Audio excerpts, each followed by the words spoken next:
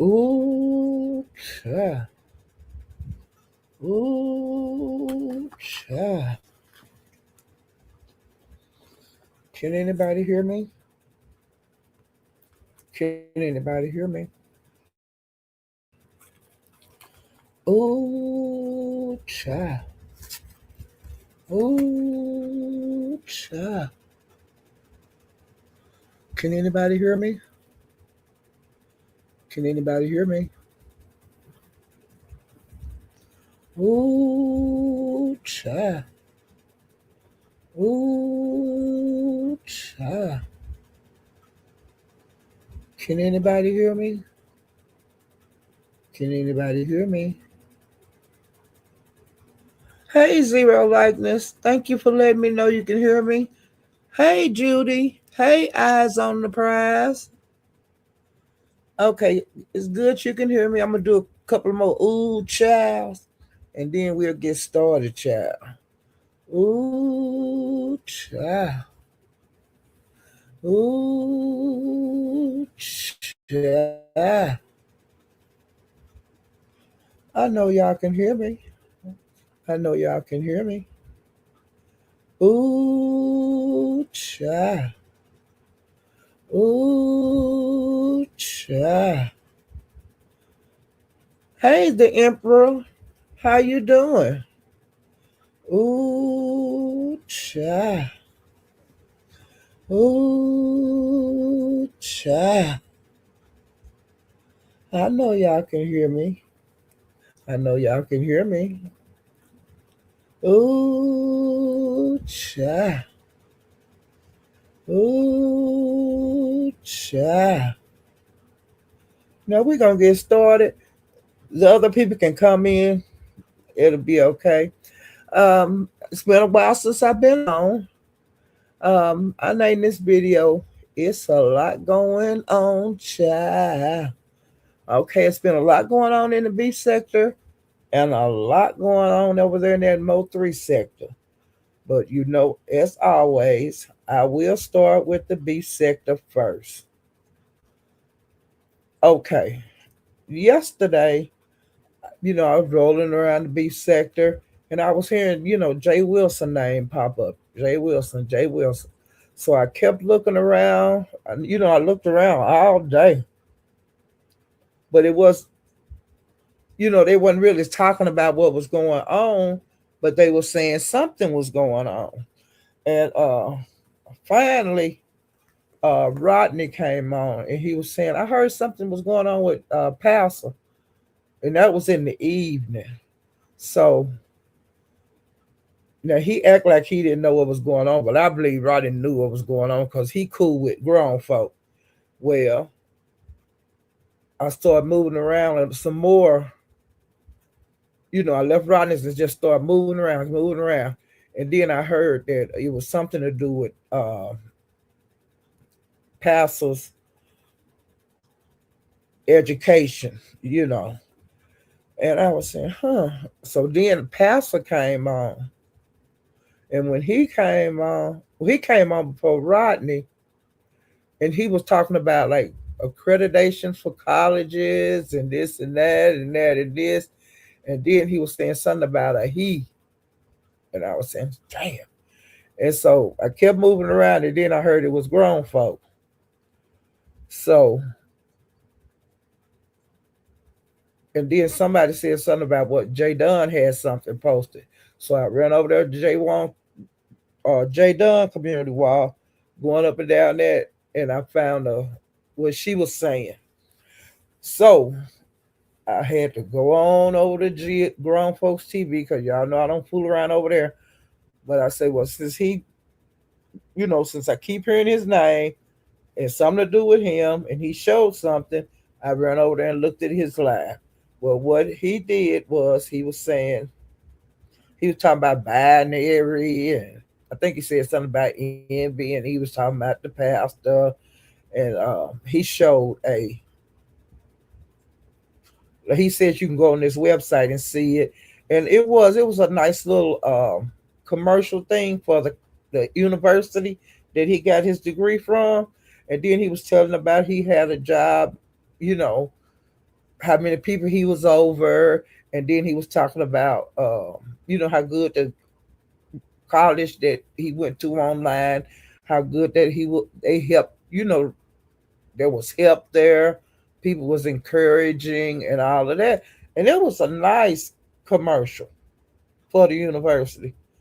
But grown folks on his live, he was saying, like, in so many words, Jay Wilson was a liar and that this and that. He was saying that about the pastor, and then he was saying, and if you say anything to me and this and that, that he was like threatening him that he would contact the university and whoever else,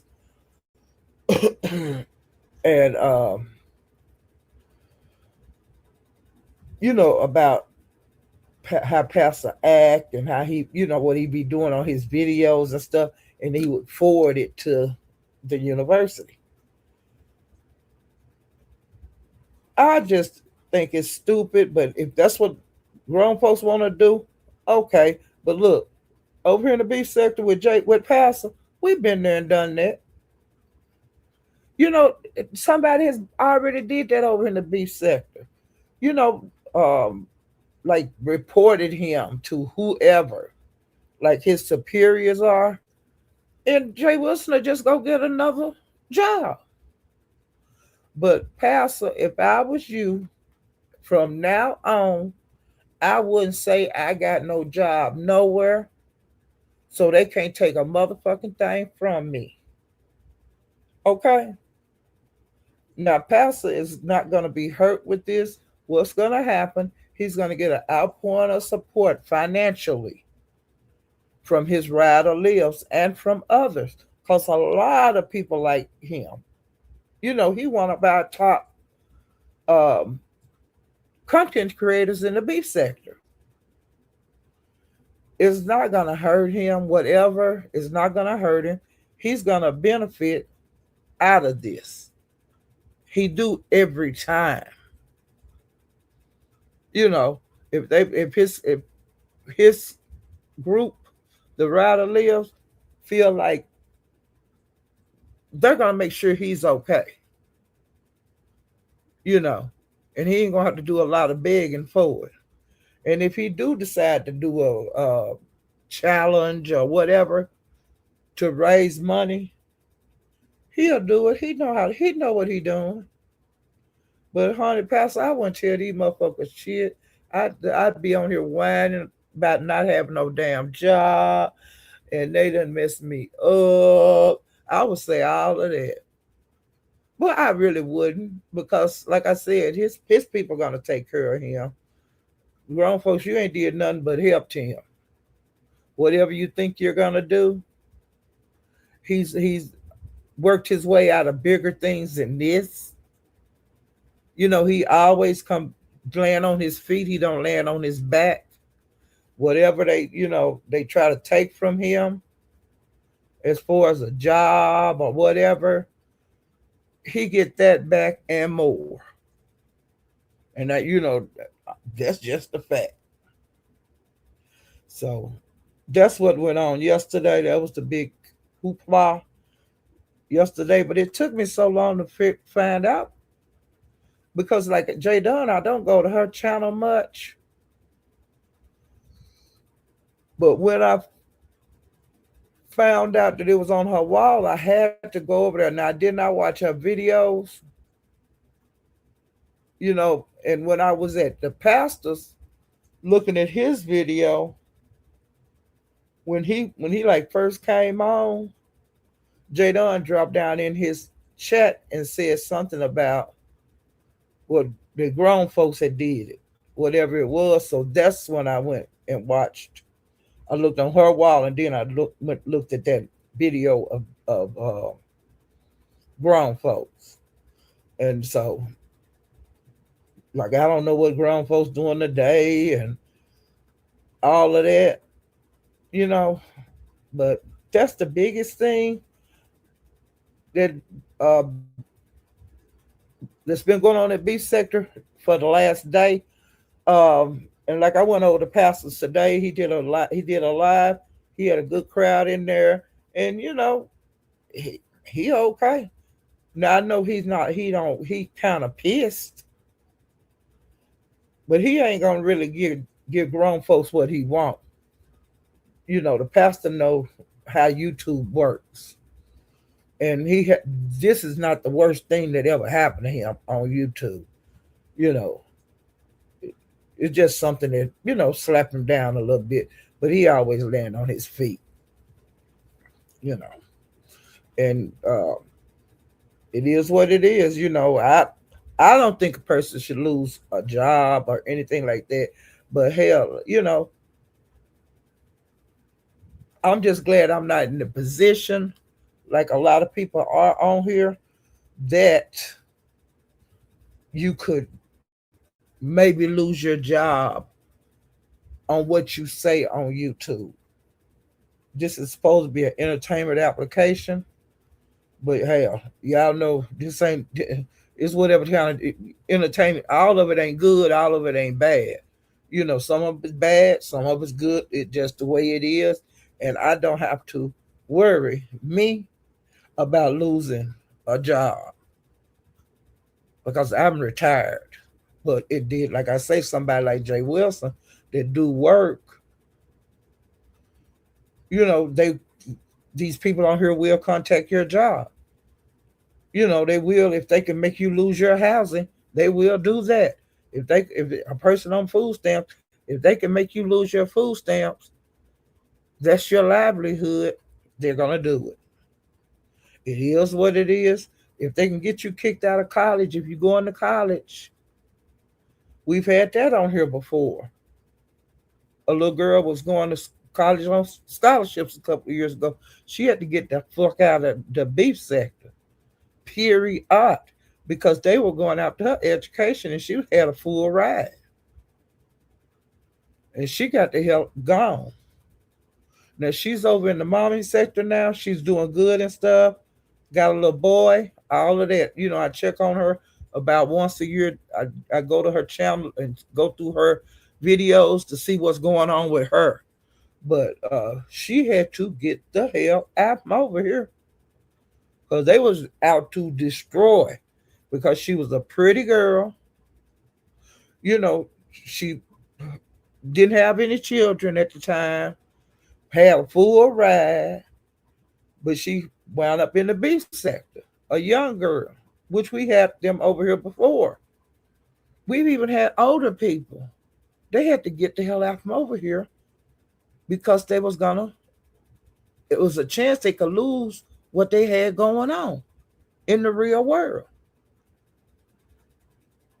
And sometimes some of them will pop through here every once in a while, but they get the hell out from over here because they know exactly what the beef sector give. And to me, if you get up out of here, if you got it going on in your real life, don't come back. Stay gone. Because this is something you just really, if you got something else going on, this is something that you can get into that can make you lose everything you got. Because that's the way the beef sector people do. And it is what it is.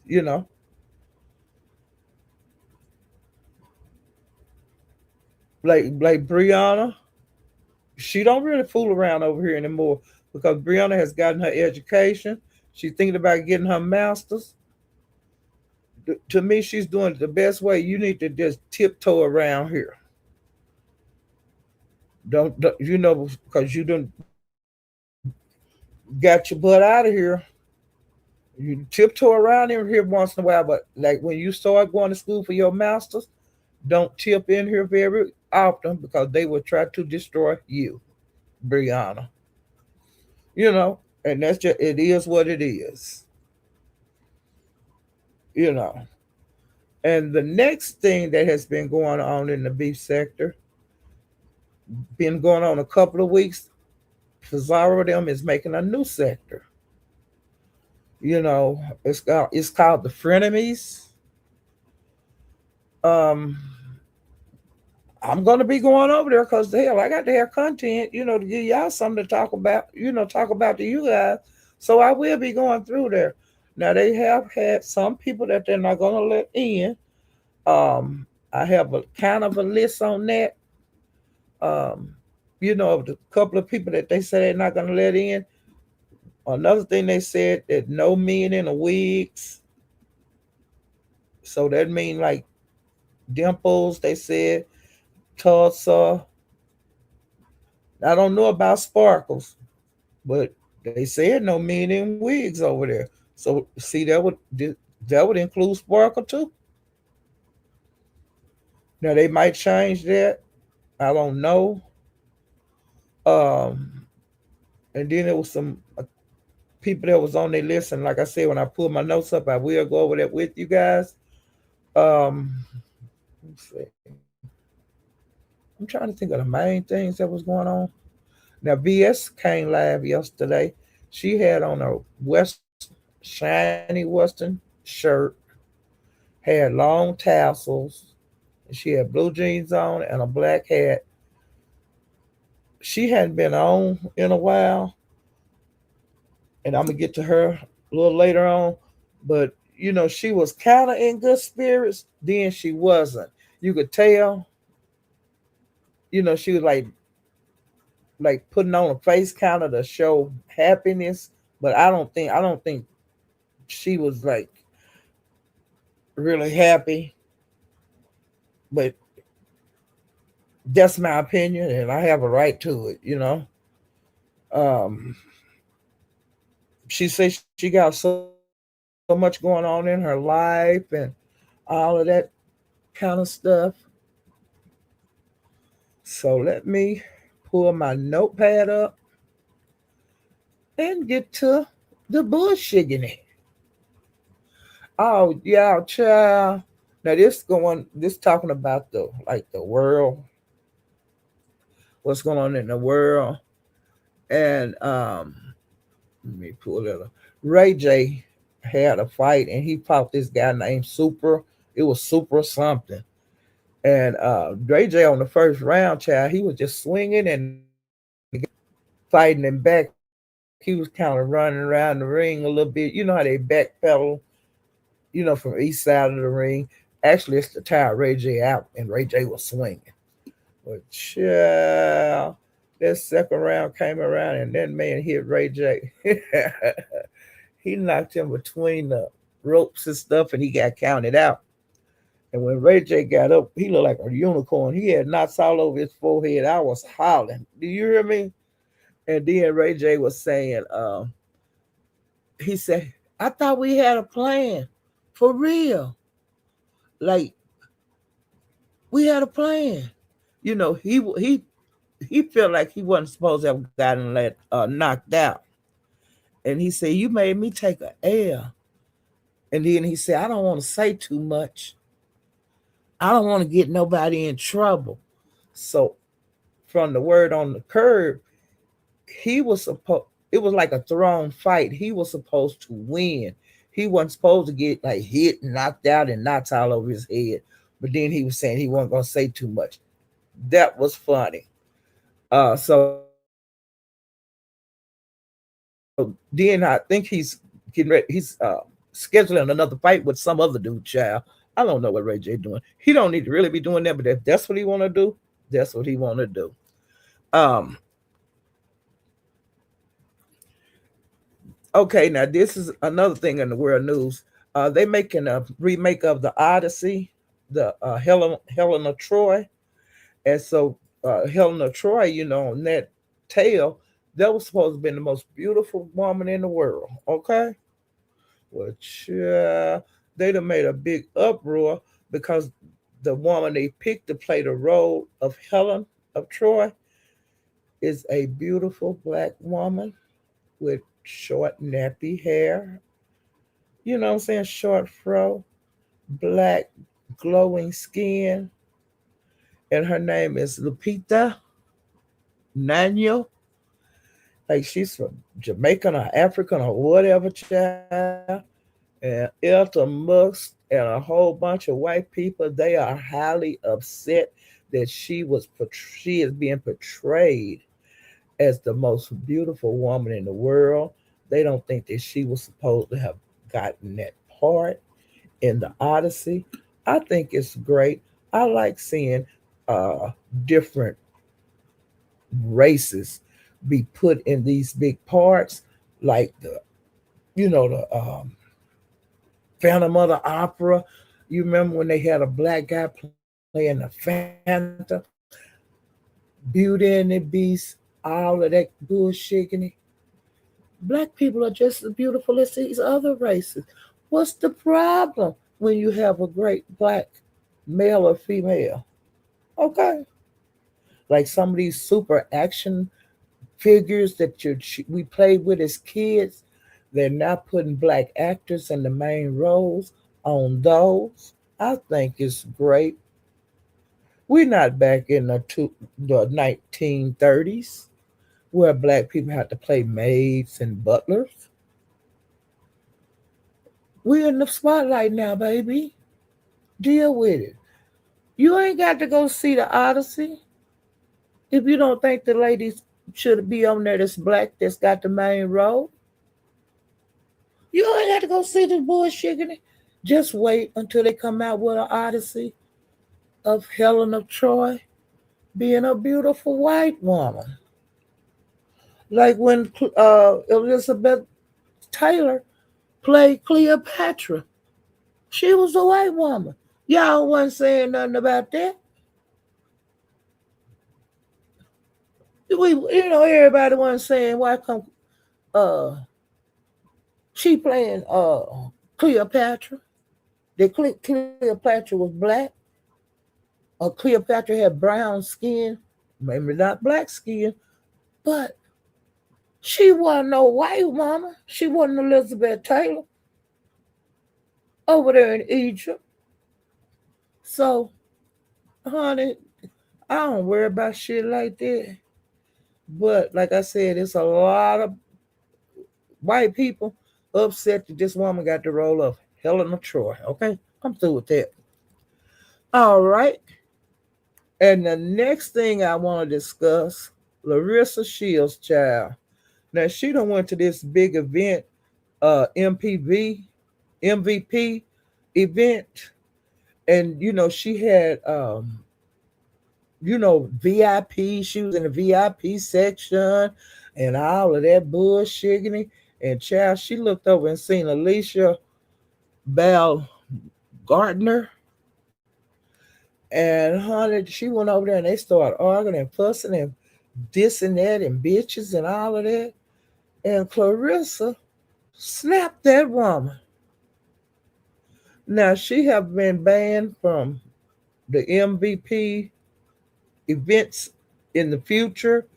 I don't they thinking about stripping her belts and all of that. But one thing about it, a second of anger could make you lose everything you ever had. She had no reason slapping that lady. Big as that event was, you could have been on one side of the room and she could have been on the other side of the room. But you didn't have to walk over there to that lady. And y'all don't like each other and y'all both boxers.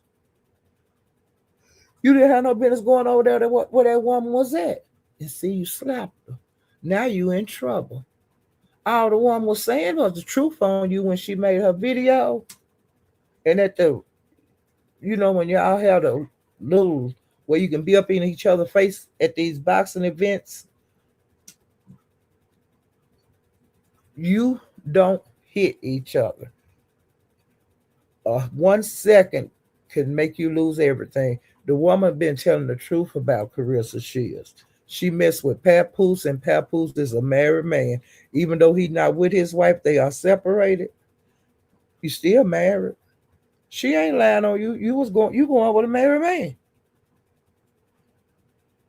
So that's what the whole slap was about, because the girl be coming on line and all of that, saying Clarissa Shields effing a married man and all that. And it's the truth.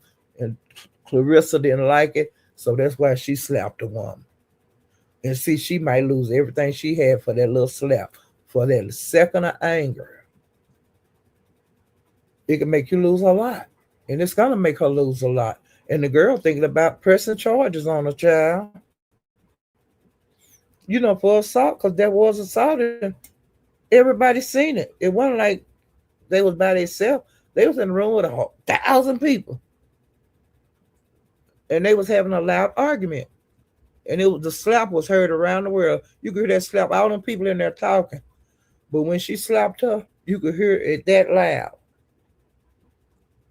you know. And it is what it is. I don't know what she was thinking about. Okay, I'm through with that. And another thing that's been going on, they got a new STD out. Well, it ain't new because it's been out for a while, they say. It's like a ringworm, but bigger. And they say, because I read up on it, and the origin, now this is what they saying how the outbreak of this disease come from is male and male sex. And then like the male come and have sex with us, and that's how we get it. And this girl lady that play on the Real Housewives of Beverly Hills, she have it. Um, she got it like in her throat and other places. And I was saying, oh my God. And and they said like if the doctor don't just test you for that you'll think it's like regular ringworm just breaking out on you. And I was saying, oh my God, that is nasty. That's all I got to say about that right now. That's nasty. Okay. Let me rinse my mouth out, child, because I'm that's nasty, ain't it?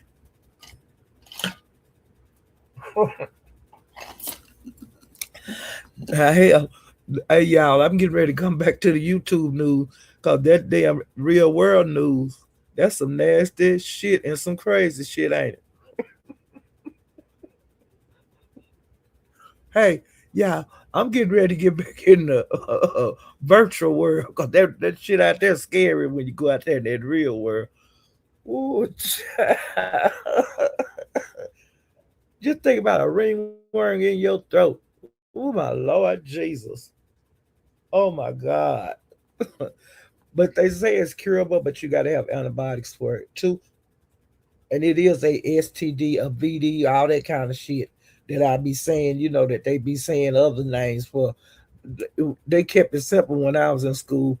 VD, syphilis, gonorrhea,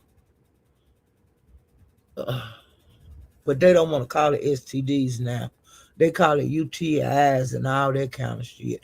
And they calling it stuff that's a lie. You know what I'm talking? I got a UTI.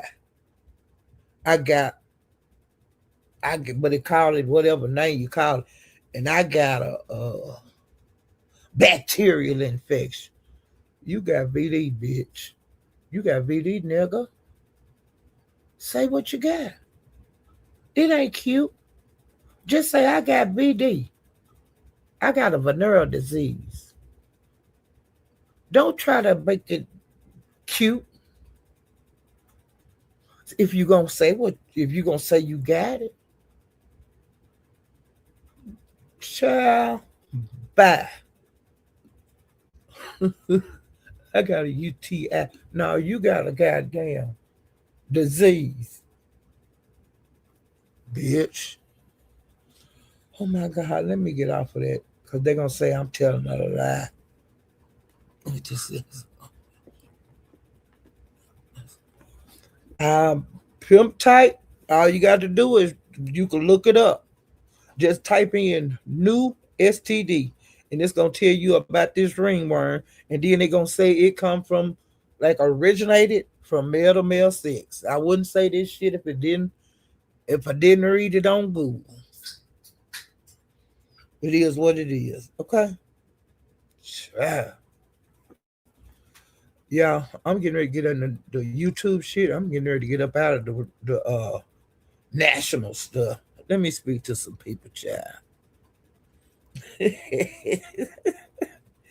Ooh, they try to put a bow on it, child. Hey, the kickback, OG Beauty. They try to put a they try to put lipstick and earrings on a pig and say that they put it on a hog and say it's a pig, child. We're still a goddamn hog. It's just a swine.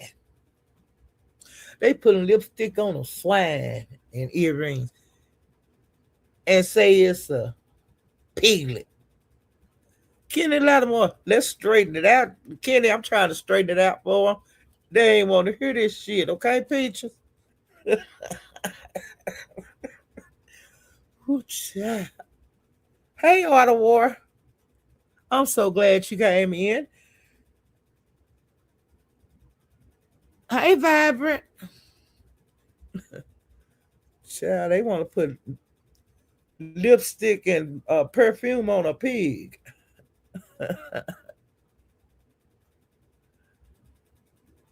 Hey, Ocean Diva. Child. Okay.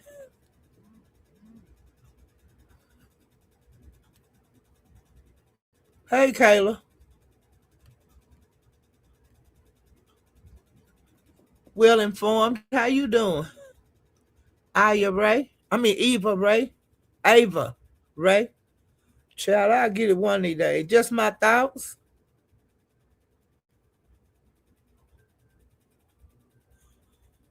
Now I be saying Y-bun. Is that right? Y-bun. Hey, you little Negro.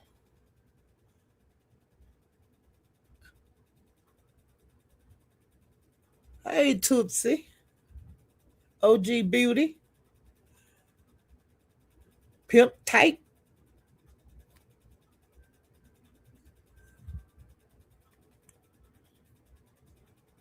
Ocean Diva. I think I got everybody. So let me get back to my notes, child. Let me get back to the YouTube stuff, cause honey, that real world shit, that's some bullshit in there, ain't it? Okay, now D Misso, I don't really go over to her lives a whole lot, but I went over there and she was interviewing Rico. And it was, I think the reason that the interview was come from was over the P bomb that he did over at 357s, and that been a couple of months ago. It was they made a big hoopla about it. I'm glad it finally settled down because they were talking about sector wars and all of that. Well, on that interview, Rico just gave his side of everything, and um he don't regret it, and he went back on like his history of different things that had happened to him on YouTube, DC Gate and all of that. If y'all want to see that interview, if you want to know more about Rico, you can go to the Missos. The interview was a couple of weeks ago. Cause see, I hadn't been on in a while. I think it's about 3 weeks.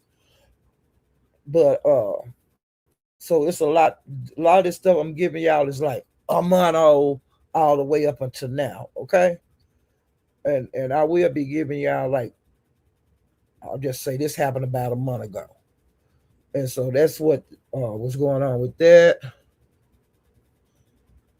Let me see. Now Rico did talk about like he had met someone on one of the dating sites, and they hooked up. Him and the guy met up that to get to know each other better, and the guy gave him a new like a drink mix, and it's called a G. And see, I don't know much about this. It's like something that you put in the drink, and it'll make the drink like more potent. And he said the first drink made him.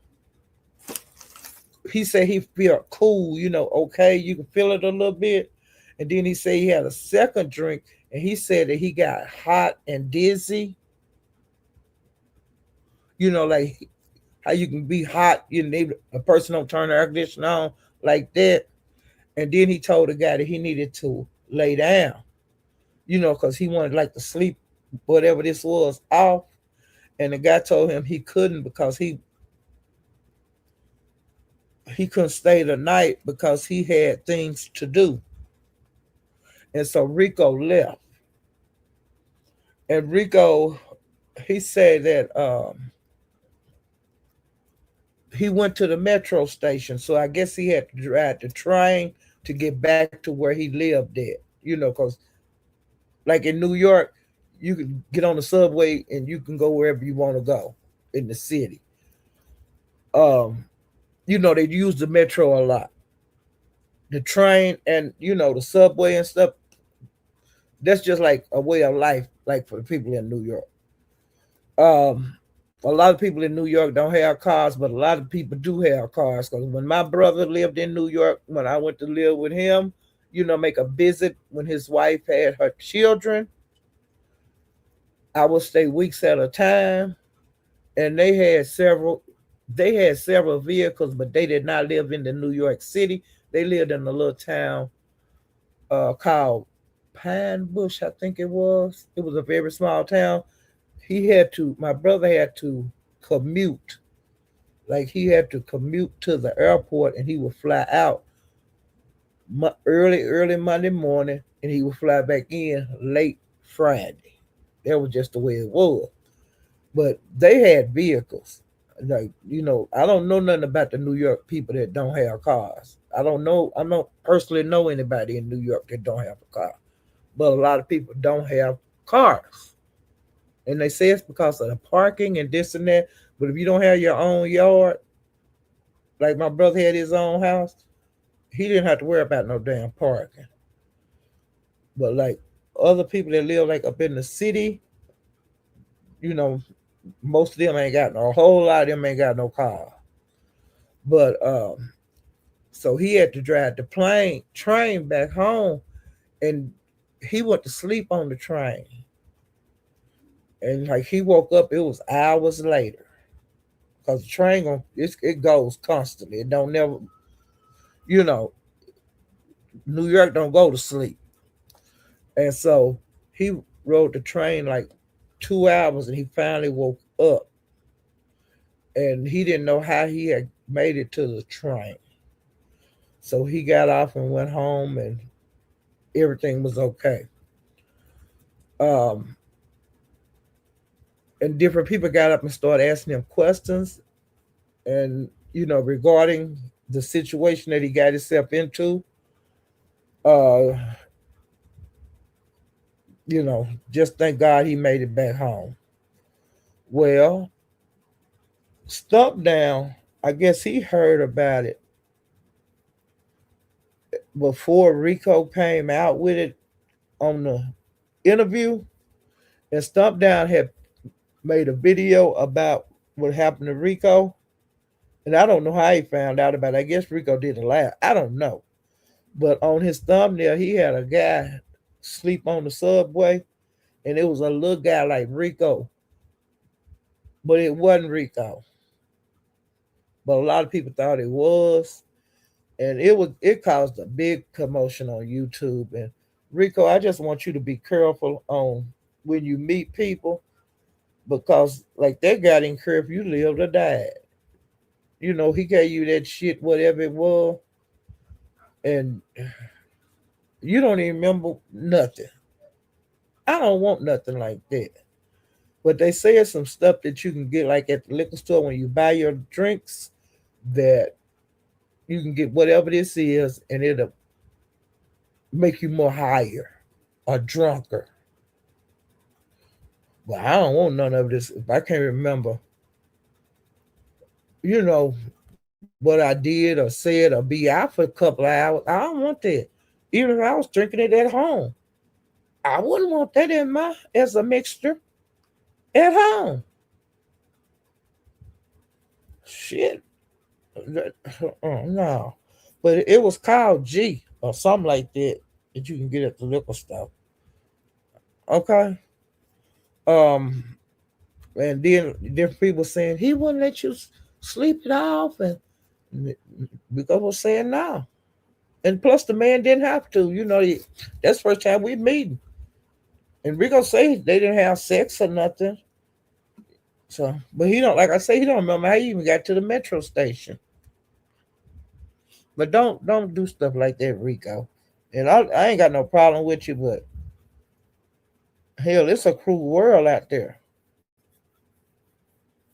That's how a lot of people wind up dead. I'm just being for real.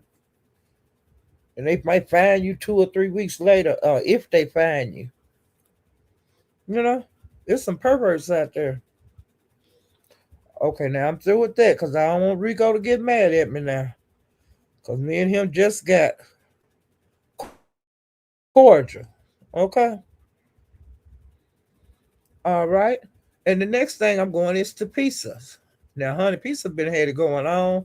She been, her and Lemon, they still do their thing, go back and forth and all of that. Now she have been going into his lives a lot, you know, keeping bullshitting it going on, and I like that.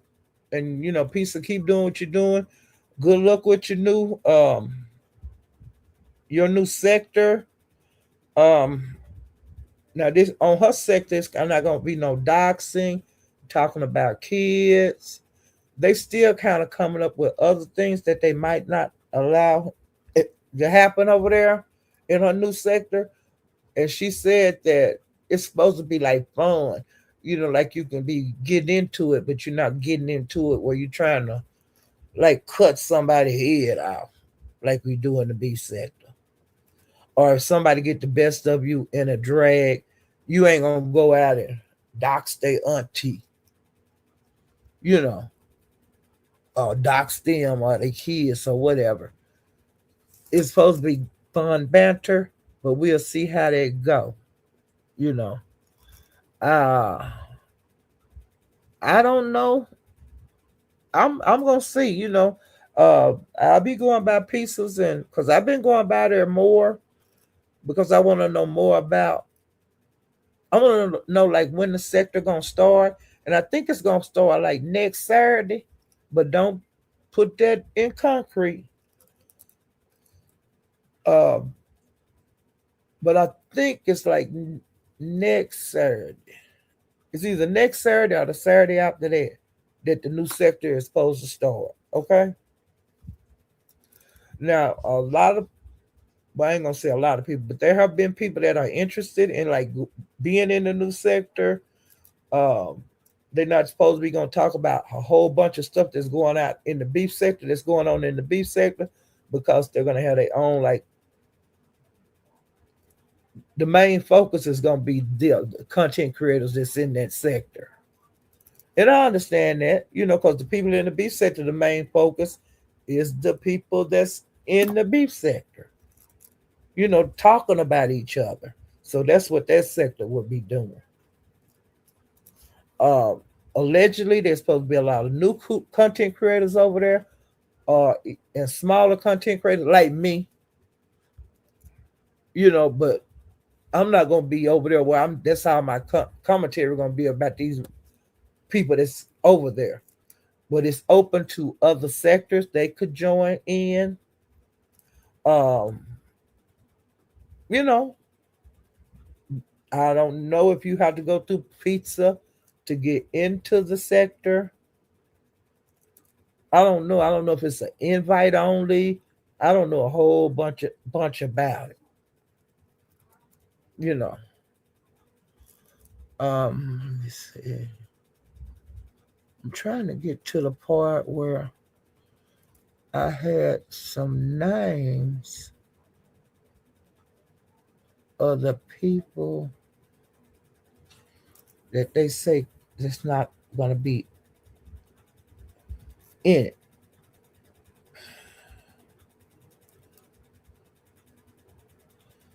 Wait a minute.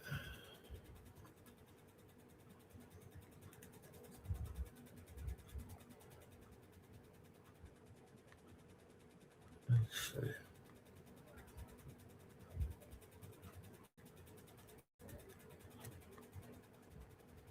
Okay. And they said that the people that can't go so far is Tulsa, Sparkle, Lady Dimples. She said no men in wigs, New Era King, Krista, Rex, ZX, Hershey, Tracy, Rodney. Now none of the people I know that they say they can't come. But I'm just letting you know what I'm seeing out here in the YouTube street.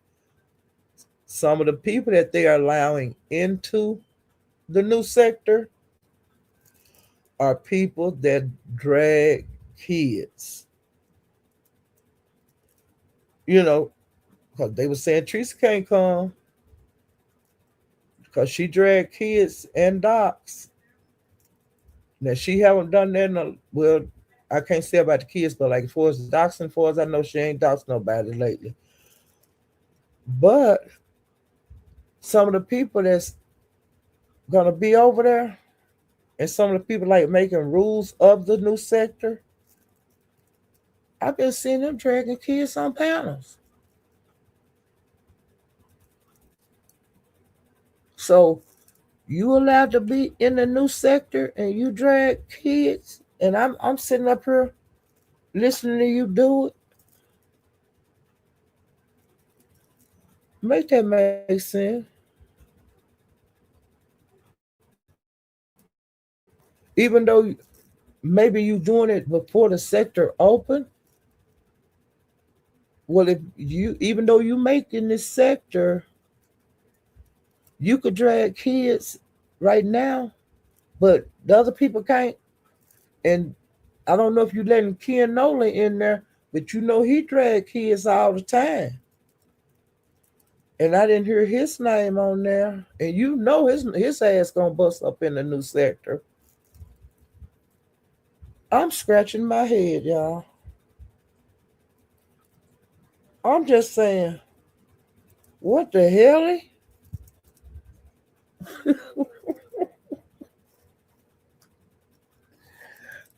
I don't think J Dunn can go in the sector. Now her name wasn't on my list, but see, I be going out everywhere else. I be moving around, so I can miss some people that's on the list. And then like when I do the replays, I be red balling them, so I could miss the part of the thing that's got the new list. And they also got a handbook in the B sector. And now, child, this shit just came up about, I guess, about a week ago or 2 weeks ago. Um, Rules for the B sector.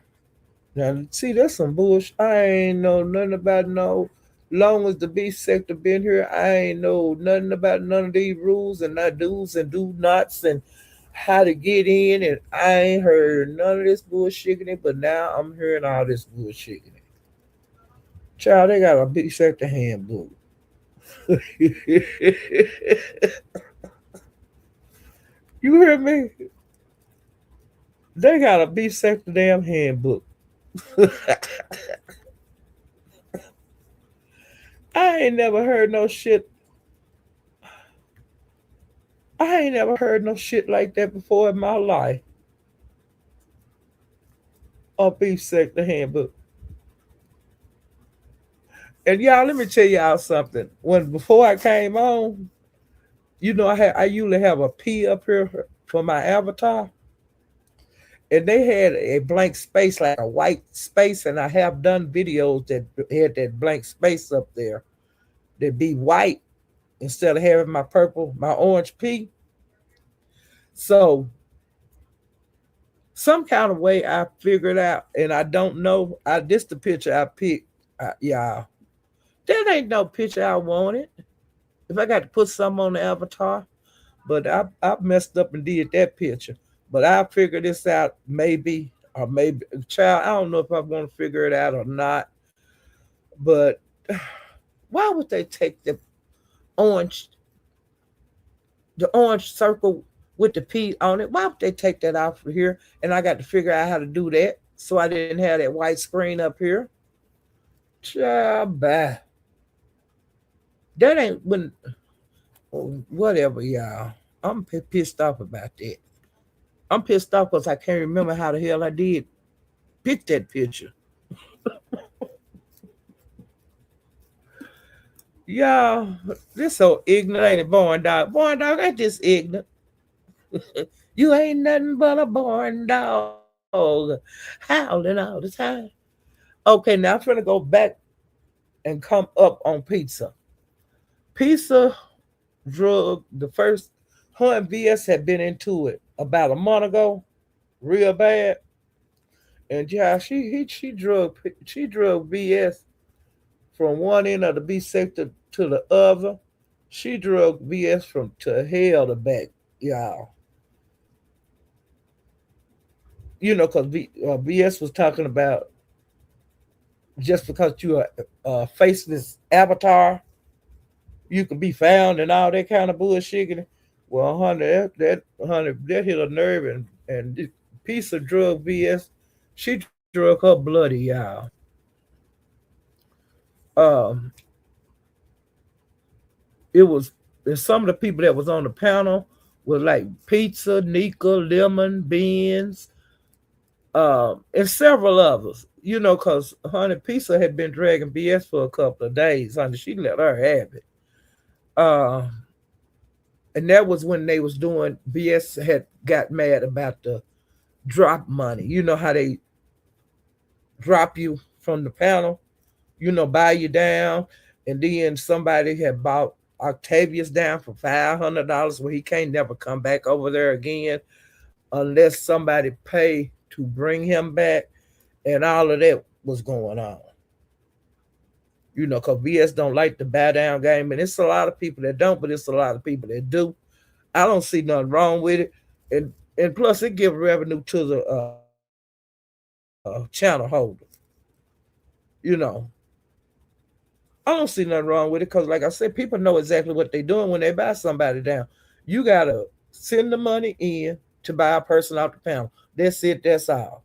And if the person want to come back up there, they have to buy themselves back up, or either somebody else can buy them back up. And it's just the facts, Jack, and it's been going on in other sectors way before it came to the beef sector. The beef sector new to it. And it is what it is. Some content creators make good money on it, and some people don't. Like me, ain't nobody never asked to buy nobody off my panel, which I don't have panels because I got P bomb, and I've been scared to do it because I don't know how to. I don't know how to do a lot of stuff on YouTube. I just put it like that. If you want to send me some money, you can send me some money. If you don't want to send it, you ain't sending it. Okay, it is what it is. But all content creators don't participate in the buy down game. Now, if I had a crowd and I had panels, you damn right I'd be doing it. Because sometimes people, you don't want to hear this person talk. Sometimes you just don't want to hear this person talk today. And you buy them down. That's just what it. When they buy somebody out the panel, it's because they don't want to hear what the hell they saying. And they could be saying some good shit. But the person just don't want. I don't want to hear what you say. I can't stand you. I don't want to hear what you're saying. It is what it is. And some of these people need to get bought down because they take up every fucking panel that you goddamn go to, and then you wind up talking about what the hell they want to talk about. You don't get to listen to what nobody else got to say. And then like I said, it go from panel, then you go to the next panel. Then they talking about it over here, the same goddamn thing. Then you go to the next panel. The same motherfucker up there talking about the same damn thing. It get monotonous. Okay? That's why I be going everywhere. Cause I want to hear different stuff. I don't want to hear about the same thing for a month. I don't want to hear like what's going on right now. The panels that a lot of panels I've been going to, uh, the lives I be going to, they talking about that color shit again. They talking about whether it was slaves or if it wasn't no slave. You know, I need to go on mute. I got to talk to my granddaughter for a second.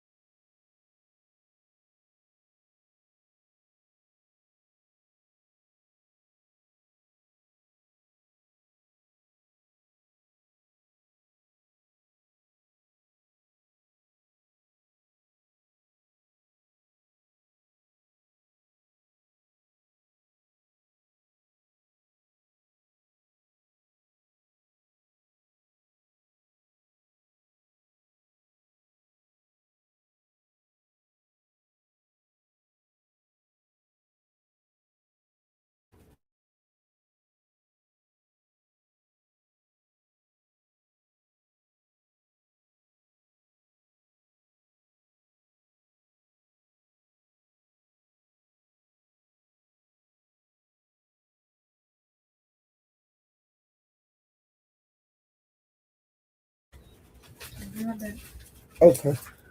All right. I had to make me an order for my dinner, child. She going out to get, going out to get something to eat. So I had to make my little order.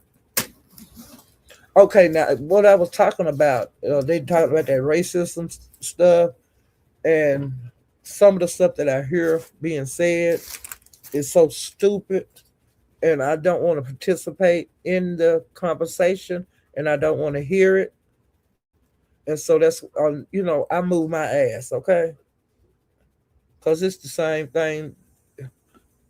I'm tired of that. I'm tired of that horse. I don't want to ride it anymore. So I'm going over here. I'm getting off the merry-go-round. I'm going over here on the roller coaster. I don't want to ride the damn merry-go-round again. Cause the race stuff, I don't want to talk about it on YouTube because ain't nothing that can be solved on YouTube. If I want to do that, I can go out here in the real world and do it. Okay. I could be the biggest activist you ever seen in your life in the real world, but I ain't gonna do that bullshit on YouTube. I don't want to argue about that. I don't want to talk about that. I don't want to talk about religion on here. I'm not. I don't want to talk about politics. I'm not. And I ain't talking about no race on here. I'm not. Okay? Because ain't nothing that can be solved on here because it's full of bullshit on here. I think if you're going to talk about something like that, you need to be about it. Not just on YouTube. You need to be about it in the real world. That's the way I feel about it. It's some like an education. I'm not gonna talk about you about education on YouTube. Cause hey, that's I'm not gonna do it. Now yeah, I could do it. Yeah, I can do it all you want to. I ain't got to participate because I can go somewhere else. When they talk about things that I don't want to hear about, I move my black ass, okay? And I'm not finna argue to move my black ass. I can shut this off and watch TV. Or I can leave this on and watch movies on here. Or I can go to another app and not hear that bullshit in it. Okay. But see, that's been going on here a lot. And honey, I just sashay the other way, child. I ain't finna do it. I'm not gonna do it. Okay? Let me see.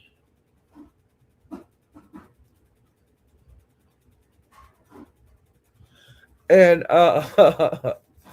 Pizza feel like Lemon want her to choose between him and Dragon.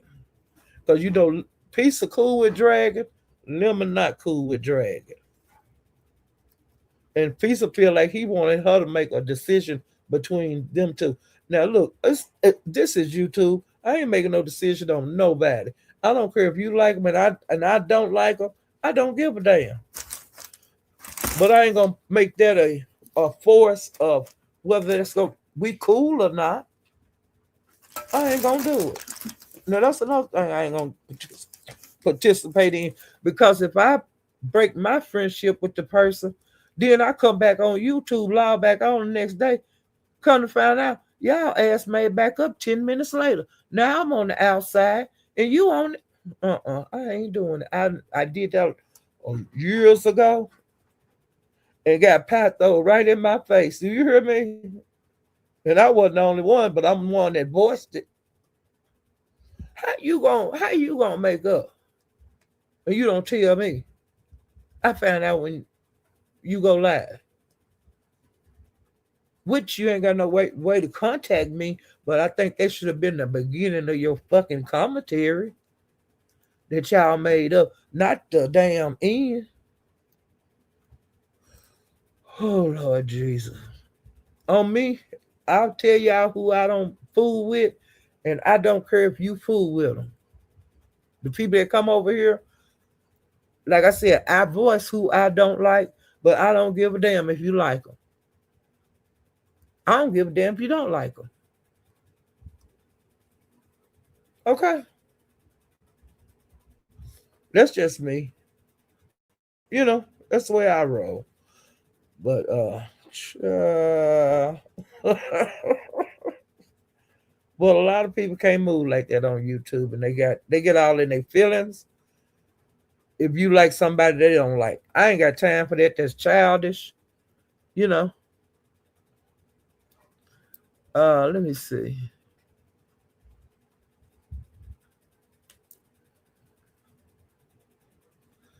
And now I don't know if like today, if Pizza still let ZX go to her lives, but he was still going over there to her lives, and him and Ken got into it. He threatened to kill Ken.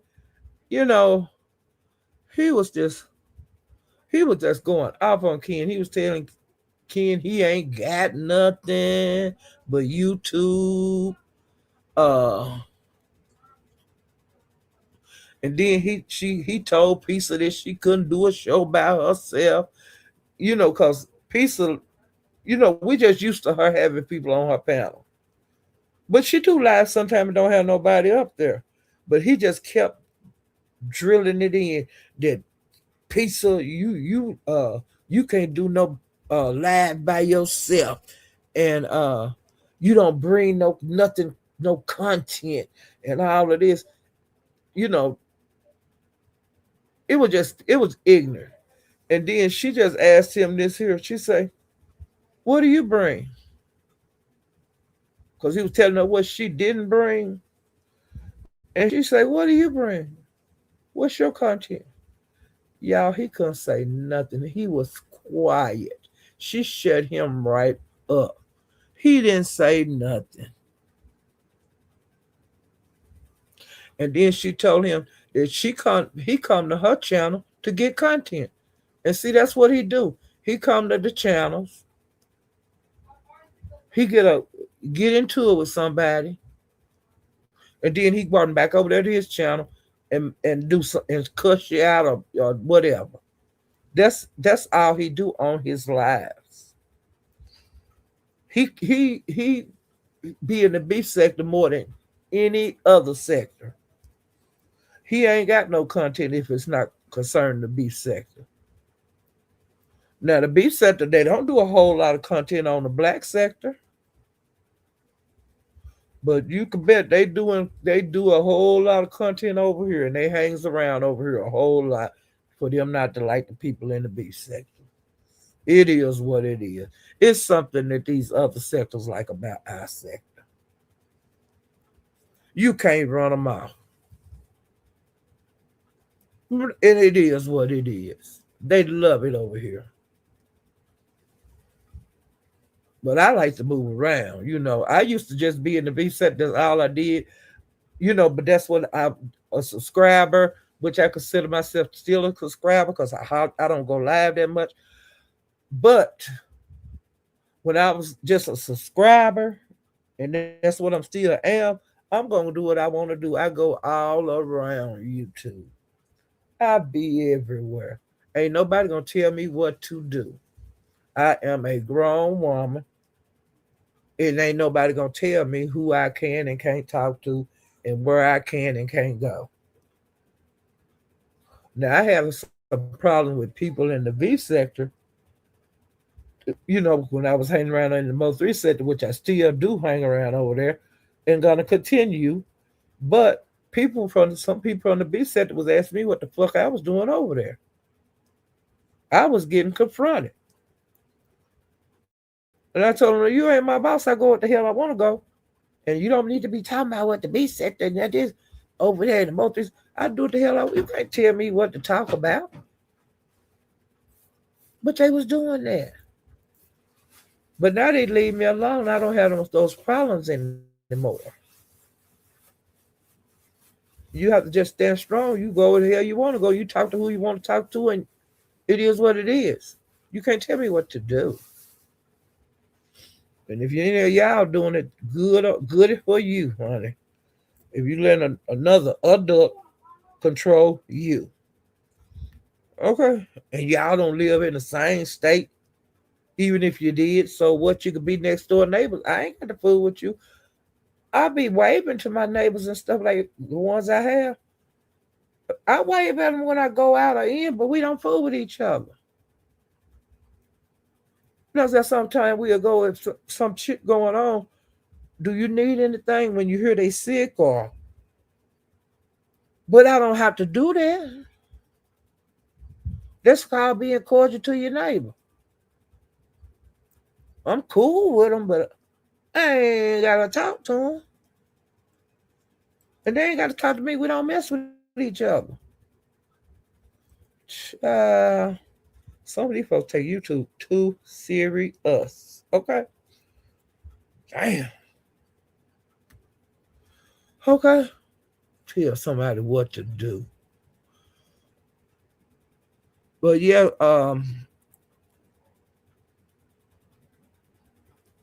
she just, just shut him down. But everybody used to what ZX do. I'm glad that there are people over here that they don't let him hit their panel. I'm glad because he don't know how to be nice. As soon as he get drugged, or if you don't go along with what he say, if he hit your panel, then he gonna cuss you out and talk about you like a dog on his channel. It is what it is. He's not gonna change. He's too old to change.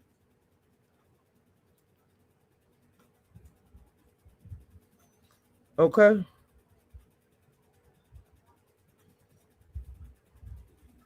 But him and Ken been into it for a long time. I don't think it's gonna change. But we'll see. Cause these people on here, Ken's subject to go back over there and be on his panel again. It is what it is. I'm used to it.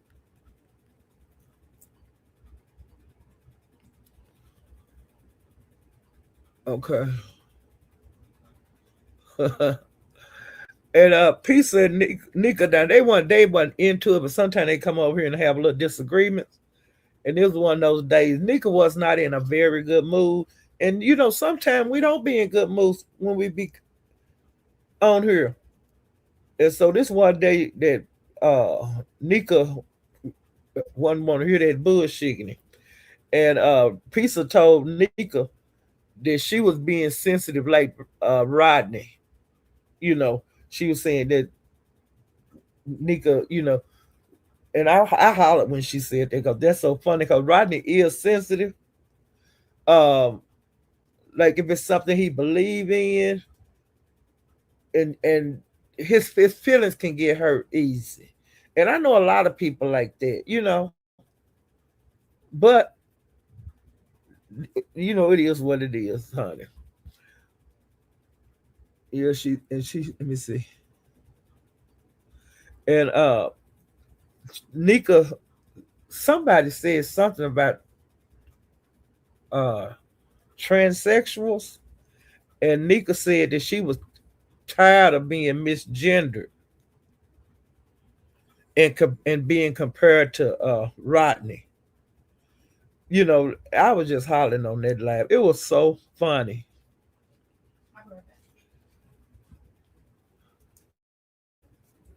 And Pizza, she was like in a dragon mood, and she drew talent and BS on that live.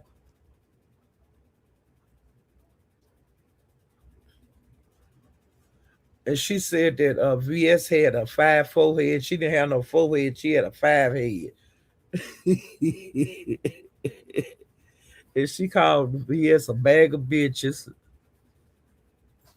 And she said that VS, you ain't gonna tell her what to do.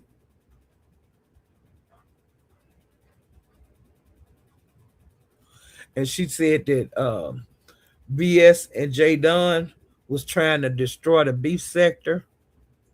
She said that VS was miserable and mad about the money. that like they get on the buy down game.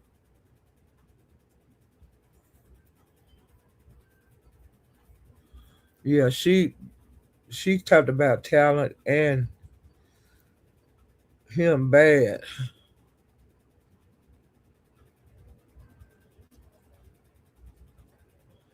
And ZX was trying to get up on the link, and Pisa told him no.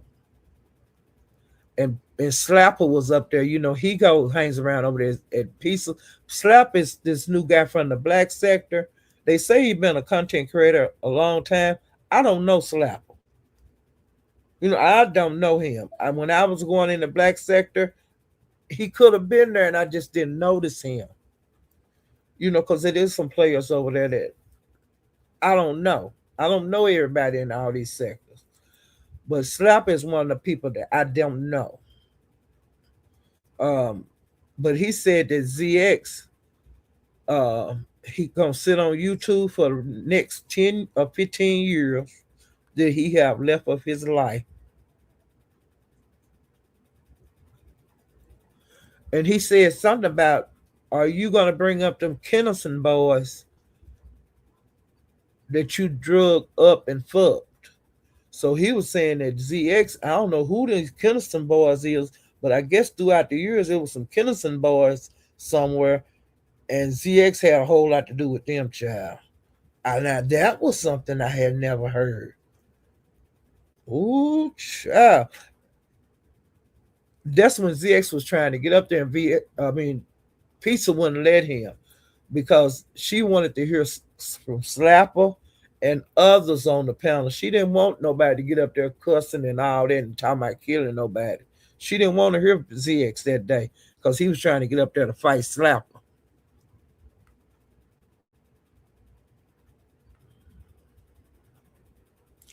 And he said that ZX need to sit his old ass down somewhere.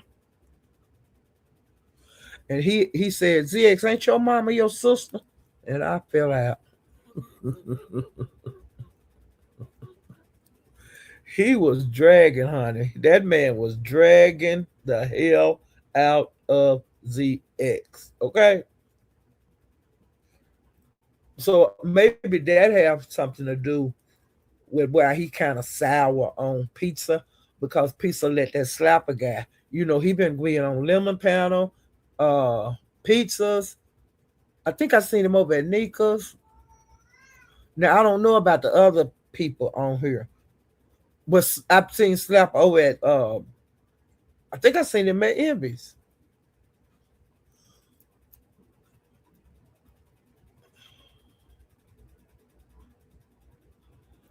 but I don't know. I don't know if Slap is a good guy, and I don't know if Slap is a bad guy. Because a lot of time people come to the sectors, they be wolves in sheep clothing.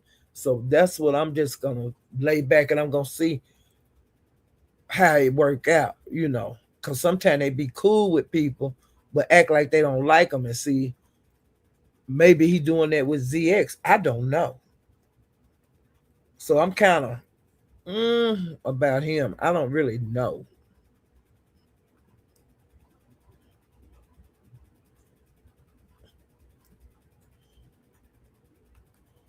Yeah, I don't know. But I don't want. I wonder about them Kennison boys. Who the fuck is that? As long as I've been on here, I have never heard about ZX and them boys. Who are they? Do anybody know? Okay, now, let me see. Okay, now I'm like skipping days, but I'm just telling y'all who be on different people that have been on her panel, pizza panel. Hershey been over there, Theme Soul, Lemon, Ken, Sour Patch. Um, I think Beans, yeah, Beans was over there. Ben's on. She had hit the panel. She don't hit panels very often, but she do hit lemon panel sometime, and she hit pizza panel sometime. So it was a lot of back and forth on there. Sour Patch and Lemon, they been into it real bad. They beef have heated back up, and y'all, they been dragging the shit out of each other. And he even let her come over there on his panel, and she be dragging the shit out of him over there. And I've been saying, damn, they. I think that they missed their friendship, but right now, it's fractured too bad for them to like have a calm conversation. And it's the same way with Lemon and beans and cornbread. Lemon really like her, but they are at odds on some things that went on in Discord, and I don't know if they'll ever their relationship. I think it's real fractured, but they sometimes try to be cool. But until they get whatever went, it's just a big mess, and I just ain't gonna talk about it. But I'm just saying, some of these people on here, they fuss and cuss at each other, but they really like each other. But until they get these beefs that they had a long time ago settled, they ain't gonna be cool because they gonna always go back to where they friendship fracture. They can't. They not starting new, even though they say you forgive me, I forgive you, doing all this sorry shit. Then it's the same thing come back up. One of them gonna bring it up, and see, I'm tired of hearing it because it's like a scratch record, and I'm not gonna when that shit be going on. I exit stage left or right because I ain't gonna sit up here no 2 hours and hear y'all two call each other bitches, son of a bitch, MFers, uh, sluts, hoes. I ain't got time for that. I want to see somebody new beef because I seen y'all beef 100 times. Y'all saying the same thing, doing the same thing. It looks like sometimes I think that they have them up there just to fill time up on their panel. Because if I said I don't like you and cuss you out real bad, we really ain't got nothing else to talk about. Unless we bump into each other on somebody's panel and you want to go, or either I want to go. It is what it is.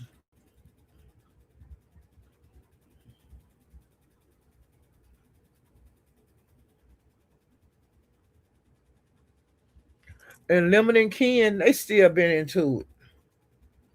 And Ken said he was gonna put Lemon Mama information out, like when he got off of that live. He said that he was gonna dox Lemon mother. And Lemon told him Ken had tried to give him Rico information, and he said that he didn't want it.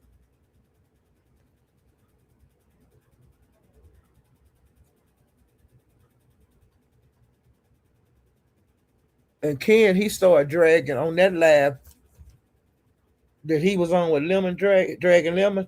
He said he was gonna dox. He drugged Rodney and said he was gonna dox uh, his mama and daddy. It was just a mess. Cause he had said first he was gonna dox Lemon mama when he got off, and instead he chose. He said, "Nah, what I'm gonna do, I'm gonna dox Rodney and his mama and daddy." And allegedly he put up some stuff on his community wall concerning Rodney, and it was supposed to have been something at a motel or something. When I looked at it, I really couldn't make no sense out of it, and I said I ain't finna. I'm not finna put words into, because the whole like article wasn't up, and I said I ain't touching that with a 10 foot pole. But I don't know if he still got on his wall. Y'all can go over there and look at it. I don't know, but I think it was something about when Rodney got robbed, like some juveniles robbed Rodney, and they say that they robbed him with a butter knife or a plastic knife. I don't know. So Rodney said he had and when I went over to look at Rodney, Rodney said he had already discussed that, which he had discussed that, about him getting robbed and stuff. And there was some little young, how some of these little young kids, they think they grown and they try to, commit a robbery or break in somebody's house. But I think they tried to rob him or did rob him and shit. So that's all I know. And Lemon said that Ken had been going around lying, like Roe, like Lemon had talked about Roe. And Lemon said he ain't never talked about Roe. That's he confronted um Ken Nola about lying, like he had been talking about Roe. And Lemon said, that's a lie. I ain't never said nothing about Roe.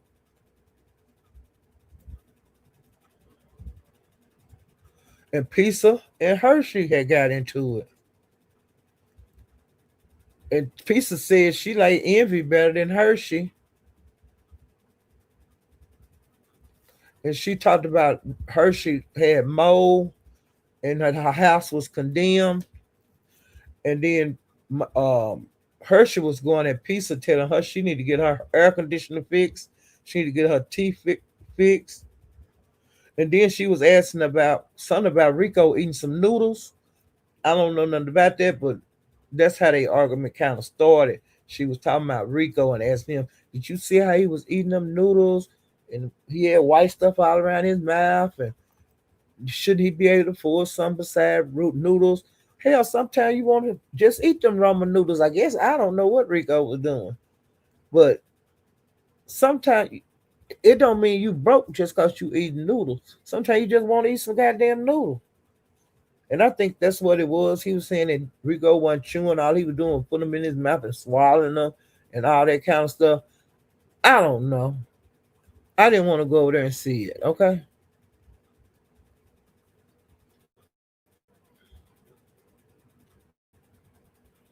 Let me see. And some more people that had been hanging around over there at Pieces. I went over to a lab and Vic was up there.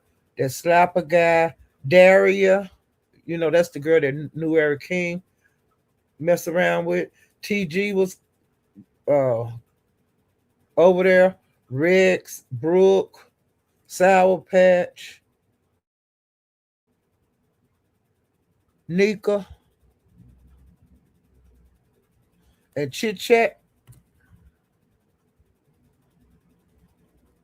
Now that's what they on this live. This was another live when Meek, Mika and Sour Patch was into it with beans and cornbread, and that's the same argument that's been for way over a year.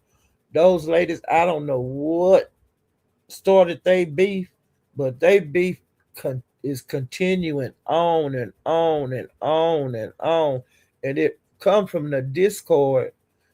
They got into it. It wasn't in Lemon Discord they got into it, which they did get into it sometimes over there. But I'm talking about when it originated. I think it originated in the Mika Discord or one of them Discords that branched off of Lemons. Just a mess. I don't think they're gonna ever figure that shit out, and I don't think they're gonna ever like each other. But that was another time they bumped heads. Come on in. How y'all doing? I'm on live. I'm live. You live? Mm-hmm. All the way live. Yeah, I'm all the way live, man. Hey, y'all know who got me sick last time? That's my brother. Let me see what else I see on pizza.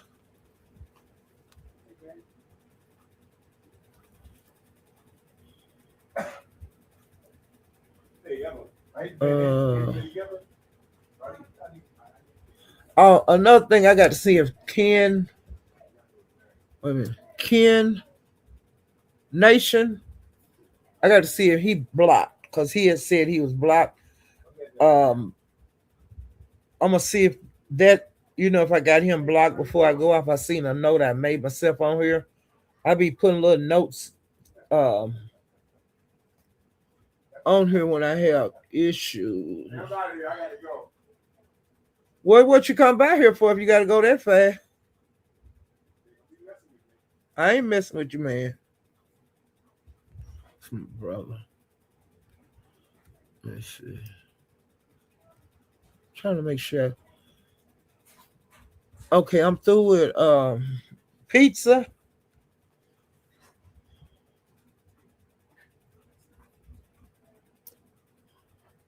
Now on here I made a little note. I see let me see.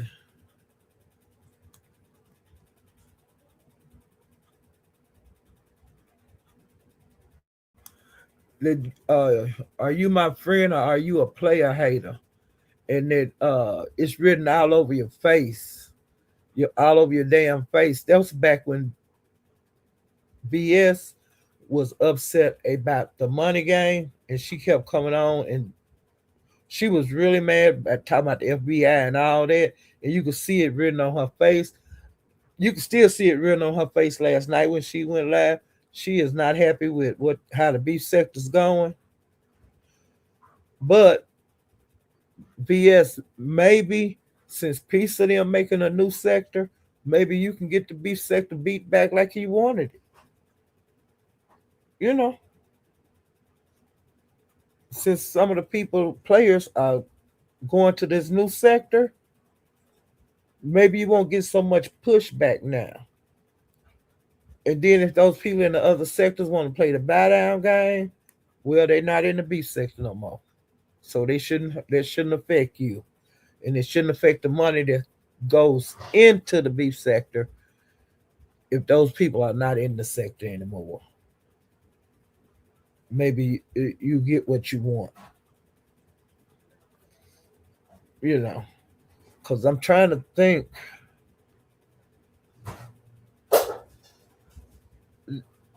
I'm trying to think if anybody else do the background game. But you'll see, you should see like after next Saturday, come back live and tell the people what the rules of the handbook is in the beef sector and maybe y'all can get it like y'all want it. I don't know. To me, it's some bullshit. And then I made a note on here that the elephant in the room is you. You know, when you come into like a lot of these lives, it just drain the life out of them. Cause the content creators be on pins and needles and what if I do this and what if I let this person up and out? Ain't nobody got time for that. So the elephant in the room, VS, is you on a lot of this shit. Okay.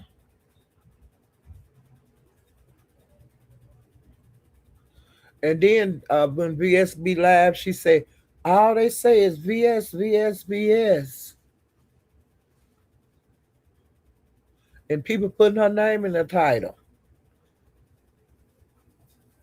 You know, was all right, be careful wherever you're going. Love you. Lock the door.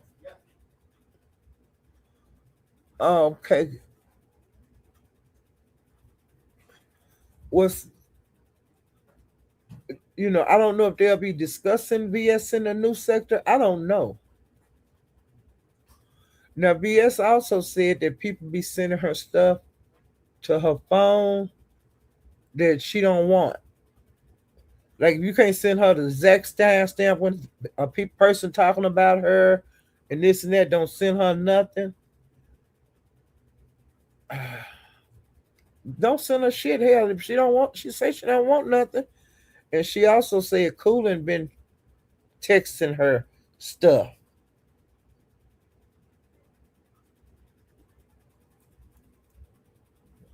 And she said that she did not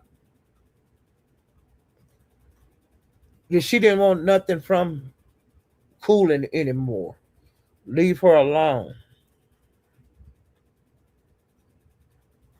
And she said that she couldn't show, her audience what Cooling was sending her because she was on her phone and she wasn't on her laptop because she was going to show people stuff. And she was saying that she not going to help people anymore and that she was going to hang around with people that can help her. But she have always said that if you can't give her something that she could use or make her better, she don't want nothing to do with you. You know, BS ain't never said nothing but that. She said you gonna give her something. If you ain't got nothing, she ain't got no time for you. Okay. And she said that she have told people about schools and stuff and you know, different ways of making themselves better. And she's not gonna do that anymore. But I can say this here about good pussy, mysterious. She do that all the time. She tell about when the housing open in the different states. She tell you that where you can get jobs. She always, she give you the information on getting. If you want to go to school, how you can go to school and not pay for it. Tell you about the grants and stuff. She puts stuff on her wall all the time, and she don't ask for anything for it. She don't throw it back up in the people's face. I wouldn't want none to BS got because she gonna throw it back up in your face. Okay? I wouldn't want shit from her. Cause now if you turn me on to a student loan or whatever she be doing, I don't know. It's not a requirement that I have to give you shit. Just cause you told me about it, don't mean you get a cut of the money. That's bullshit. Now if I want to give you something, okay. But if I don't want to give you shit, you shouldn't be mad at me. You should want to see your sister do better. That's just the way I feel about it. My damn hey Broom Shaker. You know. Hey let me see. Wait a minute. Tessa.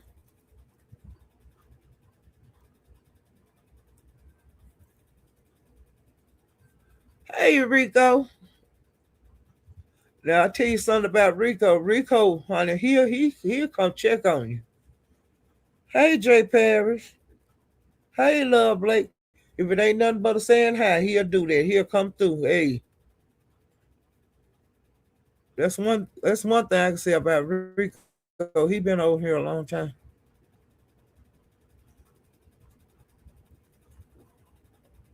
You know.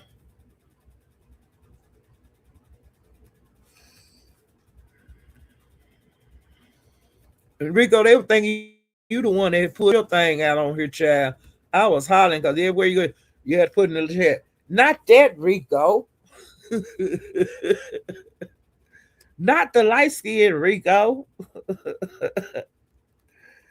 Ooh, I got tired of putting that in people chat. But other people from the B sector was putting it in there too. Hey Diana. Yeah, Rico, we had to keep putting it in the chat some when we was over in the Mo 3 sector. Not that Rico.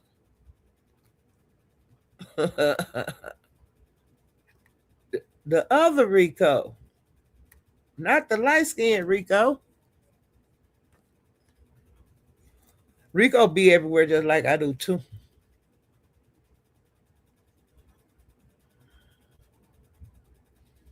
Yeah, he be everywhere. He be in all these other sectors too, just like me.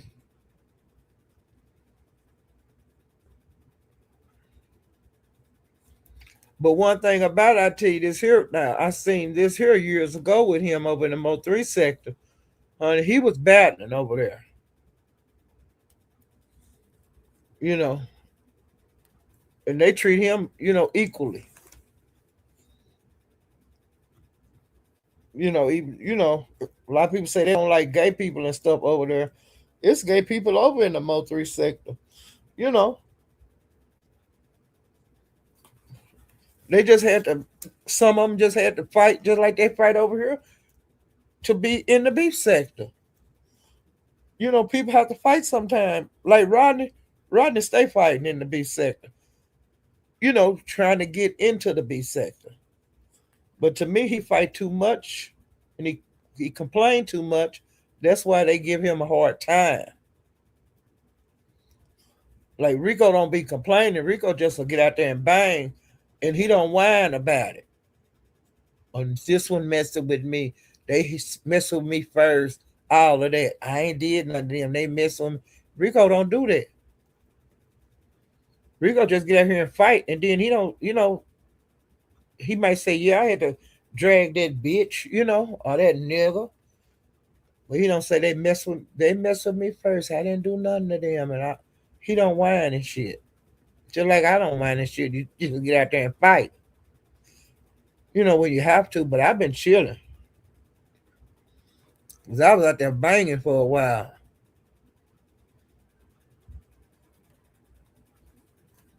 I banged until I got tired.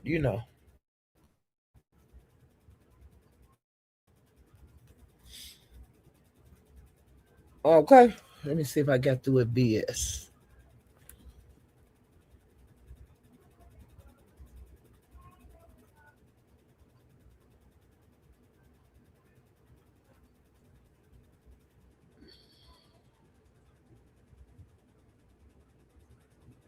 And I put on here too concerning VS that she was still mad about that $500, and I said she need to get over it. You know,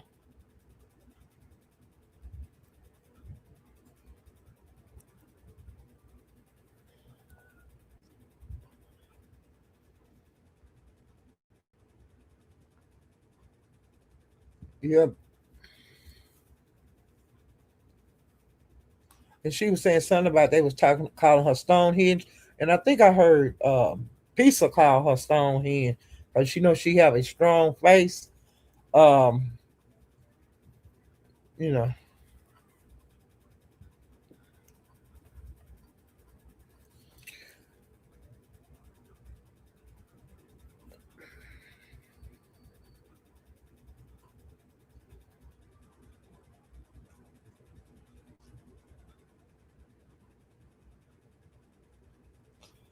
here she also said that she was, she don't like the avatars, and she was saying that the avatars are a threat. And I put on her several times that about she was still mad about the buy down thing, which she was. And I think she still is. And I put on her that BS, you can't tell grown folks what to do. You could suggest it, but if they don't go along with what you want, ain't no sense of getting mad. You know, people don't have to do what you want them to do. You handle your shit and let the other people handle their shit. And like what you want is the old beef sector. Back when you was running things, you will never have that again. It's too many content creators out here. You had it. The beef sector wasn't as big. You will never have the power that you had before in the beef sector, VS.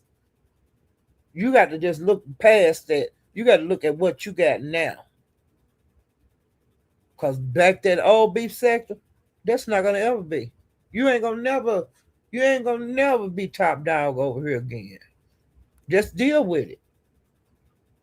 You ain't getting all the money. The money getting spread out. These people thinking of new ways to make money on here. It ain't all about you. You just got to remember that. That's the way it is. You know, deal with it or get out. That's how. That's the only thing you can do. If your life's so perfect, like you said last night on that video, you ought to be a happy woman. You shouldn't be worried about nothing that's going on YouTube. You got it all figured out. You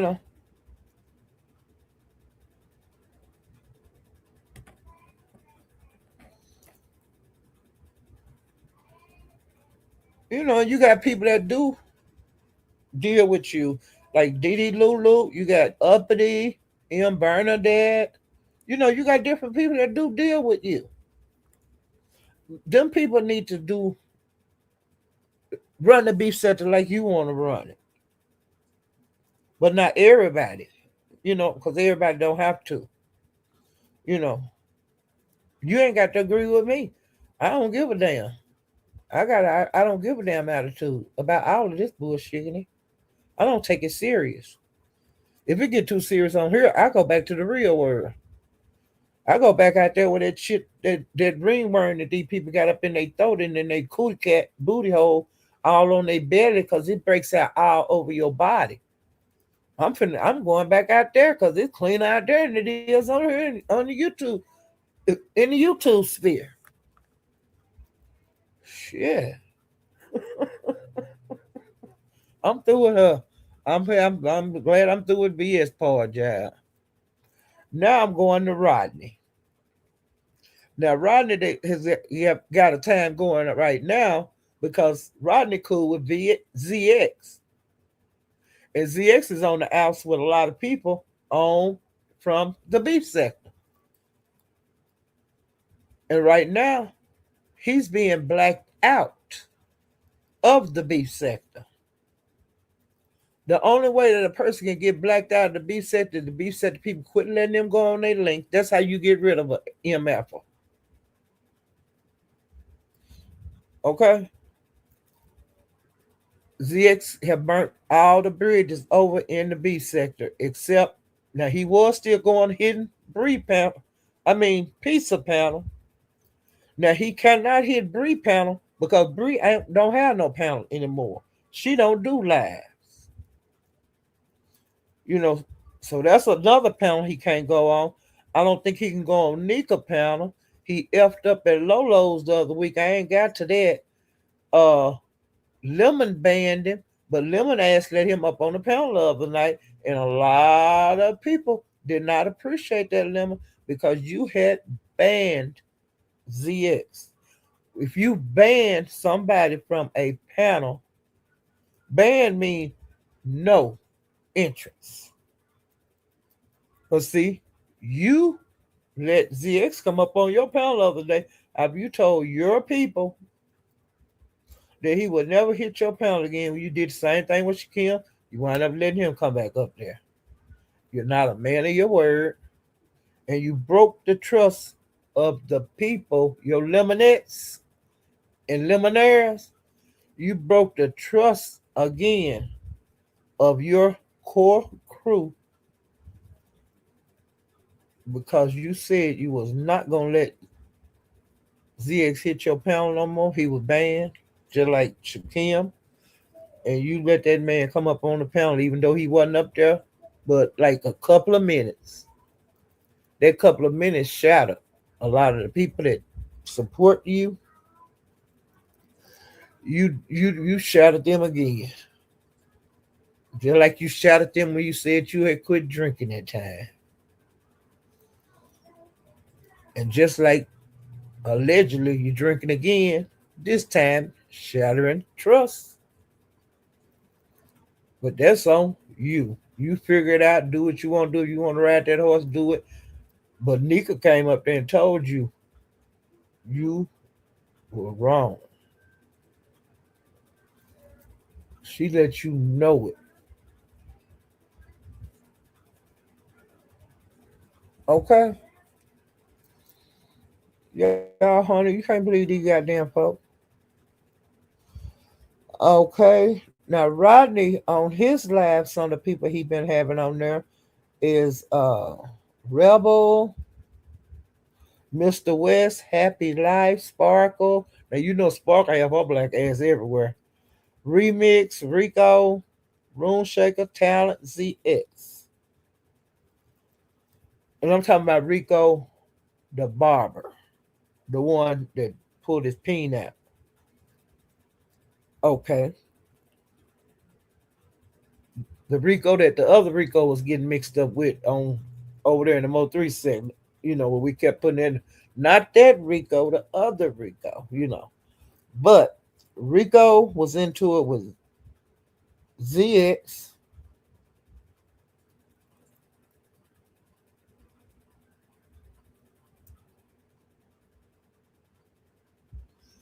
Let me see.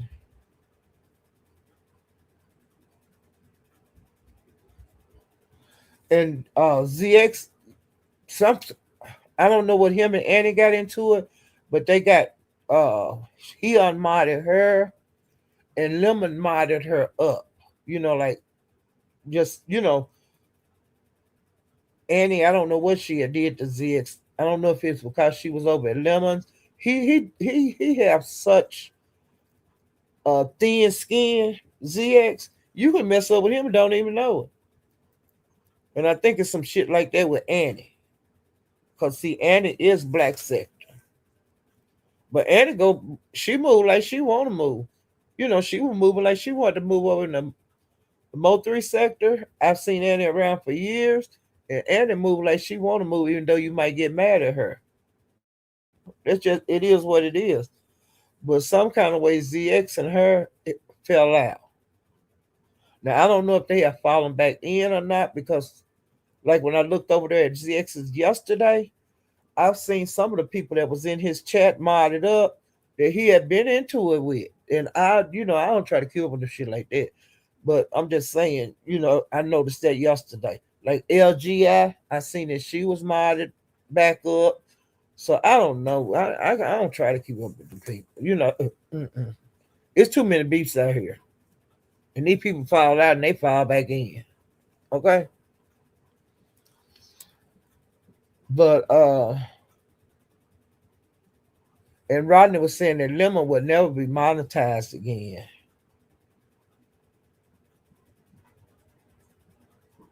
And Rodney, he was dragging pizza, and he was dragging right to be told.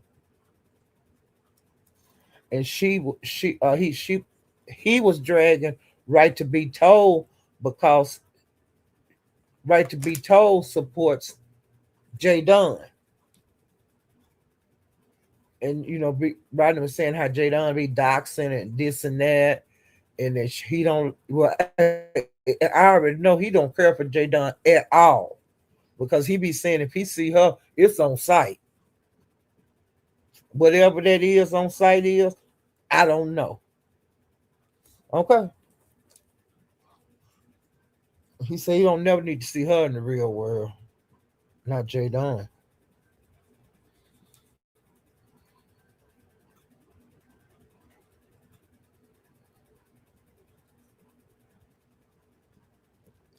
And Mr. West, he hit the pound and he was talking about Lemon was delusional. He was broke and he was still in the closet. And Rodney was saying that everybody need to deal with it. He gonna support ZX.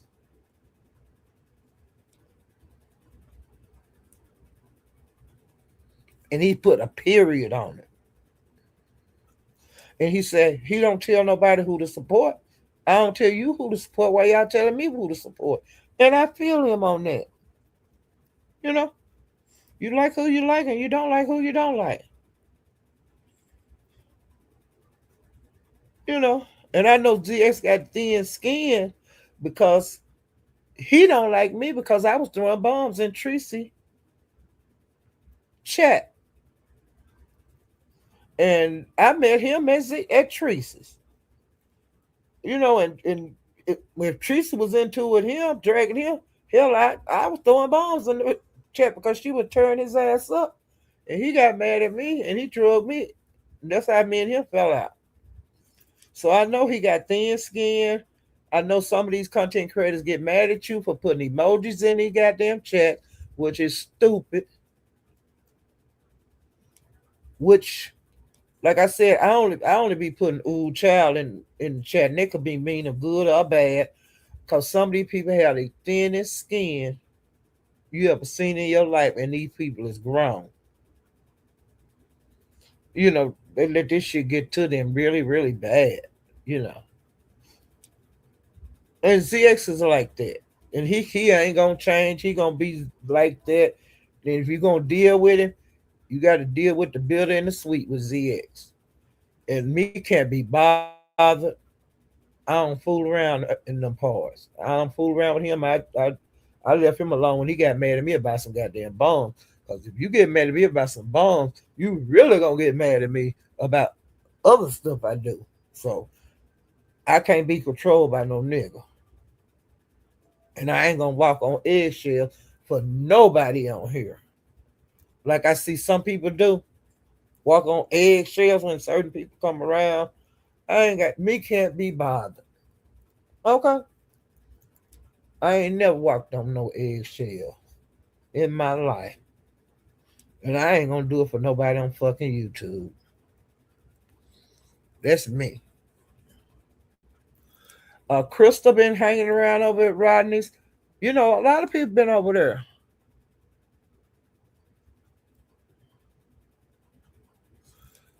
And Rodney cussed out Ken Nola. He called him a piece of shit.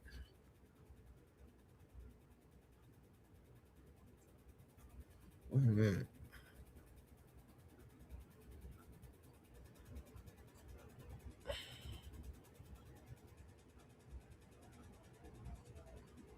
And he said that J Don or Ken Nola News,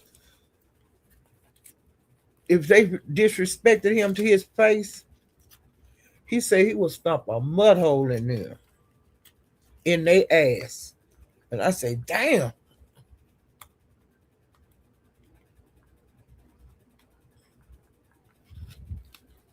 And he said for Ken to quit tagging him. Ken, he said you need to tag audio, not him. He don't want you tagging him in no shit.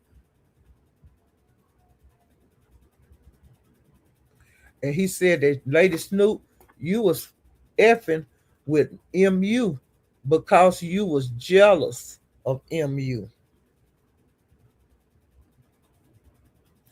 And he said that Lady Snoop, you was trolling and fucking with MU back in the day. You remember that? And he said that MU looked better than you.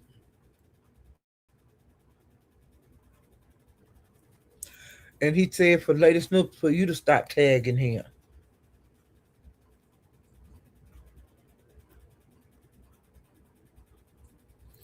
And then he was dragging Lemon, and he told Lemon, he said his mama ain't never told him to get out. And he said that Lemon, your mama told you to take a damn bath. And he said his mama ain't never told him to take no bath.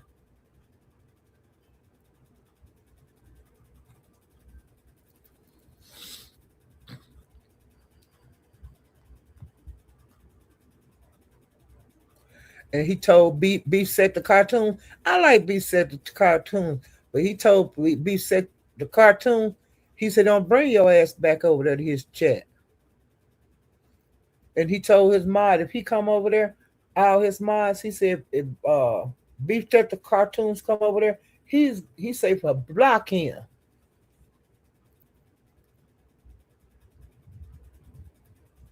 And Envy, he say you are weird and you are sensitive.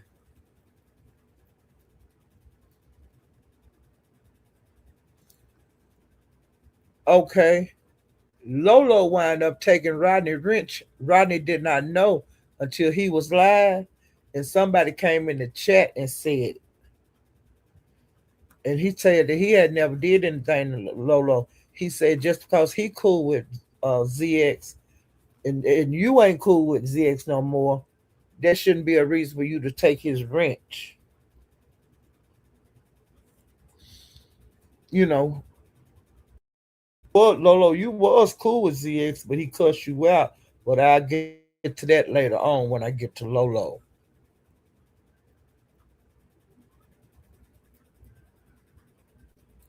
And then on that day when he found out that she had took his wrench, they say she denounced him. She took the wrench and denounced Rodney.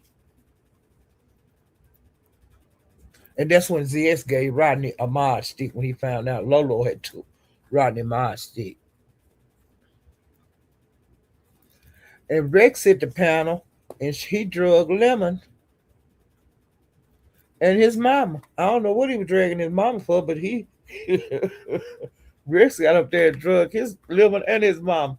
Now I don't know what Lemon did to Rex, but Rex can't stand Lemon and he drags Lemon on every panel he go on. Now Rex, they say he goes live. And I have never been into his lives. I don't know if the name of his channel is Rex, but I'm gonna have to when I see him in somebody's chat, I'm gonna have to uh get his channel like that. But Rex Honey can't stand Lemon. He hits Lemon panel and cuss him out. Whenever he be at Pizarro's, he hit her panel and cuss Lemon out. He go to now Lemon don't go to Rodney's anymore. When he hit with Rex hit Rodney panel and cuss Lemon out. Everywhere Rex go, he cusses Lemon out. Ooh, child.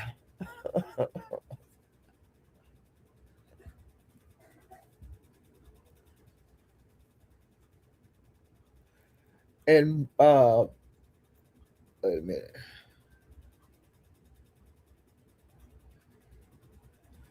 And Room Shaker drug, she been dragging Lemon and she was dragging Envy. And I think Envy kicked her off. Lemon kicked her off at the panel. I don't know if Envy did. I know Envy wouldn't let her up. They say she came over there. Now uh, Envy said that he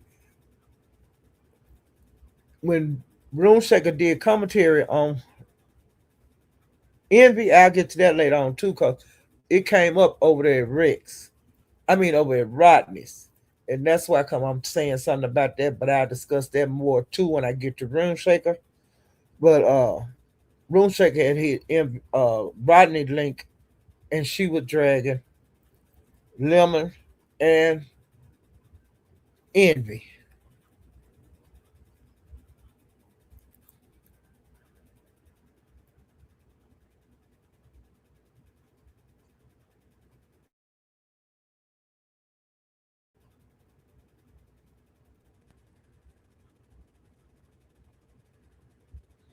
And then Rodney, he started dragging, he was periodically, like on different lives, he keep dragging J Dunn, which he been J Dunn. It's nothing new.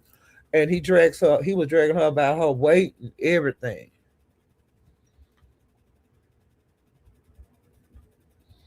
Yeah, he was dragging the shit out of her. And this was a time when when he found out about Lolo taking his wrench, and then Lemon wanted him to come over to his panel, and Rodney wouldn't go. He said that Lemon could come to his panel, which I don't blame Rodney.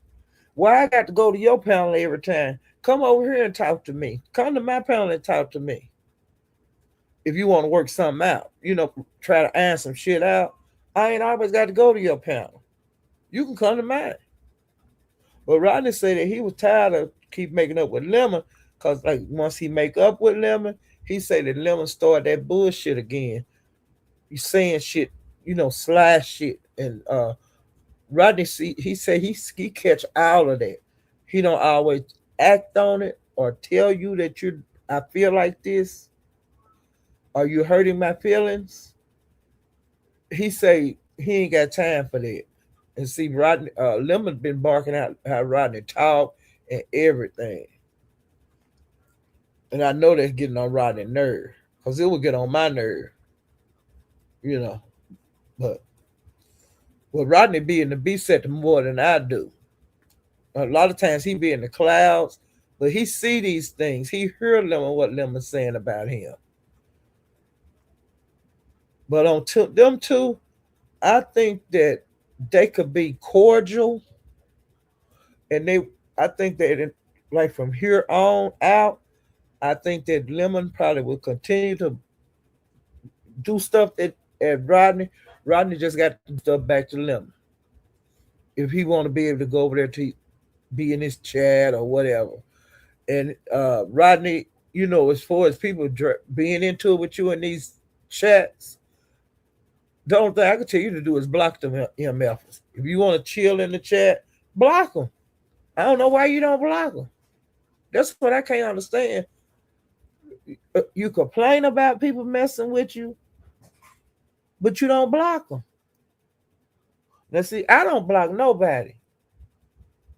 I don't give a damn what they say. I can when I see that shit and I looks over it. It's a lot of people don't like me. I don't give a damn. I don't give a damn about them coming at me in these chats. I can fight. I'll fight them if I want to. If I don't, I just ignore them. That's just like blocking them because I done blocked them out in my mind. But since you can't take what they be saying to you in the chats, block them. Why complain? Put it in there. Yeah, why complain? You know these people don't like you. Block them. I don't get that. That's just hard for me to wrap my mind around. Why you can't block these people that affect how you move on YouTube or how you feel. If someone upset you, quit participating in it. That's what I don't get.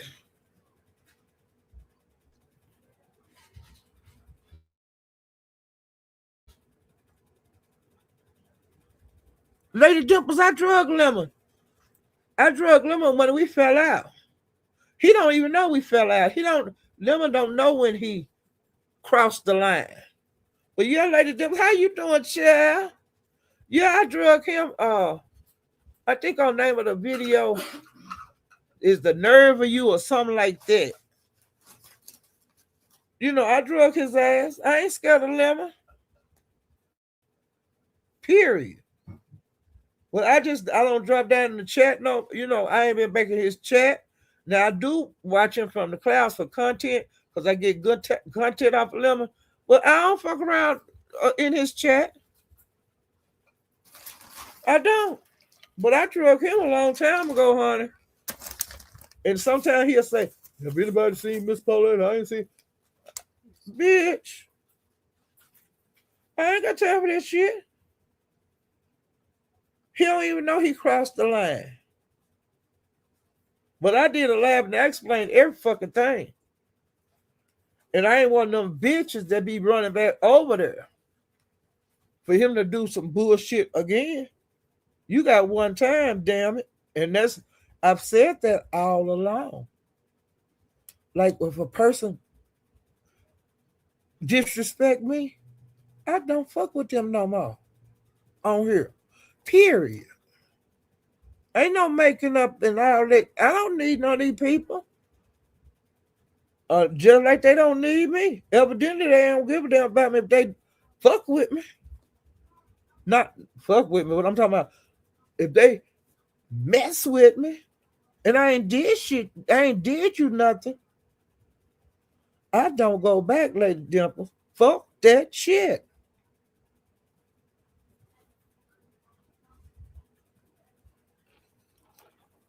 Fuck Lemon. He don't mean shit to me. He just another damn YouTuber. It is what it is. But Lady Dimple, yeah, I got him a long time ago. And I seen what you was out here doing. Yeah, you had my back.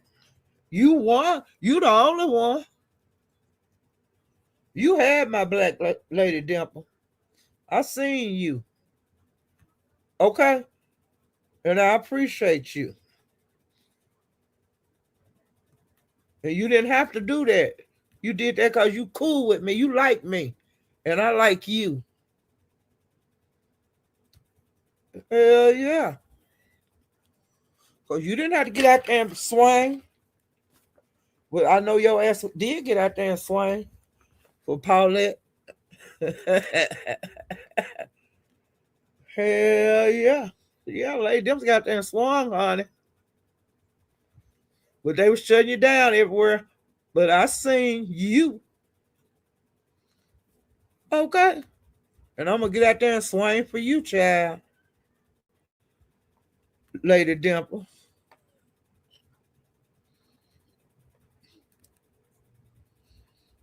Yeah. Hey, we see each other.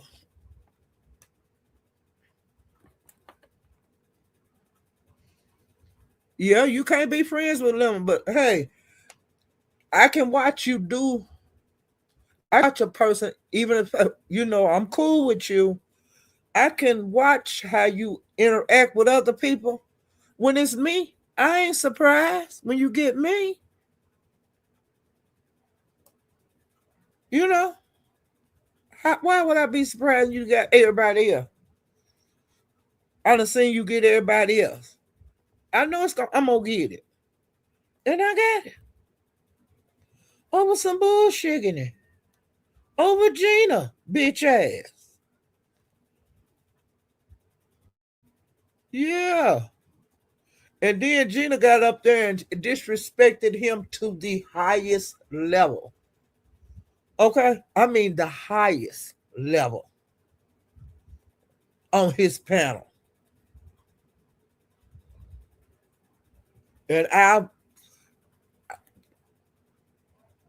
when I seen that, that's when I went live because I started to go live as soon as that shit happened between me and him. I started to go live right then, but now I say some told me to stay in the class and watch. As soon as I dropped down, she started disrespecting him to the highest level. And I loved every minute of it. And then I went live, child, and talked about it.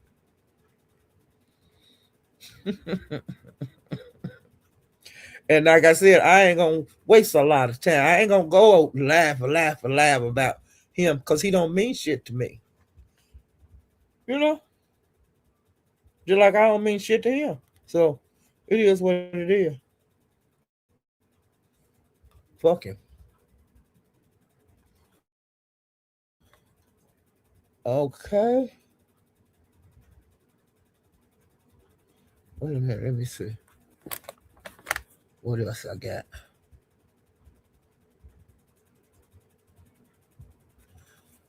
Okay, now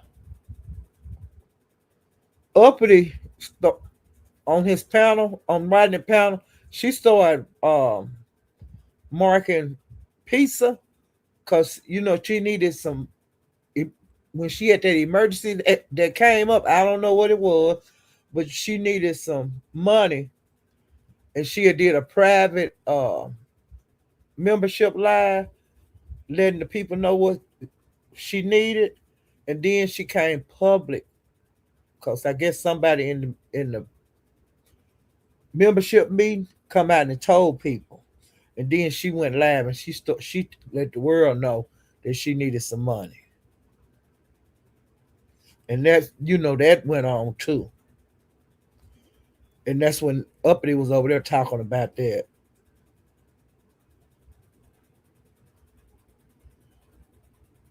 And then Uppity also said that Pizza was supposed to have that hungry man or whatever that challenge where the men was supposed to be gonna cook, and did nobody show up to it. Well, Uppity said that people had donated to the pot for that, and she wanted to know what happened to that money. Now that's what Uppity, that's hey, she had the contest, but didn't nobody show up but Noble, and Noble did not want money or anything. He just wanted the bragging rights. And on a contest, if you the only one in it, hell, you won. But he didn't want the money, whatever the money was. Okay, I don't know nothing about that. I don't know if nobody gave her any money at all. I don't know. I'm just going by what Uppity said, and she said that people have been donating to that contest. So I don't know. I'm just saying. Okay. And child, y'all know I can't stand Shakim. Well, honey, I love it when him and Rodney be on the panel and they be gossiping, girl. Child, they be talking about everybody, okay? Like two hens. You hear me? When Shakim hit Rodney panel, I just sit there. I I love it, okay? Cause they are messy as hell. And they ain't no dragging people like to the bone or nothing like that. But they be up there, they be dragging, they be talking about people like a goddamn dog. Okay? Them hens be gossiping. And I love it. Whenever and y'all know I can't stand Shaquem, but I'm telling you, when he get on Rodney panel, I be praying it just be him and Shaquem and they in a gossiping messy mood. I love it. Now I wish they would do that like once a week, like do a catch up video with just them two gossiping about what they seen out in YouTube streets because they put a nice little spin on it. But they haven't gotten really messy in a while. But it was back when, like the last time I went live, I talked about them being messy. They did another live, like that other live I was telling y'all about how they was talking about everybody just being messy as hell, and I love it. They talks about everybody, y'all. Ooh, child. Now these people, this some of the people they talked about on this live. Okay, they talked about Ken Nola, Jay Dunn, YouTube cameras, Pizza, Kiki, Ken, Mo Better, Uncle Cloud, and his wife. Now I don't know, I'm just saying they weren't dragging, but they said something about his wife too. Uh, Mu, King Kyos, Lolo, Lemon, Binary, and D Darrell. They talked about all them people, y'all. I was hollering. I got my life on their live because it was like I said, they wasn't like going in the gutter with dragging them, but it was a funny drag, and I loved every minute of it. Cause I sit there and they talked about like 15 people, and they was both being really, really, really messy. Okay. Ooh, child, they hadn't done this, but they did it that one. They did like two times. But I talked about it last time. Then I said I made a note right after when I first started back making notes. I made this note how messy they was and who all they talked about, child.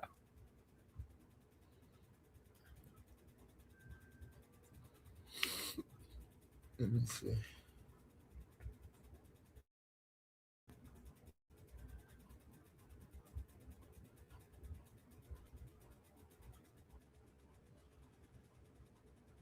All right, now I'm going to Pastor.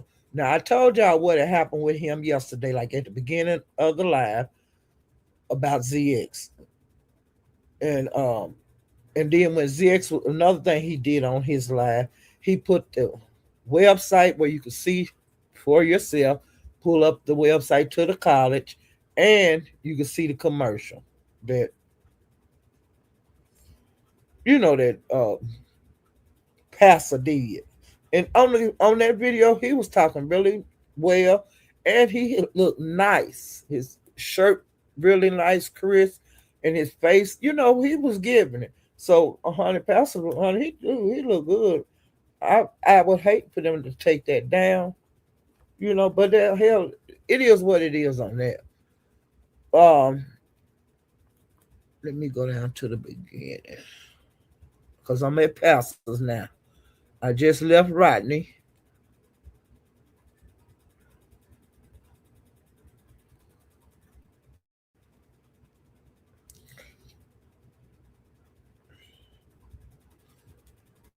Devil's child, did you know that you can't come to the new sector? Now you know that, don't you? I said that earlier.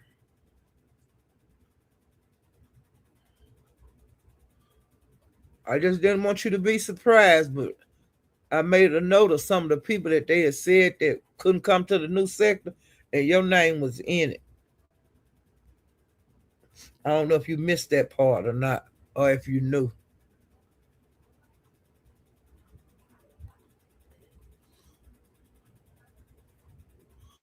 I know you don't care though.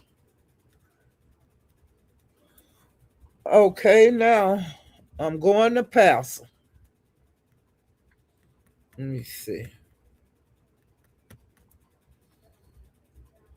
Okay, now this is back, like going back to when the last time I went live, I had said that Pastor had said that if Tim, Uncle Tim didn't take the videos that he had up on him down, that he was gonna flag him, okay?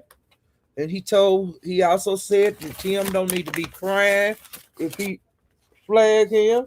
He said he didn't want to hear that shit. And and I told y'all that Uncle Tim said he wasn't taking shit down.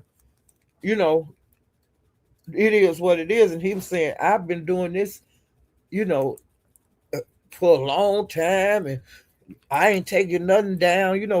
Uncle Tim's talking shit like that. Well, I guess Uncle Tim didn't take the live down, or the lives down in time. And Uncle, he got flagged because, I don't know if it was a strike or a flag or whatever, but they pulled the video. So whatever that means, put the content creators out here. Because like I said, I don't know a lot of this stuff. I don't know what's the difference in a flag and a strike is. I don't know the consequences. I don't know. But whatever he did, Tim didn't like it. And he said that Pastor said that, you know, he said that some people don't believe fat meat's greasy. And some people don't. And I guess Uncle Tim didn't believe fat meat was greasy. And he flagged, with that flag. So allegedly, now I don't know how true this is. Now, some people out here in the YouTube sphere are saying that Tim lost his monetization. I don't know because I haven't been back over to Uncle Tim to see his reaction. I didn't. I don't know why come I didn't get over there, but for some reason I didn't get over there to see his reaction on getting flagged, and I did not see his reaction on what happened yesterday because I know Uncle Tim came out and did a live. I just didn't have time to go over there. And, I haven't had time to go to Uncle Tim. I forget about him. I forget about some of the content creators that I don't really go to. I forget to go get their side. And on this one, I forgot to get Uncle Tim's side, which I'm going to, and I'll let you guys know the next time. About what Uncle Tim said about getting flagged and if he got demonetized, what was his response? Because he always responds to Pastor, okay? So Pastor had to show him fat meat was greasy. Um, some of the people that's been on Pastor panel is D Misso, uh, Tommy, Castro, Brian, Rowe, uh, and others. Amen. I got to get. Amen.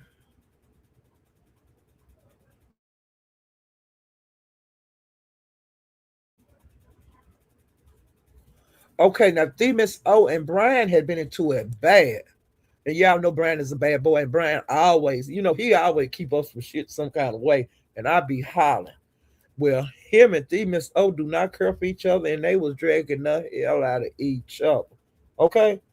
And Brian was dragging Themis O, her husband, and her daughter.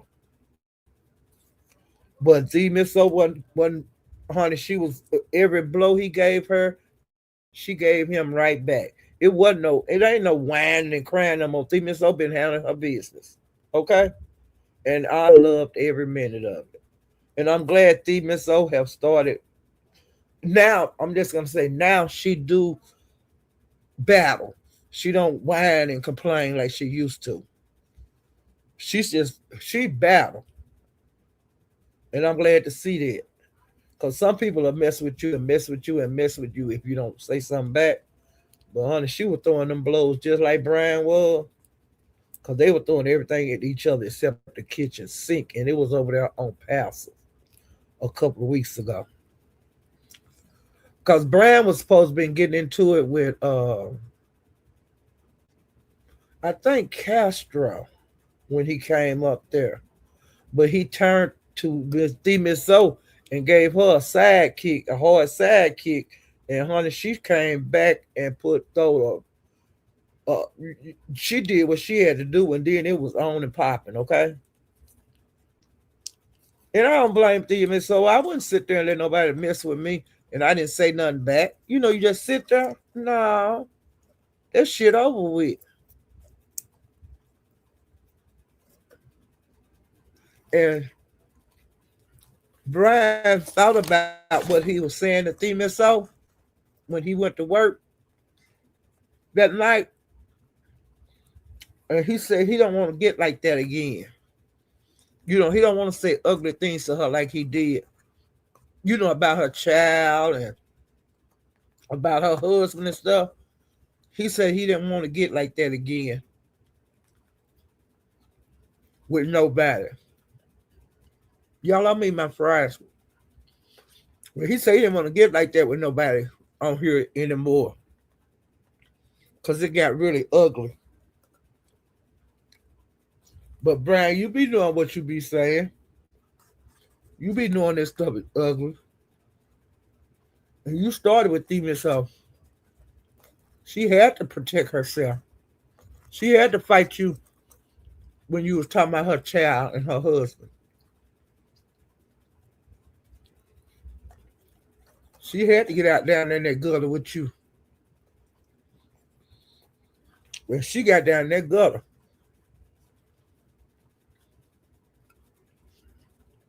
and you know she liked to be at pastors, and I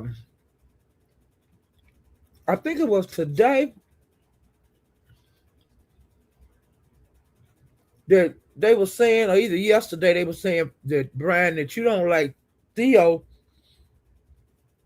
because she's real cool with Ro,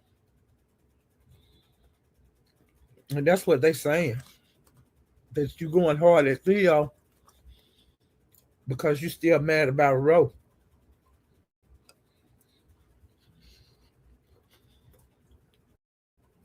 And y'all know Theo and um Ro have a show together. They do a court show where people that get into it out in the YouTube sphere, they can go over to. I need this here warmed up. Okay. Go over to Rose. I mean, go over to Demons O. I think it's once a week, and they do court over there. They hear both sides of whatever situation is going on between people that's on YouTube, and they try to sell it over there at Theo's at the court. Put it on like 30 Okay. seconds. Okay. They go over there, and she has a good crowd, you know. But I don't go. I hardly ever go to that court thing because there be so much going on YouTube. Now I do peep over there sometime to see how stuff turn out, but usually I hear it out in this YouTube spirit. At Lemons or Pizza, I hear about how the cases turn out. Somebody will say something, so that's why I don't really go over there that much to see for myself. I did go over to Theo's to look at her live when she talked about, had the interview with Rico. Because I wanted to hear what Rico had to say, Because a lot of times Rico don't be heard because he be fighting so hard you don't really know what the issue is. And he felt comfortable enough to talk to Theo. But yeah, honey, Theo, honey, she wasn't no punk. She was throwing, honey, he threw her skin color up at her, her weight. Uh, they were talking about each other, mamas, sisters. They were talking about everything. Okay, about they weight. They drug the shit out of each other. That was over there at Pastors, and Pastor was on mute and let them go. And Pastor, he have been doing that. He'll go on mute and he ain't in it. He don't want them calling his name because he ain't in their dispute, you know. And I like that, because sometimes they can work things out too. And Brown was telling her he wasn't blackity black like her, because he brown skinned it. And he said he wasn't big like her. You want somebody to go? A little bit. Are you okay? Mm-hmm. I love you. I love you too. You getting ready to go? Yeah, I'm gonna love her. All right. Be careful going home. Oh, I love you, Mama. Love you too, baby. Um, Under new management also hit Pastor's link, and I'm trying to think of what they was talking about.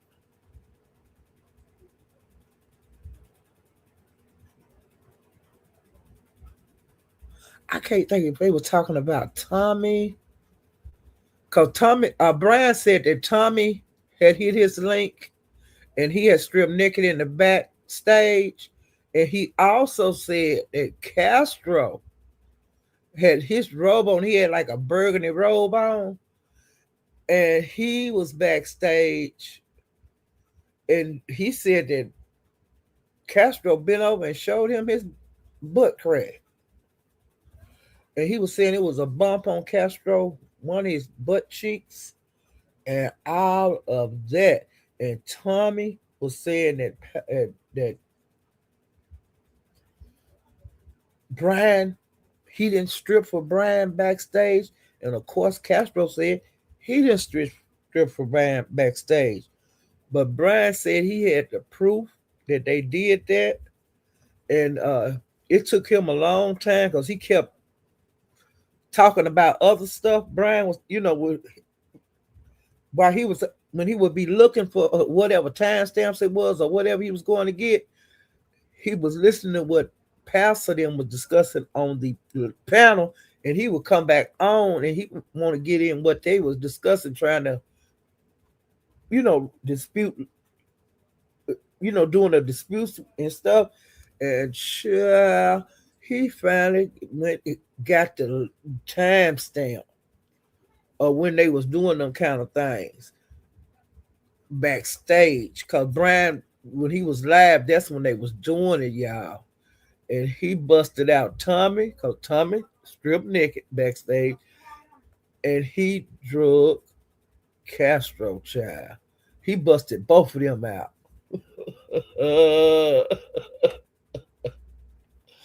Ooh, child, honey, Brian, honey, he redeemed himself, child, and I was hollering.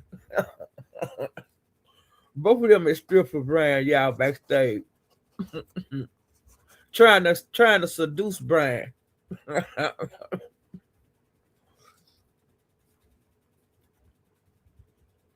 See,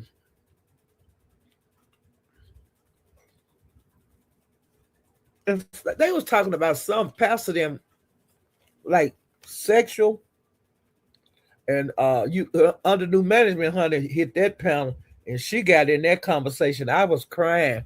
I was saying that under new management.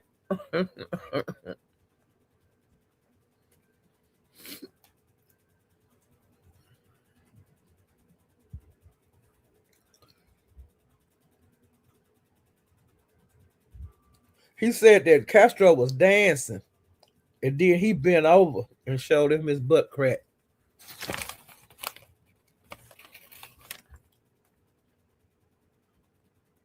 And then, of course, they started making Pastor them started making comments about it was crazy. It was a wild live. I just put it like that. It was wild.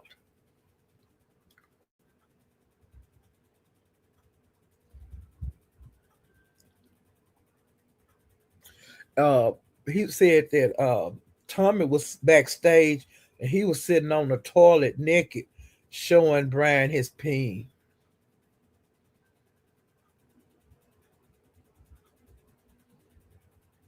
And then Castro hit the link and he said that Brian showed him his booty hole and he said it was big. And Brian was saying, I ain't stripped for you. You a liar. You stripped for me. Pastor got into it with Octavius child and he was dragging, okay? He was dragging he drew Octavius and he telling him about how Kiki, his woman, or his ex-woman, I don't know if they together, he was calling her Samantha Graziano, Kiki. He was using all the saying that Octavius really didn't know her like he know her, which is the truth because Kiki been on here a long time, way years and years and years before Octavius and her hooked up. We seen her highs and lows. The people in the B sector, we have seen her highs and we have seen her lows, and that was years before on Octavius hooked up. The stuff she doing now, she was doing then. Okay, she doing the same thing, wanting attention.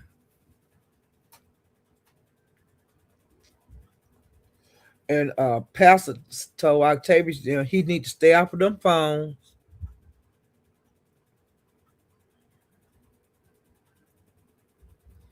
And he said that Shirley contacted him for Kiki around a month ago. She said that Kiki had contacted her.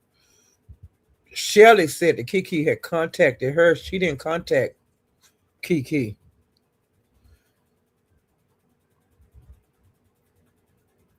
You know, he just went back on a lot of stuff with Kiki. And Pastor was cussing. Ooh, child, honey. And Pastor on that, when him and Octavius got into it, Pastor said today the way he was feeling, anybody could get it. He didn't give a damn who it was. If you hit his panel and you come at him wrong that day, he was gonna get you. Pastor was in that mood, honey. I was saying, "Ooh, child." And he said he told Pastor also. He said that Kiki gave them investigator people when they fire. She the one gave them people name, BS name, and the different people like Sonny name and Ken, I guess name. But he said that Kiki the one that gave them five people that information. You know, that's how they know about BS and her being into it, and you know, MU and Sonny, which is the truth.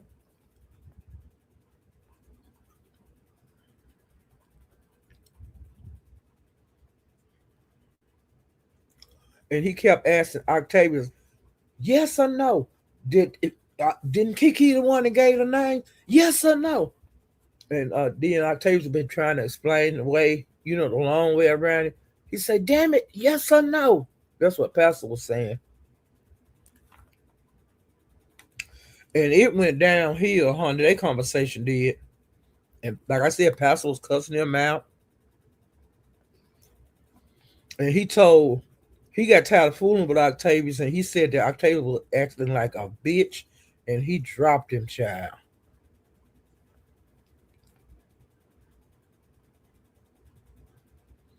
And he said, you need to worry about the internal people No, he said not the external people that he needed. She needed to worry about the Octavia need to worry about the internal people, like the people that's close to him in their circle, him and Kiki's circle. That's the ones he need to be worrying about. He don't need to be worrying about the people that they don't talk to. And I was saying, well, that's true on everybody.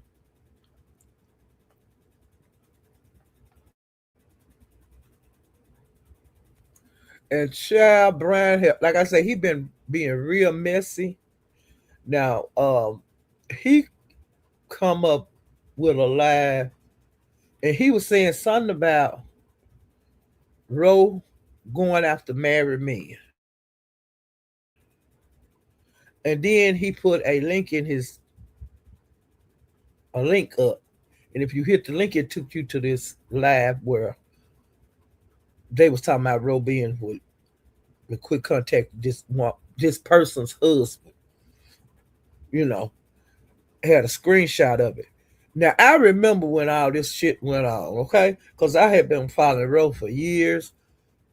This been years and years and years ago.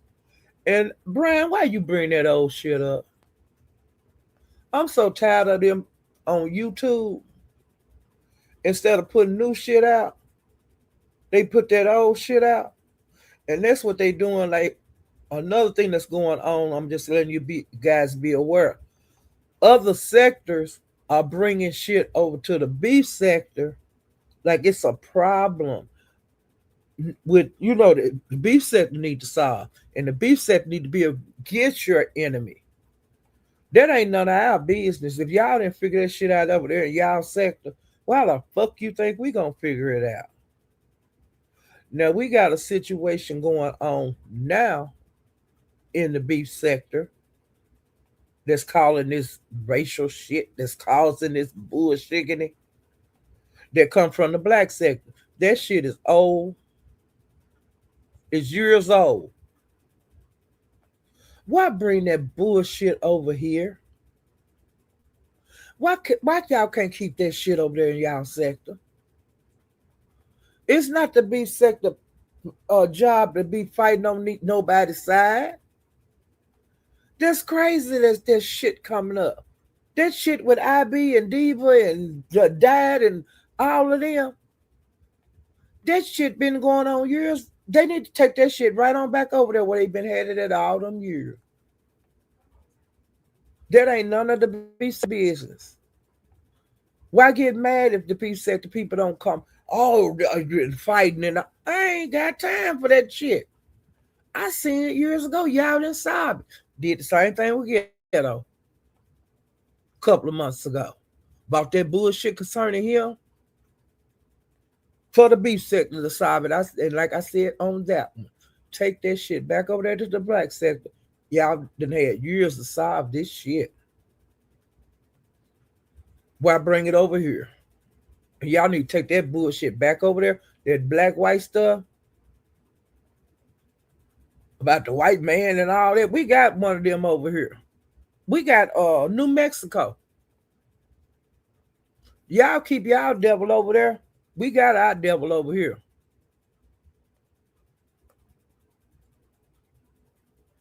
We don't need no two devils. God damn. Why bring it here? Why bring it here?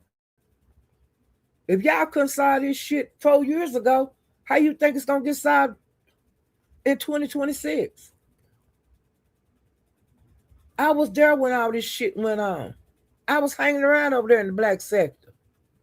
Cause it was on and popping back then in the black sector. The black sector had it going in. But the B sector had it going on too back then. And a lot of people didn't go to the black sector, but I had my black ass over there. I know what happened. I seen how y'all was acting with each other. I seen all that. Been there, done that. And I'm sick of that shit. That's old stuff. I don't get this. Hey, Pastor Nine. I don't get this shit. Hey, Informer Sugar. I don't get this shit. Why bring that? Why bring this to the B sector? Y'all done solved this shit 4 years ago. What the fuck? The same thing happened with with Ghetto. Why come over here and want to fight you and the mayor of Detroit? Why y'all didn't fight in the black sector? We got enough people over here fighting. And then we supposed to solve it. But you see what happened? You got the police called on you. Over here clowning. Wasn't gonna do nothing to each other. The main one telling y'all to meet up, called the police on you, black ass. Dummies. Made content out of you. Y'all better quit y'all better quit fucking around over here in this beef sector with that bullshit in it. They're gonna show you. And it is what it is. Y'all better quit coming over here showing out. No, the beef sector ain't been showing out on over nobody in these other sectors. Beef sector been calm. Beef sector been fucking with each other. Just like they did yesterday with Pastor. No, that wasn't beef sector. There was grown folks come over here with that bullshit.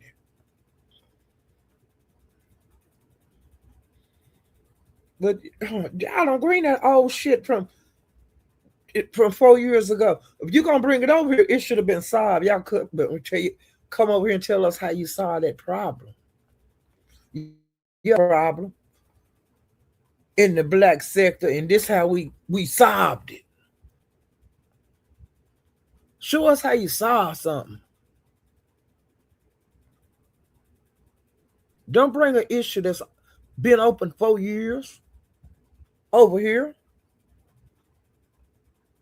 And we supposed to talk about it and we supposed to jump on it. I ain't jumping on a motherfucking thing. And like I said, it's certain things on here I'm not going to discuss with nobody. I don't have to. And I can exit stage left or right, and that's exactly what I do. But y'all bring some shit over here that's nah. Keep that That's ugly, nasty. Okay.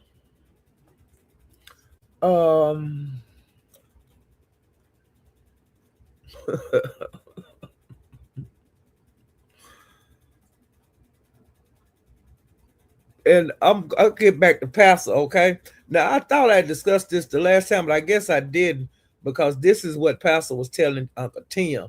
To take the video down. He said to take it down or edit it. And that's when Uncle Tim was saying that he wasn't gonna do it, and Pastor was saying, I got you. You're breaking the guidelines. And then he said he wasn't gonna be threatened a bullet and harassed.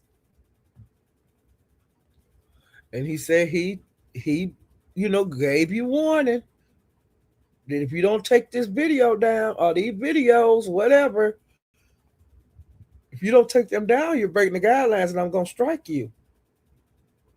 And that's just exactly, he did what he said he was going to do. And he told Uncle Tim, don't you be crying when I do it. Now, I don't know if Uncle Tim cried or not, because like I told you, I did not go back over there and hear the reply. And now I'm coming up to now. Pastor drug Yolanda. He drug her wig. And he drug her tight clothes. And then he called Rose Bennett. He called her the crypt keeper.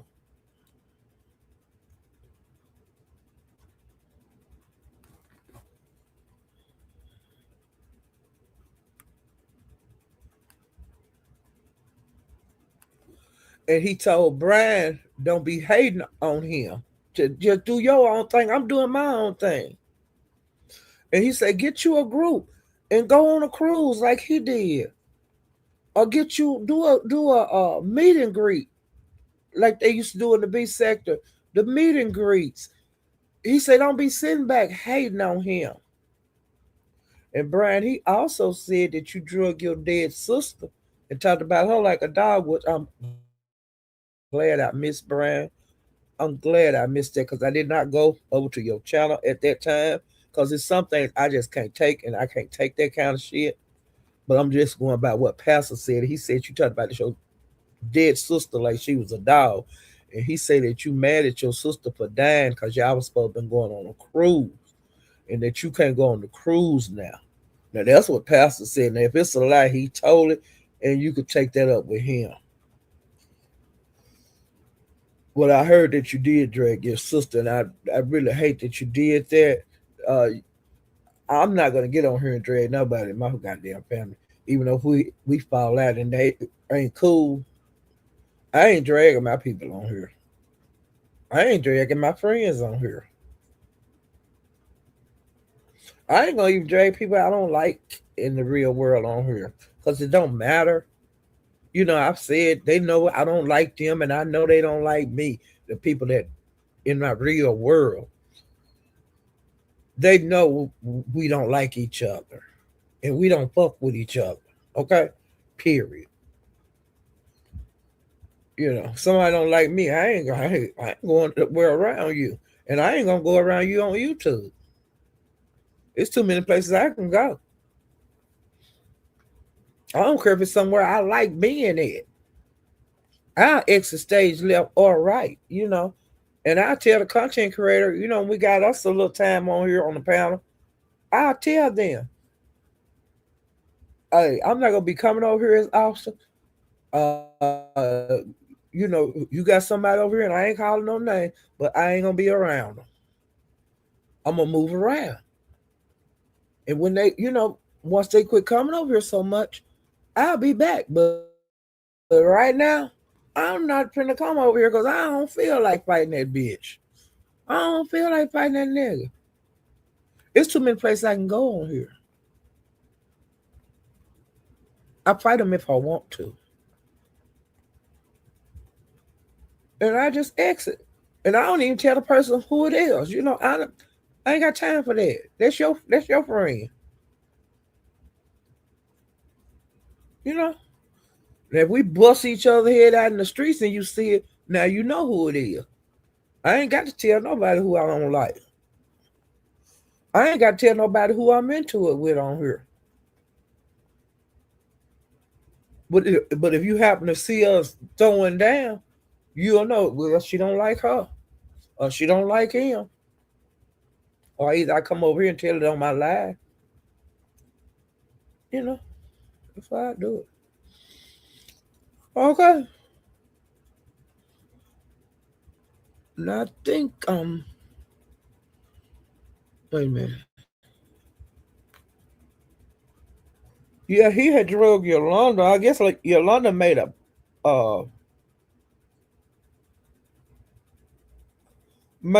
live about Pastor. I don't know.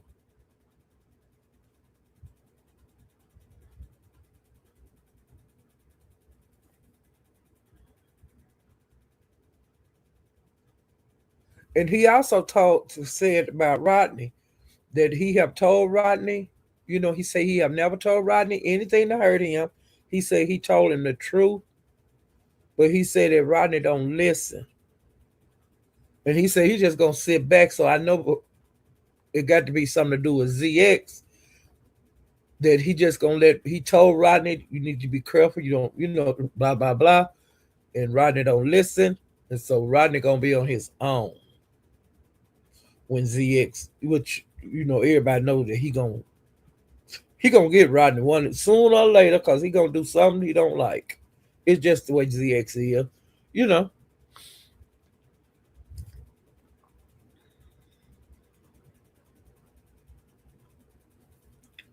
And yeah, this is so damn crazy and funny. Pastor is a fool, okay? And he was dragging Brian, and he was saying, Brian, why did you get a U-Haul when you could have put your shit in your back seat, child, and moved? When he said that, I fell out.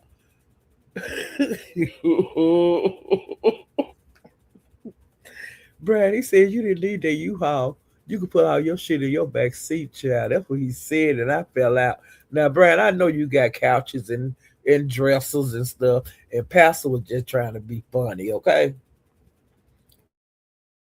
Cause you tell him something, or if you show him something, he gonna talk about it, okay? And he gonna make a funny out of it. And I hope that Brian got moved, and everything went well.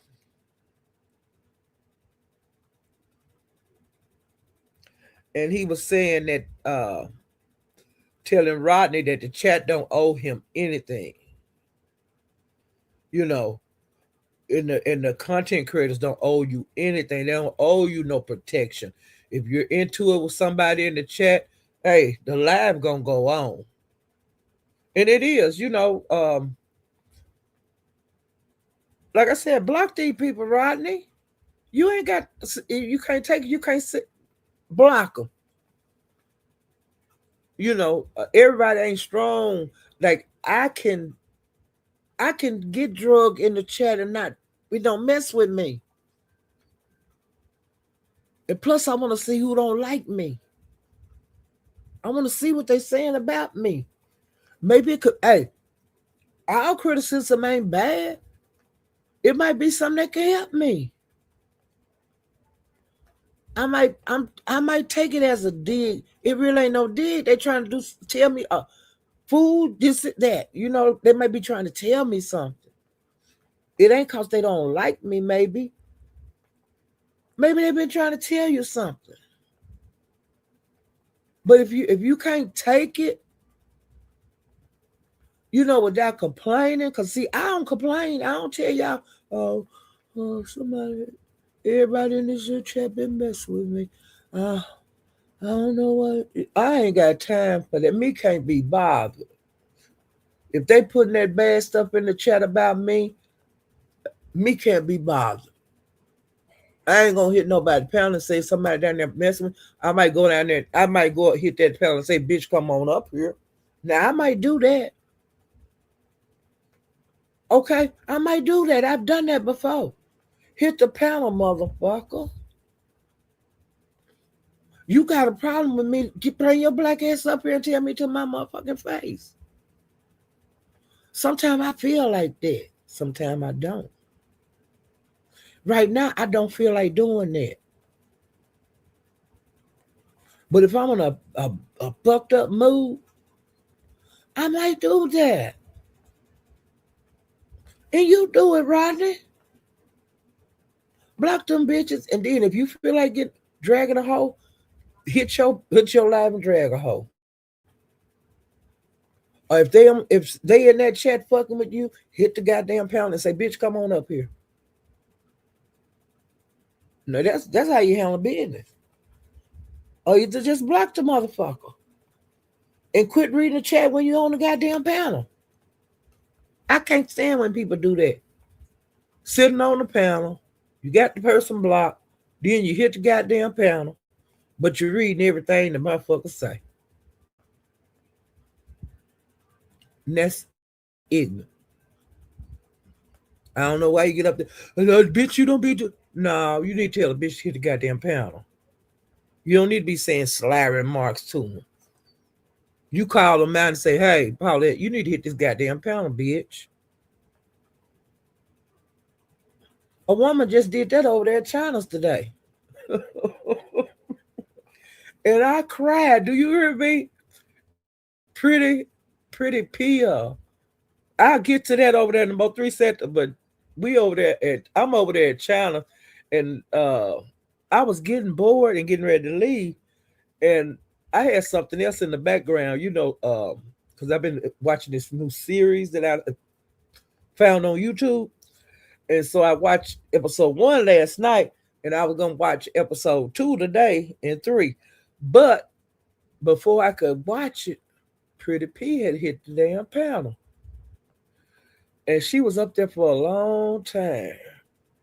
And that's something she usually don't do. Which, yeah, Freaky C hit that goddamn panel. And that woman went OFT on him. You hear me? She cussed him out and he dropped and then he come back up there and was saying, "You old and this and that." And she was cussing him out and he ran again. Y'all, I'm gonna get to that later on. But when I came last, she was still over there cussing that nigga out. Do you hear me? And I said, Paula, if you don't go live right now, you going this don't make no sense. And you gonna have so much to talk about that people gonna leave and it, I was thinking all that. But I am I'm gonna watch the replay on that as soon as I get off of here. But child, she cussed him. She cussed freaking C out like he had a tail, y'all. I was hollering. And I said, "No, Polly, you need to go live because once you get to being on these long lives, you ain't gonna go live. Or either you gonna hit some, go somewhere else when you see somebody else live and all of that." So I said, just hit the live button, Polly. Just hit the live button, get it over with. And don't take this long to do a live again. Cause I'm just gonna take my time and I'm gonna just talk to y'all like I be doing. And if it take me 10 hours to get this bullshit out, it's just gonna take 10 hours. Y'all gonna hear me eating on here. Y'all gonna hear me drinking my pop. Uh my great grandbaby gone, so I ain't got to worry with her anymore. You know, stuff been going on in the background, but that's just the way living is. When you get to be old as I am, and you got grown grandkids, and you get to babysit your great grandbaby, that's something. Hope y'all live that long. Okay. And your brother come by to see you and ready to talk a little bit and go out.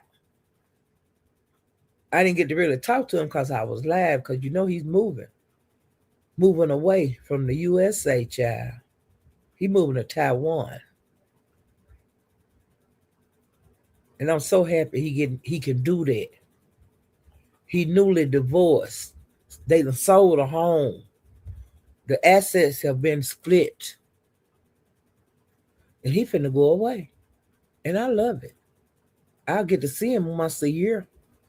He have to do that, when you in these other countries. You have to come home once a year. I don't know how, but mayor ain't coming to the USA every year. Wonder why he can't. I am puzzled. Okay. But the way my brother passport is, he have to report to the USA over here. He have to come over here, do his taxes and all that kind of bullshit in there. And I wonder how mayor over there in the DM, he ain't been over here in years. Huh. Things that make you say, uh. Because I'm watching what my brother have to do as a U.S. citizen that's moving away to another country. What are the requirements? And I'll be able to tell y'all because I'm getting to see it with my own eyes. You can't tell me what I'm seeing my brother do. Okay. I got off track again. Okay. I do that. But I'm just taking my time. Okay. Let me see what else.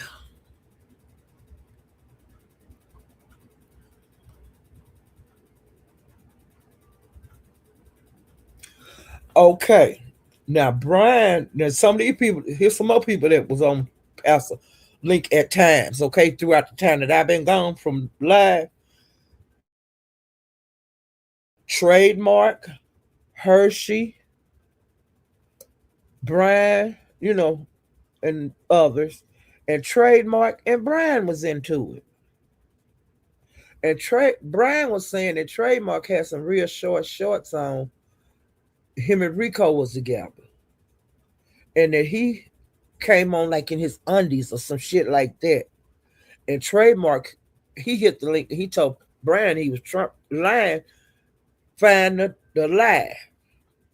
I had shorts on. I didn't have my underwear on. I wasn't sitting up there half naked.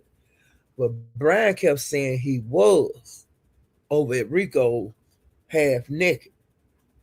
And so they kept going back and forth. Um Wait a minute.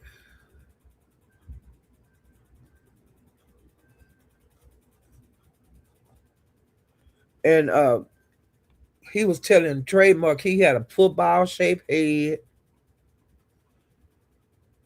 No, he was saying Rico had a football shaped head. And he was telling him he had HIV and all in his body. He was just talking about him like a dog. When he was saying he was a limp dick ass and hairy, saggy balls. And he said that his thing was like an elephant trunk. It was just floppy. He was telling Rico he was selling his ass. He got HIV. And he said that Rico was bragging about being an escort. And he was talking about how nasty he said Rico was. He could say that you could just see the nastiness on him.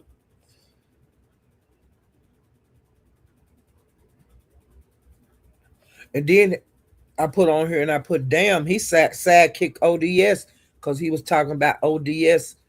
And ODS, I don't even think he was there, but he was talking about ODS sucking Rico nasty, musty dick. And he's telling Rico had that big ass. He was this one he was dragging Rico. He was saying Rico had that big ass dick and can't use it.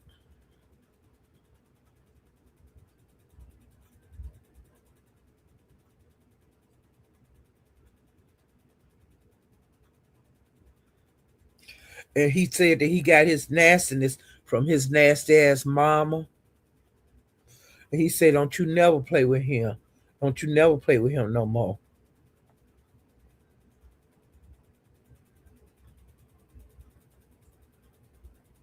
And then he said Rico, because this one he was dragging Rico real bad over there at Pastors. He said that Rico had his booty hole looked like a Star Crunch. Y'all know them little Debbie things that's black or chocolate and got a little them Rice Krispies in it. He said that's what Rico booty looked like. His booty hole. He said he had Rice Krispies in his ass. He said your hygiene is nasty. And then he sidekicked Wiley and he sidekicked Castro. So while he was dragging Rico, he was sidekicking like Wiley, ODS, Castro. He was dragging everybody on that live, y'all, on passes.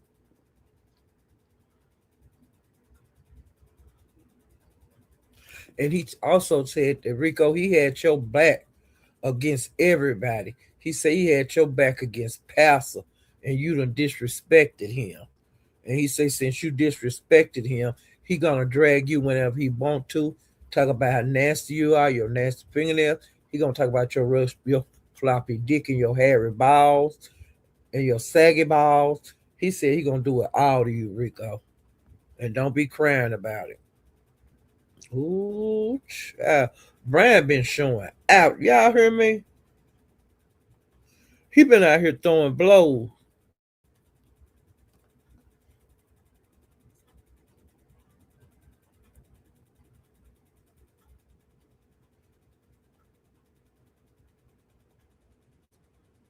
Yep.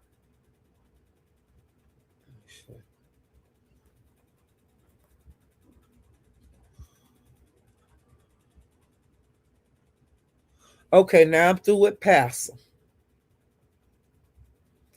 Now,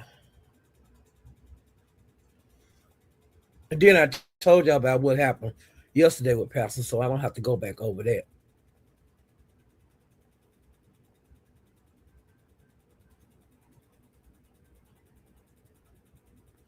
And I put on here this another little note. Blame it on alcohol, and this is concerning lemon. Okay, his fiascos. Cause every time people get hit his link, some of the people that he have hurt their feelings or drug for nothing, you know, whatever. People have been hitting his panel and they are asking him about, do you remember when you did this? Do you remember when you remember why we fell out? Like if I would ask him that today, just like some of the other people are doing, I ain't got time for that. Me can't be bothered. But I've noticed that people are hitting his panel since he say he's not drinking. People been hitting his panel and saying, "Do you remember how we fell out?" No, I just remember cussing you out. No, I'm just saying, do you remember how me and you fell out? And he said, "Well, back then, I was drinking, and I just can't. No, I was drunk. I was out there wild." But different people have been hitting his panel saying that to him since allegedly he not drinking. But now he blaming everything on the alcohol. You know, nigga, you remember what you be doing. You don't black out every goddamn day. And a lot of the people that you have offended, they'll hit your panel again. You know, well, you keep cussing them out. Y'all can keep getting into it. It is what it is. We see it. Okay. So, like I said, I'm at Lemons now. And let me go down because I got quite a bit to talk about with him. Because Lemon, I ain't gonna lie, Lemon had good laughs. Everybody drop in over there. It is what it is. And I'm gonna keep going. I'm gonna keep watching his lives, okay? You know. Now one thing about I can say about Lemon, he do bring new people to the beef sector. He do because he be going out there, he be going everywhere. You know, it is what it is. Now he don't move around like he used to. And I'm thinking, I don't know why, but he don't move like he used to. But like bringing people back over to the his panel, introducing them out to the beef sector, like he used to do. Hey, this is such and such. They from the whatever sector, and I went over there and I, talked to them and I invited them over, and he was doing different people like that. I'm gonna tell you something. Now, this off the subject, okay? Now him and that cat power lady, cat flower power, y'all know who I'm talking about. He was gonna do a dating show for this lady. I don't know what the fuck happened with him and her. They are on bad terms. I am surprised, but not surprised, okay? Because she's new to the hanging around in the beef sector, okay? But I know he's supposed to been doing a a dating show for her, and I know that's not like I don't think that's gonna happen, but they seem to be cool. But one night I was looking at his life, he cussed that lady out so bad, and I was saying, damn, why he cuss? I don't know why he cussed that woman out like that, and she was cussing him out too. But one night I was at Pizarro, and Pizarro said something about. I think the lady was on his panel, and she made a bath of some drugs like cocaine. And Pizarro said, "Lemon, don't you think that she should have to tell whoever she on the dating show with that she's a drug user?" And he was saying, "No." And I was saying, "Huh." But in real life, a lot of times people that have a drug addiction, they don't want somebody else to have an addiction. They want to get somebody that don't do that, don't do no drugs. And they want to hide that from the person until they get caught and have to come clean with the person. That's how it normally work out in the real world. But on the YouTube sphere, since people, I think she made the live on lemons. that she wasn't on mute. She supposed thought she was on mute, and she made a drug transaction. You can hear it. Um,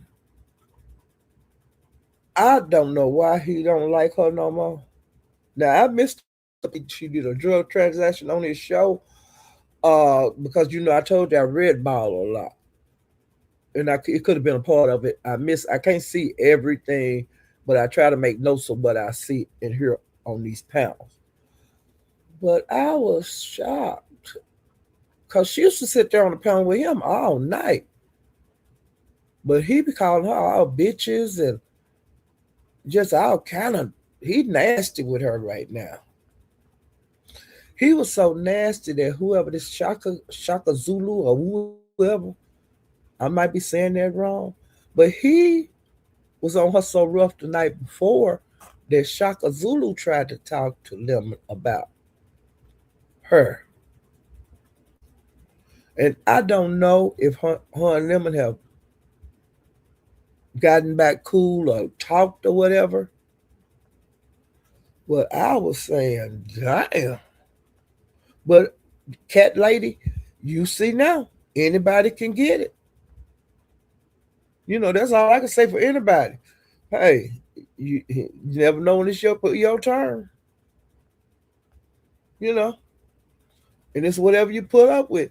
Cat flower lady, are you willing to let him cuss you out like a dog again, just to be on his panel, or are you gonna, move around? I say that about a lot of the people that he done been into it with. I'm not gonna be going over there getting cussed the fuck out. And I didn't get cussed the fuck out when I left. I left because I was disrespected and you broke your word about what you just told me. In a blink of an eye, you did what I asked you not to damn do. Okay? And we're gonna keep it just the fuck like it is. But cat flower power lady, uh, are you gonna hit the panel and take a chance? And what I'm getting ready to start doing, I'm gonna ask each person when they be going back over there, or before they go, are you willing to go back over there and get cussed out like a goddamn dog? Because if you do it once, you could do it again. They go for any damn body, not just him. Not just him out here on the YouTube sphere. They go for anybody that keep going back to the same goddamn panel and getting cussed out like a damn dog. You be good 3 weeks, then hey, week 4 I get cussed out. Oh, you been good 2 weeks? Oh, well I get cussed out. You been good 1 week? Well I get no. I'm not finna do that with none of these niggas on here. Cause there's too many of them out there. There's too many other ones out there. I can leave this one and go.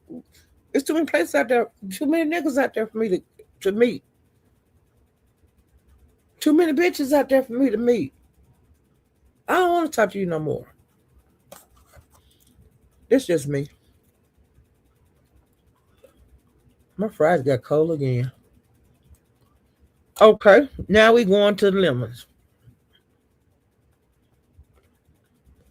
Okay, now this is just some of the people that have been on his panel because I'm throwing back to the beginning.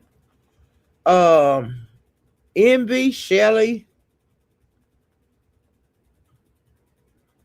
Diva, Ghetto, Daria, Chopper. Chopper been hitting. Well, he was hitting panels. I don't know if he's still doing it now, or if he just went back and up in the cloud. But Chopper had been coming down, and he was being in channels. I mean, being in chats and being on panels. And he hadn't been doing that for a while, but I think maybe he's gone back up in the clouds. But like I said, I don't be everywhere. I don't know where Chopper like to hang out. I seen him at ZX because I heard about him being there, and I went to see it for myself. I seen him at Lemons. I was there when he hit the link. I think it was somewhere else I seen Chopper. I don't know if it was Pizarro, but Chopper had got back out here and got active. And I think the reason he did, because VS had said something about him in one of her lives. She had brought Chopper up. And then Chopper started coming in, going in. I started seeing him in chats, and I started seeing him hitting panels, and I was saying, it was good to see him. He used to be a real a person that was on live every day over here and hitting panels and stuff. But he quit that a long time ago. But it's a lot of people that used to be active in the beef sector that are up in the clouds. They don't want to be down here active. It's a lot of people up in the cloud that you think I've been gone for years. No, they still up there. They just up. They just decide to go up. I want to just look and see what's going on. I don't want to participate. I don't want to be in the chat. I don't want to hit no panel. It's a lot of people up there. More people up in this clouds than on here, or that's actually on here.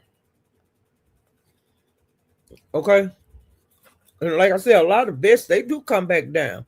You know, every once in a while, and some of them don't never come back down. Okay, and I told you guys about Slapper. Now he like lemon panel. He like lemons and he like Pizarros. I know that. But as far as other panels, I don't know. Cause see, I don't be over at Nika's every time she go live. But I think Slapper been over there. I think I seen him over there. But Slap is supposed to be somebody that's been in the black sector for years. And like I said, I've been over in the black sector for years. I don't be everywhere over there, but whenever it's really active over there, I do go. Um, Now I seen Buddy Lee. I think he did an upload, and I didn't get to watch it, but I got the notification on that. But I don't think he do his show weekly like he used to. If he is doing it in the black sector over there, I'm not getting notifications, okay? Because he used to do a Tuesday show and I think a Thursday show and a Tuesday show. But I really don't think Buddy Lee going live over there no more like he used to. And he was one of the last ones to leave. I think they all went to Twitch or Twitch. No, not Twitch. I think they went to Vigo or somewhere. Him and because Lady La had been gone, and Buddy Lee finally went wherever that is she's at. He must be doing good over there, But a lot of their people have left. But then now some are coming back, like Candy Cartel, People of the Game. And then we got the Slapper guy. I don't know nothing about him. And I don't know what that Shaka Zulu, I don't know where he from. But and like Diva, she's from the black sector. ZX.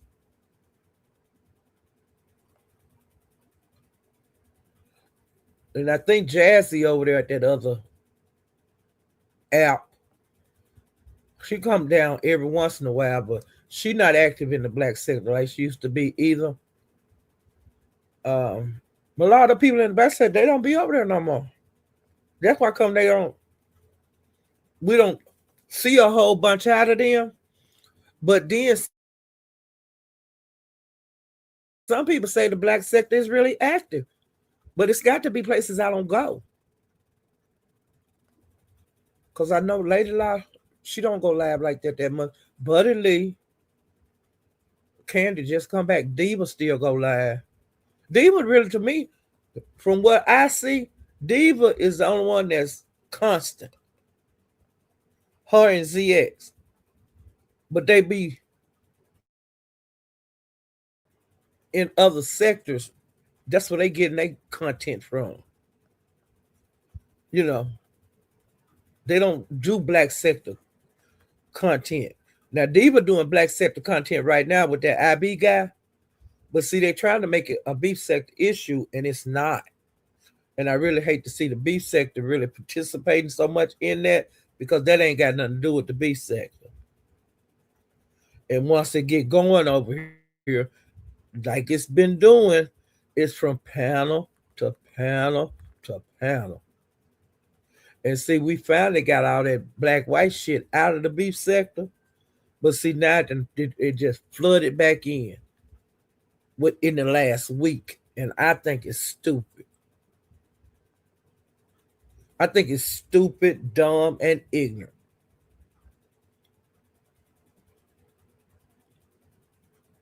And it's showing how stupid, dumb, and ignorant people are. And like I said, I refuse to participate. I'm not doing this. I'm not gonna be in the labs that this shit going on. I don't want to do this. I don't want to hear this shit every day. I don't want to hear this shit all day and all night on at the places I go to. It's too many fucking places out here. It's too many apps on here on the computer. All you gotta do is download them. Some of them you ain't even got to download. All you gotta do is hit the link on your computer, and you be there. And you could just cruise around and see if is anything over here I like. How they act over here. What are they doing? Now I'll tell you this here on Twitch. It's a guy. I think he walking from where he walking from? Philadelphia or somewhere like that. He walking from there to California. Wherever he at, it's like 3,000 miles to get to California. Now I've been checking on him, seeing what the hell he talking about. A little black guy, and then people along the way, some of them let him take a shower. They get him a room, or this and that, or let him stay at their place and take a shower, eat good, and then get back on the road the next morning. But he's walking. He like pushing a thing and walking. Um, then it's some guys on Twitch. It's like three guys and they be kicking it. Do you hear me? They be in a party bus every week and they club hot. And there's some girls that do the same thing. It's girls that be on there that make drinks and doing crafts. Pretty girls. Uh, see what else I be seeing over there on Twitch. And it's a lot of games. People playing a lot of video games. I don't, I go support Broadway and P Money on that, but I don't be in there all night or nothing. Now Broadway's be lit sometime, okay? Prop money and prop monies be lit sometime. Even though they be playing the game, it be lit. Uh, I be on Rumble sometime. I don't know a lot about Rumble, but I do go over there and see what I happen to, whatever happened to come up in my feed, and I see if I'm interested or not. Um, I go to Kick. I like Kick. Um, see where else I be going. Discord. I still peep into that every once in a while. Um, I'm not too off into Instagram. I don't like it because for some reason I don't be on there because some reasons when I do get on there, it show me a lot of dicks and I don't want to sit up and look at guys' dicks. And I don't know how I got in that loop and I asked my daughter, she said, quit kicking on that stuff. I said, I didn't click on this. I said, is there any way you can get me this shit off here? And it's been on for years. So that's why I don't do Instagram. That's why I don't do uh Twitter. Same thing. Dicks. And the guy looking at you like, send me some money. It look like, I don't know what they be doing. But I don't want to see that. On Twitter, Twitter, and on Instagram. I don't. Mm-mm. It would have to be a reason for me to go over there. You know, somebody say, "Hey, come on, hit Instagram right now. I'm finna show you something." But I ain't been on. I ain't been on there. I don't even get notifications. Sometimes I do on Instagram. Sometimes I be in my email, and I just be clearing that shit out. I don't even click on it to see who it is. Cause then I might click on something else, and then I wind up with dicks on it, and I don't want to see that. Cause I thought you would have to be um, subscribed to a person for that to come up, but it's always different guys. I ain't gonna worry about it.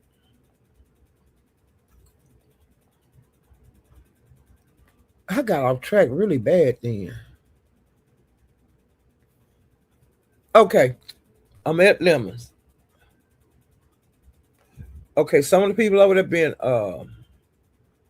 Lolo. Now she don't hang around over there very often, but yeah, like when she have an issue or something like that, then she'll drop in the lemons because he'll ask her to come hit the link, and then she'll hit the link. But she be in the chat a lot. I see her in the chat because I speak to everybody, so that's why I see a lot of people that they still around and stuff.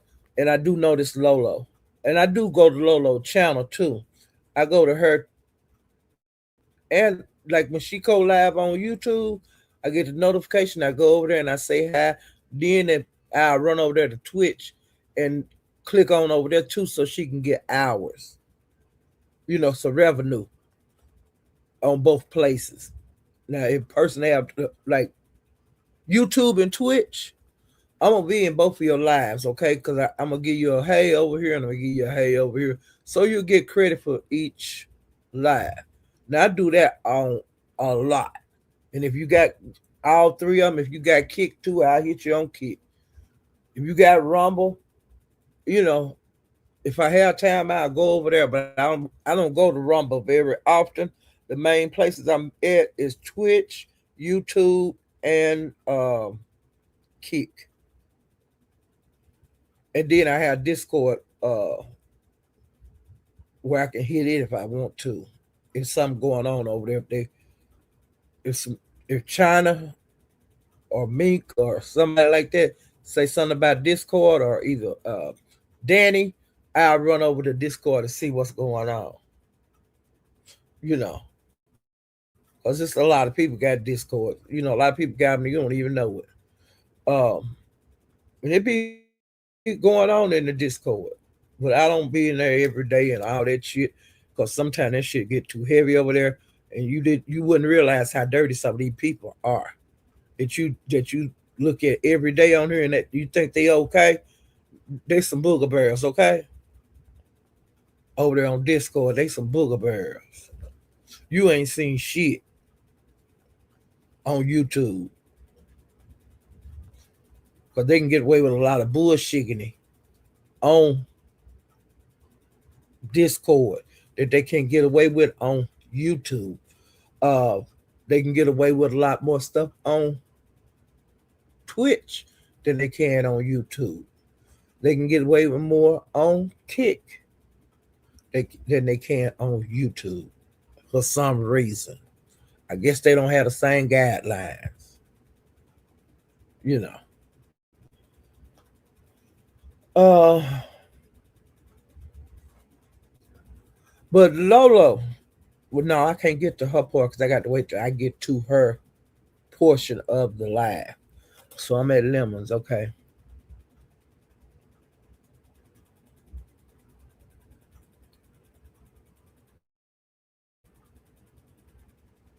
Okay, now Slapper, Diva, Lemon, Shelly, Daria,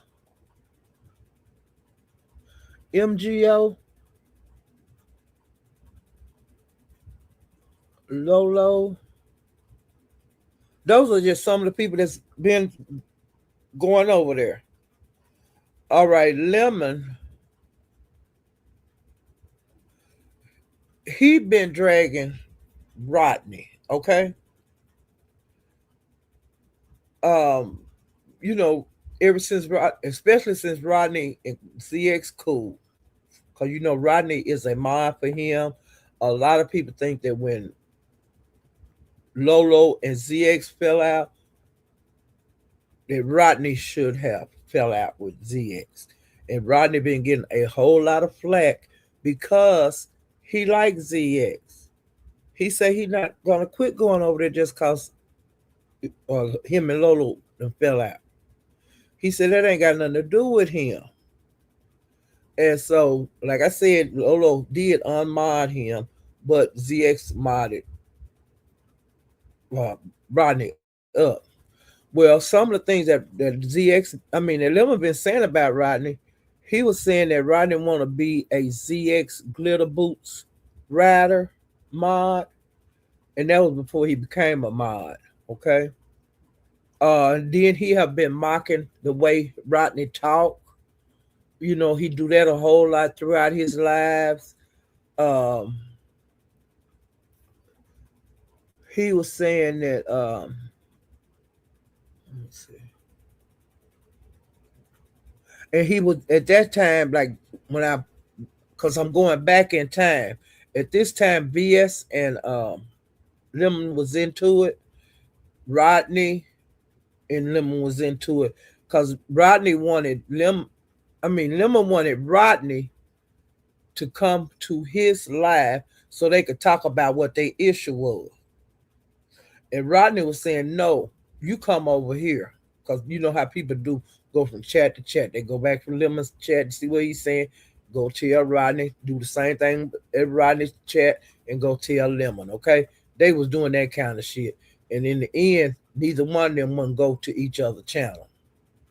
Well, Lolo, she wound up hitting uh, Lemon link and telling Lemon the issue that had went on with her and ZX that I have not gotten to yet. Okay.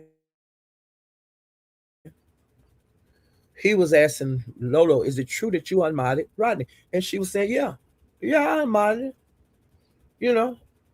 And well, why you and ZX fell out? And she was saying because she didn't take up for him and this and that. But I'm like I said, I'm gonna get to that when I get to Lolo. Um, and so like them, I mean Rodney and Lolo had, they didn't get to talk it out, you know, and all of that. And then, like I said, more and more people was going against Rodney and dragging Rodney because Rodney chose to keep kicking it over there at ZX, which I don't see nothing wrong with it. If Rodney like ZX, Rodney just like ZX. They can't tell that grown ass man where to go. And Rodney says ZX respect him more than a whole lot of people in the B section. I can't tell him that's not how he feel. And why would you give up even though I don't care for ZX? If Rodney gets comfort and can be in the chat and not be bothered and all of that, because he complained about that. As far as I can see, from the little times I be going over to ZX, don't nobody be messing with him over there. So that's a place of comfort for him. But Rodney Child, I hope you don't F that up. I don't know if you gonna F it up first, or I don't know if ZX gonna F it up first. But I seen that now I'm gonna tell you this here. ZX is really cool with a view is a view. And I like a view is a view. Okay. And you don't start you messing with her. And because I seen you had did some on your community wall about her had been crying or something to ZX. I don't know what you was talking about, but I was saying, fuck Rodney, you shouldn't have did that. But you just said posted that like yesterday or day before yesterday. And you need to leave her alone, I think, because she been a rider for a long time. She like the ZX and he like her. But don't be just well, do what you want to do. You can do what you want to do because you're doing it now. I'm gonna just sit and watch. But that's gonna be something y'all need to keep your eye on. Cause Rodney said something about a view was a view. And see, Rodney, now if she come and hit you across your head, like when these women act out and hit you across your head, don't you be saying, I don't know why she doing this to me. I ain't did none of her. She was bothering me first. Now, Rodney, I seen you messing with a viewer's view, and I'm just letting you know that. Okay? Damn.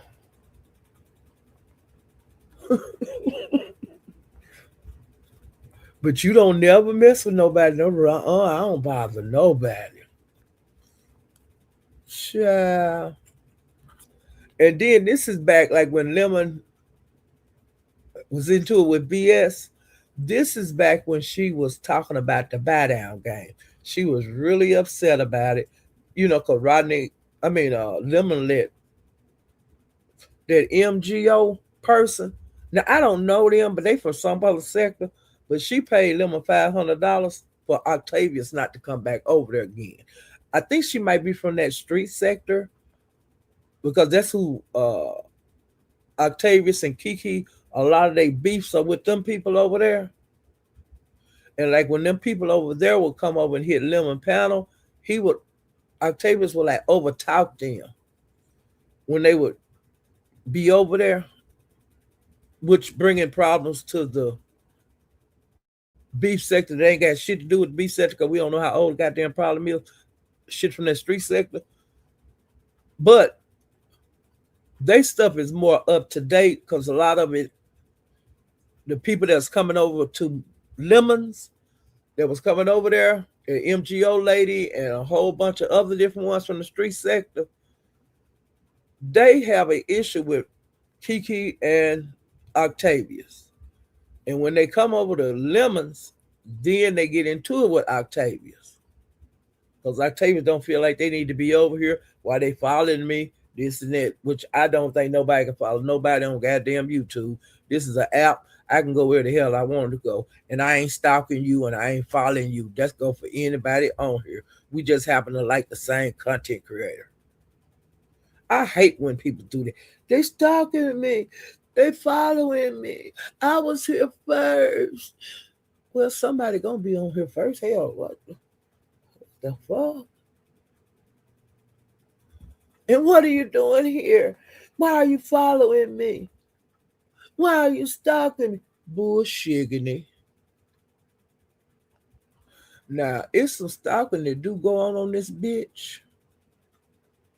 And it be team stalking and all of that because I'm seeing a really bad case of it right now over there in the Mo 3 sector. I'm seeing harassing and bullying. I'm seeing stalking. I'm seeing people sending people shit to people's house. Now to me, now that's some fucking stalking. But as far as us going to the same channel, we want to see the entertainment on this channel. How I'm following you.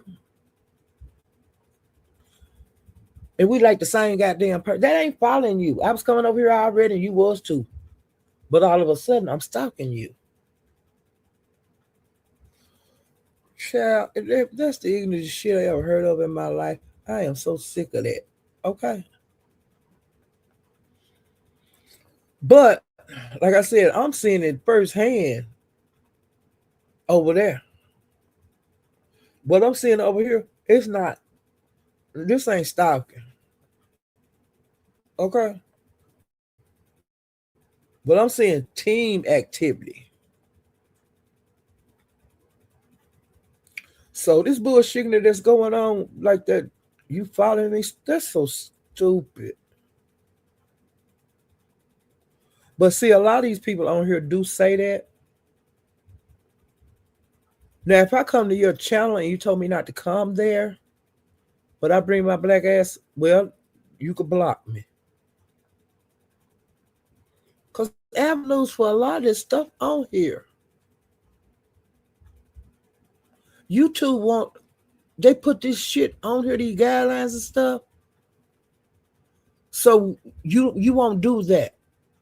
We don't allow this. You can't do that. You can't do this. They put a lot of this stuff on here for us to figure out for ourselves, not for the fucking police.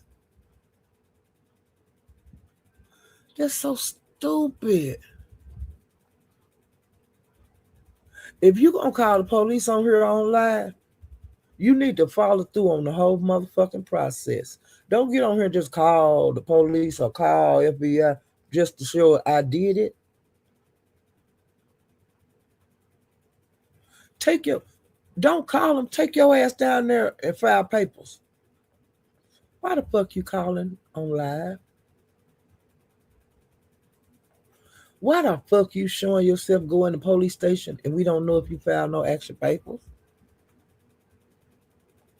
Why come we don't never hear no court dates and I got to go to court because Paulette put stalking charges on me? Why we just hear the phone call? Why waste people's time? Why you got to announce it to the fucking world and show the goddamn world that you doing the police thing? Why you can't just go down there, log off? If you about it, it be so much punk faking on here and fake ass shit.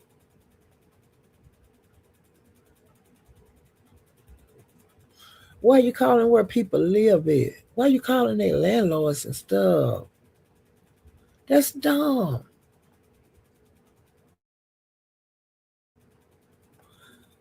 Why you calling dog catching people? That's dumb. Why you calling people kids school? That's dumb.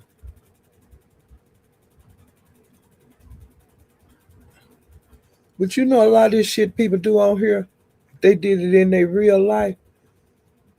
They get busted across their motherfucking head about playing with my kids. With no questions asked, just walk up and just bust a motherfucker in the head.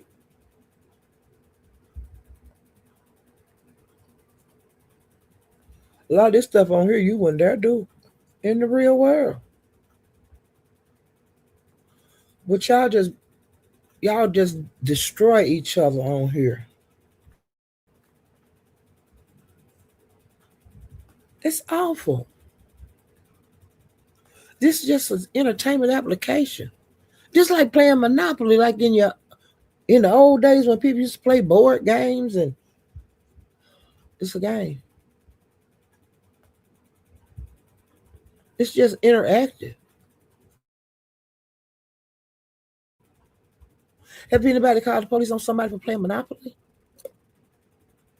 Now I know card games, get your ass whooped or whatever. I've seen that. But that's when you call it taking it to the street and we just have a fight and that's it. Okay? You keep your ass away from me and I keep my black ass away from you. I didn't call the police on you. You didn't call the police. We didn't try to kill each other. We just had a damn fight.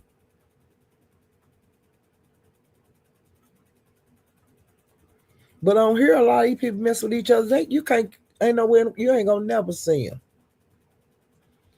And you fucked around and let them destroy your life. You fucked around and let them destroy your life. I wouldn't dare do that. I ain't letting no motherfucker take me off my square or have me where I got to go to goddamn court, take time out of my motherfucking day. That's stupid. I got to fly to California. I wish I would. I wish I would mess with somebody like that.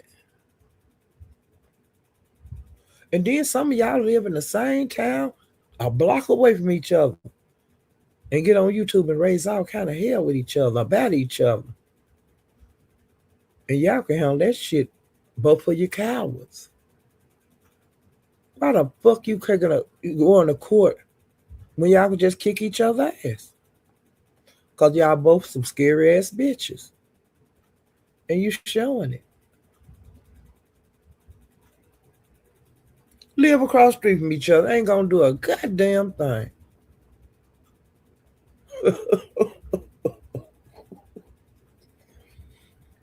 And the same thing be going on in all these sectors. It ain't just over here. Motherfuckers live around the corner from each other. You can walk to the backyard and be at their house. Or walk across the street or live in the same fucking apartment live in the same apartment complex and get on here and talk all that bullshit and live in the same fucking place. Insane to the membrane. On here just barking. Like, child, bye. Let me get back to my notes. I'll never get through. But I said I was going to take my time because I had a lot to talk about. Okay, now, Tracy and Daria, that Daria lady that go with New Era King that used to be with Rod Rack. I don't know what the fuck going on with them. But that's how Tracy target now. Now, I don't know if the girl Daria is fighting Tracy back. Because, see, I don't be over there in that, wherever that is, Rod Rack is. I don't be over there. So the little bit of information that I do get on Daria is through Tracy, through her community wall. Because I don't think Tracy been going live. Or if she have been going live, I've missed them. But I do be getting some of the notifications on her community wall. And everything I see on her community wall, the notification, I get on Tracy, Daria. So that's who she into it with now, and she been into it for a while, and it don't look like it's gonna be over anyway soon. And like I said, I don't know much about that Daria lady. I do know that she messing around with the New Era King right now, and she used to be with Rob. And one thing about Rob and New Era King, whenever Rob break up with a woman, New Era King come in there and he gonna grab them up and F them. Just like like I said, him and Rob need to go on and hook up, cause they tasting each other man gravy, cause they mess with each other women. And to me, when you got an addiction like that and you do it over and over and over, y'all tasting each other man gravy. And the only thing gonna settle y'all down with each other, or make y'all quit messing with each other women. Out of all the women in the USA, y'all mess with the same women, in state and out of state. Uh, the odds of that is crazy, but that's what they do. And what him and Rob Black need to do is go on and hook up because they eating each other man gravy anyway. Because both of them do all sex on the ladies, okay? That's my opinion. And I'm entitled to it. Because ain't nowhere in the world, them two men, everybody, they mess around with, the other one get. And a lot of these ladies live across the country. Or, you live in New York and this other one live in Texas. I should say it like that. Or Colorado, or New York and Washington. And y'all happen to mess with the same lady. Ain't nowhere in the world. Y'all doing that shit on purpose. And y'all eating each other man gravy with your nasty asses. They can't say nothing like that about me. Did I mess around with the same person this other girl mess around with, and we do it constantly over and over and over and over and over? No. Hell to the no. Y'all been into it ever since y'all was like 6 years old or 8 years old. Enough is a fucking enough. I don't even, Well, I do have friends I had when I was in elementary school. I ain't gonna tell that lie because like we had the same babysitters and all of that. Like before school, before we got in school, before kindergarten, we all had the same babysitter, and we happened to be the same age and went to class, our school together all throughout our lives. Now I do still have some of those friends, but I've never had one of those friends that we effed the same guy when we got grown, and then we do it over and over and over and over and over again. That's sick. And like I said, you got this lady in Philadelphia, and y'all live in California, and y'all mess with the same woman. Soon as you quit her, then the other one get her, and it happened more than once. It happened more than twice. New Era tried to get Teresa. He tried his best to get Teresa, and Teresa said, "You sick? I can't stand you." He tried to get Teresa after Rob got through. When Rob broke up, New Era King. He tried to get Teresa the whole time her and Rob was together. And then he got on her after they broke up. He thought he was gonna get her. He tried to get her, and she was saying, "Are you insane? I hate you." No, she was saying shit like that. But then they cordial to each other now. Okay,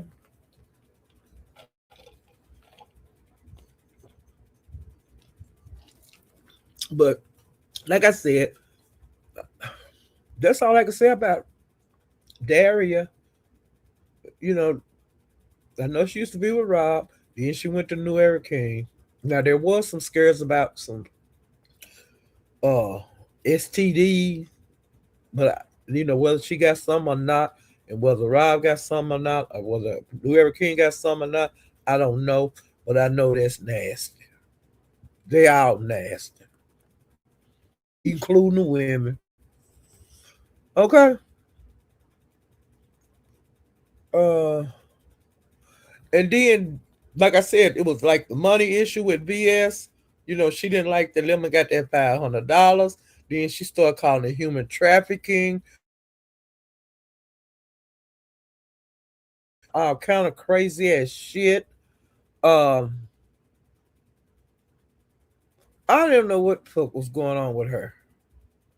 And she worked herself up into a frenzy. She was so mad. You could see the anger in her face, and you could hear the anger in her voice talking about that. And I was saying, I can't. Is this for real? Because they doing the buy down game all over YouTube. They doing the wrench game. Like some of these sectors, you can't be no mod unless you pay. It is what it is. Some of these content creators, if you want a mod stick, you're gonna have to get them some money. And I don't know how much. It varies on whoever the mod is. And then that you can get your mod stick brought. I've seen it.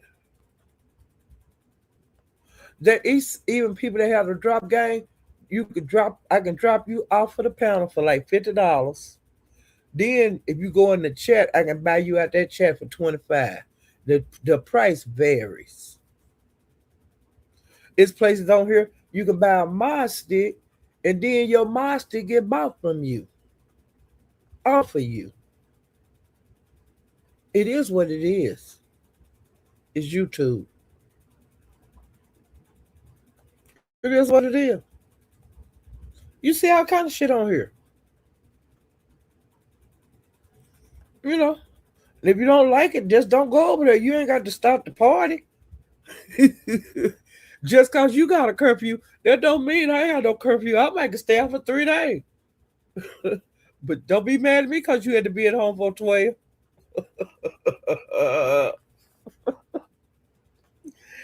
Don't be mad at me because you can't hang.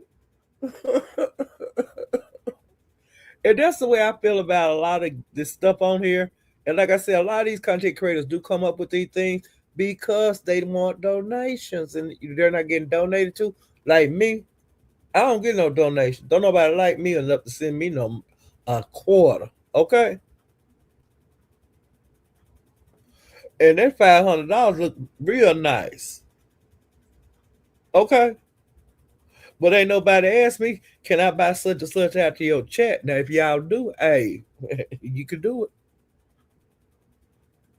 Cause see, I don't have a panel where people can get bought down off of, where they can get into it and cuss each other out. I don't have that over here. Cause I got people on that time, and I don't know. I could learn how to work YouTube better if I came on more often. But it's just really something I'm really not a whole lot interested in. Learn too much about this. I enjoy just moving around and going to different chats and seeing what's going on. I enjoy that. I enjoy the interaction. You know, it's just me. So I guess the people don't like what I be talking about. That's why they don't give me no donations. Cause I've been a content creator long enough to get some donations, but I don't ever get none. But it ain't no big deal. I'm on here just to bullshit and talk about what I seen. And then I come on at my own convenience. See, I don't do this every day. I don't know how people do it every day. I I applaud the people that come on here. Some people come on here several times a day. I love it. You know, I do. And sometimes on here don't be nobody on. And I really hate that. But I have other things to do. So it's okay. But the I like this. You know, I really do. Now if I was younger, I wouldn't have no parts of this. I'd be out there in the street. I would be traveling more. I would be I travel so much, even when I was working, but I would use my vacation days and my comp time, to travel. But see, now I'm free like every day, and people come here. Since I retired, I have traffic in the house a lot. But like I say, this entertainment for me. I have fun on here, going to the different creators and see what they doing, and I just like the internet, you know. But I like to read because I'm reading a really good book right now. I like zombies, so that's my interest in reading, and that's my interest in watch, TV or watching it on YouTube. I like zombie movies. Um, I like cowboys, and I like sci-fi, like this new series I'm watching. I think it's called The Bad Ones. It's a YouTube series, and sometimes I do find series on here that I really really like. I seen a good movie on here the other day called Bloodthirsty. It was a black horror movie. Great. It wasn't long. I wish it was longer. Wish they would made a series out of it, but it's still new, kinda. So I watched that. It was really good. It had all black actors in it. Called Bloodthirsty. It's one of the YouTube movies, like one of the little small companies that make movies. It was one of those, and it popped up, and I subscribed to that channel in case, because I'm going through they to see what all kind of movies they have out. I looked at some of them last night, but it was called Bloodthirsty. That was good. I watched that yesterday, and then, like I said, I started that series. It's a new series. Um, it's 3 episodes right now, and I don't know what night of the week they released the new episode. It's called The Bad Ones, I think. Let me see. I wrote it down because I didn't want to lose it.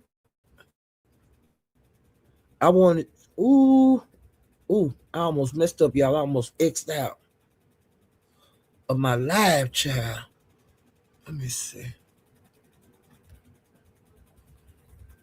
Yeah, The Bad Ones. That's a series I started last night. I stumbled up on it on YouTube, and I'm gonna watch the episode 2 and 3 tonight. Episode 1 was good.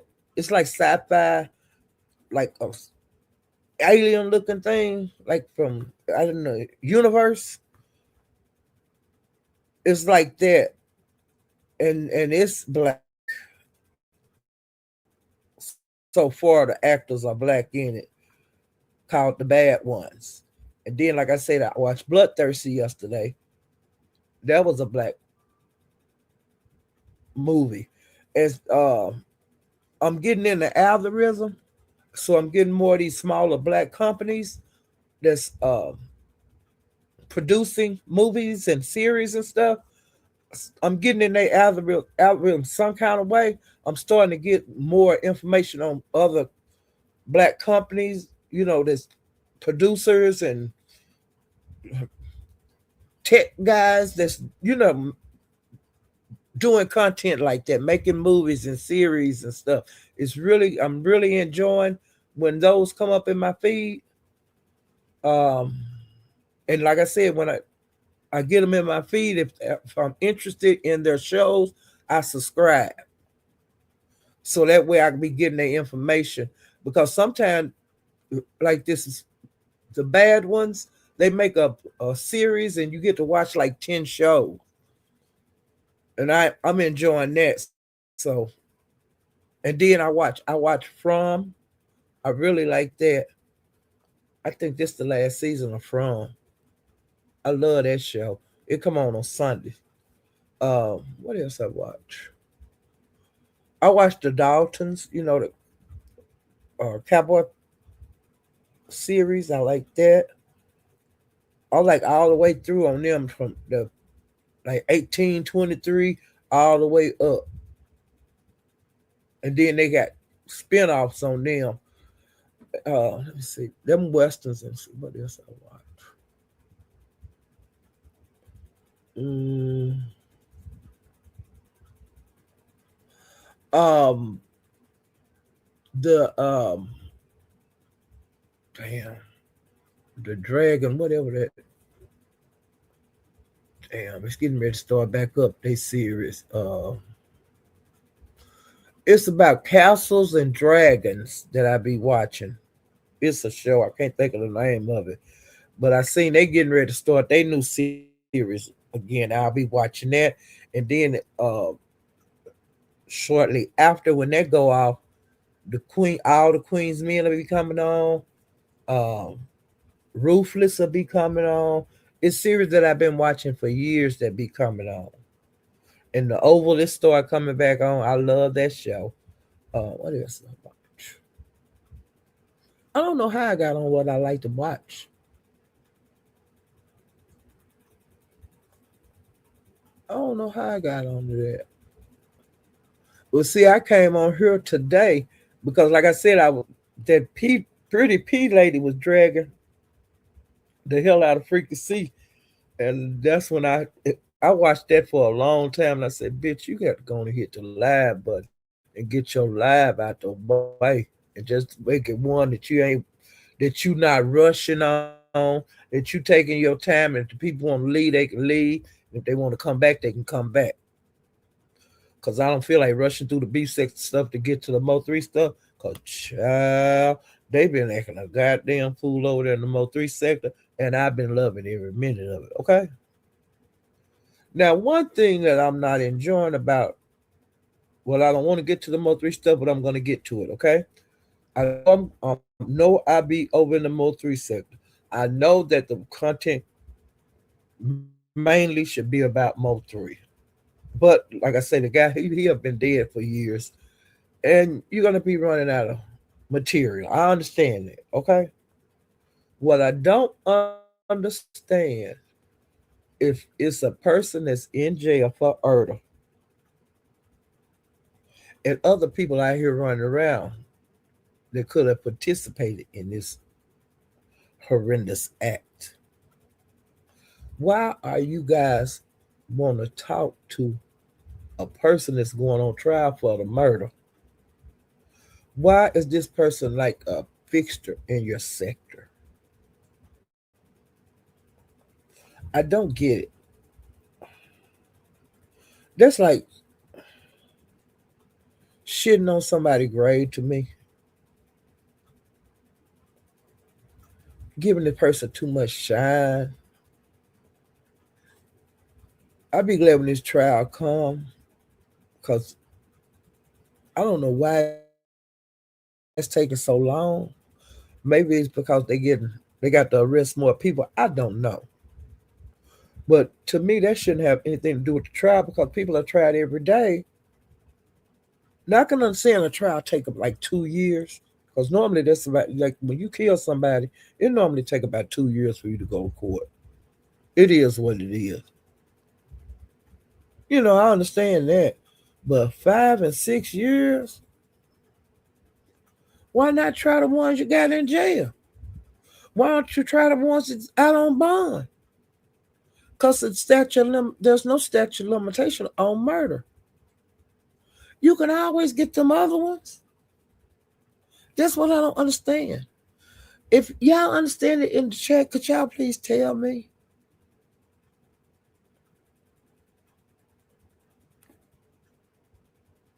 Because you don't have to try all these people together.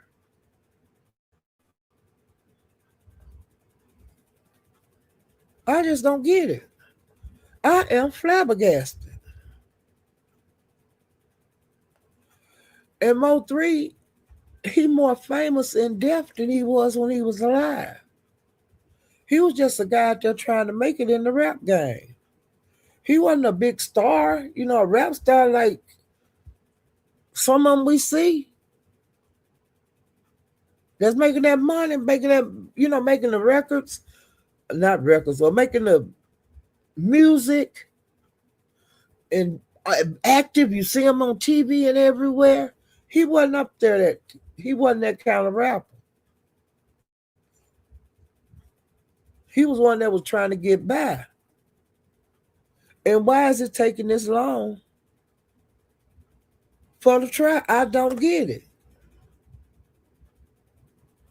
You ain't got to try all them people together. It's a lot of people that commit crimes together that get tried separately. We see it every day. I don't get it. And the guy on there just saying anything. Just saying anything, and whatever he want to say, they just listen to this bullshit. It's bullshit. And why you got to keep talking to him? Y'all been talking to him for about 3 or 4 months. Fuck. And when that country be going on, I exit stage left or stage right. Sometimes I jump out the roof. I don't even wait for the elevator. I just jump blindly. Let me get the hell out of here before I say something wrong. And I mean, been sitting listening to this shit for 6 or 7 hours. I don't want to hear this. Even though it is the Mo 3 sector, but like I said, I'm not off into that. I don't want to get off into that. I don't want to know a whole bunch about that. And so, like I said, I move my ass. Especially when they had it right now. Listen to that guy. I don't know his name, but and he be on the phone from jail for like 8 hours. You go from this line to the next line, he on it. And he in jail for murder.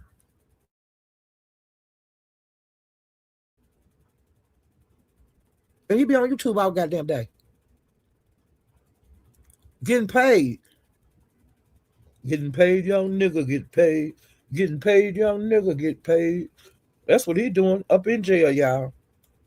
And I ain't, And so that's what, I don't want to know a whole bunch about that. You know, I refuse not. I exit stage up from stage, right? Um,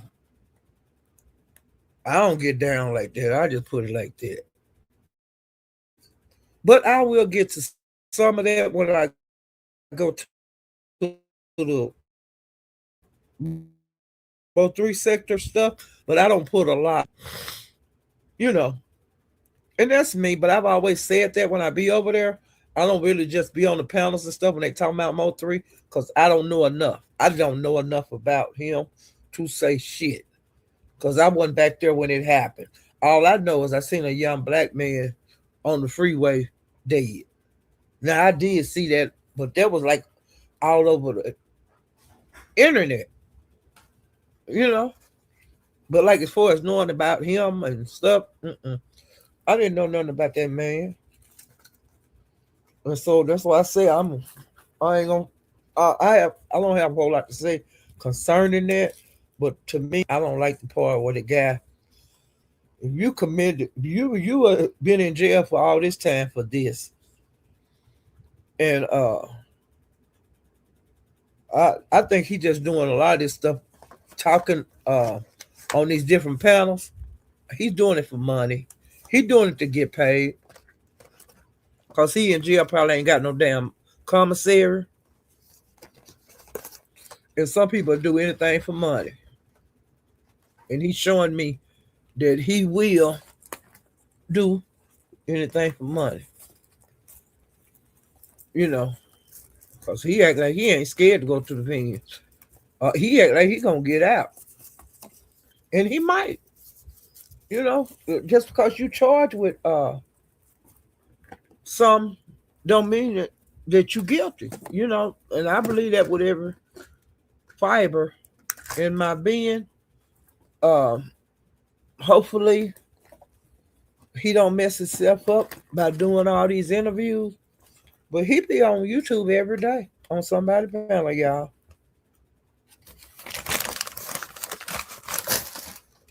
And it trips me out. I ain't never seen nothing like it. But this the internet. Ain't no telling what we might see. Damn, what I'm looking for.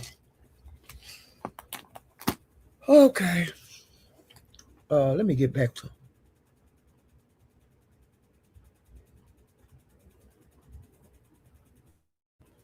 Lemon also was saying that VS was a party pooper, like when she was calling the FBI and stuff and making lives coming on here saying that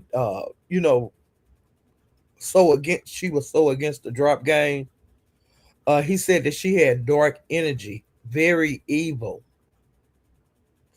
Which I'm gonna just tell you, this is the way I feel about it. When VS comes on these lives and hit the panel, it seems like it take the breath out the room. You know, or either it seems like people gonna start walking on their tippy toes, or they're gonna have to watch what they say and all of that. And to me, that's stupid. Or I can't let this person. She can drag them, but they can't come up here and drag her and all that. To me, if you got here dragging people on YouTube, if you hitting these panels dragging a person, they should have the right to come up there and drag your black ass right back. Like Theo and Brian did, I told y'all, they threw everything except the kitchen sink at each other. Either get up there and drag, or you get your ass down and let them get up there and drag. You done drug. Now it's their person. It's their chance to get up there. You ain't got to be up there with them, but at least give them a chance to get up there and drag your black ass back since you done drug them. I don't think that's too much to ask. I don't think that you should be the only one to get the drag. And I don't give a damn what your name is. They go for anybody on here. You know. Or either you need to go live on your own channel. If you want to just be the one to drag, get over there on your own channel and do it. If you don't want to be confronted, if you want to be the only one to talk shit,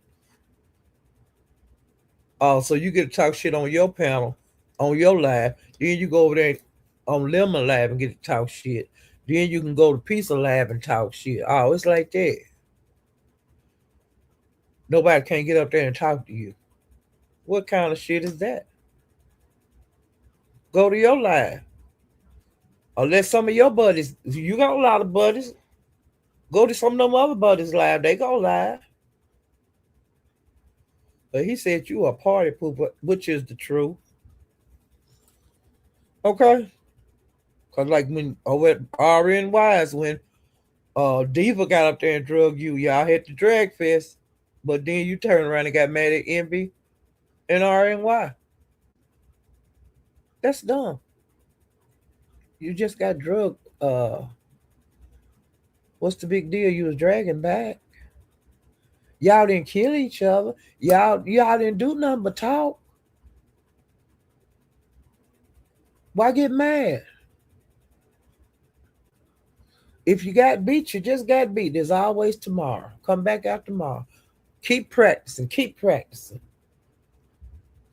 But don't get mad at the damn world.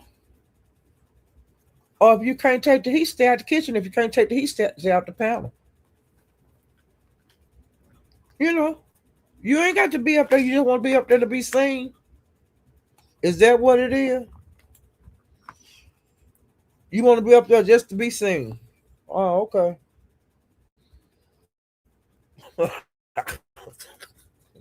kind of, what kind of cockamamie story is that?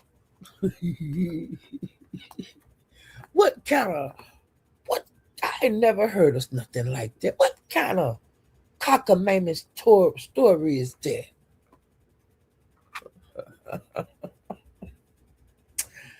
Um, Let me see.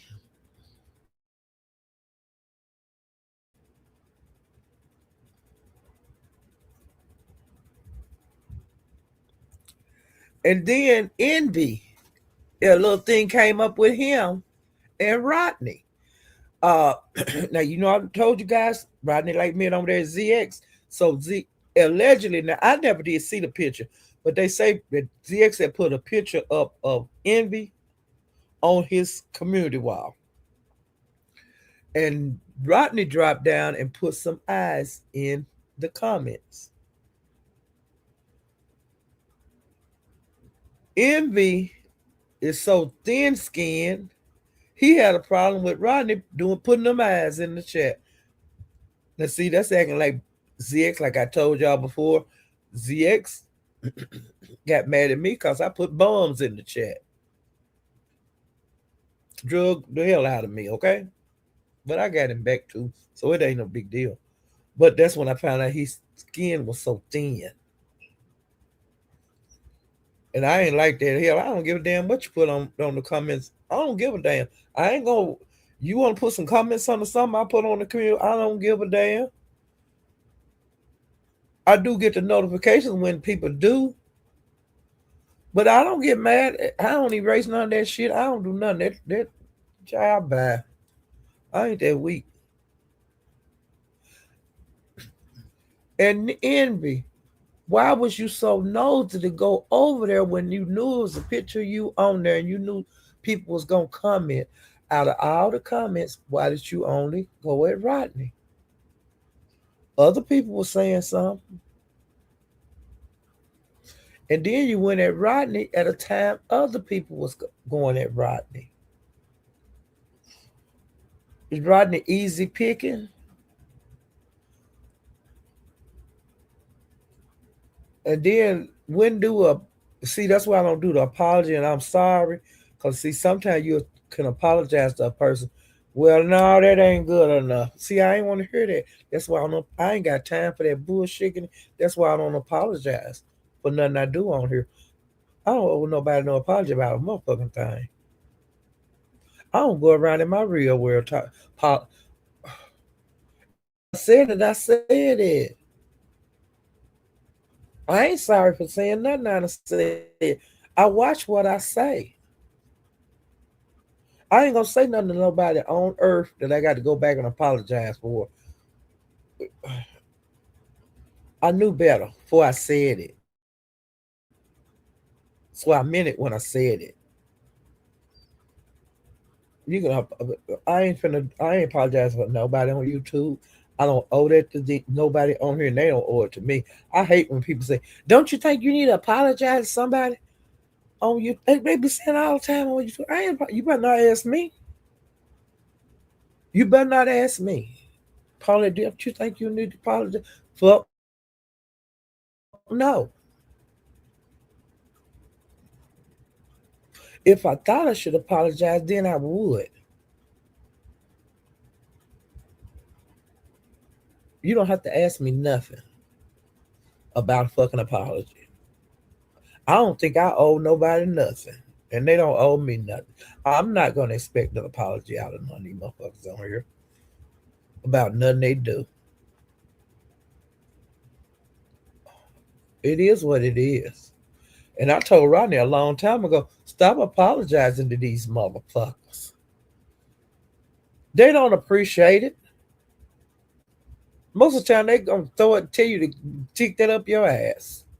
Or not gonna accept it. Or I might think about it. No, you ain't got to keep going through that. And you got to apologize to the same people over and over and over and over and over.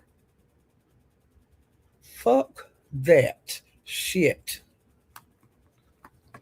You can take that and stick it up your ass sideways. I ain't apologizing to nobody on here. This is an entertainment application. This ain't no school or church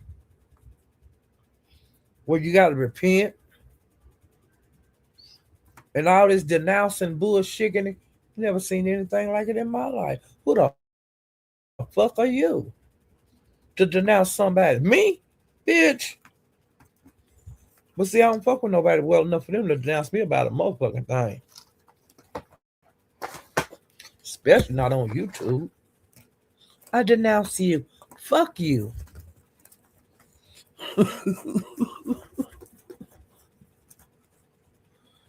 Woo like you some fucking fuckers. You a king or a queen or a president. What are you? Child, bye. And y'all, they said that binary been coming up, and the but before I started hearing about him coming up, his face, he had went on lemons, I guess, and cammed up backstage or something. His feet, and Lemon drug him about his feet. He said that his feet looked like muffins. He told him he need to lay off the salt. He said his feet looked like a busted can of biscuits, that they were swole up. He said he had hospital socks on his feet. Y'all, they drug his feet for I don't know how long over there on lemons, and it was so funny. It was lighthearted stuff, but it was so funny. Okay, and I think that lemon and binary they like each other a whole lot, but they go at each other. You know, they it be like banter. It don't be nothing like now. To me, to now, it could have, but I haven't seen them just go down to the gutter with each other. They stuff be like picking. You know how sometimes you can have some be cool with somebody, but y'all pick on each other. That's what to that's what I observed, but I could be wrong. But I think they like each other a lot. You know, that's just my opinion of them. Now, a lot of people don't really care for binary a whole lot, and they've been dragging him about his looks and stuff. Um, I don't be at binary, so I can't say a whole lot about him coming up or anything like that. But people been saying you need to calm down and this and that, you know. But I don't know nothing about that because I can't tell you. I do not be over there at binary. I have too many other places I'm trying to catch up with and keep up with the characters. I can't. I can't. Well, no, I ain't gonna say I can't take no more because I have been going to keeping an eye on a couple other places. Okay, I just haven't been dropping down in the chats and stuff. I'm trying to get to know some of the characters. And I'm gonna tell you on this T sector character, Latrice Allen, or whatever the sector is, I am having a hard time keeping up with the damn characters. And once I think I kind of know the story, this shit flips all around, and I can't keep up with them people over there. It's a damn mess, okay? Now I be going to Shamar's trying to get an understanding, and that's where I get my information for my. I don't do commentary on them, okay? But I think I did one time, but I'm not. It's a damn mess, okay? I'm just they're a damn mess. Now they did have a lady that passed over there the other day, and she have a GoFundMe up. Uh, Shamar had the link in his chat, and I clicked the link because a lot of time they show you how the person look. Cause she have a GoFundMe up, who somebody maybe her family, and she was a nice looking lady, but I did not know her. I don't know her. I wouldn't know. I wasn't a subscriber, but I could be. But I'm not gonna say I'm not subscribed to the lady that passed. As far as I know, I'm not subscribed to her. I don't know her, and see, I don't know her story. But y'all, now that lady have passed, but they've been dragging the hell out of her. I don't know nothing about her or anything. I'm just going by the people that's dragging her, what I've been hearing out in the street. And they dragging the shit out of her, even though she dead. Y'all hear me? And I've been saying, oh, what? She did what? What? I be like that. What? What? They be dragging her so bad. I just been exit the stage left. I've been putting my church finger up, honey, and getting them over there because I don't want none of that shit to jump on me. Okay? Damn. They been dragging the hell out that lady. But on her GoFundMe, I seen people have been donating. And I'm glad of that. Because sometimes people need some help when people die. You know, everybody don't have the money for an insurance policy. And, even though we know all know we got to die, you know, all of us are going to die. But everybody don't have insurance. And it's just, it is what it is. And it ain't just the black folks. It ain't just the white folks. It's other goddamn races too. It's a surprise on a lot of people. And some people have to script and scrape to make the money up to bury this person.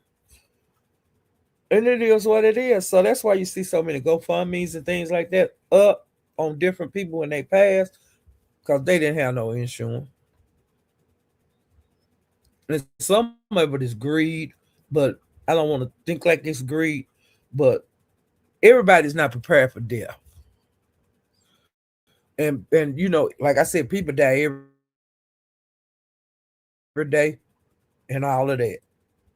But they've been dragging the hell out of that woman. I ain't been, the people that I've been going to hear, well, I don't be going to hear about her because I don't know the lady.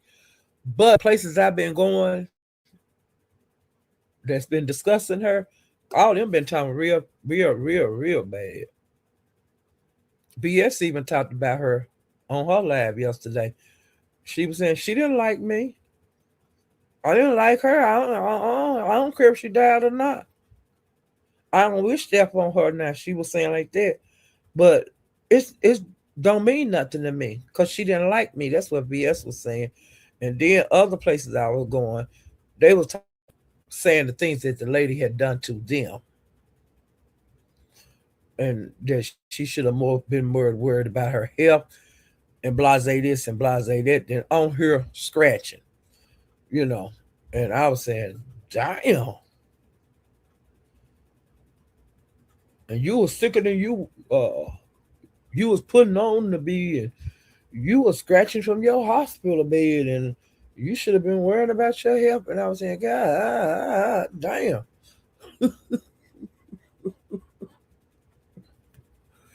Woo, child. I been like that. What? What? She did what? That's what I be doing. That's how I be, my head be, what she did that? No, she said, what? I ain't laughing at her passing anything. I'm just saying what these folks is over there in that damn sector over there. That Latrice Allen or the T whatever T sector, whatever the fuck they call it. That's what they saying. I didn't know that lady. I didn't know that lady. May she rest in peace. But you know what I'm gonna do? I'm not gonna be going over there right now. Uh, I'm gonna peep in and I'm gonna jump out. I ain't gonna go over there and just sit up like I be over there. Shamar, Shamar is funny as hell. Okay, he is so funny. He thinks of so quick on his toes on his commentary when he be telling about what's going on in that sector. He is so he tells the story so funny, but he do be serious a lot now.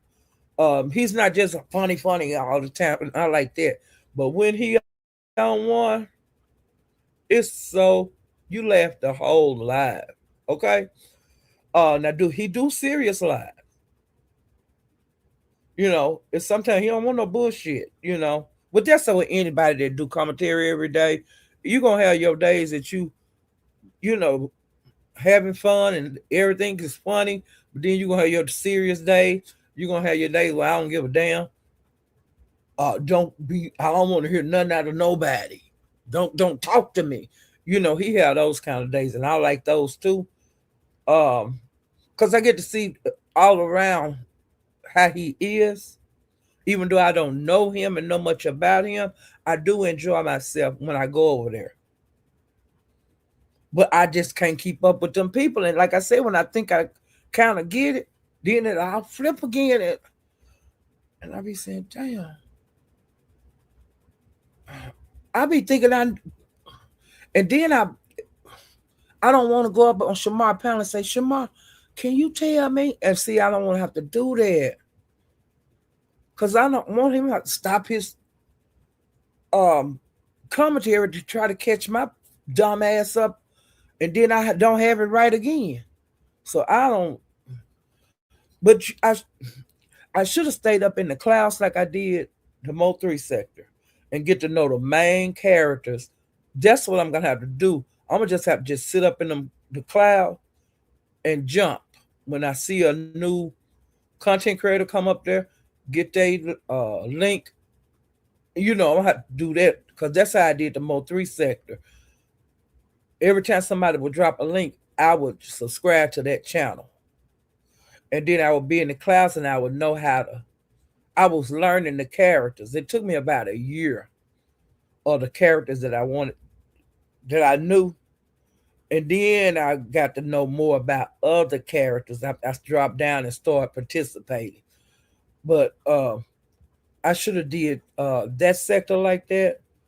Uh, I think the reason that I didn't is because a lot of the characters over there, they started coming to the B sector, and I didn't know none of them, and I kind of got to know some of them. But see, the ones that I know from over there, they're not they're not with the shock and all of that. Good storylines. And like I said, when I think I got it, I don't have it, and I'm gonna have to go in. I'm gonna have to go upstairs and just not clear my mind out and just learn them slow. You know, learn them slow like I did the Mo3 sector. Learn the main ones slow. But I don't know who the main ones is over there. I know that Shamar is one of the active people over there. But them other ones, I don't know them. And they storyline is so confusing. Cause like I said, I'd be thinking I got it, kinda. But then Shamar do another show, and and they done all twisted up again. I'm serious. I on one storyline, I thought I had it down pat. I thought I knew everything that was going on, and I came back because I had been keeping up with them about a couple of months. These people that I'm interested in,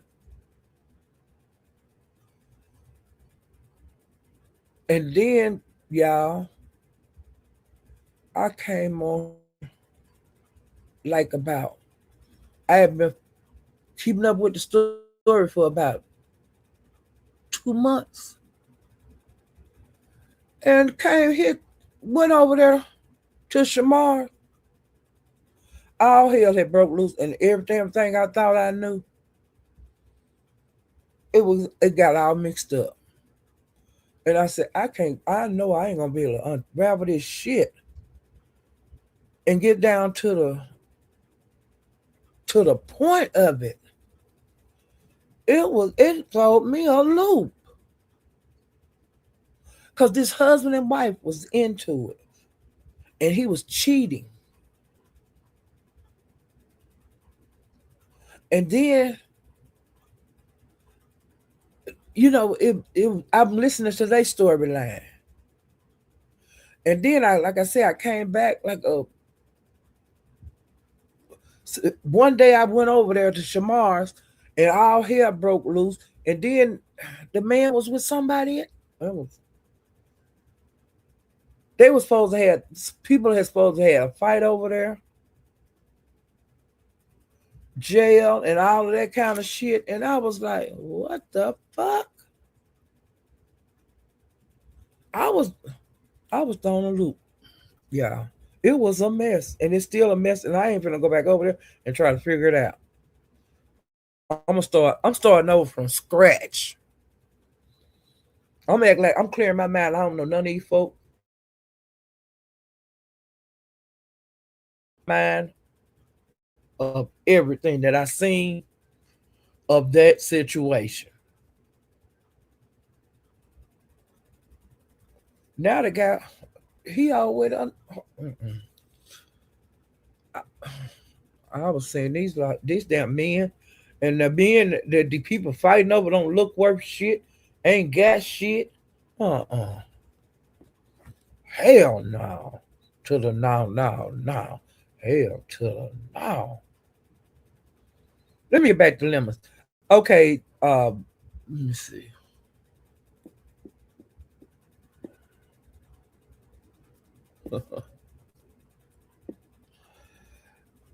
And then I don't know how I'm trying to make I say this. This might be why I'm trying to say how to say this right. Uh nah. Let's see.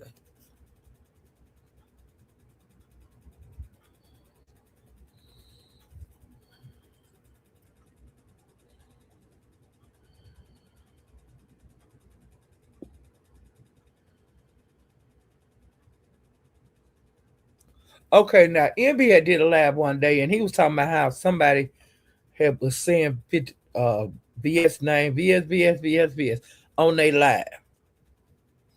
And then I had made a note on here. I was saying, well, hell, Envy, you had said BS name back when y'all was allegedly okay with each other. You used to say her name 50 11 times on your live. And when Lemon was cool with BS, he would say her name 50 11 times throughout his lives. They was doing the same thing, but then they accusing the other one of doing it like they didn't do it. But that's like the pot calling the kettle black, okay? Both of y'all be on the fire. Both of y'all the same, even though you a pot and you a kettle. You know, y'all do the same thing. Y'all still getting the same goddamn heat. But he was, I can't think of who even was talking about, was calling VS name 50 11 times. I think it was Lemon.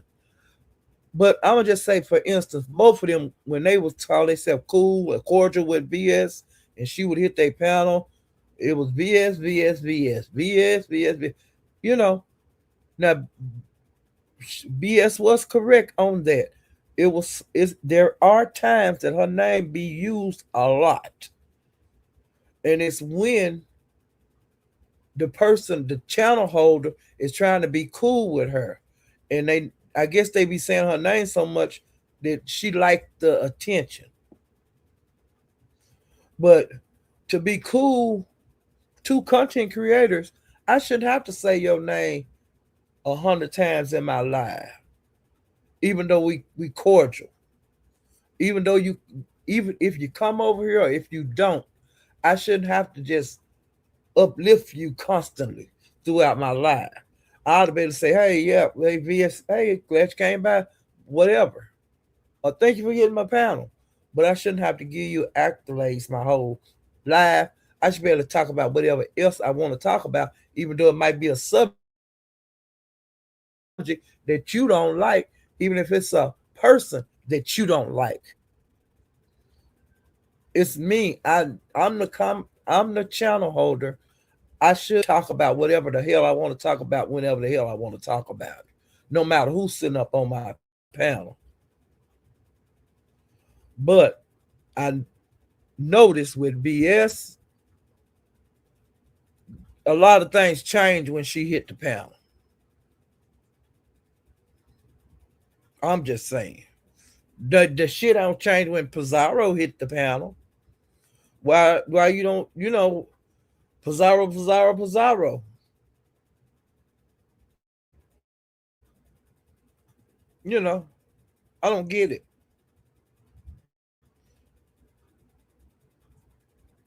You know,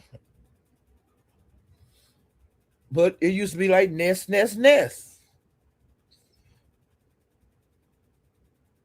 And when VS come, now it's VS. I don't get it.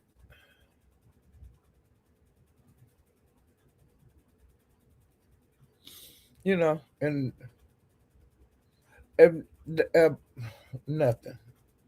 And like I said, a lot of times with these content creators, it ain't what you see, it's what you don't see. Okay, they might be, they might act like they not cool or act like they done fell out, but backstage, see, they kicking it. I don't trust none of them. They've shown me time and time again they not good for their word. They don't practice what they preach. I just put it like that. They don't practice what they preach. And so I ain't got time for that. And don't nobody on here do surprise me. Nothing. Cause they just human and they don't no. And like I said, I have picked sides before. And like I said, the next time they go live, now they back cool and I'm looking like a fool. And that ain't gonna happen to me no more. I don't give a damn about none of this. And I ain't finna be bagging nobody like that. And I got to go along, if you don't like them, I don't like them, all that shit. I ain't got time for that. You know, I I'm gonna just keep my journey going like it's going on YouTube. Uh, I'm not gonna chat much in the chat. There's very few chats I do chat in that I feel comfortable to chat in, and I just say "ooh, child." That's what I say most of the time. I don't type what I feel like or what I really want to say. Cause they do the screenshots, and then hell, I might forget what I said if I type some, about somebody. I might forget what I put because hell, if you study chatting and putting shit in everybody's chat, how you gonna keep up with what you said? So I just say "ooh, child," and that could mean something good or it could mean something bad. I'm just doing a "ooh, child" on it. I learned that a long time ago. Um, Watching, being new on the internet application, YouTube, I learned a lot just being observant. You got to observe. You have to. You got to see how these people move on here. And sometimes they change from chat to chat to chat. Because sometimes people are trolls. Sometimes on this chat they cool with you, with the person. They go to the next chat, they talking about them like a dog. They go to the next chat. I don't know why come don't nobody like you. I don't see nothing that you've done to anybody. They go to the next chat. They ain't shit. Hey, it is what it is. And see, that's why a lot of some people do them screenshots of what these different people say, because they want to keep up. This person really don't like me, or this person is two faced. They like me over here on my channel, but when they get over there on Tracy channel, they talking shit about me. And so that's why they do a lot of screenshots and stuff. But like I said, I don't chat much because if you're a chatty patty, your your shit might change the next live, or you might try to say something slick, get caught up when they talk about somebody. You might put something in there and really don't mean it, but then it's all out there in the open and all of that. I ain't got time for this shit. Yeah, I ain't got time for that. Or somebody lay wait for you, and then they get to grab you and shake the hell out of you on a panel, you know, because you wrote something in a chat 2 months ago and can't remember what the hell you wrote. Or you was joking because you was just trying to fit in with the chat, got caught up. And then you could have been talking about something they were discussing 10 minutes ago. Some people computers run slow, or they phone. And see, with mine, they say I have a, what they be saying? Like I be behind on the conversation when I be on the panel. They say I have a lag. That's what they say I have.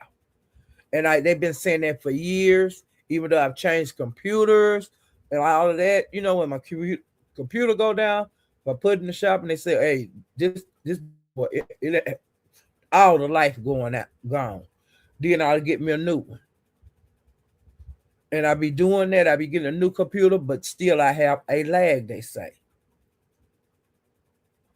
And it's got to be something to do with my internet service, because like I said, I done changed computers, and I hear the same thing when I be on panel, especially when I be over at Broadway's. He said they say I have a lag over there, but hey, they don't say it over there. It's Broadway's. Somewhere else I be. They be saying you gotta remember Paulette got a lag. They be saying that like I be behind on the conversation. You know, it was some shit like that. And it happens at Broadway's and another place I be at. And like I said, I done changed computers since I've been on live, since I've been on YouTube. I've changed computers several times because I like the big screen, and I have advanced every time I get a new one. I get the bigger monitor. I want to see where I don't have to. I like to lay back, and I got a big screen up in front of me.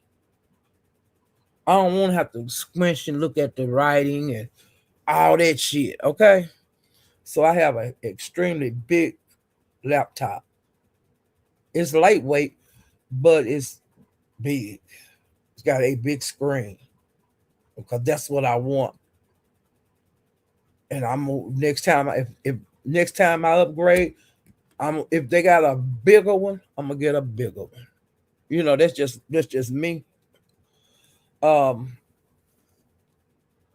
And like I'm laying down doing this now, but my computer is way away from me.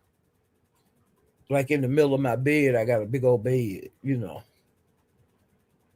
my little grandbaby, my little great grandbaby, the day I had her in here, she don't like, but she like the computer, and she don't really care for me when I'm, you know, on here chatting or whatever. And she gets up and she sits like on the keyboard.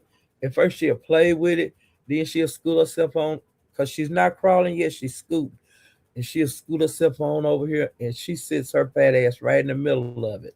Okay, and play with the buttons. She puts her ass right on the keyboard. She don't want me looking at it or nothing.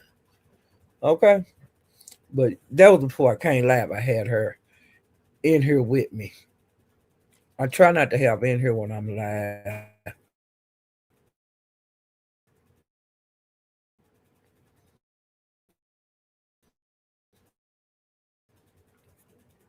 but I love her to death.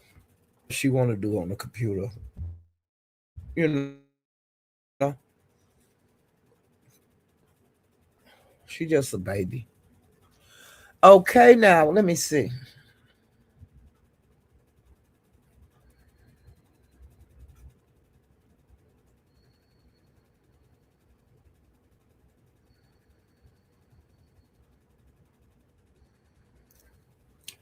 And like Diva and BS, they got into it at Envy's, and I mean they was dragging. Okay, um, and then BS got mad at it was at RNY's, and Diva got mad at RNY and Envy, and so did BS.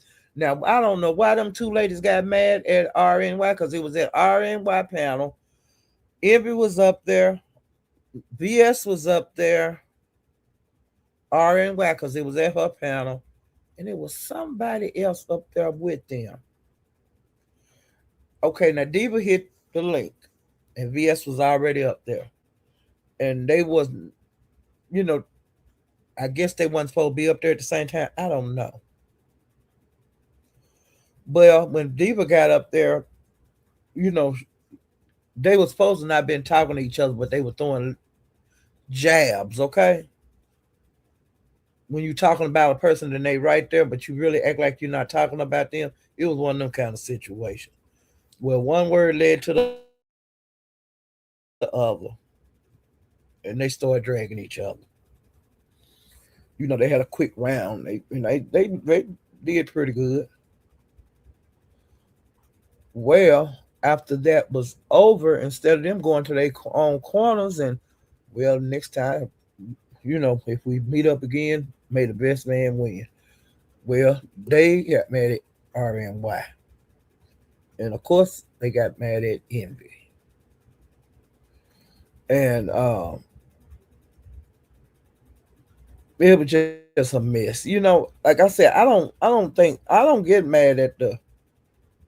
Well, I got mad at Lemon because he had put Gina up there, and I told him not to, and he said he wasn't, but then he did. Now that's why I got mad at Lemon, because you told me you wasn't gonna do something, and then you do it. And that's why I fell out with him.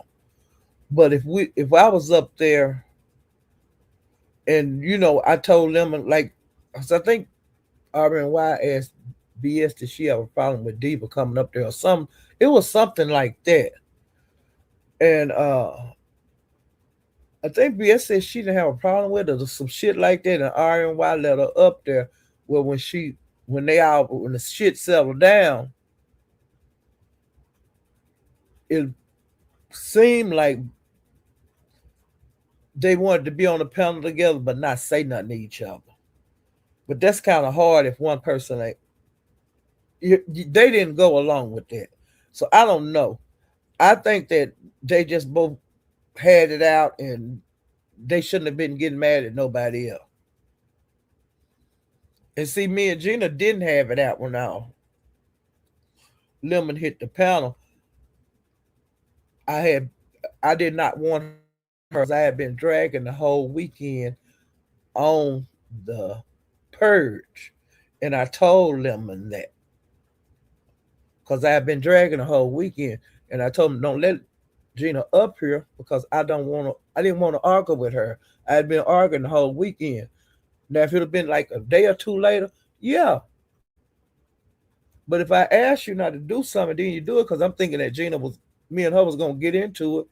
I didn't feel like arguing, even though she didn't have a chance to say anything to me. I asked him not to because we have argued everywhere we go. Okay? Now, for now, me and Gina, we like at a standstill. We're not getting into it right now. But any minute, if I go somewhere and hit the panel, one of us might strike. Right now, we're not striking each other. We're not going at each other. But I can't say what tonight might bring. Like tonight, if me and her on the same panel, 9 times out of 10, it happens over at my house, okay? That's right there normally is where we get into it at. Okay. Now, and either she might call me out at Broadway's or at the Captain's, but the Captain don't go live anymore. But those are the two main places. And sometimes I might be in the chat and she called me out. And I'm gonna go up there. I'll be in my house. She might say, "What this old bitch want?" Or what? Oh, hey everybody. Oh, I see this old bitch up here. Shit like that. I didn't feel like that night at Lemons, and I just want to sit up here and unwind, and listen to you drag because he was dragging somebody that night, and I was enjoying it, and I hit the panel and say, I'm just enjoying uh listening to you drag Lemon, and I said I'm on mute because I think I would hit the panel to tell him thank you for sending people over to the purge to vote for me. When I asked him, he had sent people over there to vote for me, and I wanted to thank him, but I didn't want to interrupt his commentary. That's what happened. And so when I got up on his panel that night, he, hey, how you doing in this? And I say, Lemon, I say I'm enjoying you dragging. I'll talk to you whenever you get through with your commentary. I'm going on mute because I could wait. Well, Ghetto and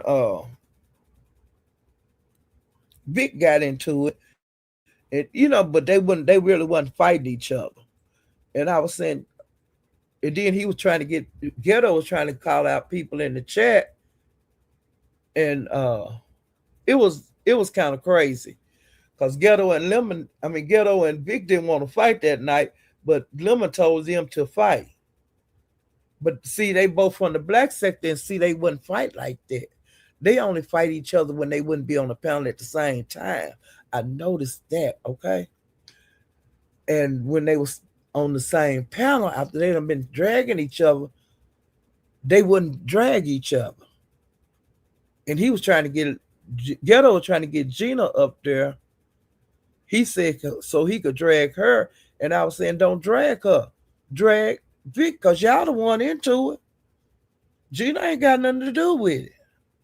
And I was saying, Gina, don't come up here. Let these men handle it. And then she hit the panel. This time, all that went down with us that day. But I'm just, but I understand on a lot of situations why the people get mad at the channel holder for them being up there arguing. Because, like I say, I dropped down. And other people can do that. If you don't want to fight, just drop down. That's what I did. My voice was gone from Dragon Child. But they wind up getting mad at Envy and RNY. And then after that, M. Bernadette asked RNY if she would can I interview you? And so they had an interview. Now, I didn't see the interview, but I heard it was a good interview. But then BS went live and started saying something about working for a company and you have she didn't say guidelines like policies y'all supposed to go by. You ain't supposed to say nothing bad about your job and this and that and that and this. And then she said something about Amazon. Well, RNY had said something about Amazon and that she did training on people at Amazon and she traveled for doing this. When her and Bernadette had that interview. And so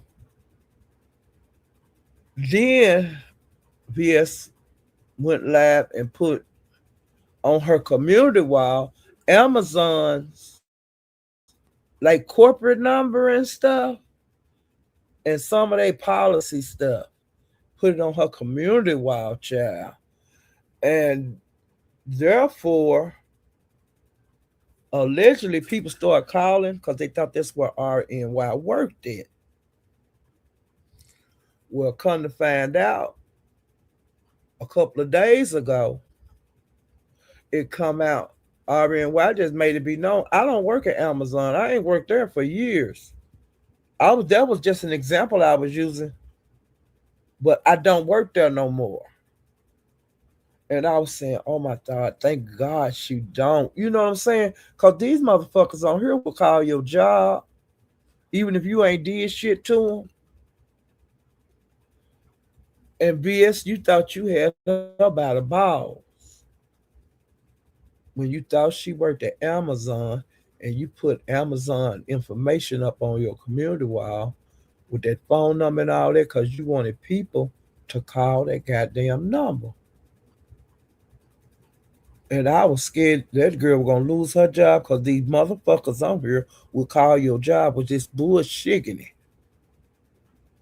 And I was so glad when RNY said, "Oh, I don't work there no more. I've been gone from there for years.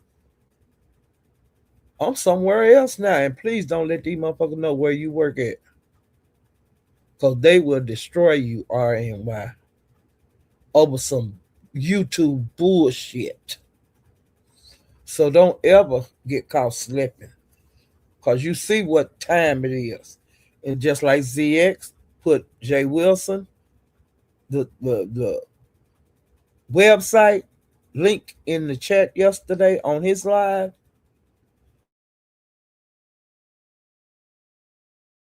and I hit that and I went right to where he was at, where Jay Wilson was doing that commercial.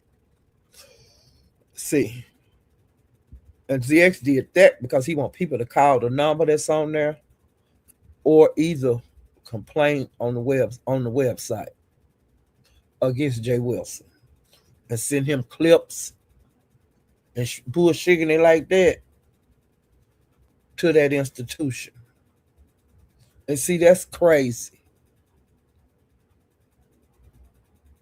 That's crazy.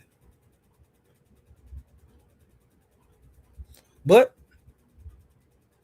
when you're in the jungle, and that's what this is, you can't be surprised if an alligator or a panther come out and bite your child because you in the damn woods, child. Okay. So some of you, it's gonna be some victims, innocent walking through the woods that a lion just happened to get. Or a bear. And you just happen to be the one. Keep your information. Don't share everything in your life on here. I'm letting y'all know I got great granddaughters. I don't have no job. I ain't on no house. I don't work all my life. I'm retired. Can't nobody take nothing from me. But if I was working, you might be able to use some of this shit against me. But I don't get too raunchy on here. I can go real low with you without it can be but we are able to affect me. Like If I did have a job, I haven't went so low with nobody on here yet where my job could get taken from me. I just put it like that. I ain't did nothing raunchy on here like that. But I have did some things on here striking back to protect myself. If you strike me, I'm gonna strike your ass back. It is what it is. I don't give a damn. If you mess with me, I'll mess with you back. And I'm gonna do that. And I'm gonna have you have the first word. I'm gonna have the last one. You're not gonna. This not gonna stop till you stop. Once it started, and that's the way I've been doing it, and that's the way I'm doing. I do it in my life. You start with me, buddy. I'm gonna get my lick back, but every time you strike, I'm gonna hit. You hit me, I'm hitting your ass back. You ain't gonna be the only one punching. You know, I'm not a punching bag, and I'm seeing a lot of punching going on here, but people ain't punching back. And I'm not weak like that. I punch back.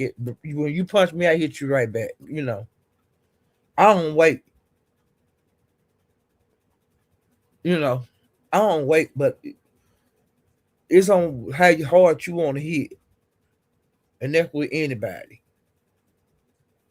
You know, you ain't gonna do all the swinging. I'm gonna swing back. I wasn't raised like that, but I see a lot of that on here, and I see gang. I see like team ups, like teams of people to go against one person, and they don't have a team. Like I ain't got no team, but I be damned if I put up with that bullshit. What I'm gonna fight you I have to all of y'all. I'm gonna break the team up. It depends on how far they team want to go, and that's what any these folks out here that got teams. I be one. I'm gonna fight everybody. I don't give a damn who I hit. You know, from the top to the bottom or side, it don't matter to me how I have to hit back. But I'm gonna hit till I hit all them bitches or all them niggas. Your team need to stand down. And this person is begging for the people to stand down. Y'all don't get in this. I see. I ain't finna be begging. I ain't begging for shit. Y'all want to come out here as a team? Come on. I don't want to have to fight, but if y'all don't want to do this, I ain't gonna tell you. I ain't gonna beg y'all to stop. I'm gonna ask you, and that's gonna be it. Mm-mm. No, you ain't gonna get the upper hand on me. Nobody on here. And that MGO lady that paid Lemon the $500 to keep Octavius from his panel forever. BS was saying that this lady had taken advantage of MGO and that MGO was autistic and all that kind of bullshit. I don't know, but that's what she was saying. Well, allegedly, now I missed this live because it got put on private. I didn't get to see this, but MGO went to BS and panel, and allegedly they talked. And the lady just told her, she was prodding and probing. Don't you feel like you was taking advantage of and this and that? And they kept saying the people out here in YouTube sphere, like Lemon and other places, they were saying the MGO was telling BS, no, I'm not taking advantage. I knew exactly what I was doing. I don't have buyer's remorse. I ain't blaming it on me not having good sense. I ain't saying nothing like that. I know exactly what I was doing with my money. I'm a business owner, and can't nobody take advantage of me. So BS could not you kept she couldn't keep saying that Lemon took advantage of that lady, that she autistic, that she this and she that. It's people that's autistic that own companies, married, got kids, and living just fine. Now, just because if your child is not as it's all kind of levels to autism. Okay? It's all kind of levels. And they still learning. They don't know all the levels.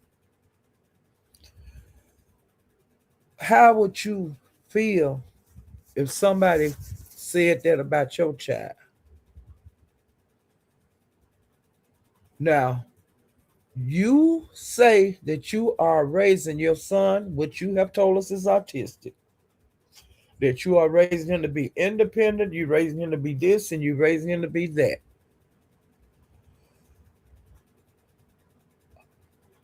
Can he be taken advantage of out in the real world?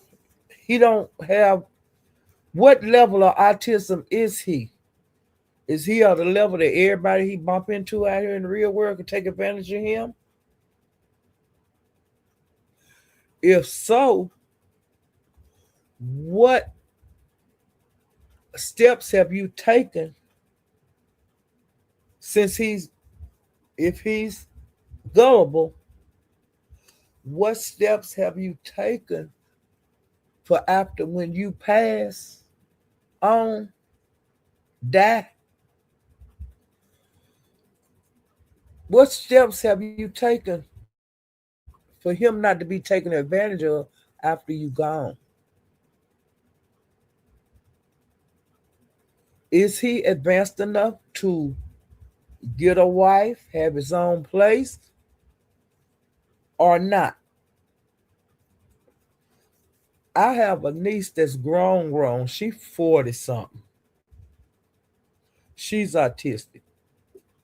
We know she can't take care of herself.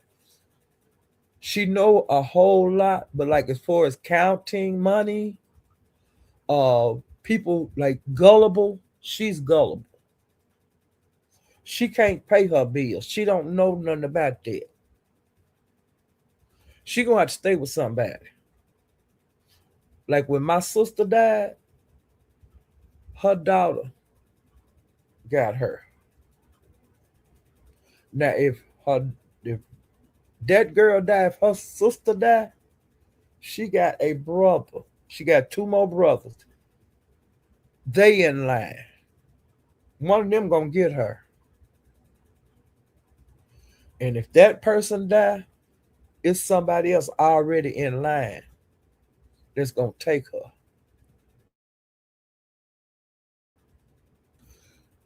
If you die, BS, will he be able to survive? Or is there another person that's next in line after you go on die? And is it a person to take care of him if he's not able to survive, like pay bills and things like that? What are your options? You worrying about MGO, you got your hands full worrying about your boy. Now that's the way I feel about it. You know, you worrying about this lady that ain't got no problem about what she doing with her money, that own a business and all other kind of bullshit. You need to worry about your son and not worry about all the other people out here and their autistic children and this and that, and you got your own. I ain't worrying about no. I got an autistic niece. I ain't worrying about what's gonna happen to her because I know. And if my sister didn't have any children, but she did, she had five. But if she didn't have no kids, we got somebody. One of my sisters would have took her, or one of my nephews, or nieces. Who else can take yours? Since we questioning things, And since you got what you were saying, that lady got autism, you got a son with it. You need to sweep around your own door. And don't it ain't no sense in getting mad about what I'm saying. I'm just telling you how it is. You worrying about everybody else money. You worrying about everybody else autism. Just you need to stay on your side of the fence and let the people stay on the other side. You know, people ain't got to do what you want them to do. They don't have to cooperate how you.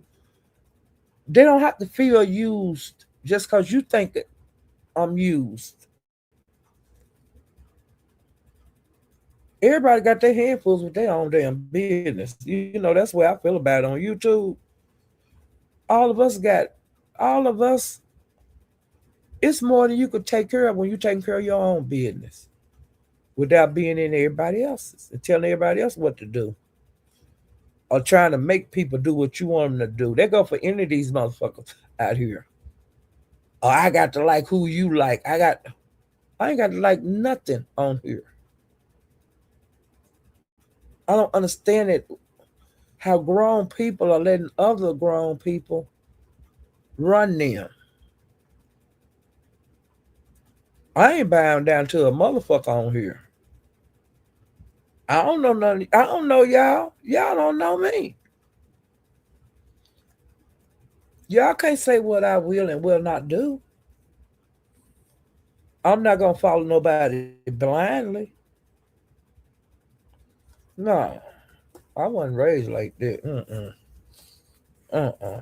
I'm on my own. You know. Now, if you can get out there and swing for me if you want to. Now, if you swing for me, I'll swing for you. But I'm not finna just go out here and fight everybody, everybody you into it. Hell to the now. Mm-mm. It ain't going like that. And if I get out here and swing for your ass too many times and you don't swing for me ever, you can forget it, honey. Okay? You can forget it.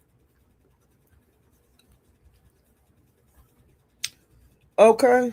Now, Lemon have supposed to be quit drinking since I last talked to y'all. Uh, he's supposed to have quit drinking again. Now, whether he have, I don't know. Some of these people out here are saying that he's drinking, and they have done polls on him, and he have been losing the polls. Okay. Now, I haven't seen the polls, but I'm just saying what people out here in the streets saying, including Lemon. He said he was losing the polls.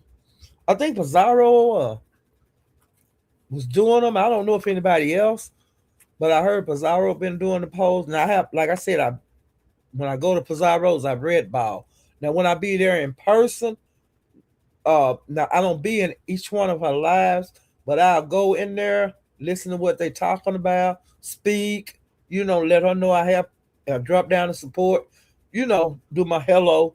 And sometime I'll stay around, sometime I don't. Because 9 times out of 10, Pizarro gonna keep her live up.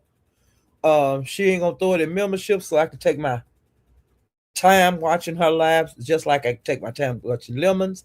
Um, and several more people on here, Jay Wilson, you know, Steven. So she keep a lot of hers up, I heard. Um, but some people put like BS put all her shit on um membership 9 times out of 10. Sometimes you can catch a rerun, but 9 times out of 10, she's throwing that in membership. But like I said, I can always leave Pizarro's and go back at another time, and Lemon the same way. Cause he threw away very few lives, and I hate when Pizarro do throw away one, cause I know it's been a humdinger, you know, and it just when she take them lives down, they be out of control. Like when Lemon take them down, it went too far, you know, or either it been somebody p bomb them, or something like that, But they don't hide many videos, and that's what I like about them too. And like I said, they don't be throwing stuff on membership. Uh, Pizarro don't have membership, but Lemon do, and he don't throw his shit in membership. Now BS got membership. She throw her shit in membership. She trying to get you to buy a membership. It ain't nothing wrong with that. Ain't nothing wrong with that. If you're not there when it's live, you just missed it. It's very few she'll leave up. Okay, so that's how come you know I move a certain way on here, trying to keep up with the lives that I know the ones I need to be in. Because I know if I want to see VS, if she live, I better be in the live to catch it. Because I ain't gonna never get to see it. Because I ain't gonna never buy a membership. Now, ZX, when I used to kind of peep in on him, he used to put a lot of stuff on membership. Now, the lab, couple of labs he haven't done that. Like when I went over there yesterday to look at the lab that he did on Passer, I noticed that he had labs that was not in membership. Now I didn't look to see if he had memberships and all that. I didn't have time to do all that.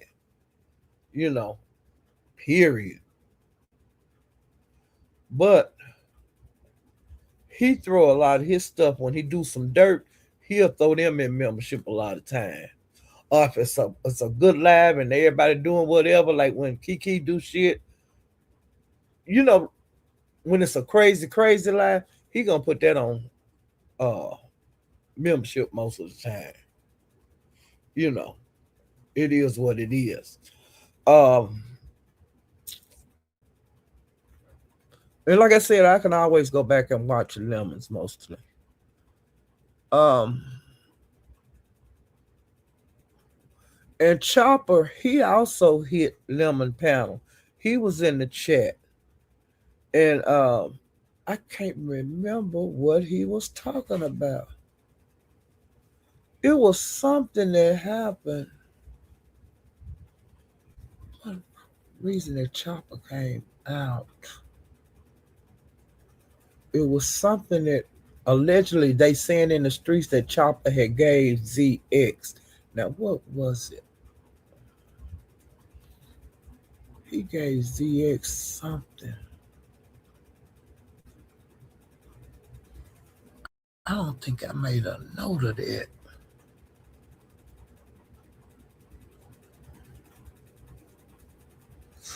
Maybe I'll see it later on. Now on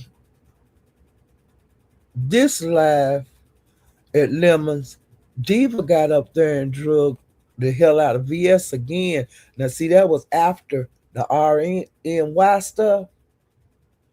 Then she went over to Lemons and drug the shit out of her again.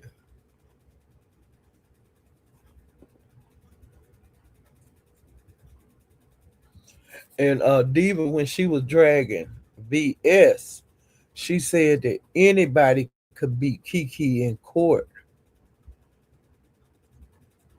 Now I think that when Kiki and VS went to court, from what I understand, did neither one of them win. The judge told them to stay the hell away from each other and don't bring y'all black ass. In so many words, don't bring y'all black ass back in here. I don't have time for this. Me can't be bothered. Y'all need to stay away from each other. But then after that, see now Kiki done came out with that fire shit blaming VS. But when VS started calling the FBI, the fire chief or whoever she called, then now Kiki don't make no lives no more. She ain't hitting all these panels like she was when she was blaming VS and Solid Sunny, for burning her apartment down. After they got active, then Kiki stopped. So I don't know what Kiki doing. I don't even know if she going live. But as far as I know, she ain't on YouTube. You know, she do that though. She'll come out here and make up a whole big old stank, and then Kiki will go away for a while, and then she'll come back. That's how Kiki do. And it's usually an explosion when she come out. She gonna come out here and her and Octavia's gonna be into it. She gonna be talking about him like a dog. She gonna come back and she gonna cuss BS out, and I'm putting charges on you. Or she'll come out and she'll go over there in that street sector and she'll cause a ruckus over there. Now she used to come out and used to get into it with Dory, but now she ain't messing with Dory. So it just depends on Kiki on how she gonna act out here in the street. You know, cause she had YouTube lit up. She had the black sector lit up. She had the beef sector lit up. She was out here and over in the street sector. She was acting a monkey, and then want to turn it around and say everybody messing with her. That's crazy. But Kiki do that. She do it about every 3 months. Come out here drunk and acting a fool.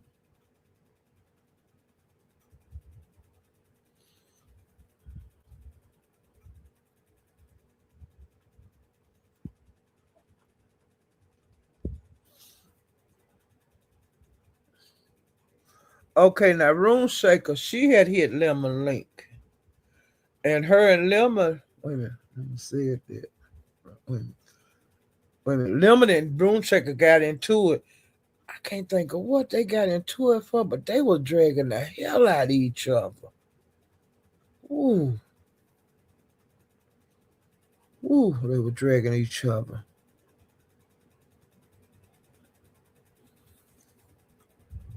Let me see who else was dragging.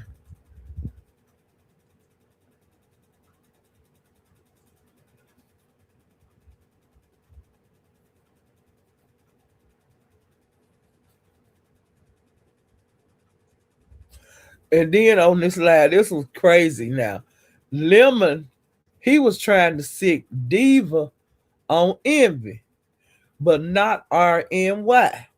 And Diva had said, no, I got to get RNY because she disrespected me. That's when her and VS was on the panel. Uh, this is why she said Diva was mad at RNY because RNY dropped Diva in the back. And Diva didn't appreciate that. And then she also did not, and BS didn't appreciate RNY letting Diva up there to go at her. That's why BS was mad at RNY. So RNY was damn if you do, damn if you don't. Both of them went against her. And then Lemon was telling Diva that RNY made a rookie mistake because she's a newer content creator and to let her slide on this, but to get Envy. Because Envy is her boo. And he should have taught her better than that. And the whole time, and Lemon did this the whole live. It was funny. And the whole live, Lemon was trying to get Diva to go against Envy and not RNY. And he just kept on, no, get Envy. RNY, she a new content creator. She just made a mistake. Diva, no, I gotta make her learn. She was doing like that. And he was saying, no, you need to get Envy. That's her man. He should have told her how to act and how to move. And Diva, no, uh, no, I'm gonna get RNY. No, you need to get Envy. They were round and round and round that whole laugh. It was funny. Okay.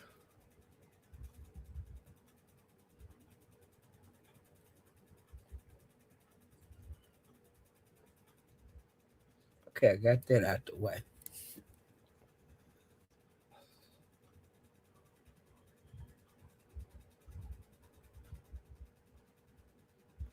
Okay, now Lemon on this live, he said that VS that she was on his panel when Mayor and Ghetto got into it.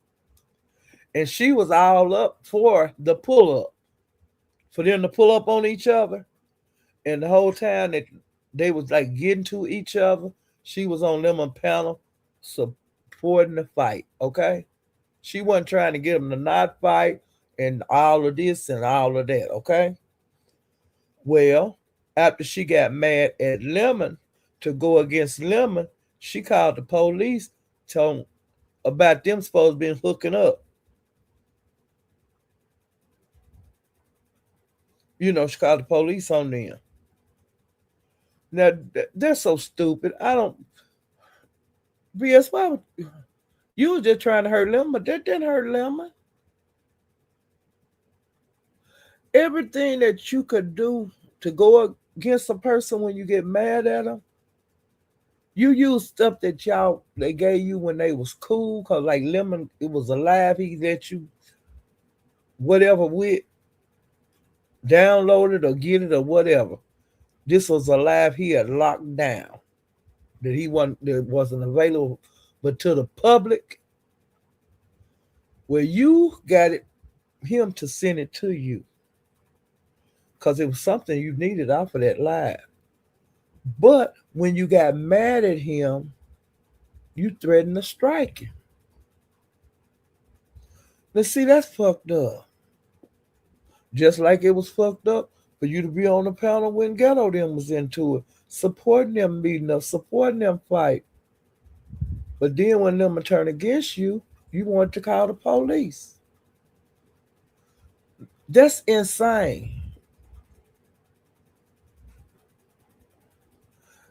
And that's why don't nobody trust you, VS, because you full of that bullshit. Soon as a person don't bend like you want them to bend or go along with that bullshit, if they don't want to go along with some bullshit, then you want to throw a low blow on them. Just because you got drug on their pound, you want to throw a low blow on them. You do it every time. You ain't cool with nobody on here. If they don't go along with what you doing, they don't have the right to say no. They don't have the right to say I don't want to. I don't agree with that. They don't have the right to say just because you fall out with them, I got to out with them. They don't nobody have that right. And why anybody fuck with you, I don't know. Ain't nothing changed about you. You ain't changed. You show it every time you get pissed off at somebody. Ain't shit changed about you. You just ain't got the group that you used to have. You got rid of your group and you had to regroup. And the group that you regroup with, it ain't like that, like it was back then. Then you trying to control the group that you throwed away. You trying to control them. Like Nika trying to control Nika. Nika ain't your girl no more.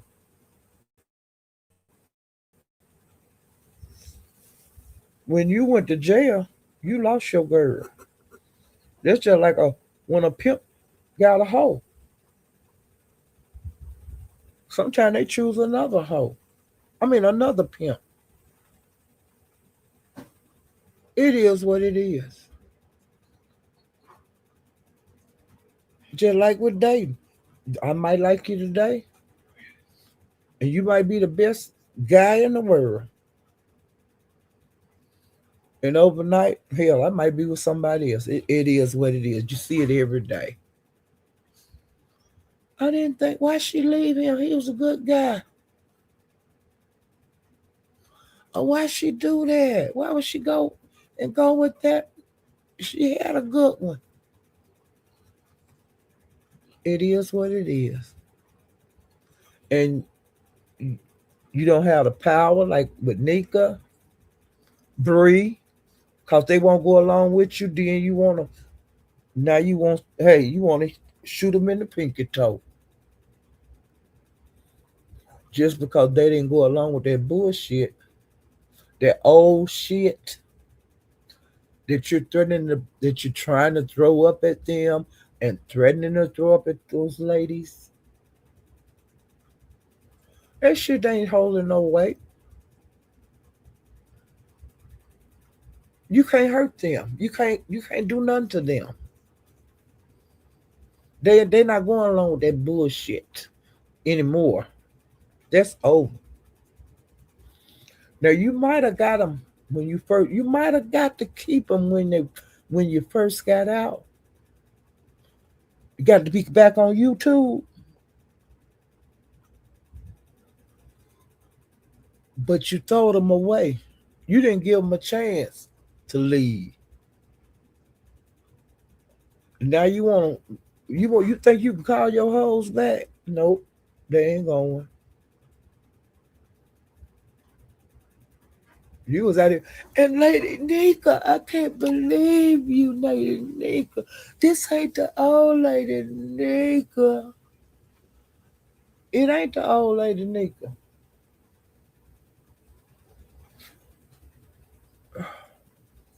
Nika ain't gonna never be that Nika no more. Bree ain't gonna never be that Bree no more. Them women have grown. They grown. Why are you calling on them anyway? You left them. You lost them when you had to be off of YouTube. But you could have got some of them folks back. But you clown, so when you came back to YouTube, you shot yourself in your pinky toe. Just like CX did when he got rid of all his folks. You did the same thing, got rid of all your folks. The ones that didn't leave, that you could have got back, you turn them away.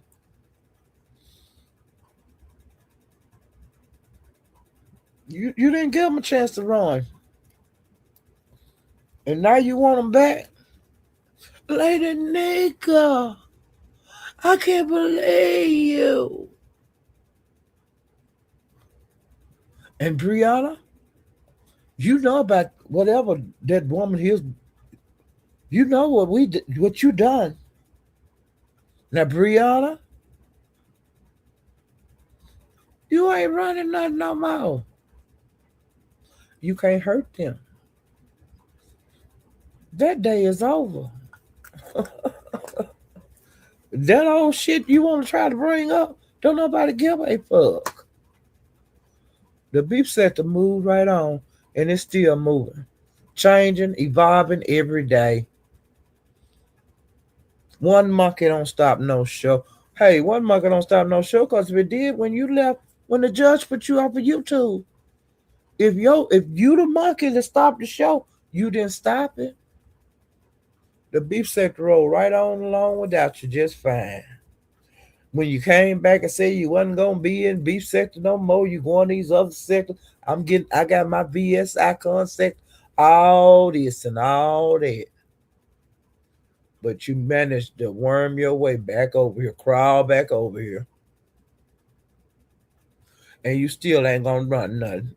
Cause the B sector ain't like it used to be. It's a whole lot of people, more people in the B sector now than what it was back then. It wasn't that many content creators to choose from on here because a lot of them got run off. A lot of them didn't get a chance to fly on here. And when you did get put off here, they just said, fuck it. I ain't coming back to the B sector.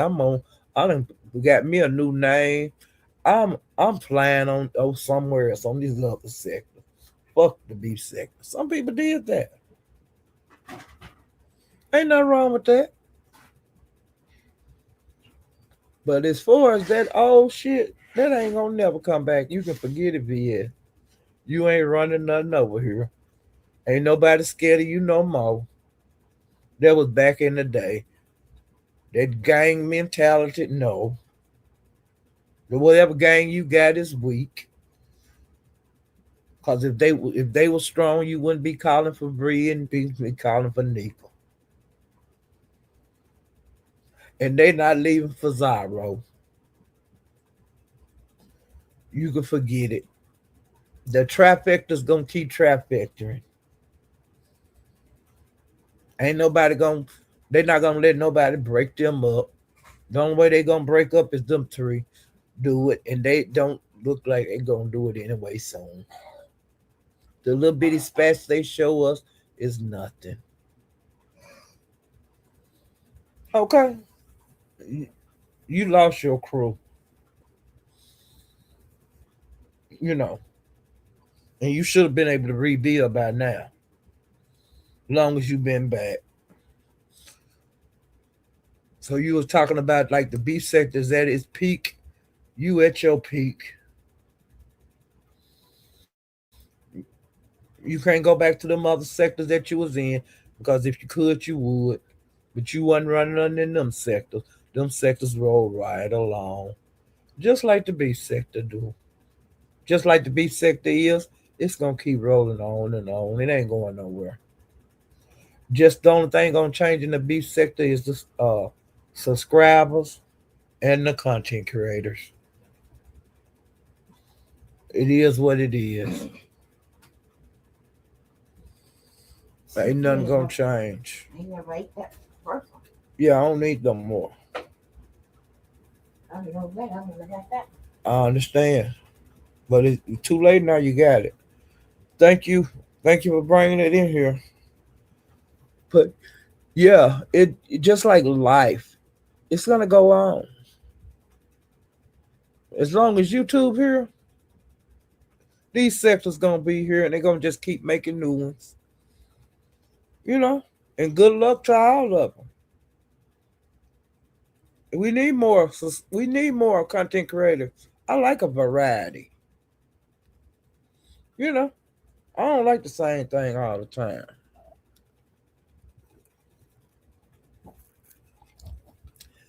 Uh, Lemon don't want Dragon in the new sector.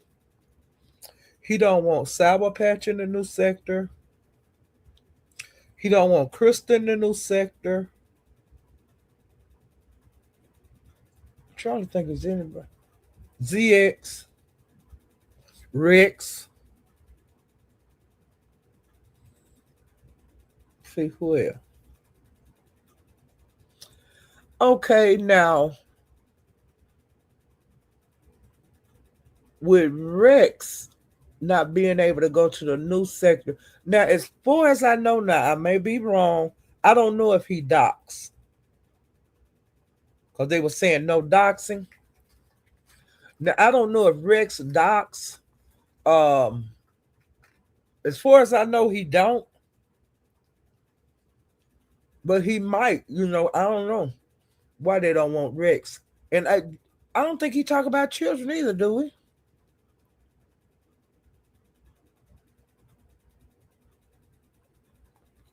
But like I said, some people get to do something, and they be in the sector, and they make some of the rules for the sector, and they break in the. If they don't break the doc sec rule, they are breaking the one about talking about kids. And see, I don't understand that. So you get to do it and can't nobody else do it, and you making the rules? That's not fair.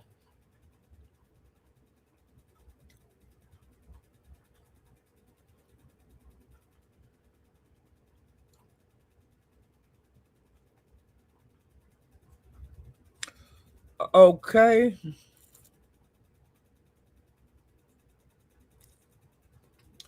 And Lemon, like when he was dragging Rodney, he said that Rodney had let Shakim dox him several times on his panel. Like when him and Rodney be on the panel when they be doing their gossiping that I love. Lemon say that Rodney be letting him dox. Now I don't know, cause see I don't see all of Rodney live, so I can't say. Now as far as I know, when I be over there, when I see him and Shakim on the panel together, I ain't seen Shakim dox him. Now if he do, it's on lives I don't know. See, I don't see everything, and I say that constantly. I'm not gonna say he didn't do it, even though I don't care for Shakim. I'm not gonna say he didn't do it, and I'm not gonna say he did do it. I have not seen it, so I ain't gonna tell that lie on Shakim. And see, I don't, like I said, I don't be in every one of them. I mean, Rodney's live. I never go to Shaquem live. See, Shaquem could be doxing him every day over there on his live, and I wouldn't know it because I don't go to Shakim's at all. I do go to Rodney, but I don't be at all of Rodney's lives. And it could be Shakim could dox on all the ones that I don't see. I don't know. So, I can't say that the boy doxing him. I can't say that, and I'm not gonna say it. But that's what he was fussing about when he was dragging Rodney. You know, um,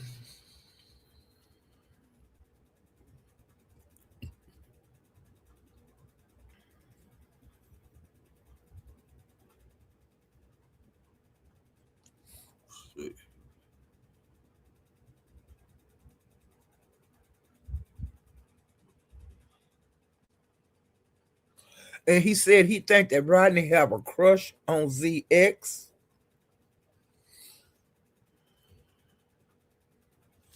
and he said that Rodney, you know that ZX do not like your kind, and by your kind he mean by being gay. You know that ZX don't think that's normal. He says it's an abomination. He be calling y'all faggots. He when he go in on gay people, he go in on them.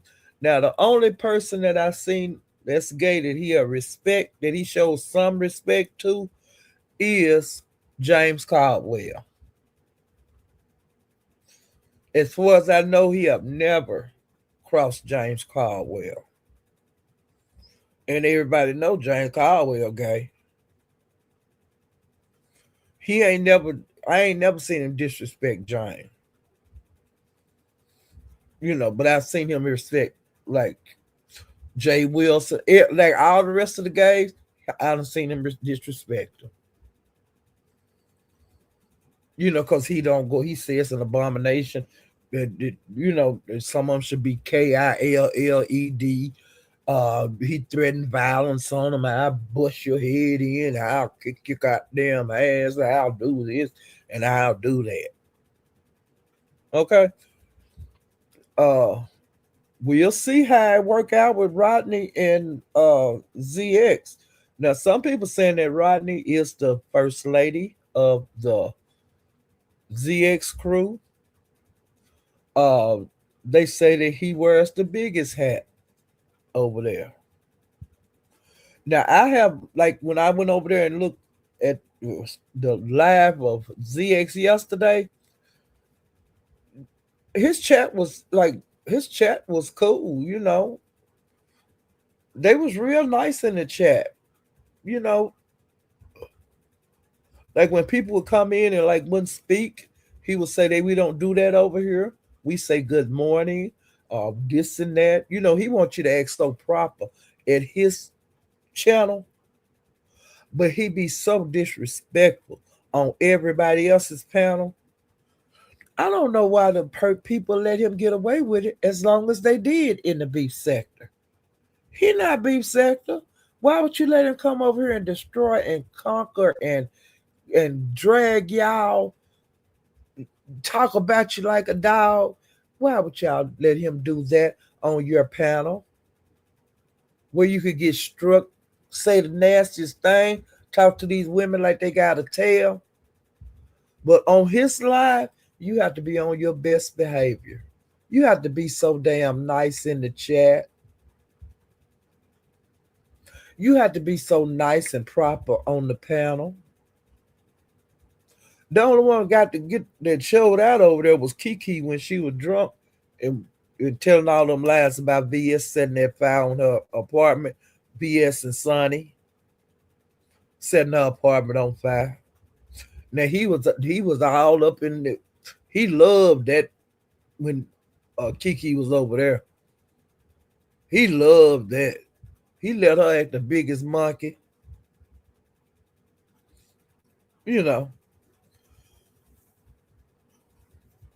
but he won't let other people do that on his panel. It did, like I said, the stuff that he do on people panel. He ought to let them do that on his panel. He ought to let them get up there and use the F word and everything else. You know what I'm saying?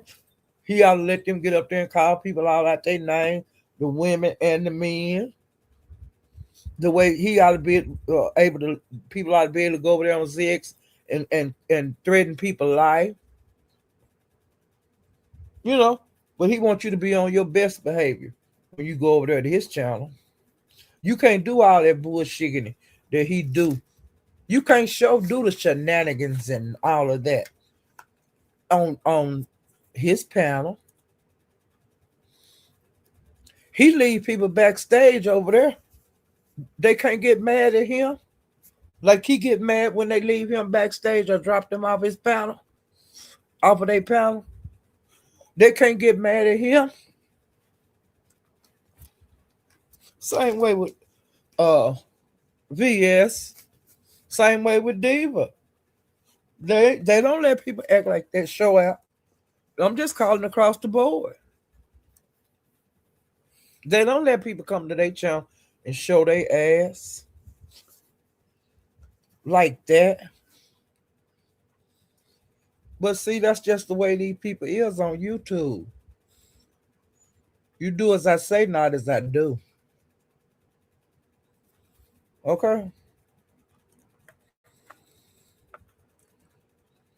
Let me go on up now.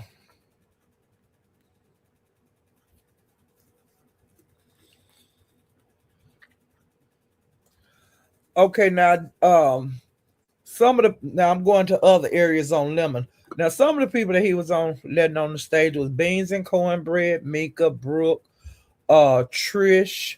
Now Trish, you know, she hit the panel all the time, so I may not call her name every time I move to different parts of their lives, but this is the first time I called her name, I think, tonight. But I wanted to make sure I let you guys know that she was over there. Sour Patch, um, Malik, Cat Flower Power, Pizza, of course, Envy, uh, Annie.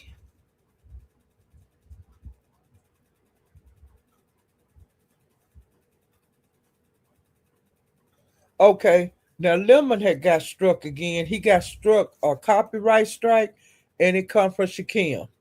Shakim was saying, now Lemon put a picture up there of himself, child, and Shakim struck Lemon, saying that he was copyrighted. That was his picture. Now, see what Lemon did after that? It was so ignorant. Okay,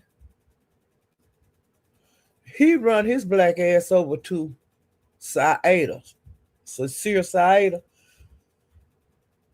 complaining and whined like a hoe, crying, just whining because he got struck by Shakim, and Shakim struck him falsely. Instead of him doing something about it, he wanted to hit Saida panel, even though she don't really care for him because she do not. He wanted her to have sympathy for him. Talking about how wrong Shakim had did him. It went on and it was embarrassing. You know, he ain't got no shame. He just wanted her to have pity for him and to feel sorry for him. She didn't. She didn't at all. Shakim got up there and he got to dragging. Shakim got up there and talked about him like a goddamn dog. Yeah, I did it. He doing the same thing over and over and over, and Lemon ain't doing a motherfucking thing about it. This ain't the first time he got him like that. And it ain't gonna be the last one. Shakim been kicking Lemon in the balls ever since they was in Las Vegas. I mean, kicking him straight straight in the balls with some pointed toe boots on. He ain't kicking him in the ass where his foot go up in it. He busting his balls with his foot. He keep kicking him. He humble him. He humbled him. He was groveling over there for Shakir Saida want her mercy and pity. It was pitiful.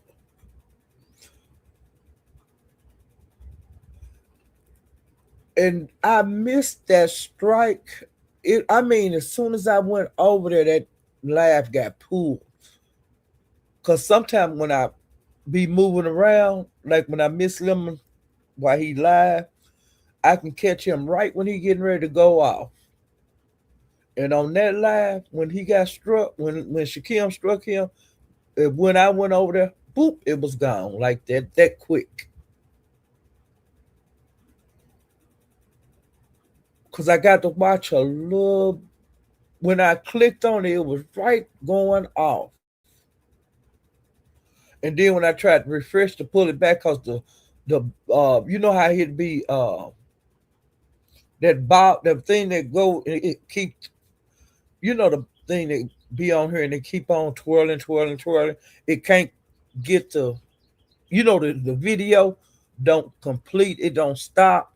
It just keep on the thing keep on rolling. And then when you refresh and go back, the video be gone. That's how fast it was gone. Because I think I heard him say bye or something. I don't think I got to hear him say bye on that one. Because when I went in there, it was going away. Because it then that ball started just rolling, rolling, rolling. It never did quit. And so I refreshed. And when I refreshed and went back, that video was gone. And then when I started moving around YouTube, because it wasn't really nothing going on, and when I started moving around YouTube, I seen Vic was live. And Vic had on his title that he had to cut the footage of the live that had got pulled. So I went over to Vic's and I stayed over there and he never did show the video. Then I'm saying, damn. And then something happened with his live and that one went off. And when that one went off, I ran over to Saida's because I seen she was live because I was looking for Lemon to see what happened to the live. It was just you was just live and the live is gone. But when I went to Saida's after being over at Vic's waiting on him to show Lemon live, which he never did, I went over to Saida's to find out what happened, and there was Lemon on the panel, and he was up there whining like a hoe. Okay, he was whining. He took my video. He gave me a copyright, and this and that, and that's wrong. That ain't that wrong. And and she was like, she did not say it was wrong. You hear me? And he went on and on and on. And then, like a lot of the time, Shaquem was quiet. He wasn't saying nothing to Lemon. And then he would get fed up, and then he would cuss Lemon out and talk about him like a dog. Go back to Vegas, all that kind of shit. We had to go back to Vegas and hear all that, hear both of them sides about Vegas and what happened when they came back to YouTube after Vegas and all of that bullshit that I'm so sick of hearing. And Shakim is telling, and you violated me, and then you did this, and you did that, and it's gonna be forever. And I was saying, this is a tour of windingest ass dickheads I ever seen in my life. Just fuck, why don't you? Damn. Y'all into it worse than a female and a male couple. A couple. Y'all acting like y'all really did get it in Vegas. Damn. It's enough as a damn enough. Fuck. And I don't know why Shakim is study talking about He brought him out the closet. Nigga, you was out the closet. You was taking dick on that freaky Twitch. Not a freaky Twitter. King Roman News exposed it. You had it on public where everybody could see your nasty ass. Lemon didn't bring you out the closet, bitch. You was already out. You had been on that freaky Twitter ever since you got grown. When you turned 21, you joined the freaky Twitter. And that was years and years and years ago, bitch. And you still whining like a hoe about Lemon. And Lemon didn't show none of that shit he seen in your computer. He just threatened you. He didn't show nothing. He didn't tell you to get up on YouTube and finally say you was gay. Nigga, I have been saying you was gay. Nigga, them people in that Umar sector, they said you was gay, bitch. And then you was gay. Why the fuck? You was over here calling the guys dick in the booty ass punks and niggas and stuff. And that's what you are. Because you take it up the ass. Rick Reed said it. He said he seen the video. And one of them you was sitting on the dick. And the other one, he said you was laying on your stomach like a bitch, taking it up in the asshole. Bitch.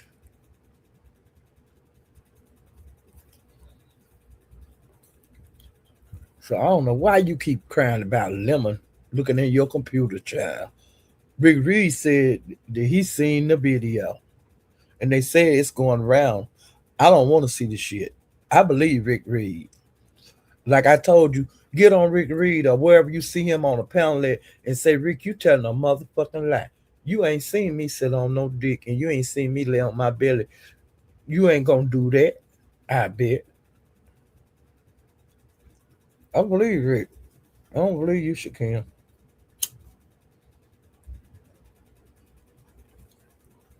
Yep, I don't believe you at all. I believe Rick Reed.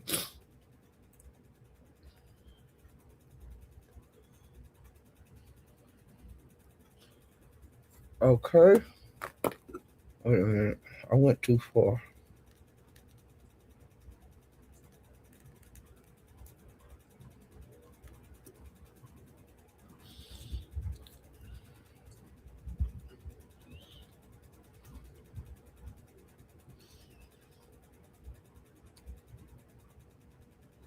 Wait a minute.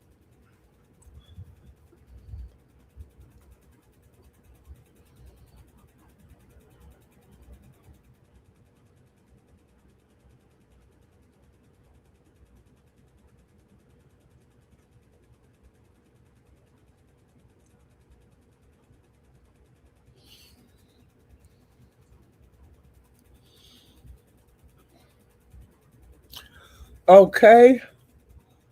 Um Now Lemon had did another live and him and Pizza was up there and they drew a Krista. They talked about her like a dog. They Lemon, was saying that she was a fat, sad old bitch. Uh, and they were talking about she stank, and they were just saying all kind of stuff about Krista. But I think Krista had been dragging Lemon and Pizza. Now I have not been over the Krystals, but I know when I do see Krista out like on some of these panels, she do be dragging the hell out of Lemon. Because she was at Rodney's. I seen her dragging over there. And somewhere else, but I can't remember. Somewhere I don't really be going to. Um, Brooke and Trish had got into it on the panel. And I can't remember what they was into it about. They drew Rodney. Lemon got into it with Catfish, that cat lady, Cat Flower Power. That's when I first seen them get into it. And I was real puzzled because Lemon liked that lady a lot. Because, like I said, he was going to have a dating show for her. And then, like I said, I found out that she had did a buy on YouTube, a drug transaction. And then I seen people say, "Hey, don't you think you need to tell the people that's being in that for the love of the cat lady? Don't you think that they need to know that she have a drug problem?" And at that time, Lemon didn't think so. But see, now the story, he don't like her now, so he be throwing that up in her face about her. He say she a drug addict and stuff. And then that Zulu guy, he tried to get Lemon to make up with her, and now I don't know if they wind up making up, but and as far as I know, they still fell out. But see, they could have made back up. I don't know.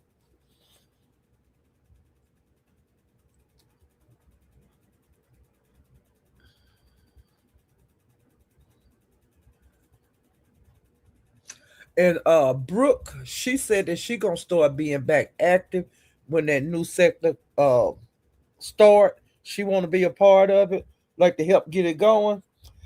Um, she been moving around a little bit more lately. I think Brooke will be good to add to the new sector. I don't see nothing wrong with it. And she want to be a part of it, and she want to see it. She want to see it work out. That's the main reason she going over there, and I think it's a good idea.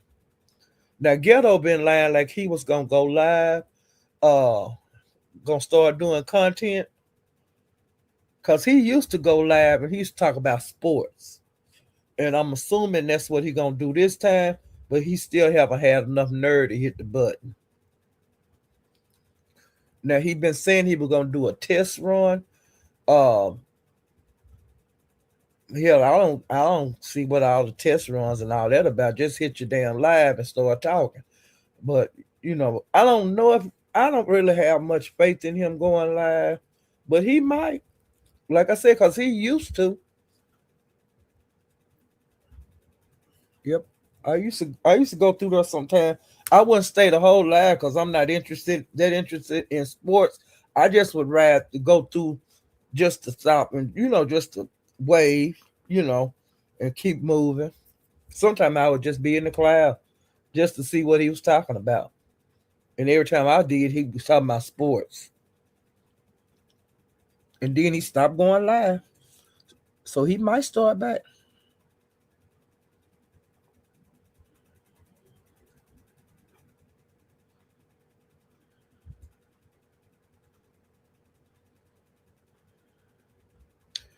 Rodney, I mean, Lemon was talking about Rodney loving to be a victim and that he was ZX first lady. Um,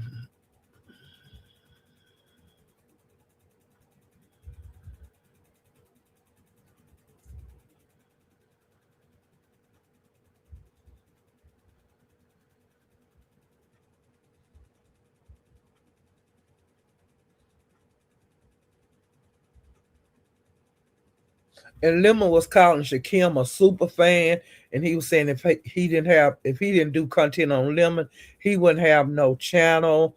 Um, he was saying all that kind of stuff at him when they was into it as Saidas, and Lemon wanted to know why Shakim was mad at Vic because he unmodded Vic, and he don't like Vic anymore, and he wanted to know why.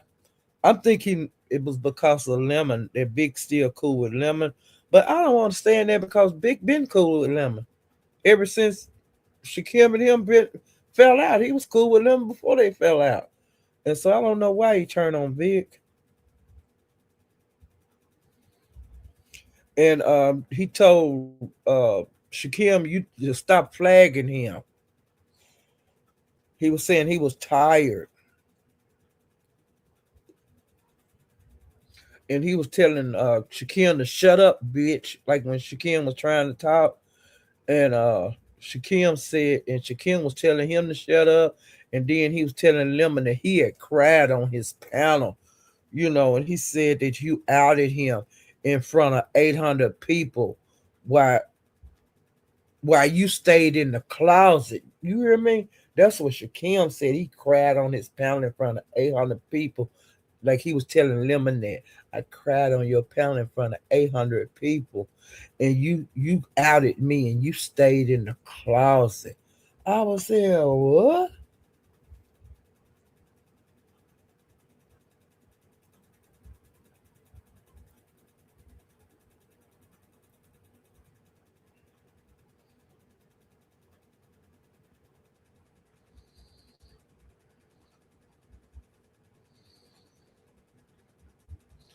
It was just a mess, honey. And that Shakim did it over the thumbnail, child, and it was a picture of Lemon. And Lemon, I don't know why he keep letting that ride, cause he be losing money, and he be losing subscribers and just everything. And if he did it this time and got away with it, Lemon, he gonna do it again. What make you think he not gonna do it again? He done it before. He keep body slamming you ever since y'all came from Vegas, nigga. It ain't nothing you can do about it. You won't strike him back. I would every time he did a copyright on me, I would do one on him. But you too big of a punk to do that. If he if he false flag you, why you don't false flag him?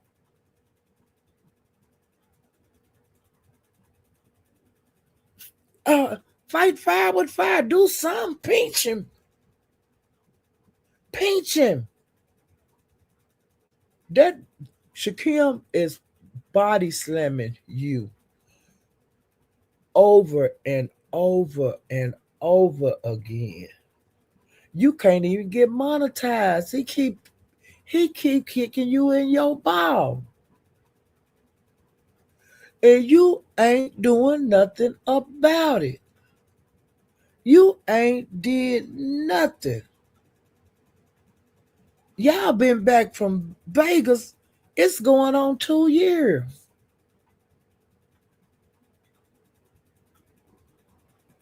When are you gonna get enough?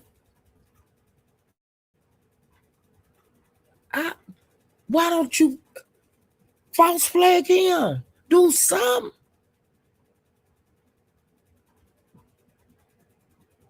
I don't get it. And another thing I don't get, why did you have Octavius being the person that was gonna do your strikes when he wouldn't strike Shakim? That was dumb. He said he couldn't strike Shakim because he was cool with Shakim too. And you had him representing you to strike Shakim. That's the damn dumbest backwardest thing I ever heard of in my life. You ain't peaching that nigga. You ain't did nothing to him, and he done kick your ass, so he's so tired of kicking your ass. Now he kicking you in the nuts.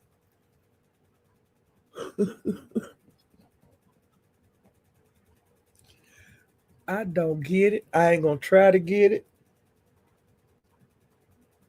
Lemon, you being a wuss.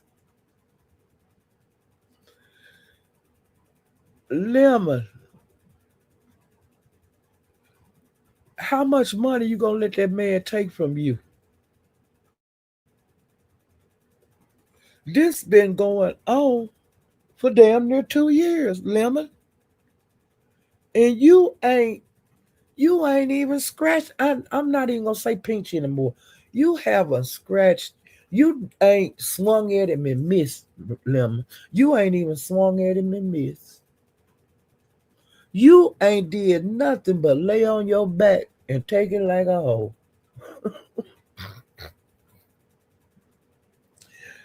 Lemon, you was about the weakest. Shakim have humbled you. Shakim knocked the wind out of you. years over a year ago, and you ain't got your breath back yet. Every time that you get to going, getting close to your monetization, he kick you in the nuts again. Never. You better keep up with your strikes on your channel. Cause you know they don't roll off to 90 days. I mean, every 90 days.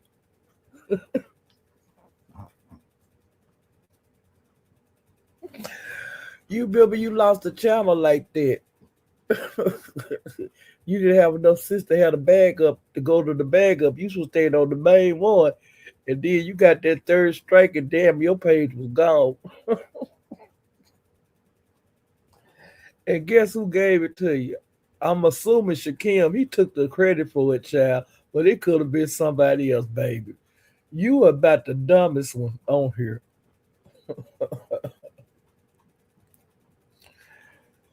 Lemon, do a false flag on it. Do a copyright false flag on it. Get somebody to teach you how to do it.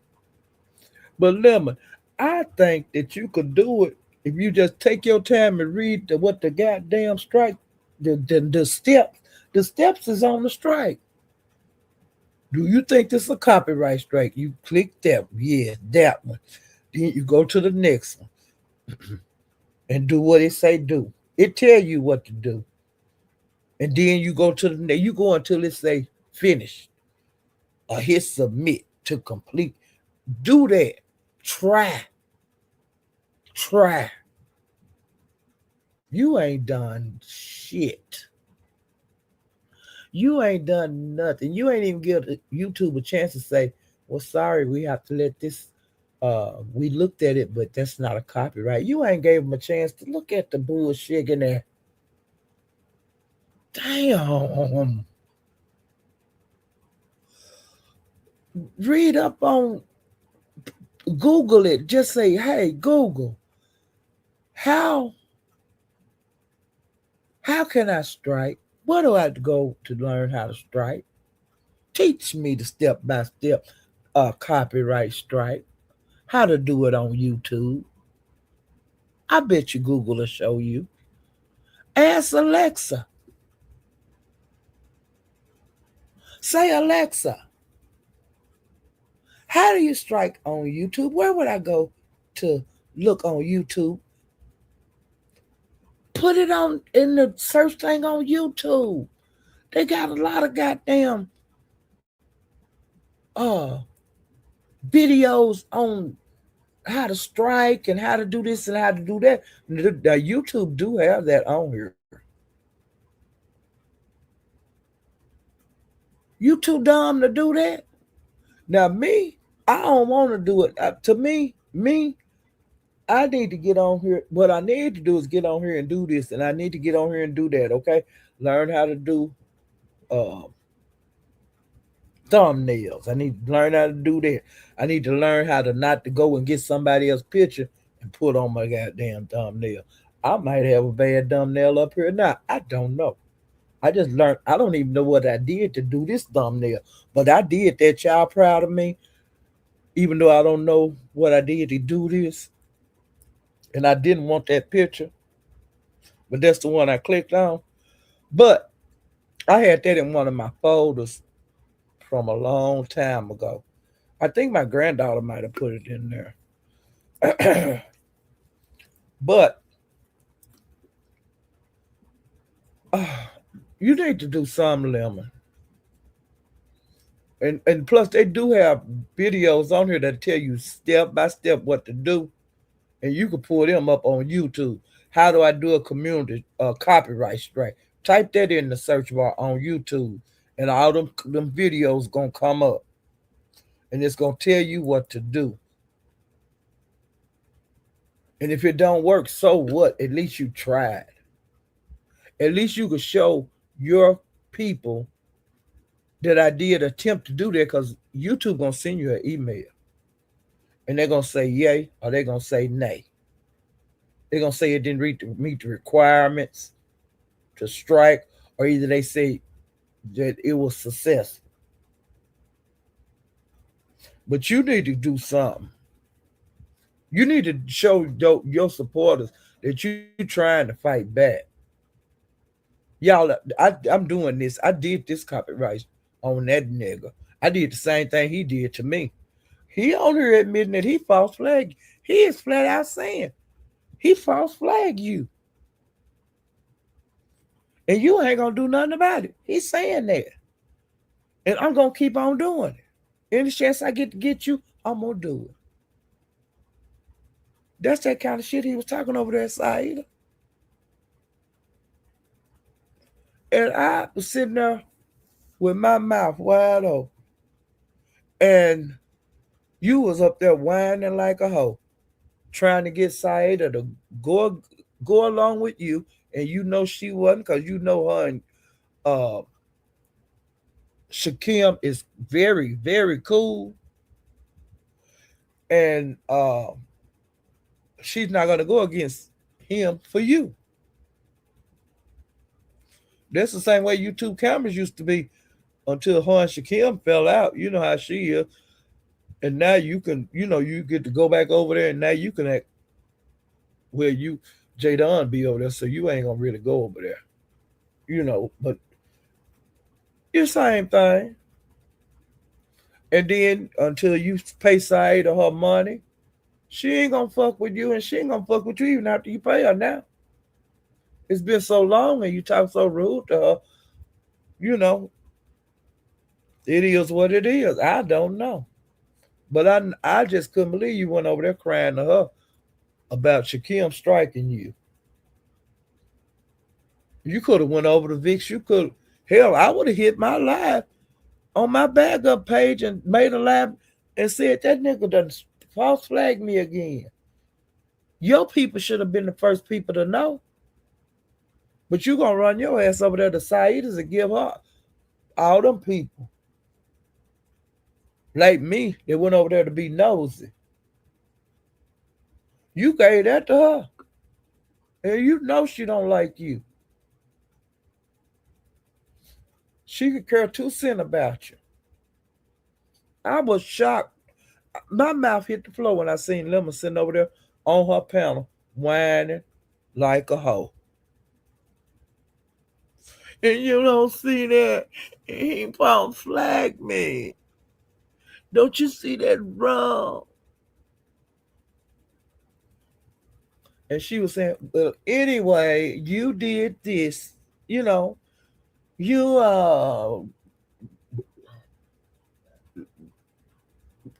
broke the privacy of looking at his laptop and going all into that. And I know I was wrong. I wouldn't have never said I was wrong. I would have said, bitch, you had looked through my luggage, hoe. That's why I'm looking through your computer. You pried through my shit, now I'm prying through yours. He don't even never bring that up. He caught Shakim all in his luggage. That was way before the computer thing. Lemon asked him what he was doing. He was all up in the man's luggage, like it was his. And he didn't even have no luggage. Child, by Lemon, you as a pussy.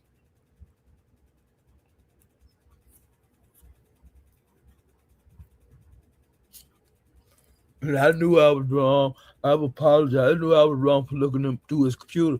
Why come you don't say, nigga, you was wrong for looking through my luggage? You violated me first. I could have had anything in there. I could have had some stuff I might do in private in my goddamn luggage.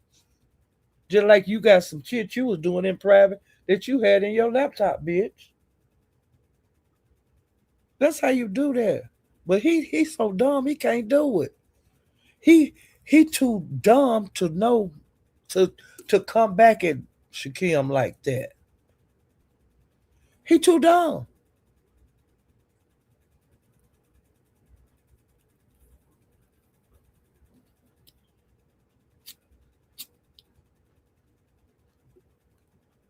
Just dumb. I don't like no weak ass man. Shakim got more balls than you got, and he a punk.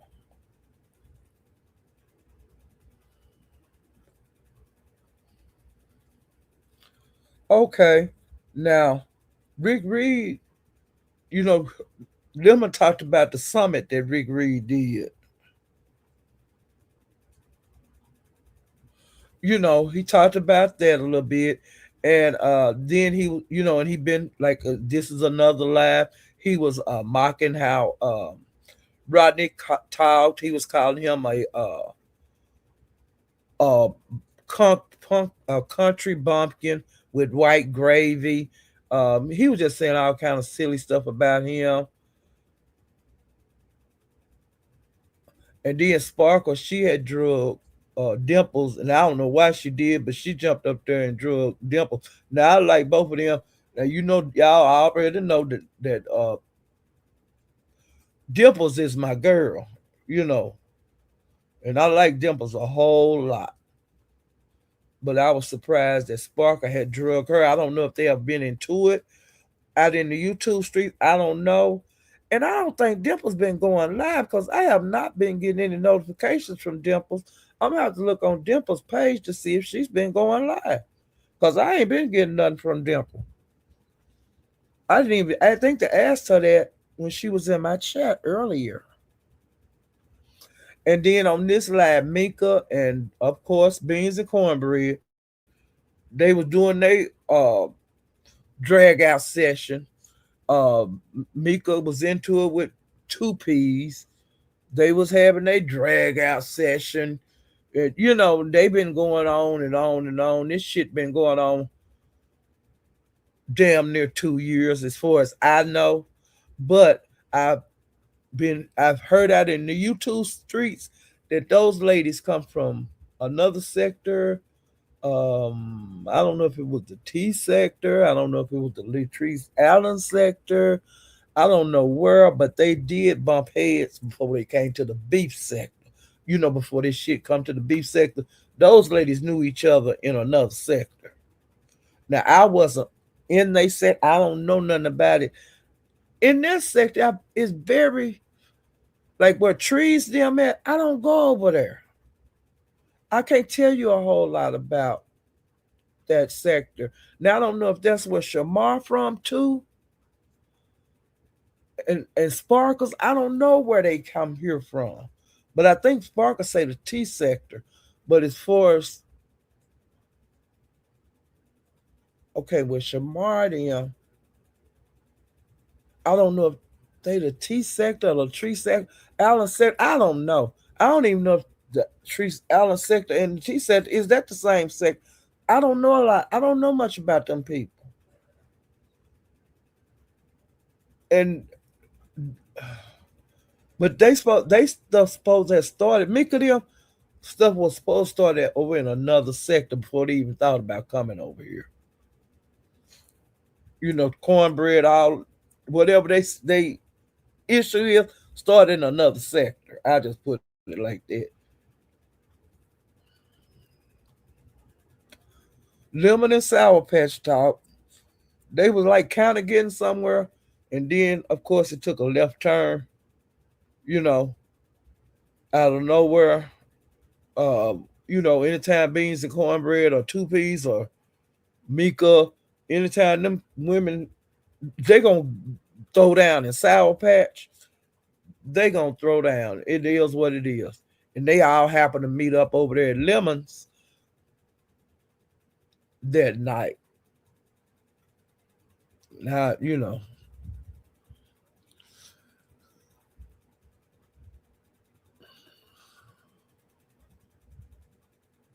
I did that. I did that one. Okay, I got all of that.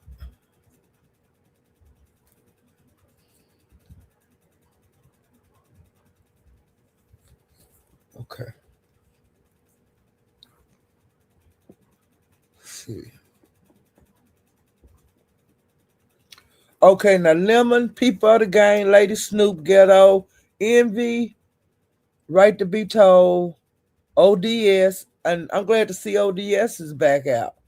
That guy named Shaka Zulu or Zulu, Slapper, and Castro. Them just some of the people that was on the stage, and Pizza.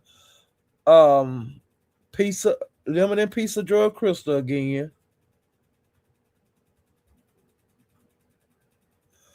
ODS drug King Kyos. And why they into it, I don't know. But you know, ODS came and did a drive by. Um,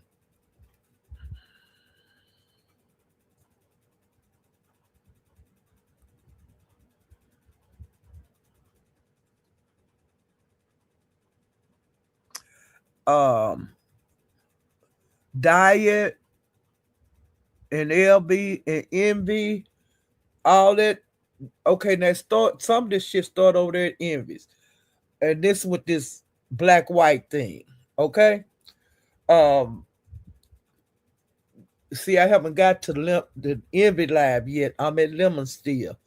This is if it the issue that started at Envy's, it rolled over to Lemons, and that's with the black white thing.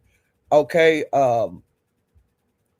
that's when they start to talking more about diet, LB, and Envy, uh, being into it. You know, they got into it over there at Lemons. Um, and Lemon was saying that Envy had got bodied. Um, I don't know if allegedly this supposed to happen at Envy Channel, or I don't know if it happened at Lemons. I don't know where it happened at, but Lemon think that Envy had got bodied. Um, Lemon was one Envy to hit his link, and they discussed that, and he told him to stop being a pussy to fight. That's what he told Envy.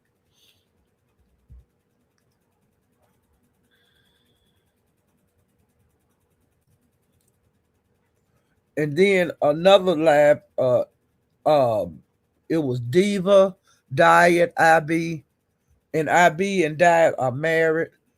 Um, Lady Snoop, Diva, Ghetto, Trish, Hershey, Shaka Zulu, and Nika. They all hit the panel. IB and Diet, they was into it going back and forth with Diva. And I mean they was into it, and they had been being into it at Envies, and it rolled over the Lemons, and it was a damn mess, okay? And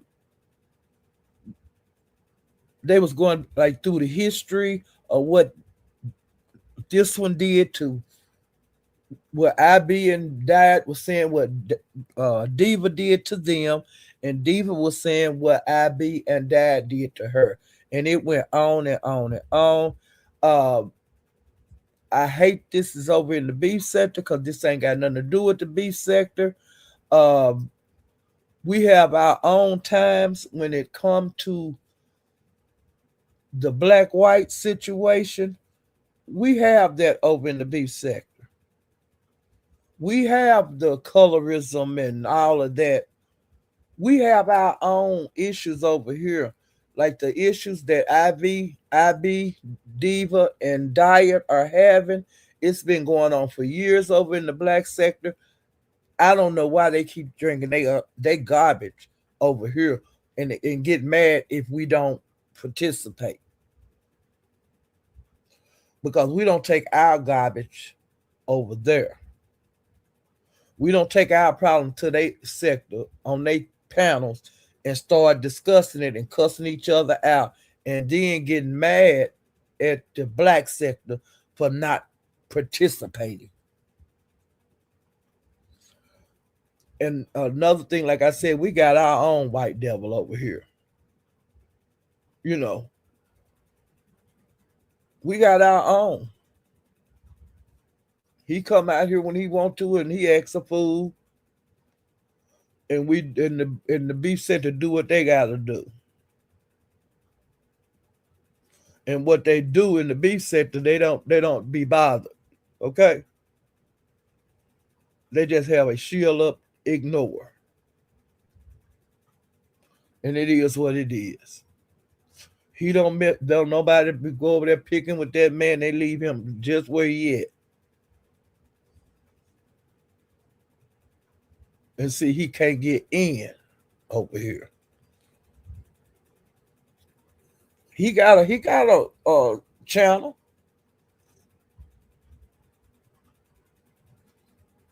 It is what it is. And so now this is over here, and it's being discussed on a lot of different panels. Him calling, saying Sambo and whatever, whatever the stuff they've been calling each other throughout the years, they still calling each other that. It is what it is. If it couldn't be solved over there, the beef sector sure can't solve it. Now y'all can keep talking about this crazy ass shit on your panels. I ain't gonna participate. I don't have to. I don't want to.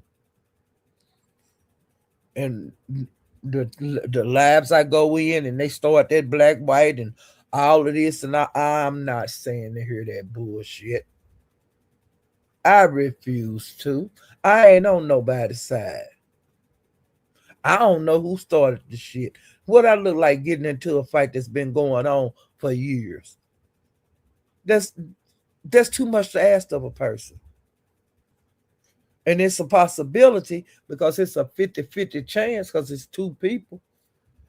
It's a possibility I might choose the wrong side if I choose a goddamn side.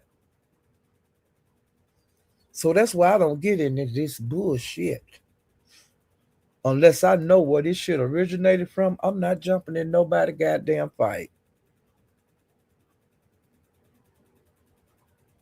I look like a fool jumping in that shit. I feel like I would look like a fool if I jump in the shit. That's why I'm not jumping in the shit. I'm sick of it. And anywhere I go, and if they talking that bullshit, I'm not staying. I refuse to. I don't want to hear the shit. I done heard enough of that. We finally got that conversation out of the beef sector, and it worked this way right back in. And we've been doing just fine without that conversation. We finally got it worked out of here, and this shit done exploded. We said to been chilled on that bullshit in it. And it done come up, and it ain't even got nothing to do with the beef sector. This is crazy. I ain't gonna participate in that stuff. I'm not gonna do it. I don't give a damn.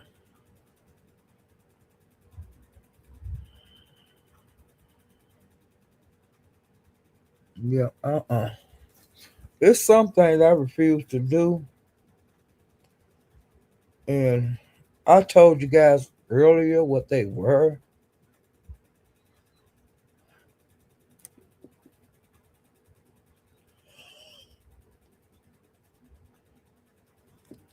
As ZX and people of the game been into it. And then, of course, I told you guys that Lemon had let get ZX hit his panel and do what he had to do. In which, of course, he did get very disrespectful and all that, and Lemon had to wind up dropping it. He shouldn't have brought him up there in the first place because he had banned the man.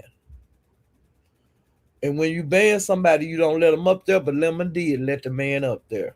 And he showed once again that he's not a man of his word. If you let ZX up there, you may as well let Shakim up there. Why you can't do that? If you let ZX come over there, why you can't let Crystal come up there hit the pound? Why come Dragon can't hit the pound? You let ZX back. Why don't you let the rest of them back? You ain't keeping your word on him and Shakim. Because you had let Shakim hit your pound. Well, see, you be calling Shakim too on the phone while you live fucking with that man at 4 and 5 o'clock in the morning. That's why he won't go away. As soon as he gets settled down and quit dragging your ass, you fucks with him. And then Shaquem come out and body you, like like do the brain buster on you, paralyze you like you paralyzed right now. Shaquem come out and brain bust you, paralyze you from the neck down again. How many times he gotta paralyze your ass?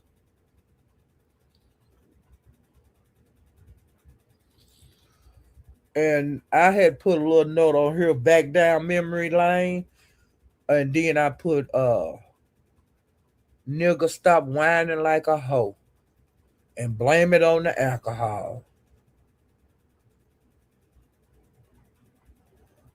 Okay, and another person that hit the pound that hadn't hit the pound in a long time, QI. And QI is still mad at Lemon about that white mama mayor. And then they start going back down the road, and Restro been hanging around at Lemons again. And of course he back, and they been going down this goddamn road talking about Mayor Izzy, talking about people we don't care nothing about, we don't know nothing about. Let them people stay over there in Britain or wherever the fuck they is. The only person that worrying about them is QI. And don't nobody want to hear that shit. And Lemon got tired of hearing QI, and he kicked off the panel. And that's all I got to say about Lemon. And I'm glad to be going somewhere else, child.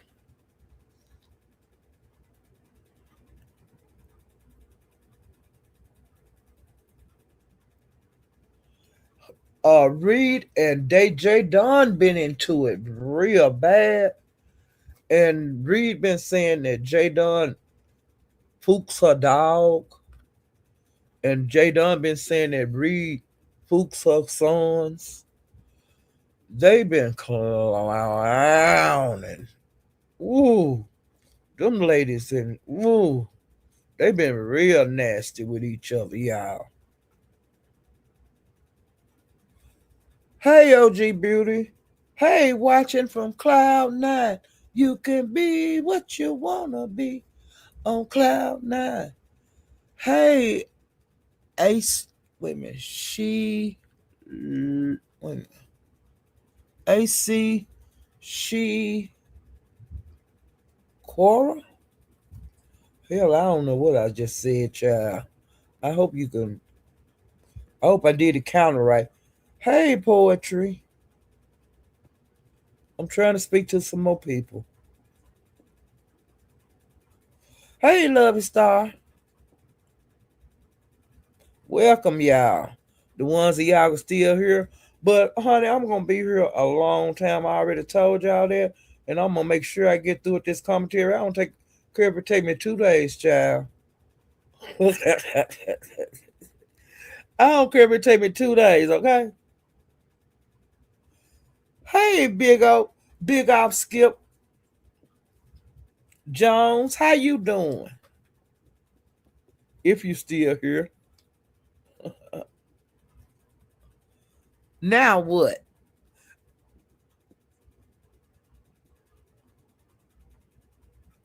Hey, Informer Sugar. I know these people gone. Hey, Rodney, I've been talking about you. Hey, the beef sector historian. And you know the Mo 3 sector historian, I haven't been seeing them around. And they was real active over there. So how long are you gonna be around?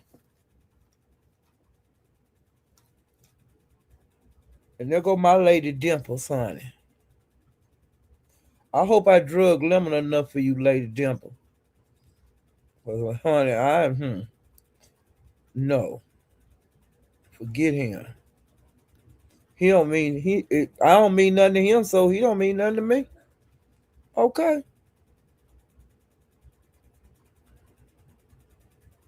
Forget lemon. I ain't thinking about it. He don't be coming over here anyway. He wasn't coming over here supporting me. He support all them new people that come over there. That ain't even from the goddamn beef sector. Then they get him to their thousand. Then they give him they straight ass to kiss. But I got my own thousand. I didn't need him. I got mine. I think in like 24 hours, and I didn't publicize going live or nothing. I did this on my own, bitch. Bitches on any of y'all think y'all helped me. You didn't. I did my own shit. I got my people about word of mouth, baby. Ain't none of y'all helped me get mine. Bitch. Hey, my hair, my hair, my hair. If you still in here. My hair, my hair, my hair, my hair. My hair, they don't send me no cash out. And I got all the content, like my hair be saying. I got all the content. And they don't send me no cash out. Okay.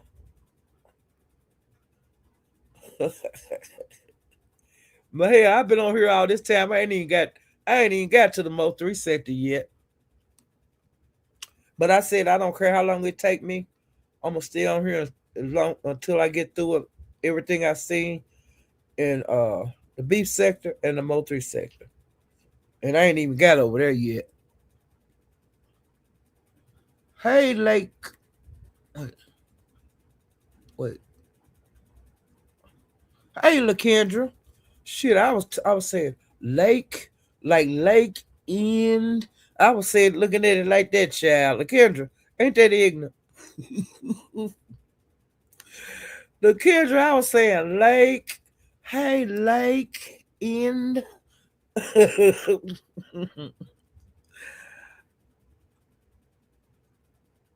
Hey, country. Hey, Big Stacks. Hey, Pooh Lewis. Yeah, I was saying lake.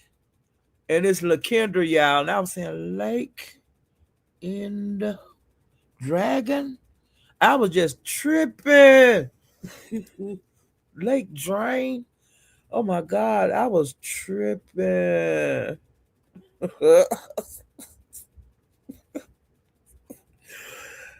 Long as I've been seeing LaKendra name, y'all, I was saying lake, lake dragon, lake end.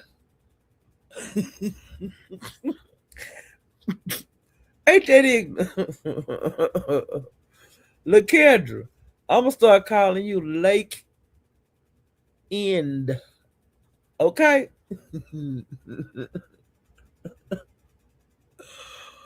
Woo, Lord Jesus, help me. Keep me near the cross. Okay, let me see.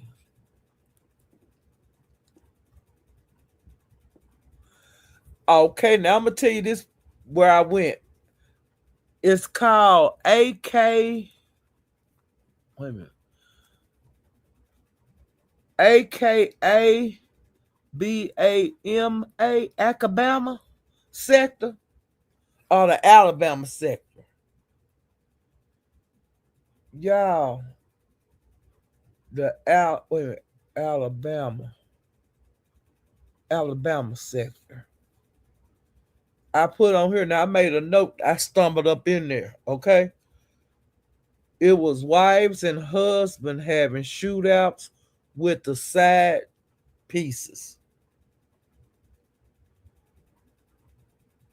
And this Memphis sector that I stumbled into, they had wives and husbands shootouts with the side niggas. Now, one of them had Alabama had the side woman. The wife and the husband was having a shootout with the side piece woman. And then I went over to this sector in Memphis I kind of stumbled on, and they had the husband and the wife having shootouts with the side niggas. Ain't that some shit?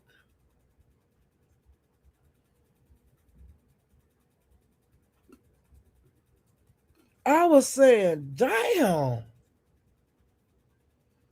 ooh, it's getting kind of rough, getting kind of tough out here. Okay, now I'm getting a Lolo. Now Lolo was live, and ZX had his ass over there, and he was being so damn nice to Lolo. He was talking about she need to come and cook for him and what he liked to eat. He was just being, he had his head all up her coochie, trying to flirt and all of that. And of course, Lolo, ZX don't be, the ZX style, and all of that. It was just, bleh. Okay. Well, honey, Ken Nola and Malik hit the damn link, and they cussed ZX out like a dog. I mean, they talked to ZX like he was a piece of shit on the ground. And ZX sit up there and didn't say a motherfucking thing. And Ken and they left at different times. Ken and Malik. And then Ken came back and ZX still hadn't said nothing. He was cussing. Ken was cussing ZX out again. And ZX turned on Lolo and he called her all kind of bitches, raggedy bitches, trifling hoe, everything you could think of that's degrading. He called her. And she fought back a little bit, but she dropped him. Or either he left. And of course he went live and he cussed. He talked about Lolo like she had a like she was the bottom of the barrel. And Lolo took her black ass over there and was asking ZX why he did. Why you talking to me like that? I just want to know. And ZX got a phone call, and this person, it was Mama Royal, I think, and she said, "Drop that bitch." And ZX dropped Lolo. Lolo, why would you go over there and ask that man anything after he talked to you like you was a monkey? It wasn't no why. You seen why he did it. He cussed you out because you let Ken and Malik cuss him out and he was too big of a bitch ass nigga to talk to them like he should have been talking to them like he was talking to you. He didn't say a goddamn thing. And you gonna go over there and ask that nigga why he cussed you out. Ain't nothing to talk about. But of course, you would do that.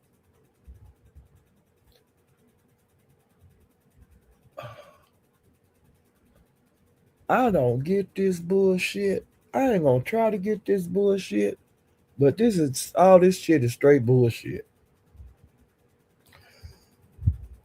He should have been a man and start cussing them back. But he chose to cuss your ass out. It wasn't no reason to ask him why.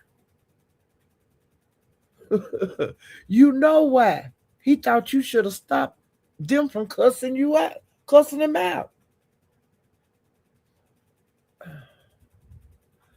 And I loved every minute of Ken and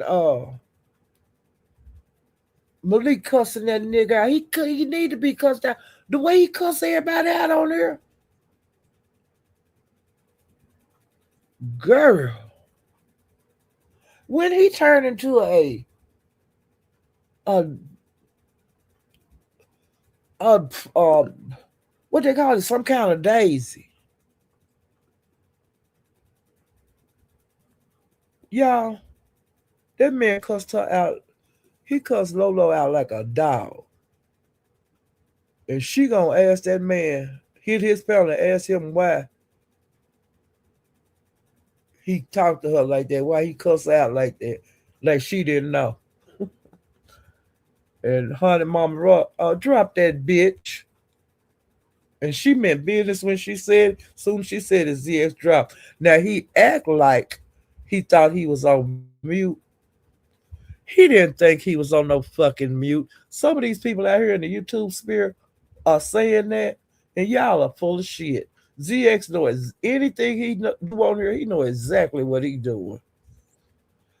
As long as he been a content creator, he ain't forgot to put himself on mute. He wanted them people to hear Mama Raw say that. Mama Raw been with him for she been with him forever. She he didn't he wasn't hiding her. I was saying, bitch, y'all think he did that? He had a hot mic moment. That was not. I seen hot mic moments. That wasn't one of them. A lot of them I probably seen and believe probably was done on purpose. Child, bye. So he didn't say oops or he didn't say sorry or nothing. Child, that wasn't no hot mic. And Mama Raw, you keep doing you. When people come over there you don't like, keep doing you over there. You can show out over there. There's your stomping ground. If somebody come over there and ask a dumbass question like Lolo did, do that again. Call and say, drop that bitch. Okay? Every time somebody come over there with that bullshit in there, asking a dumb question, call ZX on the phone and say, drop that bitch. And I want you to say it just like you said it when you said, drop that bitch to Lolo.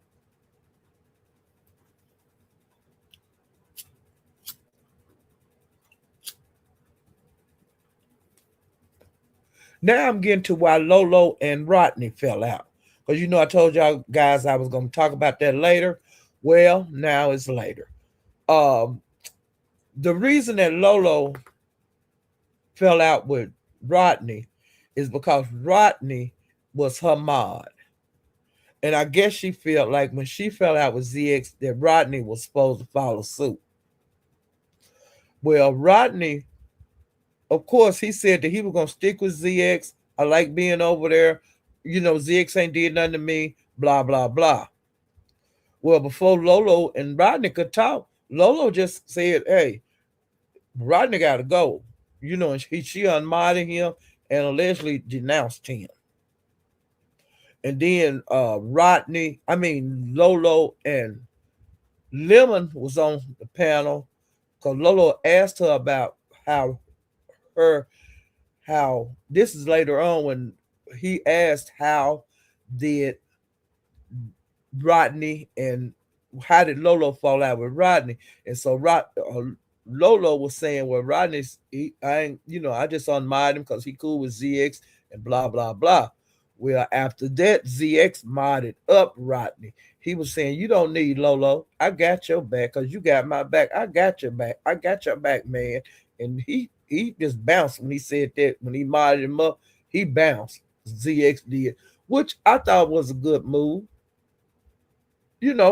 Since she unmodded him, I'll take him. He already over here with me. He say he down with me. Why not mod Rodney up? I don't see nothing wrong with that move that ZX did.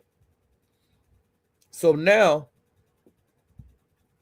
the only way Rodney gonna go back to Lolo, if I'm thinking, is if the ZX go back over there, because Lolo is very forgiving, and all ZX I have to do is say I'm sorry, and then she'll start letting him come back over there.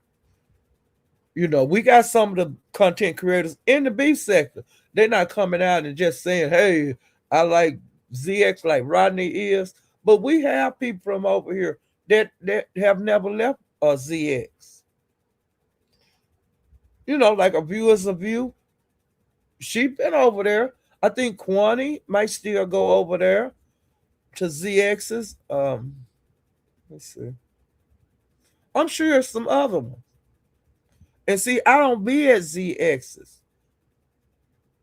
You know, the only way I knew that the viewers of view is still over there is that Rodney has put a post up on the community wall about her crying to ZX about something.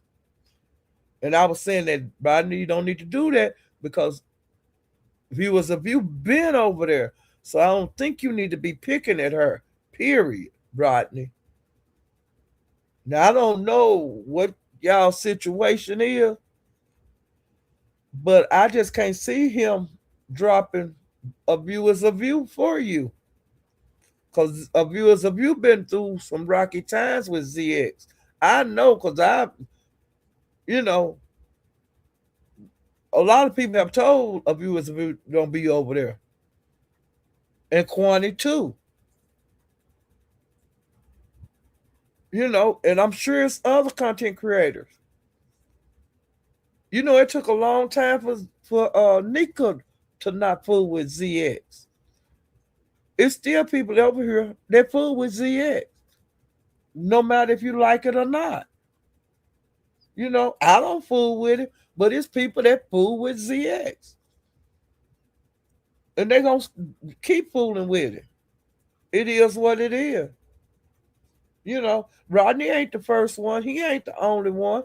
It's people that's been over there for a long time, years with ZX.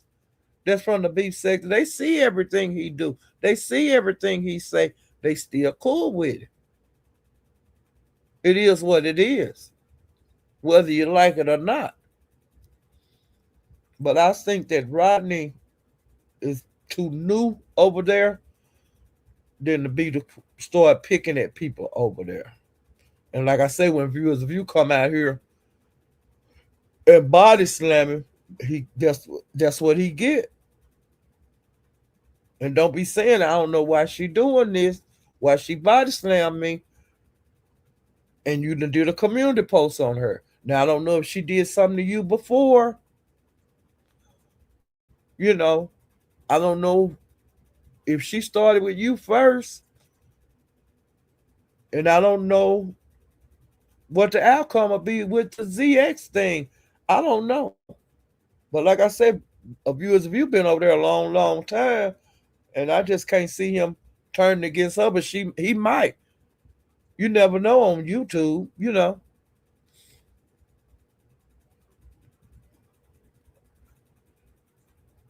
But yeah, we'll just see.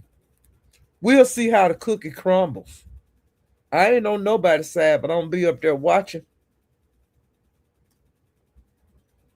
Okay.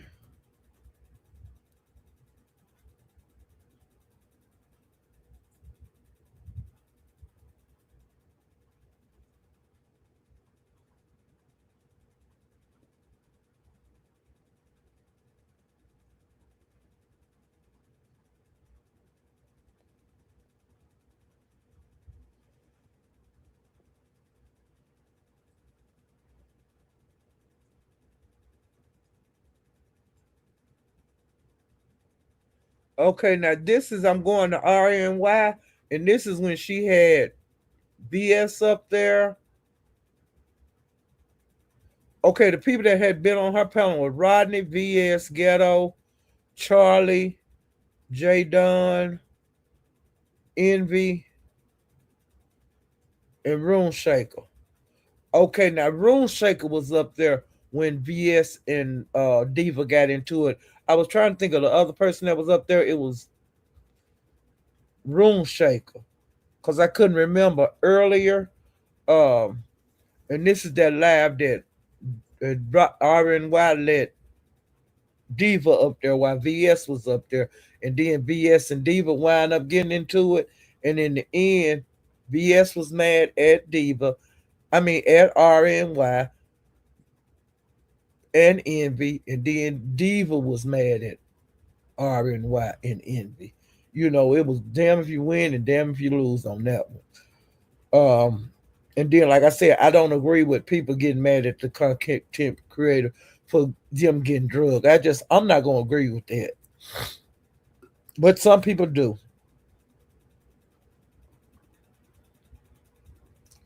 Okay, now on this live, different people was going at Rodney. Why you do this and this and this. He was getting an account. He was like when this one would get through it with chastising Rodney, then somebody else would get it. VS would get it. And then after this one get through with him, here's somebody else. You did this that I don't like. Well, Envy said that Rodney rolled his eyes on grown folks' wall when grown folks allegedly put some pictures up or a picture up, I don't know, of Envy on his community wall. And then different people was commenting under it, and Rodney happened to put rolling eyes in there in the comments. Well, Envy seen what Rodney put in there, and then that's why he was addressing Rodney on the panel.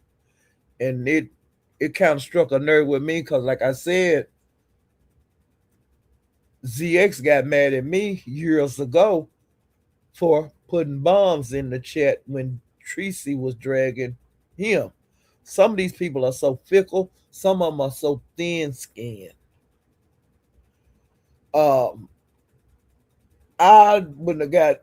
I ain't got no problem with people putting emojis and stuff. But some people are thin-skinned.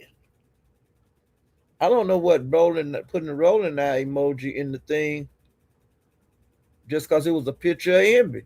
What do that mean? So I don't get why it would be offensive. And another thing, it was a whole lot of people had wrote under there beside Rodney, and why you pick Rodney comment out of all of them. Because I'm sure it was other people that you see out here in the YouTube sphere that you could have confronted. And I mean, they was typing shit. They wasn't putting no emoji rolling the eyes. They was actually typing stuff. So I didn't agree with that. But who cares? Because I'm sure Envy don't give a damn. But that's just me looking at it. If you're gonna get one, get the rest of them too. Especially the one that's typing shit out where you can read. Because on the emoji, it could mean any damn thing. I didn't mean it that way. And that's what Rodney was saying. And I apologize and I'm sorry. And then Envy was saying, well, I don't know. The apology probably it didn't sound like it was good enough. And I was saying, fuck, they working Rodney ass over, to me. And to me, that's a jump. When you say something to me, then this person say something, everybody got a problem with me. Everybody, to me, when people come at you like that, they being cowards. Come at me one at a time. And why you got to wait till this motherfucker get to saying something to me, and now you want to say something? I didn't know you felt that way about me. But then I've been through that. You see what I'm saying? Either you can drop down or you can stay up there and fight. But me, I ain't dropping down. I just stay up there and fight. And that's what Ronnie did. He didn't drop down.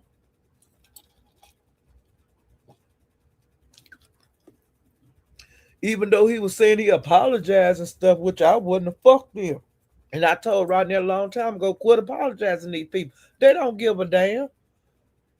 They just gonna wait till the next time and do it again to you. Forget them. Forget them. Because, it's always a possibility they may not accept your fucking apology. I wouldn't give them that kind of satisfaction. I would have just been sitting there. I would have did like you said. I didn't mean it that way, but hell, I would say if you take it that way, so you will take it that way. But I didn't mean it that way.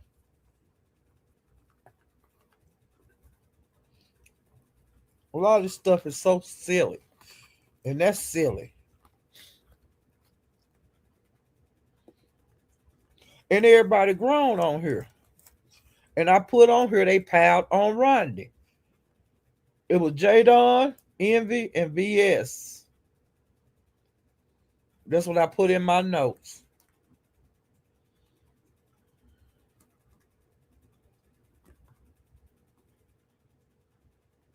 Now Jadon gonna get Rodney any chance she get, because they don't care for each other. They don't like each other at all. Now, I can see Jadon jumping up there every time she get a chance to get to Rodney, because she don't like Rodney and Rodney don't like her. Um, I didn't get the VS part, and I didn't get the Rodney. I mean, I didn't get the. I don't understand why VS problem was with Rodney, and I don't understand envies with the rolling eye emoji. Why did it put you in your feelings? Why your skin that thin? And why didn't you go at some of them other people that actually typed under ZX picture of you? Why you pick Rodney? Because you know everybody gonna get him. Because everybody, people just swipe at Rodney a lot, which that's why he stay on the defense. Because people pip fuck with him out here in the YouTube land. When he be in these different chats. Like I say, I don't know the reason that Rodney strike out sometime at these people. I don't see everything. And Rodney say they starts with him first every time. And it might be that way. I can't say how it is, but I would just with the people over at ZX's, since that's a safe haven for you right now, I would try not to ruffle the waters too rough over there. If it's somebody over there and I know this person been over here for a long time in the vet, I would handle them away from ZX's. But that's what you did. You handled it on your own panel. We'll see. We'll see. Right. But I would try not to fight none of them people over there at ZX's. I would just let a little some with them people. I let some shit slide. I'd fight these battles that you got going on out here in the YouTube sphere. You got enough people coming there. You know. And then, like I say, it is a safe haven for you. There ain't nobody messing with you over there. And if a viewers of you is, that's just one people out of all them people in the chat, you know. So I think I would just not ruffle the waters over there. Because, like I said, it's hard enough on you moving around already, you know, in these different chats. I wouldn't ruffle the waters in one of them that I'm smooth in. I'd rock that shit on these other chats if it was me. Because I got some safe havens that, I got some little hideout spots that, I could just chill. And it's nothing like having spots like that. I got quite a few hideouts on here, you know. Well, I don't want to be bothered, but I want to be involved in YouTube, but I don't want to be typing. I don't want to be bothered. I got places I can go on here that ain't nobody gonna mess with me. The content creators are not gonna allow anybody to say anything to me. Period. And I love having those spots. Ain't nothing like a peace of mind sometime on YouTube, you know. And I got several places I can go that ain't nobody gonna ever mess with me at. You know, the content creator is not gonna allow it. And if somebody do swipe at me, they're gonna be corrected immediately. Because they're gonna say we don't have this, we don't have that over here. I've seen them do it too many times. No, that ain't what we here for. You know. And it's nothing like having a honeycomb hideouts. Okay, I think that is it with my commentary. Now, this another thing that's been going on out here. Pills and Krista, I don't be in their lives. I just go about what I'm hearing out here in the YouTube streets. And I be hearing that, how Krista, because Krista love to flirt. She loved having men in her chat. Ain't nothing wrong with that. She's living her life. Where she be flirting around and stuff. And I think she was flirting around a little bit. Her and Pills was flirting around a little bit with each other. I ain't gonna say she was flirting with him. They was flirting with each other, allegedly. And she have other guys that she go around. She a flirt. She love male attention. Ain't nothing wrong with that. You know. Well, some kind of way, Pills made a laugh, and he said that when they was like FaceTiming, that he that her wig shifted or she turned her head. I don't know. I did not see the laugh. I'm telling you what I heard out here in these streets. And I've been hollering about it, okay? Well, he said that allegedly that they was FaceTiming and her wig either shifted or she turned her head and he seen a wheelchair. And he been saying she's in a wheelchair. Well, that's what's kind of, the buzz around, some places I was going. Well, now they say that Crystal say, I don't know how she seen this, but she say he on the bottom of his belly, he got bumps all on it. So I guess he was showing her some stuff downstairs. I don't know. Or maybe his shirt rolled up. I don't know what happened on their FaceTime. But she said he got bumps on his belly, on his lower belly, and I was hollering. Do you hear me? Because I ain't never heard no shit like that before in my life. I ain't never heard about how her wig and shifted, her head turned, and he seen her wheelchair, and he been going with that. And of course, them have been putting stuff on his community wall, and then other people have been talking about it in these other places I be going on YouTube. I don't know how they situation. I don't know if they gonna wind up back together. I don't. I don't know. I don't know if they're gonna make up or what. And then this allegedly that guy named Blake that she used to see, that she still do see, I think she kind of playing being a player with the guys. And he said Blake told Pills that it ain't no fight between them. I can have her for some time, and sometimes you can have her. So as long as everybody know what's going on, I don't see no problem with it. But that's all I got to say about that. Cause I don't know a whole bunch about it. And now I'm going to Shamar. You remember I told you guys earlier, it's a lot of stuff going on over there, and I don't know them characters. But Mel, he was dragging Mel, and I was saying, damn, I thought him and Mel was okay, but I don't. It's be so much bullshit to go. I'm gonna just quit putting them in my notes. Period. I'm gonna just put on there. I went by Shamar's and had a good time because I go by Shamar's because he do the late night lives. When you ain't doing nothing about 1 or 2 o'clock. If ain't nobody else on, and sometimes when my hair them be on, I go over there. I'll leave Broadways and go just to say hi and see what Shamar talking about. Like I said, a lot of times I don't know the characters that he talking about, and then when I think I know them kind of a little bit, then I find out I don't know shit.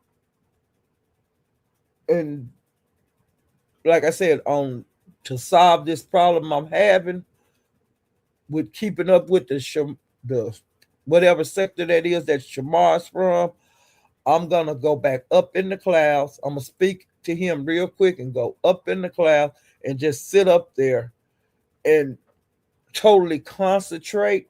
Because, like I said, I'm clearing my mind out completely on what I know about some of the characters over there because I found out, like I said, a couple of days ago, I don't know what the fuck going on, and I'm starting from scratch.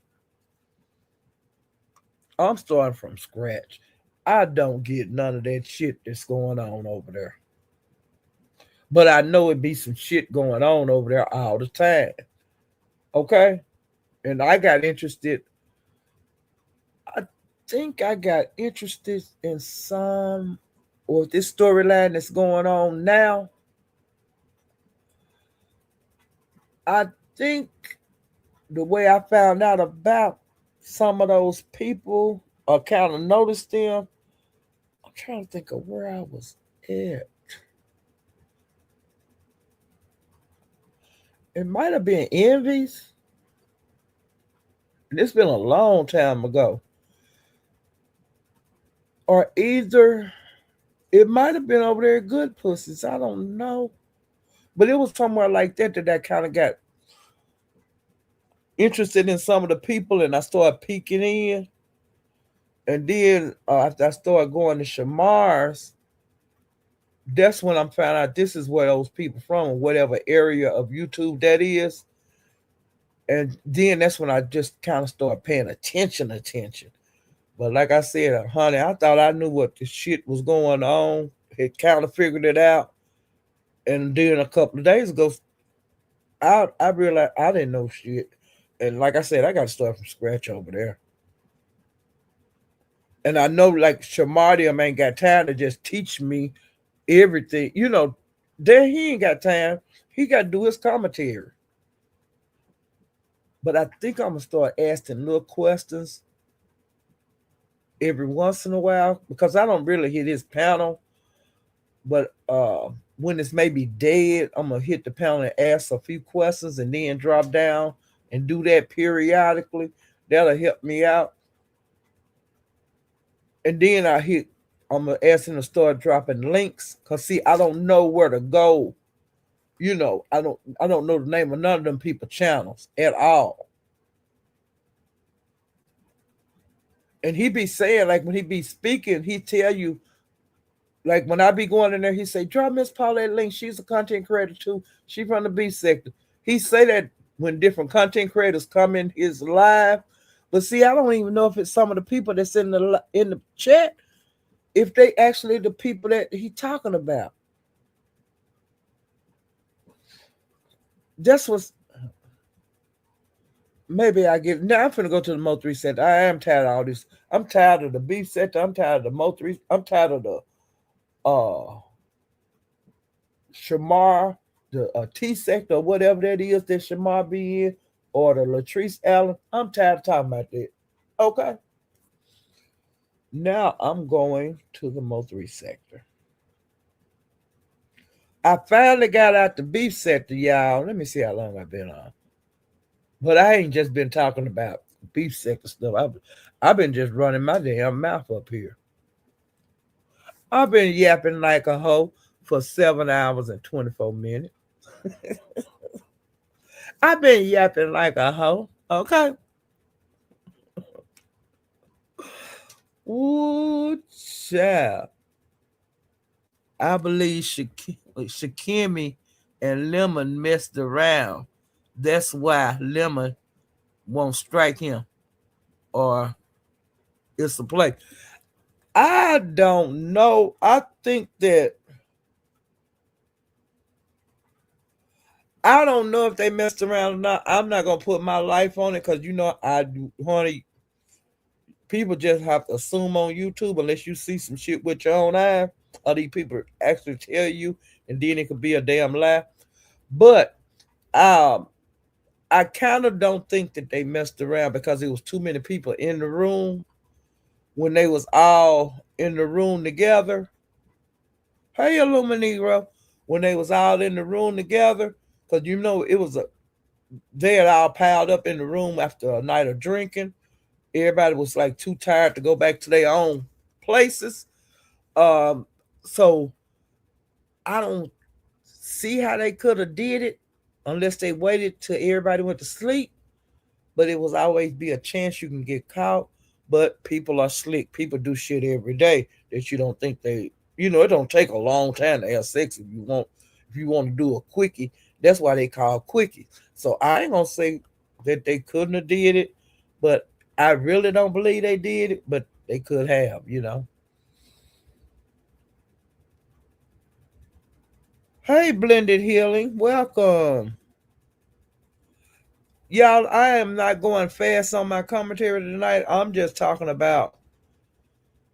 taking my time, and like I said, I don't care how long it take. It might take me 2 days to get through with this shit. I just feel like talking, okay?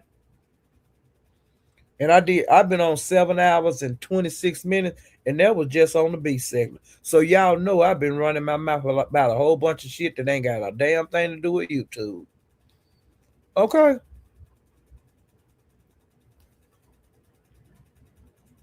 And if y'all want to hit my cash app is right on the screen.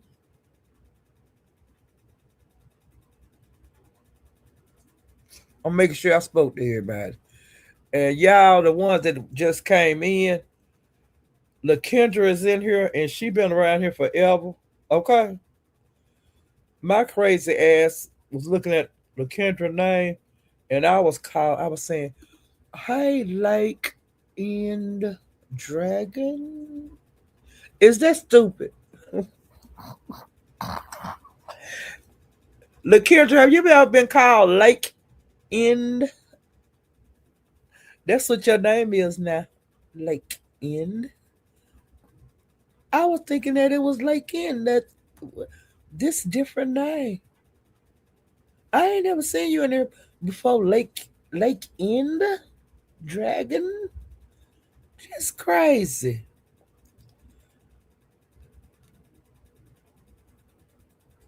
Okay, now have they the Carmelo? Uh, have they came back with a verdict, or the jury still out? Cause see, I've been on here. I ain't been in no hurry about nothing, and I have not been out here moving around like I be moving around. I'm just up here talking, child. People been in and out, in and out. Cause the Mo three sector, it was several people in here from the Mo three sector, but I know they got tired of hearing about the B sector. And like I said, I haven't rushed it at all tonight, and I've been talking about other shit. Okay, and I'm finally getting to the Mo three sector, child. Now SD, I'm showing him is my first person that I'm talking about. On his live, he had Mink up there, Bimp, Fred, Bato, and Swedish Brown. Wait a minute, I got to go back to the. I got to start at the old and come up because something happened on the new one, and I want to take my time and talk about that, y'all. SD have been on for a couple of times. That's a couple of his lives I missed because he took them down, but some of them I got to see because I found out the day later he had went live, and I would run over there to see if he still was up. And luckily, I got to see some of the lives that was still up. Okay. Um. Wait a minute. Okay.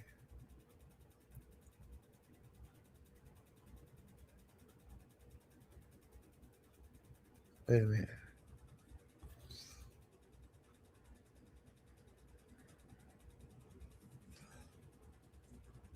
Okay. Now I got to go back to Envy right now. Okay. Now Envy and Rune Shaker fell out too. I accidentally put a note from Envy down here with the SD. I got okay. This is sometimes I get sleepy on here, so I got to go back to the B sector right quick. Envy and Broom Shaker had got into it, and Broom Shaker went live and drug Envy uh because he got mad. Envy got mad because Rodney did the rolling eyes thing, and Broom Shaker was saying that Envy didn't. He wasn't like that in the Mo three sector. That he wasn't like out here banging and stuff. He would always bag down, And so she made a lab and she started going on different situations that MB had in the Mo 3 sector. Now, this before he came over here to the B sector. And she said that MB had left the Mo 3 sector several times when it got hot. When it got hot on his ass in the Mo 3 sector, he would like run to that prison sector he was in or the biker sector. Um, or just wouldn't go live. That's what she was saying. She was saying a lot of stuff because see, it's a lot of the characters over there that's in the Mo 3 sector. Because the Mo 3 sector was over there before I ever knew anything about it. And then when I found out about it, I didn't know where I was at and stuff. And I was up in the clouds trying to figure these people out. Okay. And then I found out the place I was at was the Mo 3 sector. I found that out in the clouds, and I think Room Shaker said something about it. Okay, because Room Shaker is one of the first places I hit the link in the Mo 3 sector was on her. Or either it was my house, I can't think of which one. But I know I was going over the Room Shakers and hitting her panel, and she was like telling me about different places and about different people. She told me a whole lot concerning the Mo 3 sector, the different characters. You know, she had time to do it and she did it. When I would ask her stuff, she would tell me. And then I would listen to her commentary. That's how I found out about the people over there. Now I found out about envy when not through the Mo 3 sector. I found out about envy through MU. Okay? Envy, the way he became a name, kind of, we heard about him in the beef sector, is he invited MU.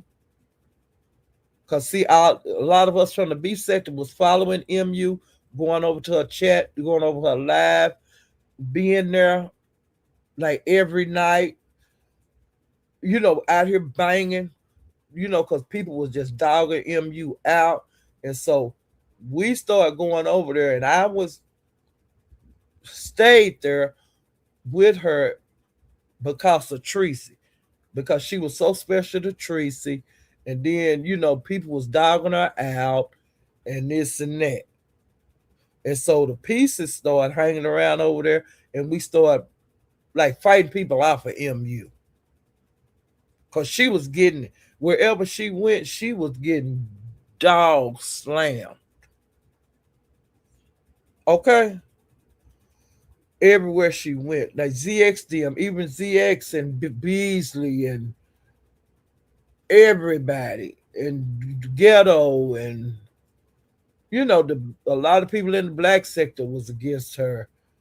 Snoop, uh,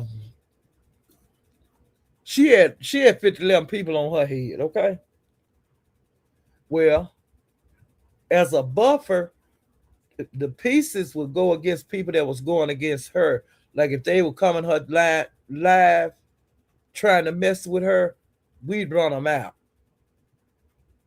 You know, we'd run their ass away from her.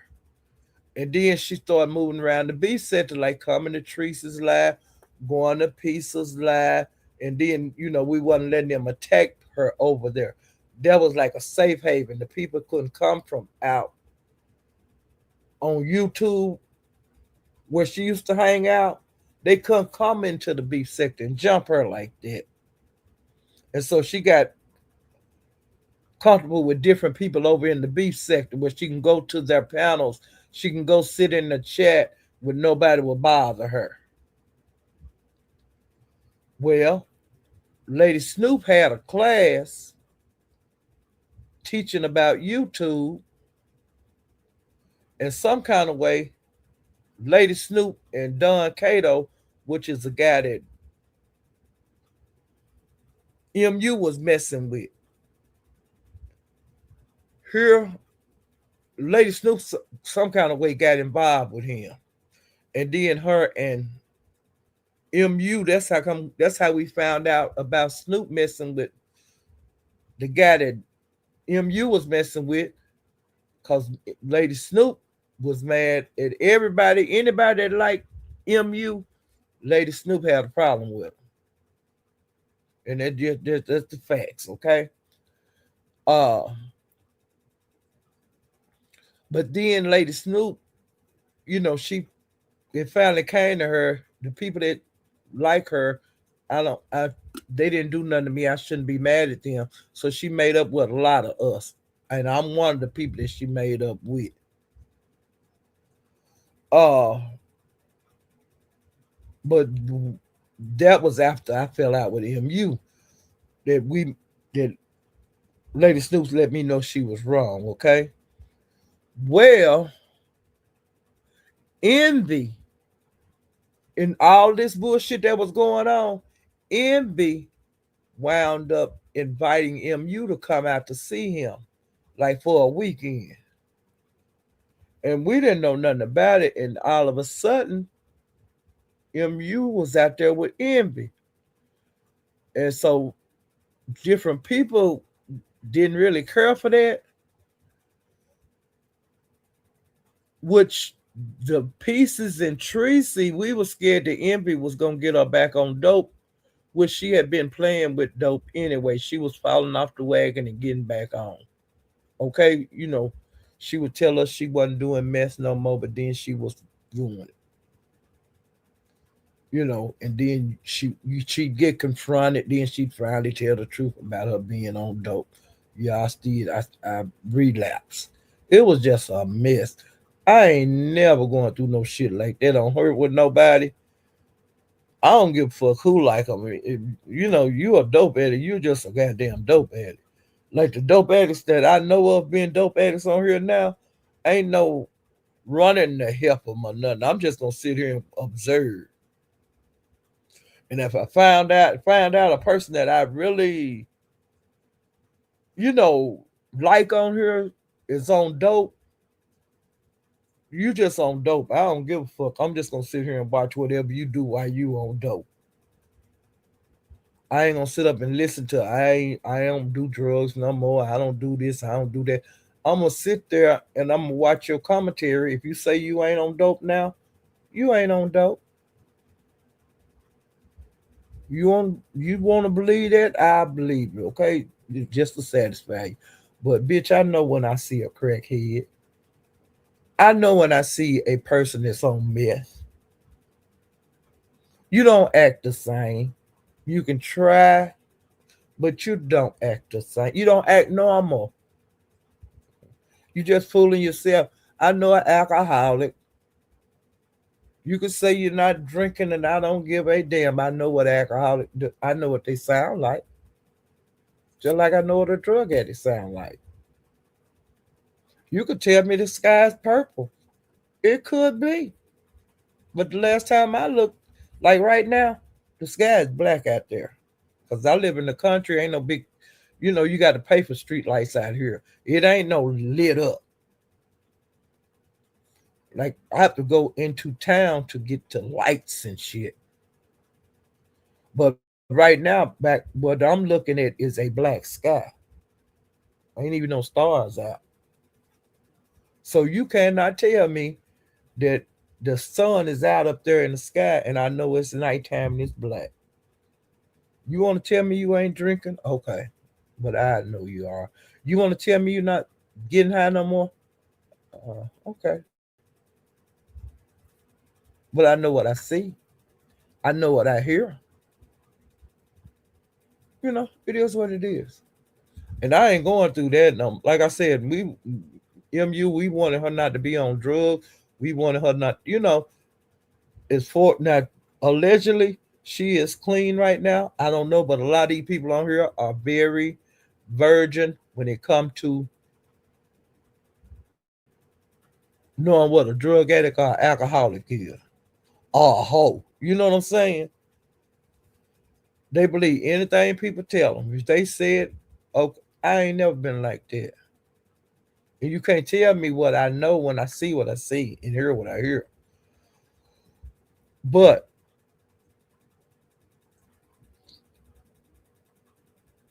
MU wound up being over there with Envy. She stayed a weekend. Well, when she come back here, now when she now oh Mo three said, "Woo, them guys over there, they thought Envy. Oh, he had you got MU over there, and this and that. Oh, they was hitting his panel, and he was the big guy. Okay, and then after she left and came back home, he started putting out videos of what he had videoed of her, and it pissed a whole lot of us off. Not the Mo three Center. I'm talking about the people that liked MU at the time that was following her. Then, of course, we went at Envy, and telling him how wrong he was and doing other stuff too. Now, I ain't gonna say, I'm just saying, being for real, trolling. Okay, I just put it like that, trolling. We started doing that to him, and he quit putting stuff out of MU, and I'm sure he got a whole lot of shit of her, but we flipped it like he was a pervert because he was sneaking and videoing her, and she was like rocking in the bed, and it was just a mess. And so we was calling him a peeping tom, and all that kind of stuff. You snuck and took pictures of her. You was videoing her, and she didn't even know it. We was saying all that kind of stuff. You a pervert and this and that. That's how the people that liked MU was doing Envy. We were just doing stuff to make him stop. You stop showing that shit because that's creepy. And plus, she didn't know you was videoing her. You was sneaking and doing it. We was talking like that. And so he quit showing that stuff.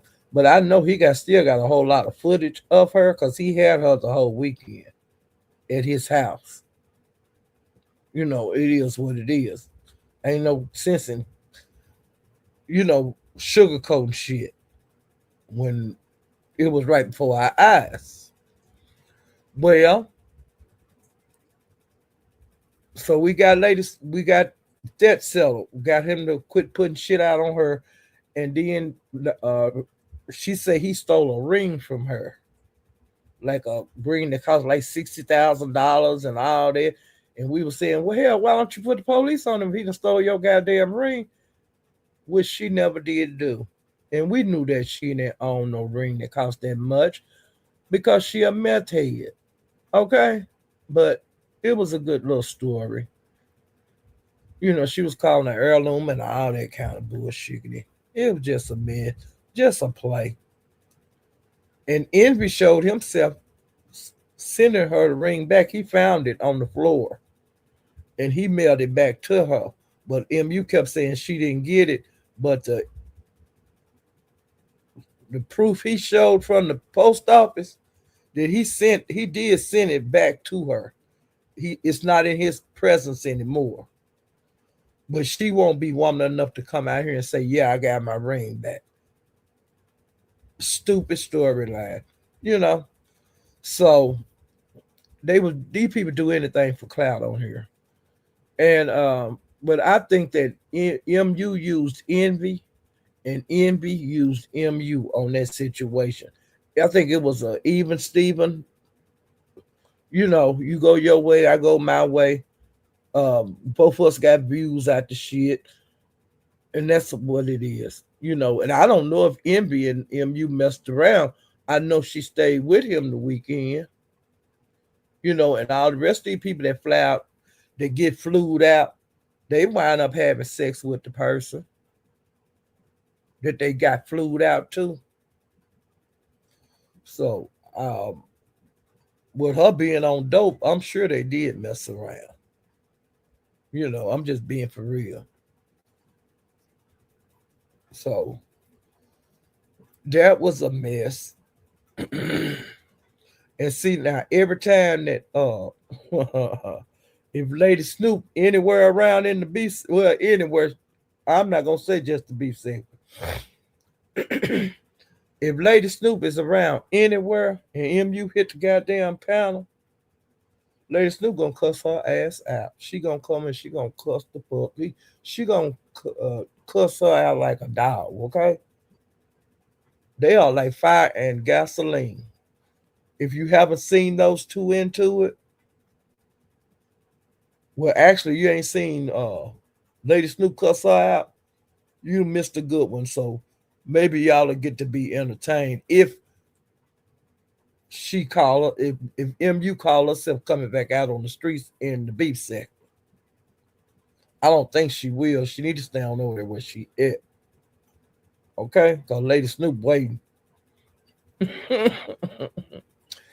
They used to fight like cats and dogs.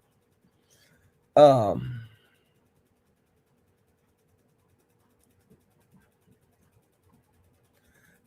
I'm making sure. Wait a minute. Because I keep seeing beef sector notes mixed up. Okay, now I Lady Nika, I missed her. Trying to see if I missed anybody else. Okay. Now I went by Nika's and Ken was up there, Hershey, Pizza, Room Shaker.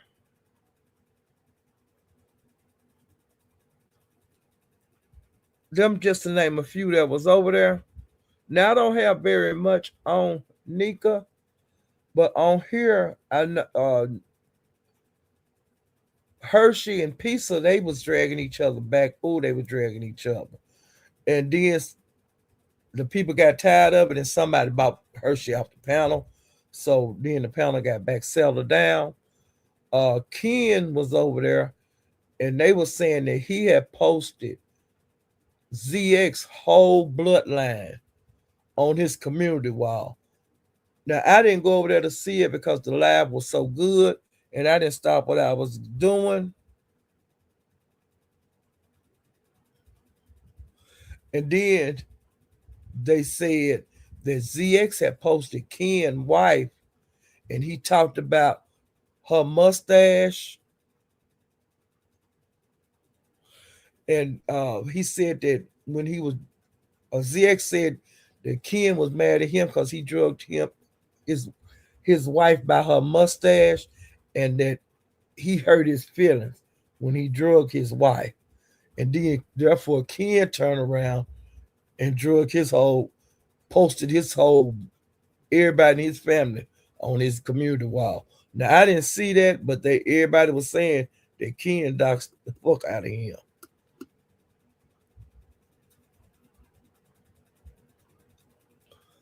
Um,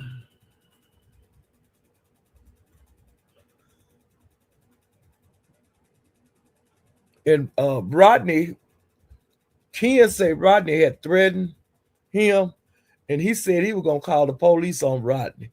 Now, Ken, you know Rodney ain't did nothing to you, but for you to call the police on him. The way you be threatening people and doxing, I know you shine, Ken.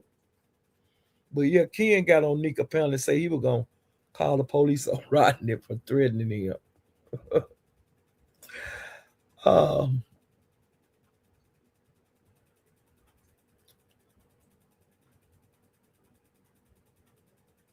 and then when Broom Shaker hit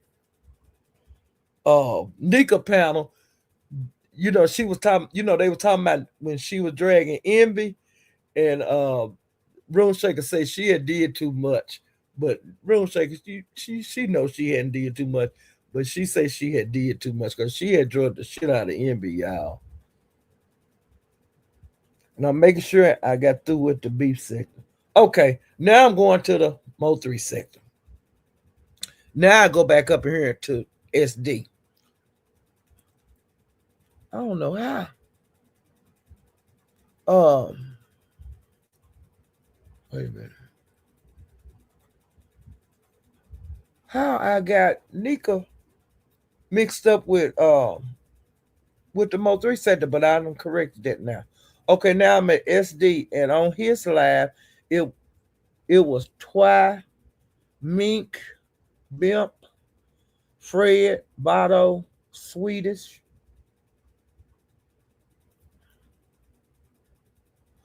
Okay, and Mink was up there And I think Meek is going through something. I don't know what, but I'll tell you one thing that she did do. Mink got that house that she been saying she was gonna get. Because she was when they were saying she was allegedly getting evicted. She kept saying that she wasn't gonna move until she got her house, and that it was taking more time than she thought. Which Mika Mika finally cammed up, and she got a big house, y'all. That house got at least 5 bedrooms, at least. That house is humongous. Now I don't know what it looked like on the outside, but she did walk through and show us, you know, walking through different rooms and stuff. Now she don't have no furniture in there. It might be in there now, but like at the time, she didn't have no furniture in it. Or if she did, it might have been in a room that she wasn't using or whatever. But she was saying that she was getting her furniture reupholstered, uh, to put back in the house in the new place. She was getting it reupholstered. Now, the yesterday I think it was when she was online.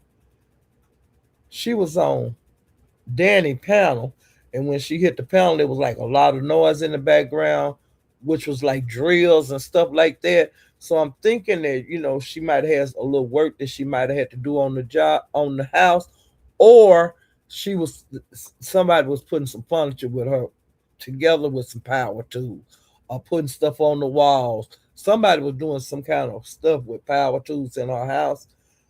And like I said, when you move into a house, sometimes there be stuff that you won't change. You know, it is what it is. Sometimes people repaint a house when they move in. I don't like them colors and repaint it. Sometimes they say, "Well, I want to add a shelf here or what I want to do." So it could have been something like that. I don't know, but I'm dying to see the new place whenever she get it furnished. Um, I'm glad to see her. She made her goal of getting her house, and she got a big house. Um, I think it was on SDs that she showed the house. It was on one of the lives because they said that she had did it twice, and on one of the lives, whoever live out here in the YouTube spirit she had showed the place to, I missed that live, but I'm glad to. I was at I think it was SDs where I got to see her do a walkthrough of the different rooms. And then they was some people was saying stuff against her like, yeah, you was fronting like that was your basketball court and that's your neighbor's basketball court. So wherever this neighborhood is, people have like basketball courts, like the regular little hoop thing. It's like big basketball court. So some of the people like different sports like that. Like people have a tennis court, okay, or a swimming pool. You know, people like different things, and some people can afford to have those kind of things. And evidently, in this neighborhood she live in, her neighbors have enough money to have a basketball court, like a full court. And I've seen those before. I've seen them indoors and outdoors on houses. You know, and they were saying you was flying like that was your basketball court, and come to find out, because I guess they doxed where she live at, and they were saying that is not your basketball court. That's your neighbors. They was talking all like that and stuff. But I guess they doxed when she showed her house with the basketball court in the backyard. Somebody doxed up. You could show a little bit of something on here, and they could dox your drawers off. And I think that's what they did on me. Cause how would you know this wasn't her basketball court if you didn't dox her, right? Now that's just the way I feel about it. I may be wrong. I might have the wrong understanding about what they were saying because I ain't seen no docs. I don't know nothing.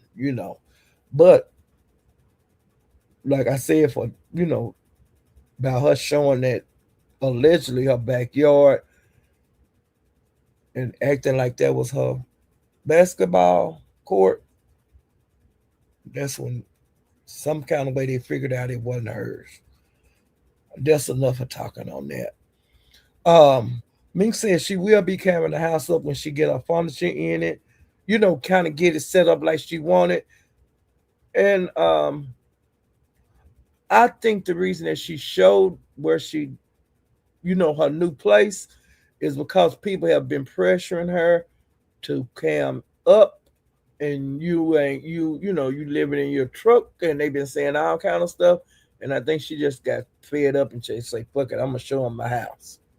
And that's what she did. Even though it's empty, she showed it. I would have just kept letting them do what they had to do, and show up.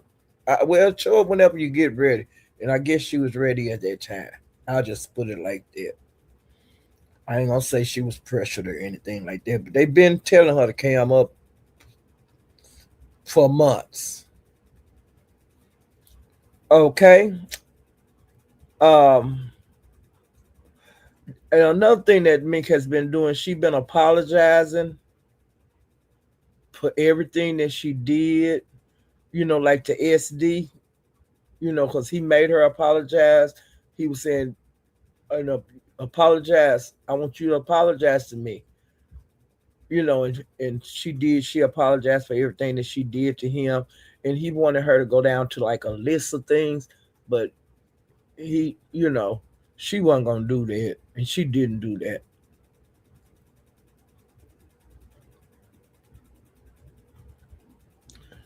And yeah, now I'm going through several days on SD. I messed around and went by there one night, and he had 88, Candice, Anilla, a Bubba, NASCAR, Duke,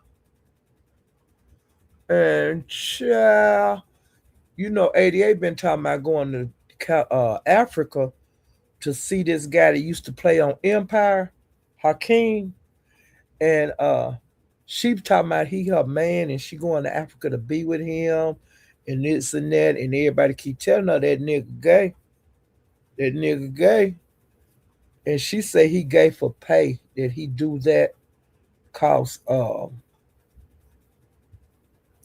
you know he doing this OnlyFans, and it's showing him having sex with men, and I guess they got videos out of him and pictures and all of this stuff.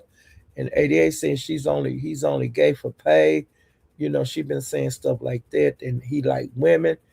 Um, he's gonna be with me, and I'm going to Africa, and this and that. And this shit been going on for months and months and months.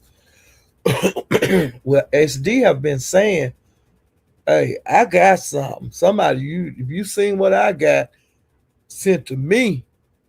He been saying that over and over and over concerning this Hakeem guy. And the other night he said, "I'm gonna drop it. I'm gonna drop it on my live. I'm gonna show everybody what I got." And he never would show it. Well, child, the other night he showed it, and I don't know if the lab is still up because he said he wasn't taking the lab down. And he showed a picture, and he had Hakeem. He was in the bed on his knees. Sydney Star was eating his booty, and then it was a third party laying beside him. Hakeem up there in his shades had a like a toboggan one that got a ball on the end. The hats they put on the head in the wintertime. He had on one of them, and that's all the clothes he had on. And had Sydney eating his booty. And I was saying, oh my God, SD had that up there. And everybody was just shocked. And the video might still be up. I don't know. And then after that, people were saying stuff to 88 about it. And she was saying, I'm not going to be with him and this and that.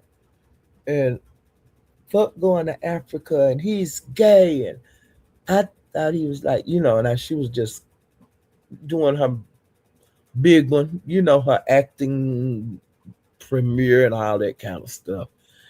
And I was saying, damn. And on that live, SD was into it with Charisma, Reed. He was into it with everybody. You know, but that was just some of the stuff that happened at SD's. And I think that was, no, that ain't all. And the other night I was over at SD's, and this was an all night, okay? And it was really much going on.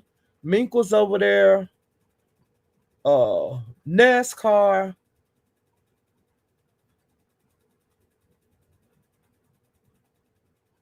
I think Bimp. It was a couple of people up there, y'all. And Mink was up there, and she was in a good mood. She was walking her dog. He was running way away and coming back, or either she would have to go get him. And they was having a good time walking out, walking, like the just walking. But come to find out, at the end of the lab, we found out we was at the football field because Dylan was practicing, or either they had a game. I can't remember, but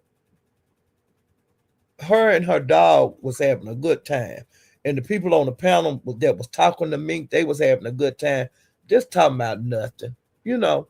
But it was fun, and so Nick Mink got close to where I think where the boy, her son, was playing or practicing, and she was just standing up like they had those fences up around the football fields, them chain link fences, and she was standing out there talking, talking to SD them, and they were saying it was some people coming up with a dog, but they was way, way down the way, and they were saying, "You better be one of them dogs gonna be the 8 up King," because her dog name is King, and usually when Mick be live when she be at home, the dog barked the whole goddamn live. Rah, rah, rah, rah, rah, rah, and she be saying, "King, hush," and rah, rah, rah, just barking. Like a lot of her lives are like that, with King just raising hell. And when her and when King and Mink was standing up there, and Mink was talking to SD them, they were saying, "You better pick him up, his little ass up. Here comes some dogs," and this and that. And she, "No, he's straight." And they standing there just talking. Child, the next thing we know, this damn dog was running toward King from way down the way. And he got up there and he jumped on King. And plus he had broke loose from the owner. Like the person that was walking him, he was using so much force running to get to King that the lady lost her grip. And he jumped on King. And King did now all that barking King be doing when Mink be live and shut up, King. And he just started be barking. King didn't say a damn thing. He just sit up there and got his ass kicked. He got his little ass towed up, y'all. And SD then was hollering, "Pick him up, get him, get him." I think I got it on my community wall. If y'all haven't been on my community wall, y'all please go over there and get that and look at it and hear how SD was saying, "Run, Mink, run." They were doing it was a mess. And I mean the laugh was like dead blah. You was a blah laugh. But when that happened, it lit the chat up everything because we want to know how King was because King was over there raising hell when I first went over there to the Mo 3 sector.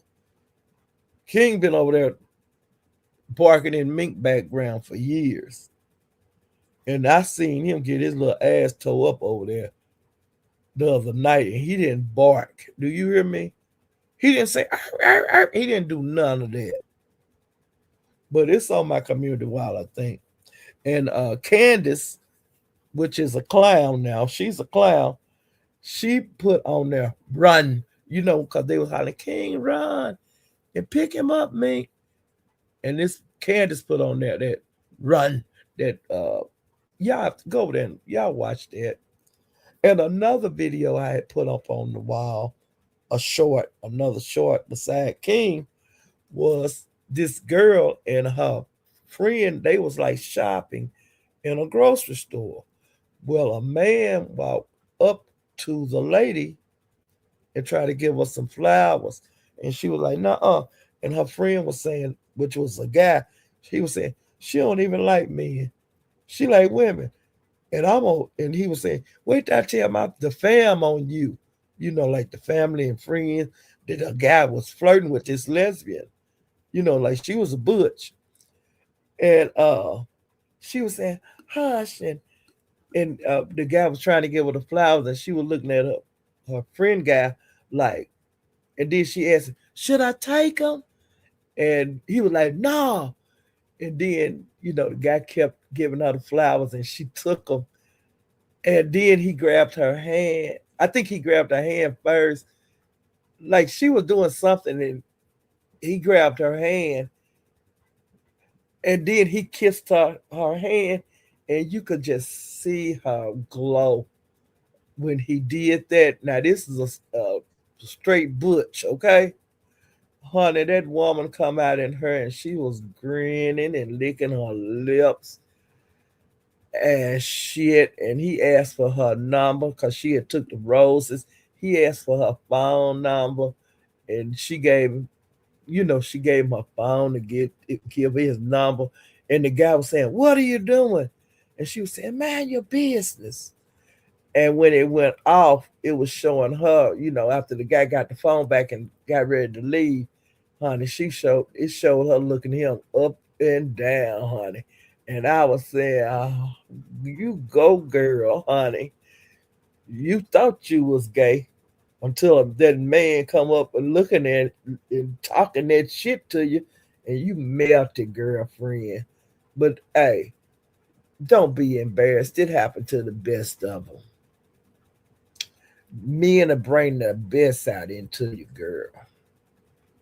But yeah, she was had a little shorts on, her cap, her baseball cap. Honey, she got real girly for before that was over. You hear me? She flipped the script. And that got that on the wall. Cause sometimes I just sit up here and watch shorts for hours. You know, when I get tired of YouTube, like the bullshitting, I start watching clips, or either I just look at different pranks. I type that in my up on the thing to look for different kind of pranks. Being nosy, how sometimes I put nosy people or nosy pets, and you'd be surprised how much pets act like us. But they just can't talk to us the way that we talk to each other.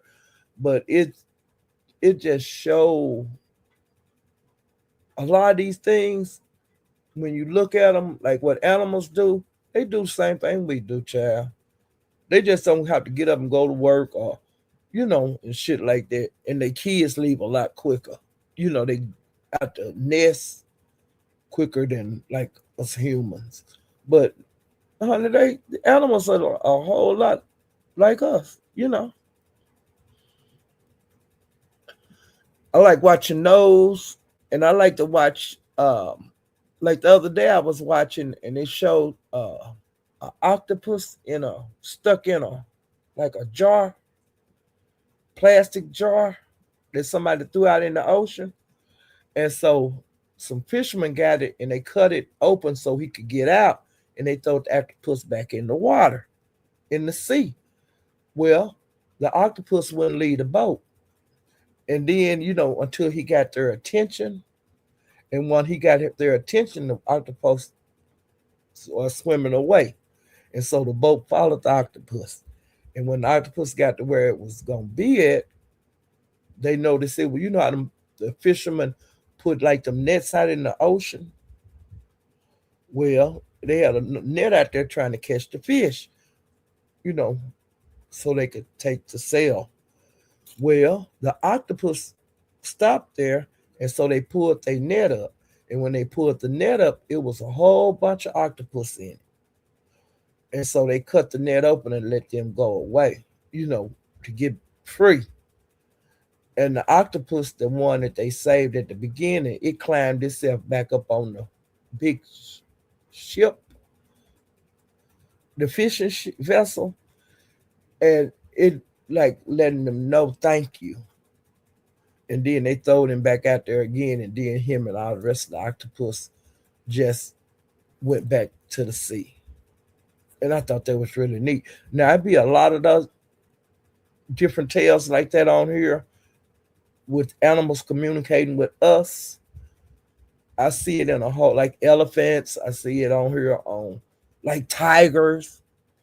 Like remember somebody that saved their life when they was, caught in a trap or whatever, and you go back years later and they'll remember you, like run up to you, a lion or whatever, not to harm you, but to say, "Hey, friend," in their language.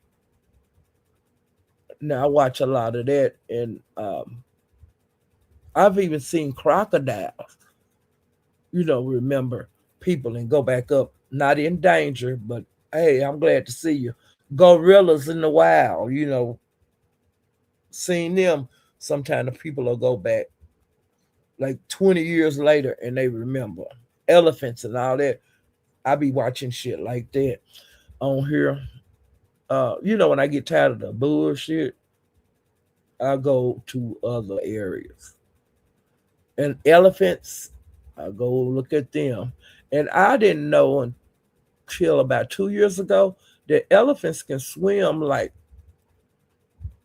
forever. And then I used to wonder how they got them to other places where elephants are not from. A lot of times they wasn't on ships. They swam. And a lot of times they did not swim after ships. They just wind up swimming over. I just feel like swimming and I'm going to go somewhere else. And that's how they would wind up in other places. When you would see, like back in history, when elephants were somewhere that that elephants didn't come from.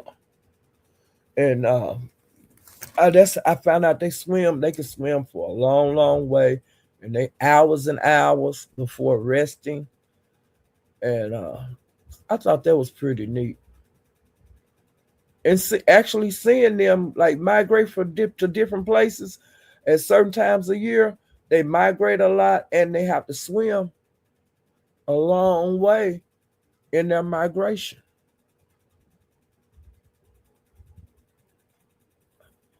Let me get back to the bullshit.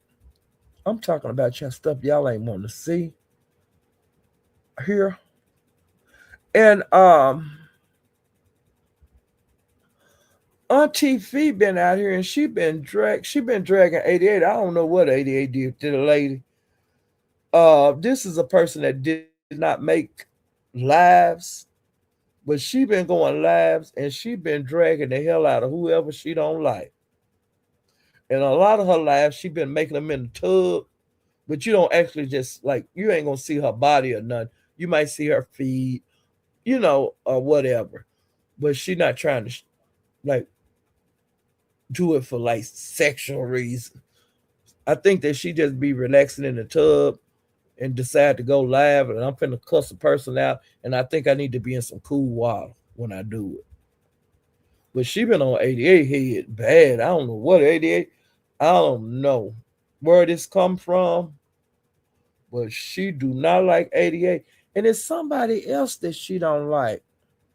And the reason that I have been interested in her is because I found out through the grapevine that she had been doing lives and dragging, and everybody been talking about how she been dragging and something new. And so I peeps over there every once in a while, okay? Um but she be dragging more than 88. But I didn't make a note of the other people that she have been into it with. But I'll find out more about her, and I'll have more to talk about on her because I'm gonna start watching her more.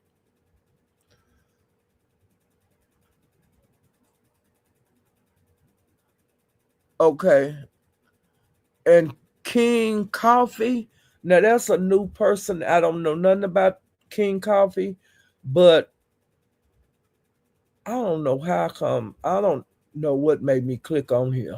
Well, I clicked on him and he was complaining about Tulsa, Queen Tulsa. And I was saying, Tulsa? And he said that Queen Tulsa tried to run a play on him uh, with a man, whoever this man is, that Queen Tulsa, that Coffee said that Queen Tulsa tried to run a play on him.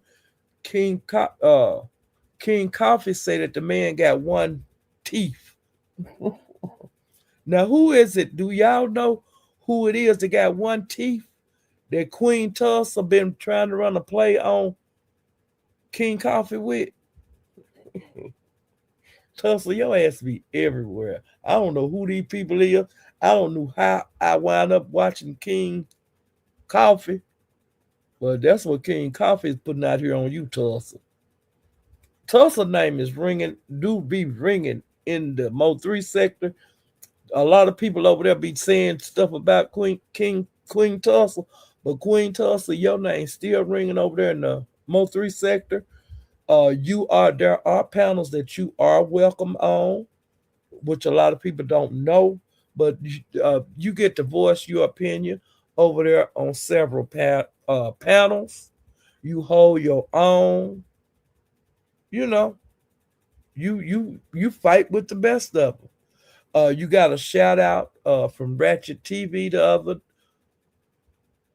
other day. You got a shout out from Ratchet.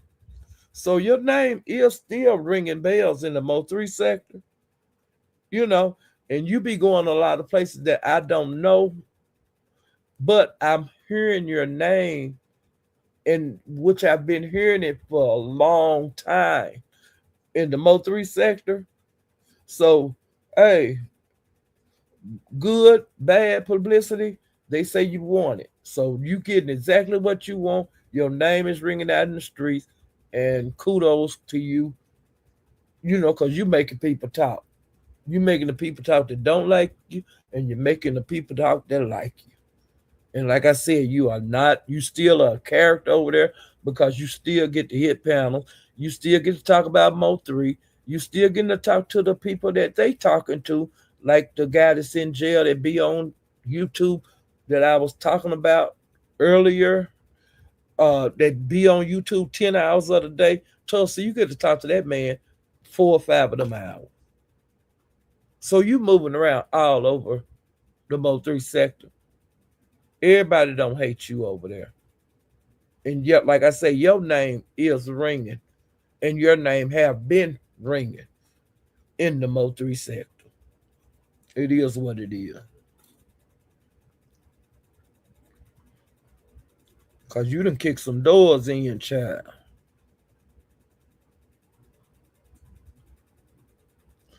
Okay, now I stopped by Big Reed, and Big Reed said that Mink struck him, which Mink did. She struck Reed, but the way he found out that Mink had did it is because Mink dropped in his chat and told him, "Hell yeah, yeah, it was me. I struck you." So it wasn't no more questions asked over there. Everybody know who struck him. Now who struck Broadway? Now we don't know, but Mink took the blame for Reed getting struck. He told, oh, I'll be honest. He told that Mink that she was miserable, and he cussed her the fuck out. He said that she was horrible at everything. You know, she's hateful. And he said every time he see her on a panel, he was gonna get up there and they were gonna have to gang bang. Okay? They were gonna have to woo bang. He said it's up and stuck. And he told Mink that you struggling even though you drive a 18 wheeler, that you still struggling. He drug Tulsa and he called Tulsa Spider Man.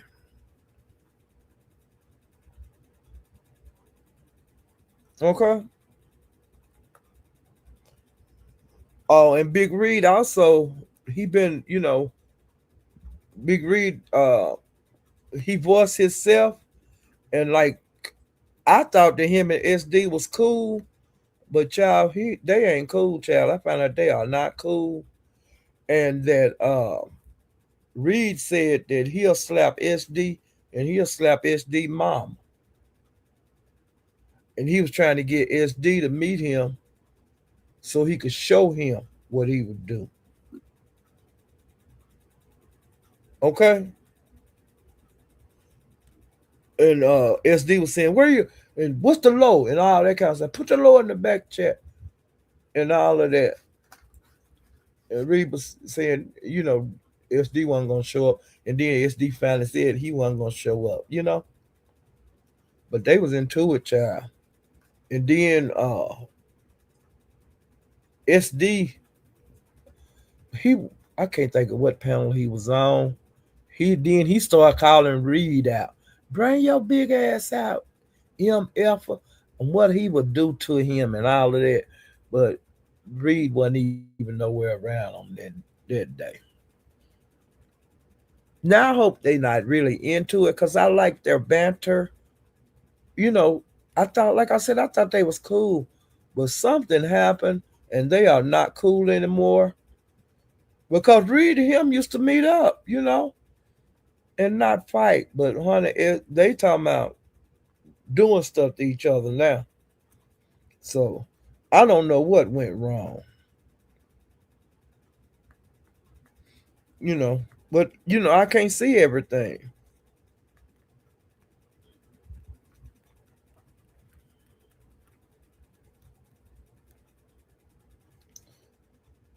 Wait a minute. And I stopped by straight like that, and Mink was up there and the CEO, and I was glad to see Mink back over there because see that was like one of her spots that she would be at.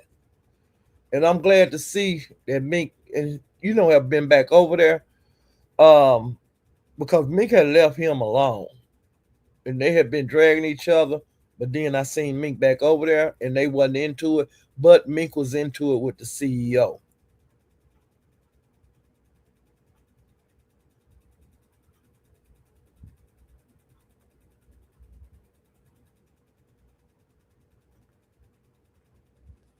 And Mink was calling him. Wait a minute.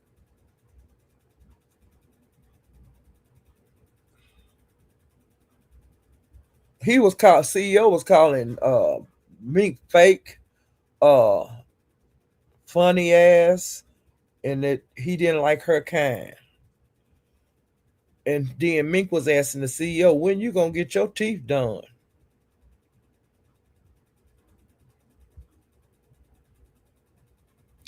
And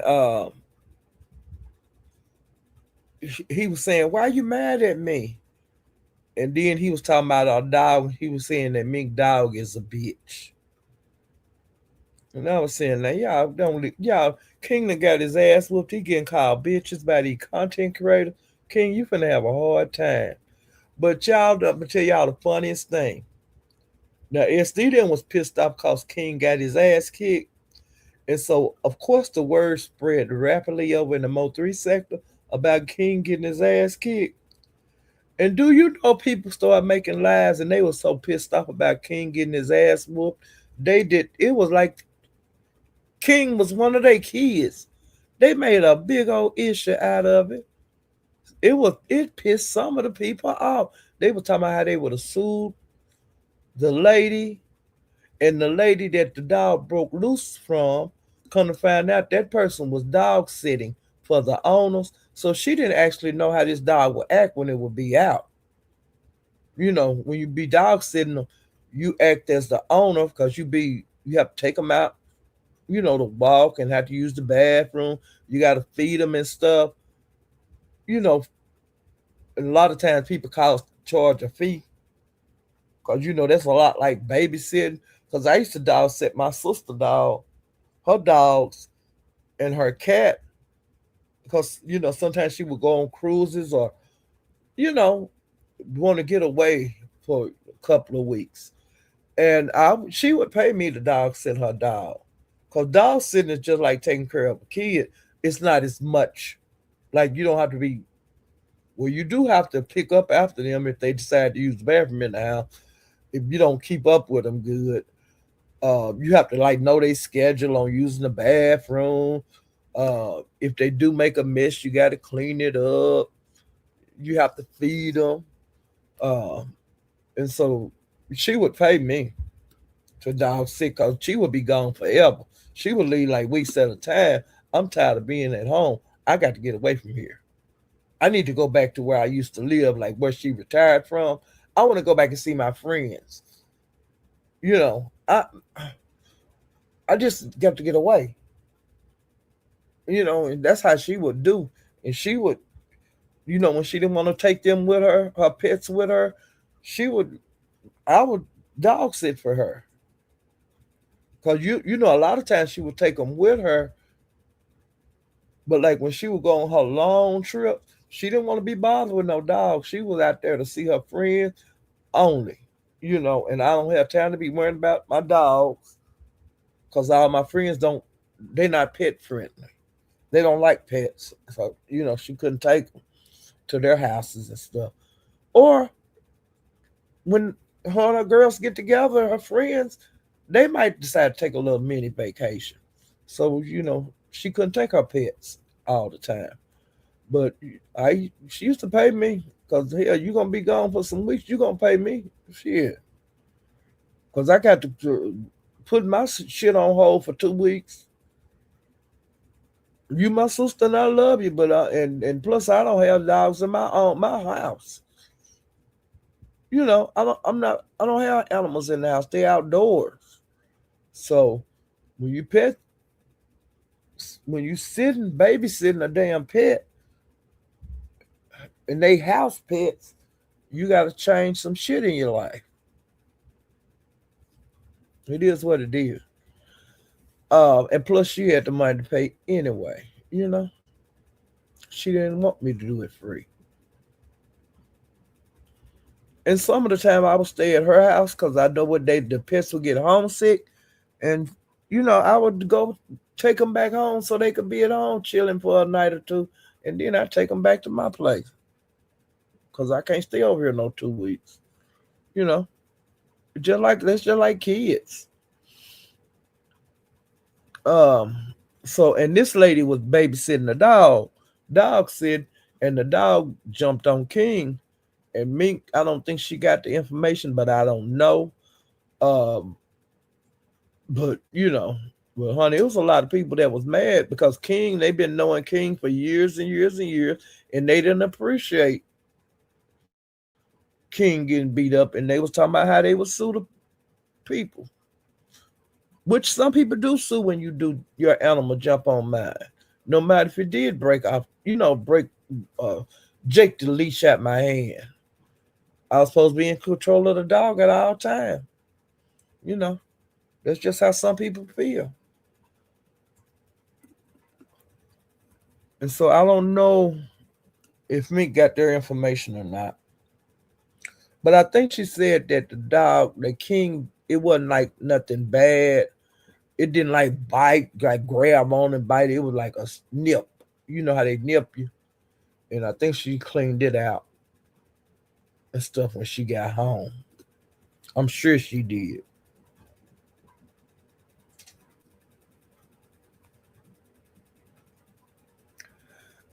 And Cam been going live. I love to go to Cam's.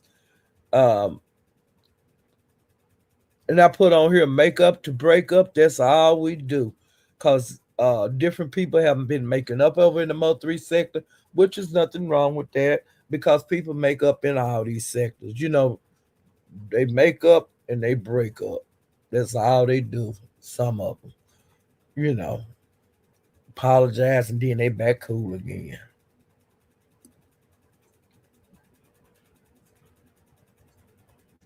And then Coolins, I mean, at Cam's, it was Coolin, Shot of Shade. I hadn't been seeing her around in a while, but she's back over in the Mo3 sector. Kareem, Jackie, Mink, Slap Gang, Skinny Minnie, DG, Such a fucking Lady E, and Panda. Now, Cam hadn't been staying live long. He been like traveling and getting his car ready for the road to go places and stuff like that. So his lives, he hadn't been coming on as often, and his lives haven't been that long, so it don't be a whole lot of action over there right now. Um, Now this is who was into it that day over there. Cooling and Shot of Shade was into it. I don't know what their issue is. Um, I guess their issue was before Shot of Shade left. They had an issue, and so now that she's back, their issues is still going. Um, Kareem was into it with Mink,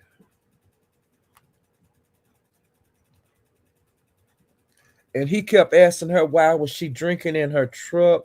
That she not supposed to have alcohol in her truck. Um, you're not supposed to be driving. You're drunk, and you was you know, you don't supposed to be drinking and doing no loads and he was saying all that kind of stuff to her, and she was saying, "I no, I'm not doing that. I wasn't doing that." So she never did own up to drinking in the truck, uh, and drinking and driving. And then he was trying to get her to show a hard copy of her license, um, because he was saying she didn't have no license. And then Kareem and DG got into it, and Kareem was asking DG because he was trying to off himself a couple of weeks ago. Well, no, y'all don't know because he had a birthday and he was saying he was gonna ill himself and all of that. And I'm gonna jump off a building and this and that. And Kareem wanted to know why come he didn't jump. Why are you still here? Um, he told him to do a 360 and show his apartment because y'all know that DG live in like a one room. Your kitchen, living room, everything is all in one room. Okay. And he was telling him to do a 360 and to show his apartment. DG wouldn't cam up. Um,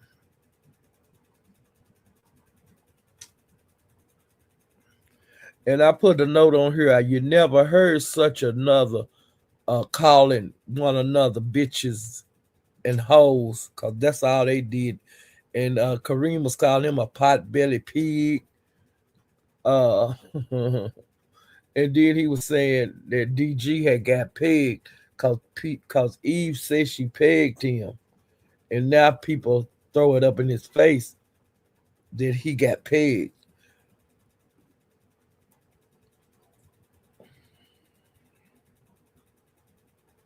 Okay, now Ratchet, I don't talk about him very often, and the only reason I'm really talking about Ratchet now is because he was supposed to have a interview with a guy named Bodega. I don't know who Bodega is. I don't know nothing about that man.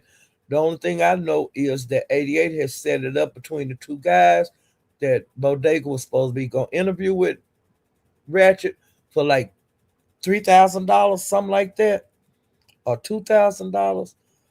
I don't know, but it was for some money. He was supposed to get paid, and so he said that Ratchet had to give him like $750, like down, and then he would give him the rest once he did the interview.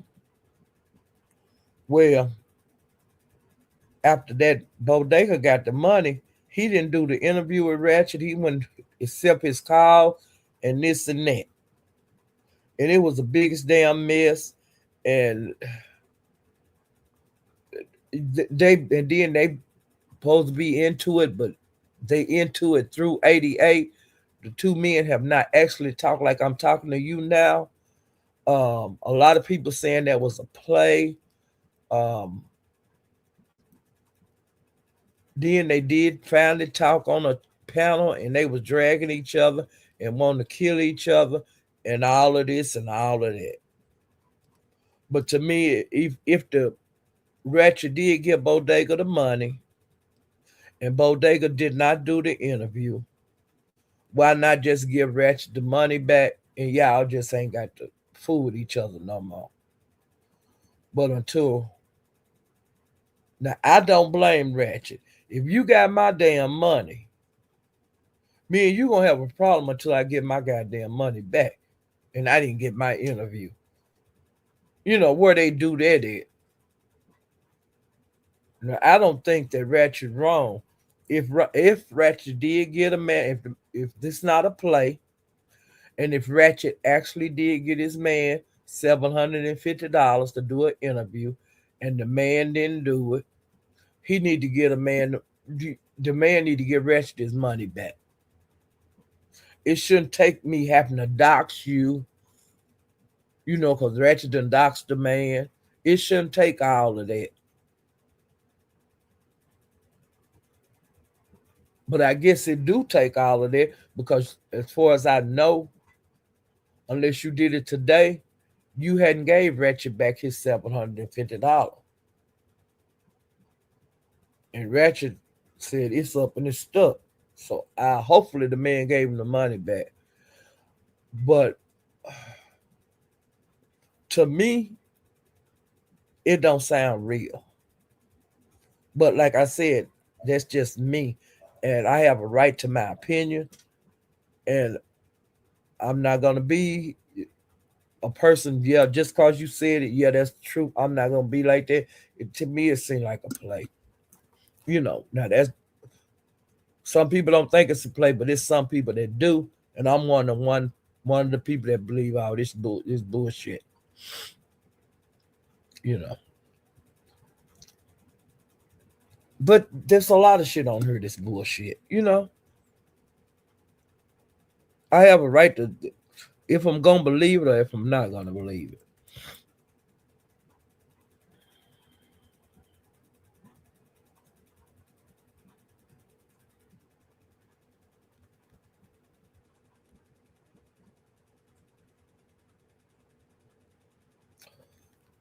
Okay, now I'm through with Ratchet and that little about the interview and all that. Cause like I said, I don't know that Bodega guy. But then another thing, this one more thing. I was at Paydays the other day, and Payday showed that allegedly Bodega got the feds them busted his door down the other day. Now, if it was that kind of action, Ratchet, I don't see you getting your money back if you did get that man the money. Now, I don't know if Bodega in jail or nothing like that. I don't know him, and I ain't gonna look nothing up. I'll just have to look this and that in the streets with the, to see if the police did actually kick his door in, and if did they arrest him? What did they do with him after they kicked the door in? You know, I don't know. And I don't know if that was actually Bodega's house that the police kicked the door in on. It could have been anybody's house. I don't know. And I'm not going to even try to figure it out. Now, this situation that I'm getting ready to speak about that's going on in the Mo3 sector. Now, it's a lot of stories that's going on over there I'm not interested in, but this one caught my eye. And this is one that's been had my attention for a while. Okay, Danny and Mink them fell out. And why they fell out is over this guy named Zoo. And Zoo have been sending pizzas to her house, allegedly, Um, Allegedly, he is tied up with some white racist guys, and they been tied up and doing stuff against Danny. Um, Danny feel like Christina might have been the one to give her address out, but Danny have said on her address, and she's taking responsibility that she did put the address out and all of that. So actually, she wasn't doxxed because she put her information out, and people have been sending pizzas, cow manure, like cheese pizzas, cow manure, a dead rat, pizza, pepperoni pizzas to her house. And she really don't appreciate it. And she's really, really, really, really angry about it. Um, they acting like it's a joke, but like she could, if it was me, if I was in Danny's position and people were sending stuff to my house, I would be very, very highly offended. I would feel in danger because if you bold enough to send a pizza to my house, you bold enough to come to my house.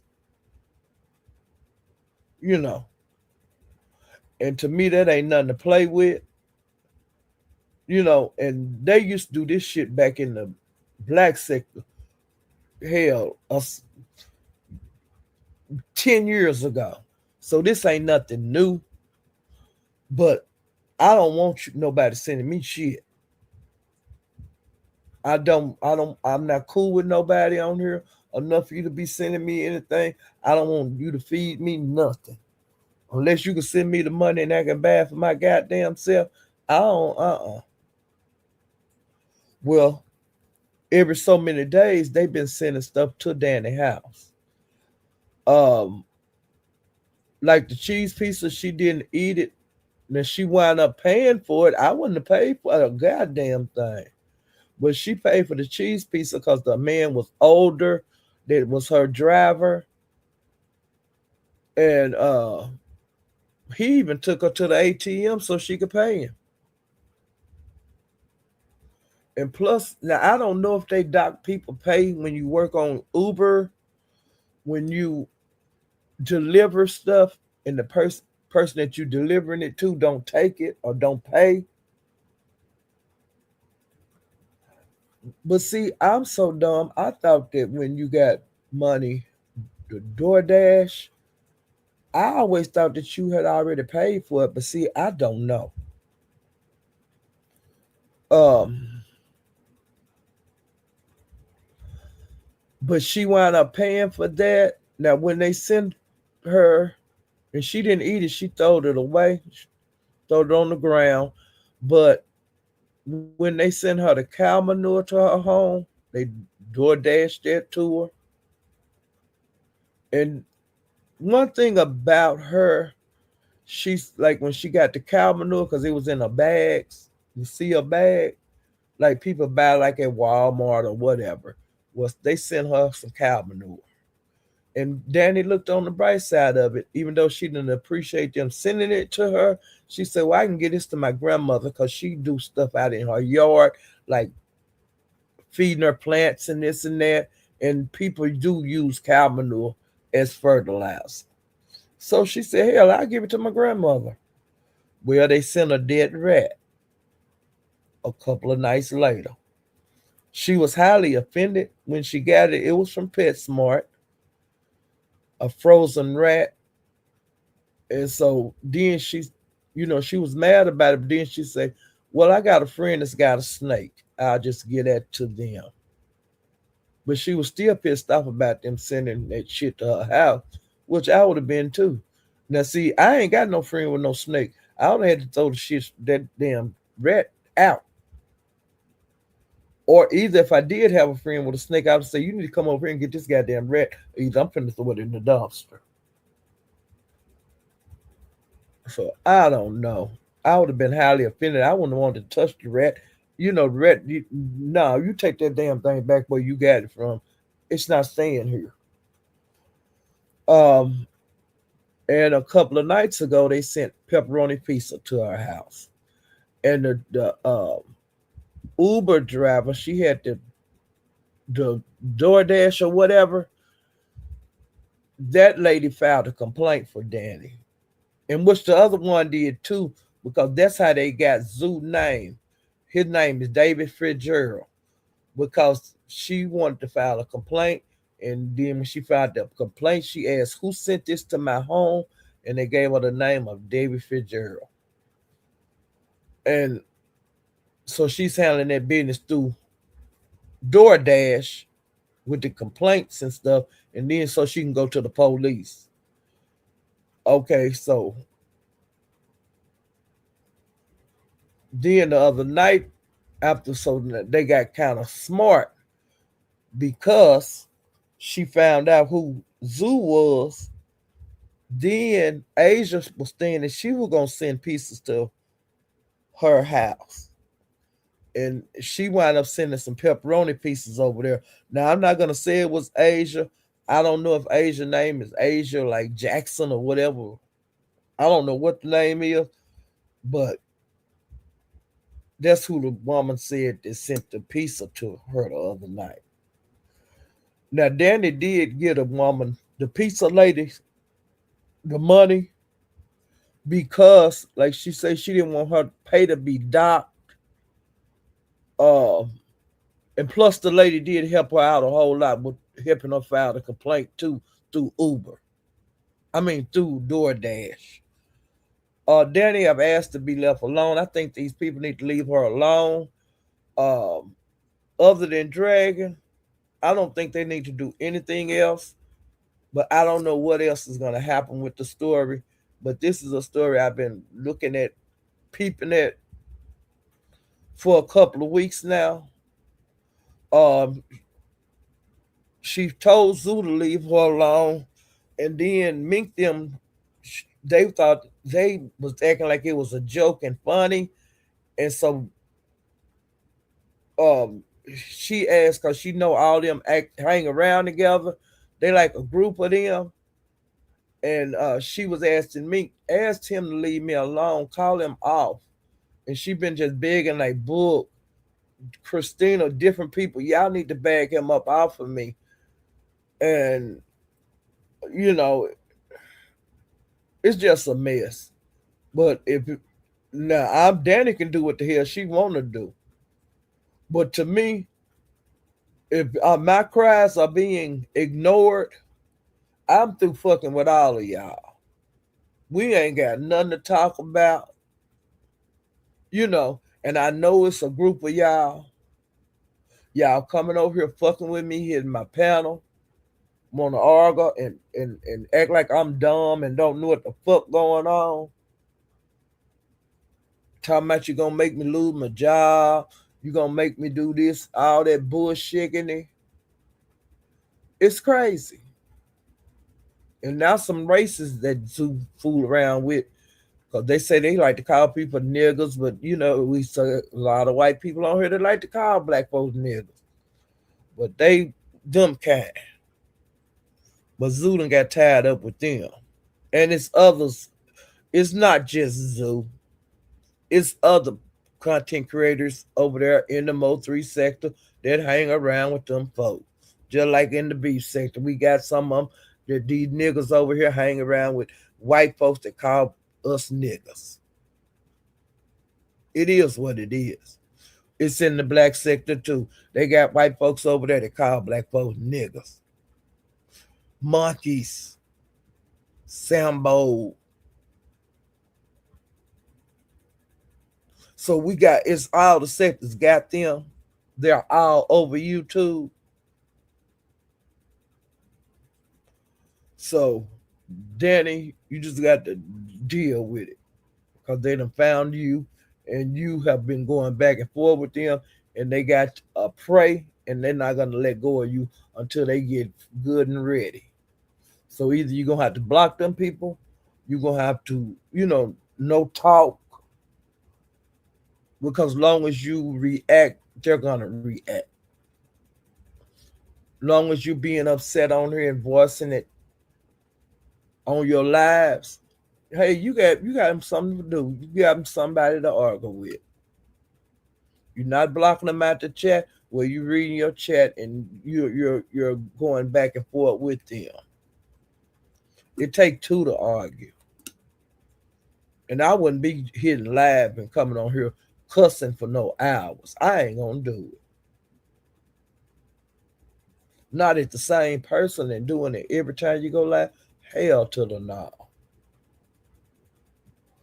Because actually, even when you're not online, this shit bothering you. For you to talk about it like for hours and hours on every live you do. These people are affecting my life. These people, oh, now you want to take my job. Because now my watch them was putting in the chat, we're calling your job. And I really, really hate to see people doing that. I hate to see that Mink and not on my watch them are actually showing it in live and living color what they're gonna do. They even put this in Discord. It's been in Discord. But what I can't understand is what made you guys turn on Danny. What did she do wrong? Because to me, she was a part of y'all crew. What did Danny do to get put on the outs of the group that she was a member of, that she was a participant of, that she was out here banging for? What made it all of a sudden to get to here? And it's just so many questions that I've been having watching this play out. I have so many. Why would you be even talk to those people when you know it's a group? Because you was a member of the group. You know all the members of the group because you was a part of the group. But why did they discard you, Danny? What changed? Something changed somewhere.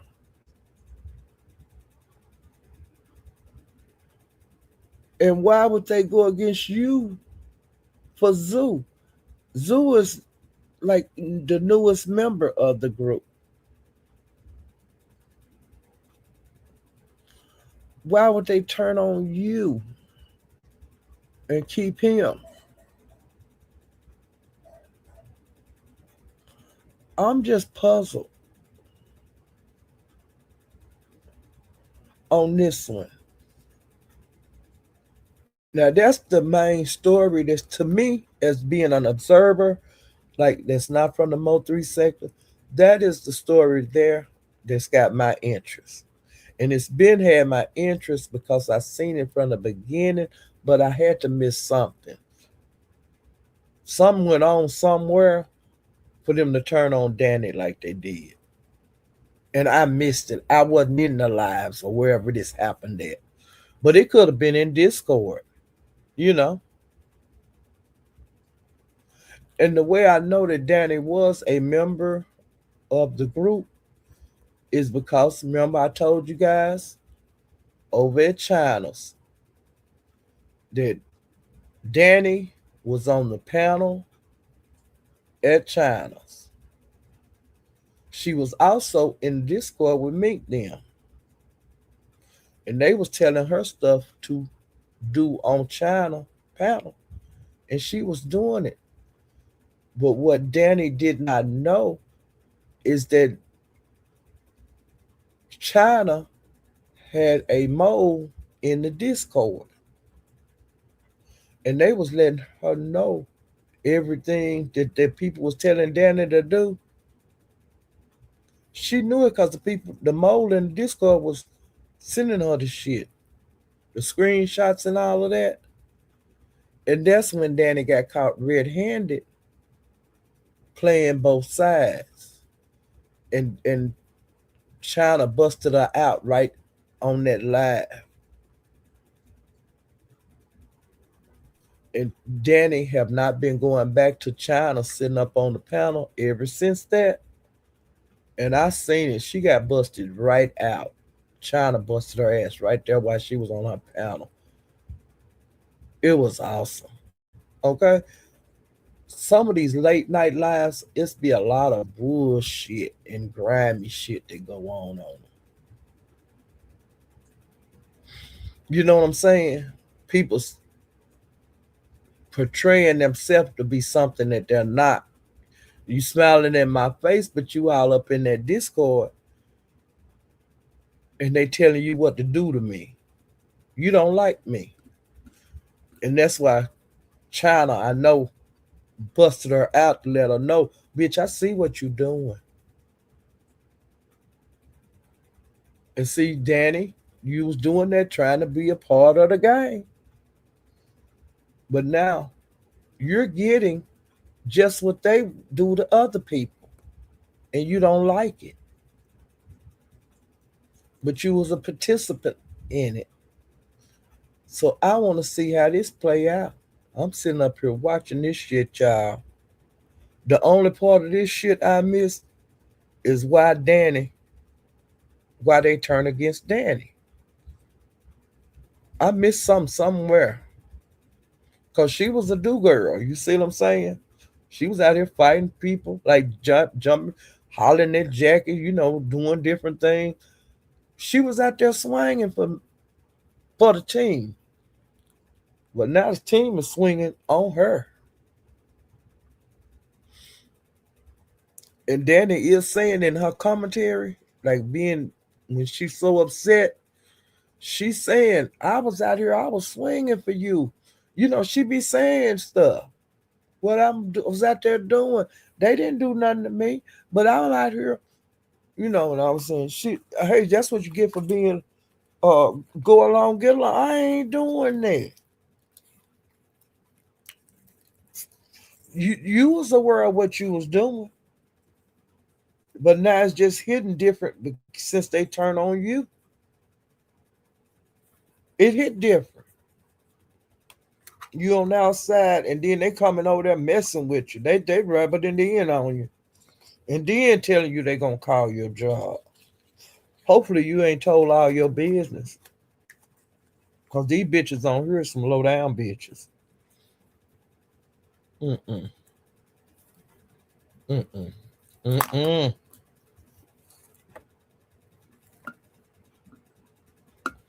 But yeah, that's the biggest thing that I've been watching on here.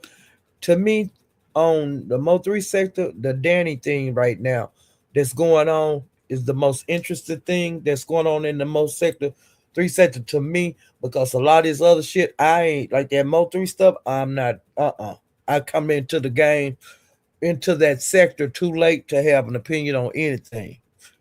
But I do have an opinion about the person that's in jail, that's getting cash apps and stuff for being over in the Mo3 sector. I think that's the sickest shit I ever seen in my life. That you can kill somebody and then make money in the sector that's supposed to be for Mo3. I don't get it. I don't get why this guy would be able to be on anybody panel for hours and hours up there talking about nothing. I don't want to hear nothing you have to say. But it's the reason that he keep coming on here. He getting money. He getting commissary. He probably been good and broke up there in the jail. But now he got something to do every day. I can go over here on Mo3. I can go in this sector that's Mo3 sector, and I can get up here and talk bullshit all day until it's time for lights out. What kind of shit is that? From lights on to lights out. That's what I get to do every goddamn day. Is get on the panel at the Mo3 sector, even though I'm in jail for killing the man. I'm over there in that sector that's named after the man that I killed, and I'm getting money for it. I'm getting attention. I'm getting money. I don't have to be in jail so bored. I get to get up here and talk. I think that's a crock of shit, and I ain't participating in it. I don't be up in. I don't want to hear nothing, man. I ain't even Mo 3 said it, but I don't want to sit up and hear what a person that's supposed to be killed the man got to talk about. I'm not gonna do that. I don't even know Mo 3, and I feel I'm offended. Fuck him. I hear what she got to say in court. And then he probably telling lies on everything he's saying on these panels. That's the way I feel about it. He just saying stuff to make just to keep y'all where I could be. I'm bored in jail and y'all entertain me. All I got to do is get up here and talk, and y'all send me money, and I'm locked up in jail. Hell, I ain't have nobody that was sending me no money. I'll take it. I don't care if it's blood money. I don't care if it's a sector that named after the man I killed. I don't care where I got to go to get money and attention. Because his life is over. Y'all got to remember that. His life is over whether he's found guilty or innocent. Somebody probably going to hurt him if he get out. You got to look at it. You don't know. He might be found innocent, and somebody might be offended that he got found innocent and take him out. It happens.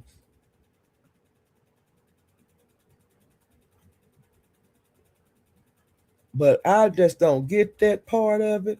But it's a lot of parts I don't get. And I'm not going to try to get it. I just know what I'm going to be involved in and what I'm going to watch and what I ain't going to watch. And it's some of this goddamn shit I'm not going along with, and I don't have to. I'll ride through there. And if y'all still talking to that nigga, I'm going to keep on going. Okay? And shouldn't nobody get mad at me about it. I'll do what the fuck I want to do. But to me, it's a crying damn shame that man getting to be over in that sector of a man that you supposed to have murdered, and you getting to get a voice like you getting over here. And I want to know what's taking the motherfucking trial so motherfucking long. You know, this should have been over. It don't take no 10 to 15 years to sit up in jail to get that. I think Mo 3 been dead like 6 years. It shouldn't take this long for no murder trial, and they did it in broad daylight, and it was videoed. Somebody should have been found guilty by now. Why come the man that y'all got sitting up in jail? Why he ain't been to court? It's other people can be charged with murder even after this one is found guilty. It was more than one person at the scene of the crime that was committed in broad daylight. It was a car with more than one person in it. Why they can't just try this one? You got this one.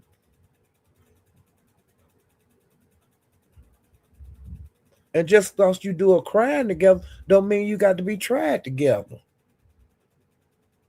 You see that every day. People get tried. They got a partner in crime, but they don't get tried together.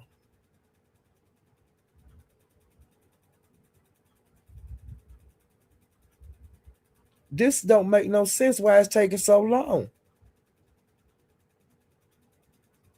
You know, either the person can take the plea and hey, I'm gonna give you what information y'all want. Just don't give me the needle. I don't want to be on death row. Well, you got to tell us something. It's done every day.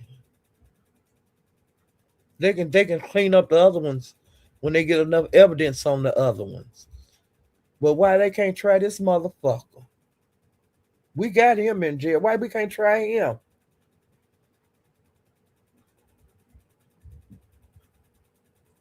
But see, a lot of stuff don't make no sense, and that's why I don't get so involved in that issue. I like the bullshit over there. I don't want to be part of that though. But I've said that ever since I've been going over there. I don't want to even. I'm not even going to attempt to start talking about the case deeply because I come into the Mo3 sector at a later time. They had been over there for years before I even, start participating. Being a person that be over there a lot and all of that. That sector had already started way before me coming over there, and I don't feel comfortable just jumping in. But I can say I don't feel like a murderer, a person that's accused. They should be able to be on the panel without getting run off. They run other people out, but everybody want to hear what this man got to say, and he ain't talking about a motherfucking thing. Because when I go from panel to panel, listening to the conversation that this man is having on these panels, they ain't finding out nothing new. Nothing. He ain't telling them nothing. He ain't giving them no. He ain't giving them nothing. He getting, but he's not giving. And everything he's saying, he could be making up. That's the part that I'm not getting, y'all. That's being gullible. And once upon a time, now in the Mo3 sector, when like Skokahontas did an interview with one of the boys. I don't know if this boy is the same one. I don't know if this is the same boy. But this other boy was in jail too. And they gave Skoka a hard time for wanting to hear the man's side. What changed? Why is it okay now, but it wasn't okay then? Y'all didn't want to hear nothing about what the man had to say.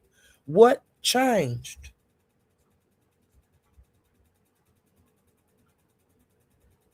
Because y'all gave Skoka a hard time. I was over here.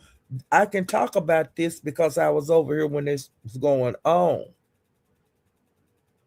I heard the outrage. I heard they was so offended that this man get to speak from jail as on Skoka panel. Why is she doing this? I'm not hearing that now.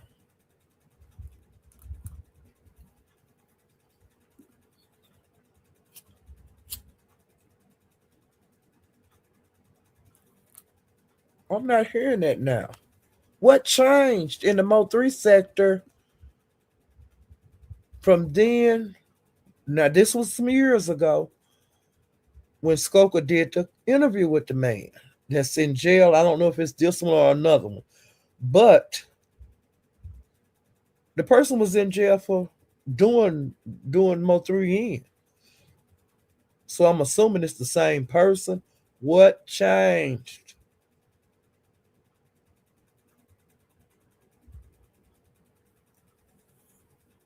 I don't get it.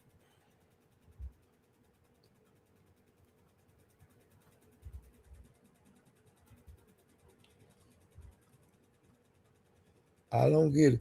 Hey, prayed up. Hey, cupcakes, welcome. Hey, one queen, one sparkles, Queen Sparkles. Is that right, Queen? Is that Sparkles? I don't know. Let me see if I missed anybody else. Lemon and Shakim are running a long running play. They are lovers and meet up in Sacramento. Why said Lemon strip naked for him? What? Now now see, not now, you ain't shit.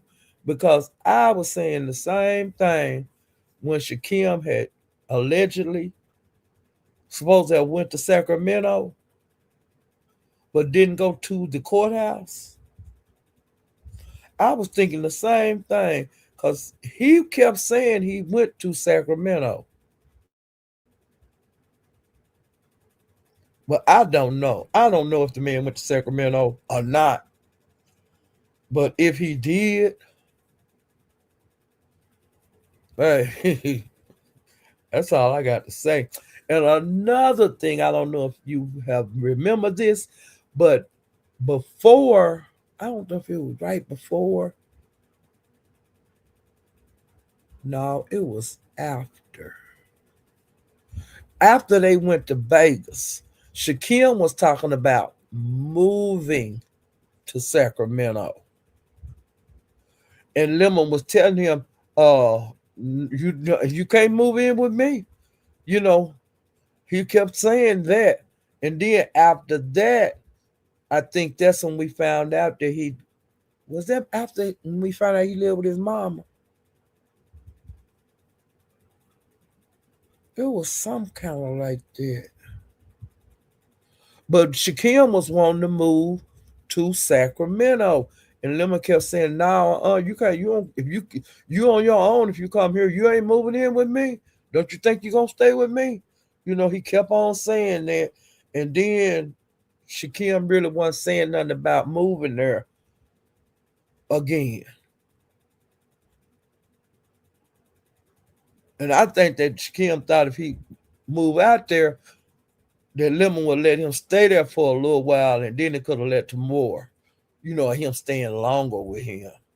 But Lemon didn't let him get a chance to move up in the house. But you know, it ain't no room for him to move in, but he lived with his mama. He probably won't never get to move a person in with him as long as he lived with his mother, male or female. I would think, but you know, his mama might be open to some. Sometimes people they get to move a boyfriend or a girlfriend in with their parents. But I really don't think she'll put up with that. I don't think she would, especially after the way how we found out he talked to her, and then you got another person in here that might talk to you like that. You know, I don't think she would go along with that.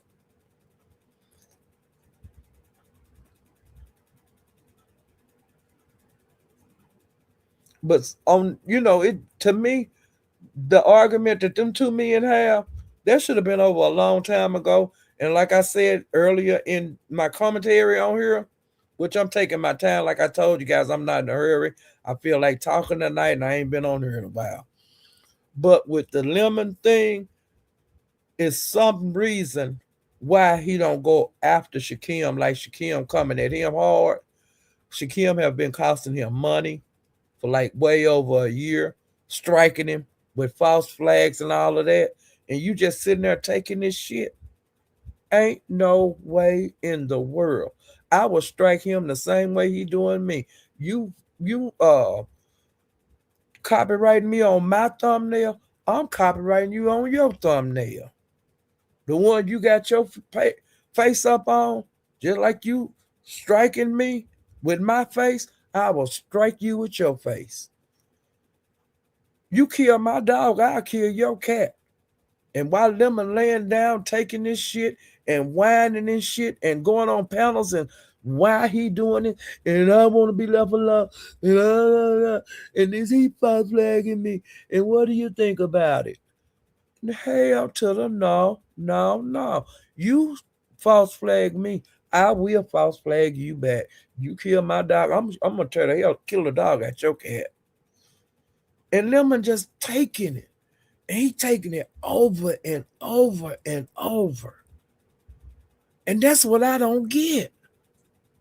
What more do Shaquem need to do to him to make him strike back? It's insane. You costing them money, the monetization gone, your channel's gone, and you ain't did a goddamn thing. You was out here big balling, people sending you super chats, cash apps, colors all on the screen. You getting buy down money. All of this, you got the world is your oyster. And he done took every fucking thing from you. What do it take? Oh, he not breaking the guidelines by false flagging me? You ain't doing nothing. It's insane. Well, I don't strike and I don't flag. What the fuck that supposed to mean? What they give the badges away for that for? For you not striking a bitch and you not flagging a bitch. What are you getting for not doing that? What are you getting for not striking back? Or what are you getting for not flagging a false flag and doing the same thing? What are you getting? This man that took my monetization. What are you getting? I've been down for 10 days at a time or 14 days. What are you giving? I'm down 7 again. What are you giving? He took my channel. What are you giving? Oh, he took another channel. What are you giving? Oh, I'm on my backup page. I'm getting ready to get monetized. Then you get the strike. Well, I'm not getting monetized. Is that crazy? Shakim costing him a lot of goddamn money. And that's what everybody on YouTube, allegedly, that's what they saying out here. That's why everybody on YouTube to get money. The lemon, he done wiped that Shakim done wiped him down to nothing in the last year and a half. Ever since they come back from Vegas. You know, ever since he come back, he been striking him ever since they got back from Vegas. And it is what it is. You know, channels took everything. Monetization, all the members, everything, the memberships, everything gone. Child, bad. Like I said, yeah, I would do the same. The strike he do on me, I would do the exact same one back on him. If they get me kicked off of YouTube, they gonna have to kick his ass right with me. You know, it is what it is. I can't believe them that weak and dumb. I can't believe he want to go around here whining. He ain't doing nothing. Like I said, even though you don't know how to do a strike, you need to type in this damn search bar on how do I strike when somebody using my material. Everything I had the man play your lives over there. He dragging you, putting all kind of effed up pictures on his channel, making money off of you, and you ain't making shit. He done took away all your shit.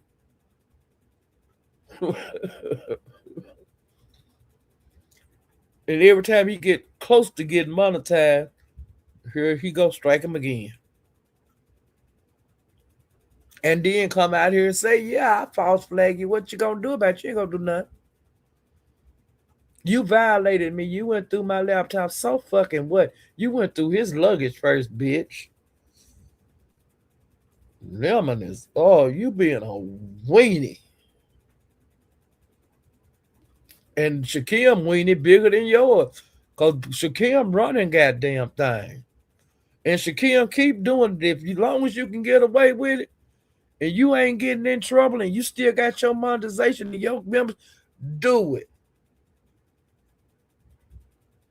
And y'all, Shaquille used to couldn't keep no channel in the Umar sector, and over here, he couldn't keep no channel in the B sector.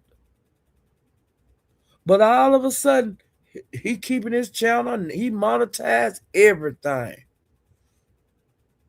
Ain't that some shit? He breaking all kind of damn rules.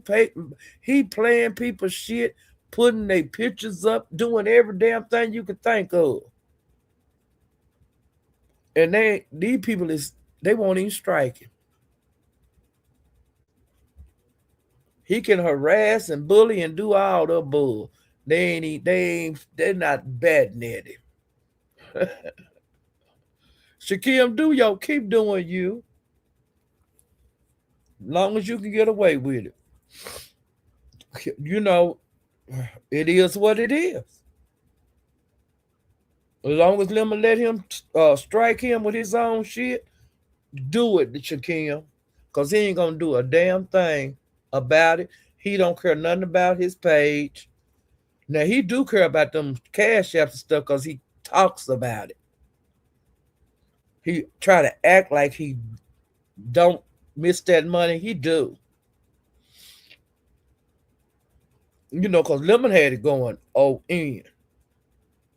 He had it going on in the beef sector. But he got knocked down to nothing.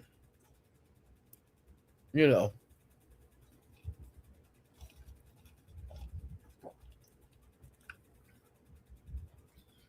Yep, he got knocked down to nothing, y'all.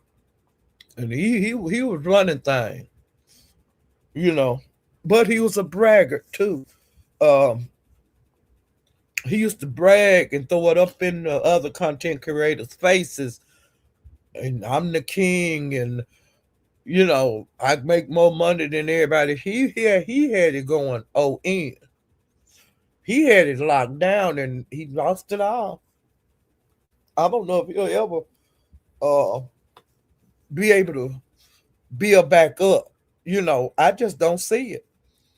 And the word I hear on the YouTube sphere, they saying he'll never be monetized. That's what the word on the curb is. I hear what they saying on the YouTube streets, and they've been saying that no monetization, and that's bad. But the bigger some of these people get, the harder they fall. The higher you get, the harder you fall.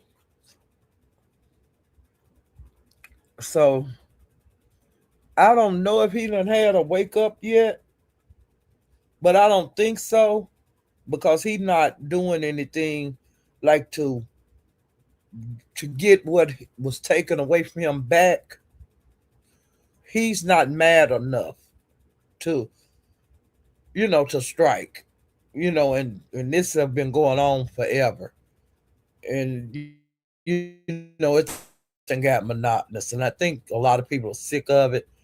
And it is what it is. Okay, now I went by King James, a content creator over there in the Mo3 sector, and Danny was over there. Now this is before. Wait a minute.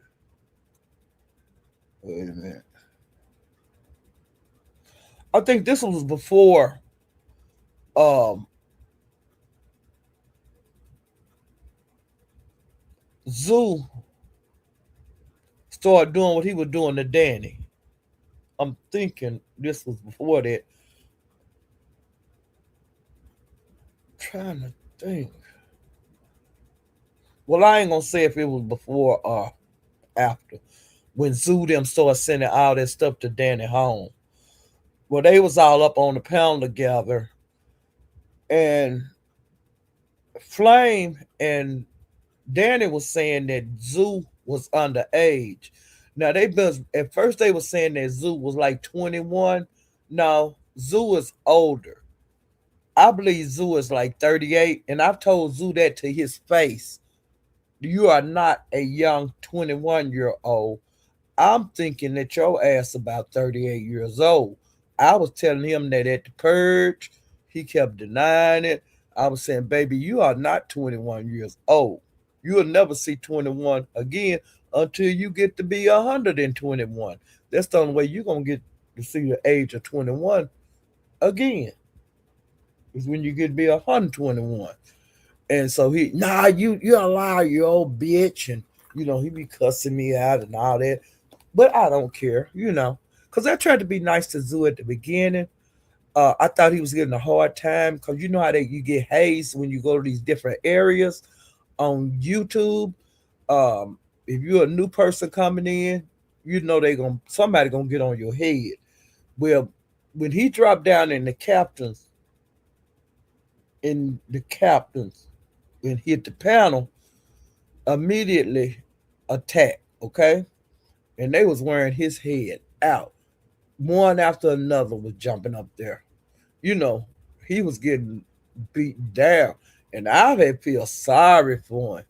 And I was in the chat, and so I hit the panel and was saying, Zoo, hey, sweetie, I was trying to get him to come to the beef sector. I was gonna tell him some names of places he could come over here in the beef sector.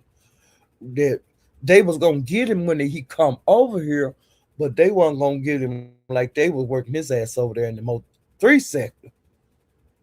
And plus I was gonna bring him over here and I was gonna like introduce him to like Lemon or whoever was live at the time. I was just gonna try to get him out over there because he was getting beat the hell up because he was new. And child, before I can get B sector out, get to tell him you need to come over here. He started dragging me. Oh, you that old bitch, and all of it. And then so you know people that have been around the the block or two, we already know. Even the ones, if I'm being up here being nice to you, I'm trying to observe and get as much information as I can about you. Your ass sitting up here with a picture of yourself with a shoulder bag. One of them persons that hang down by your hip. Now you brought your ass up here, so I had to start dragging him like that. And then other people was hit the panel and coming up there. So we had a drag fest up there. Okay?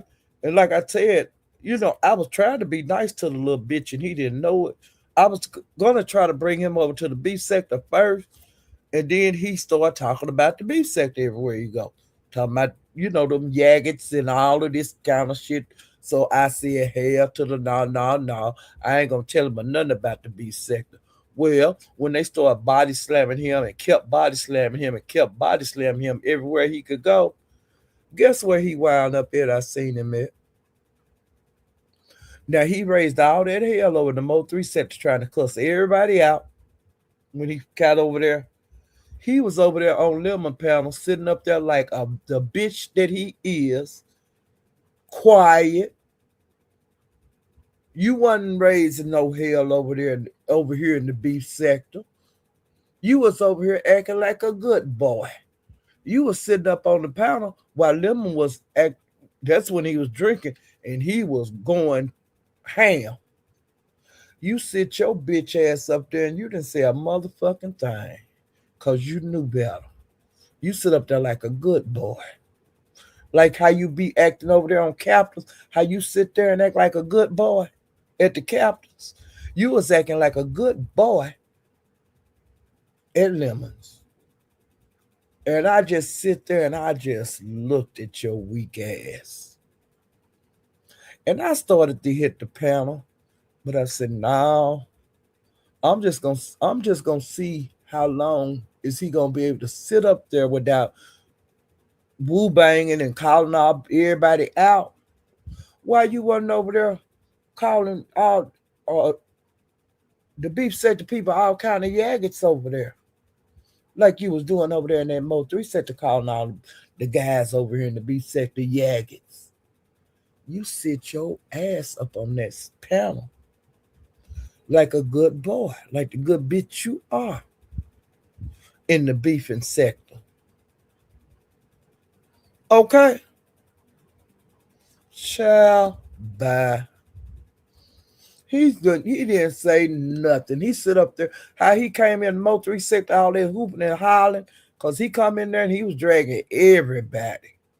That was his grand entrance to the Mo 3 sector.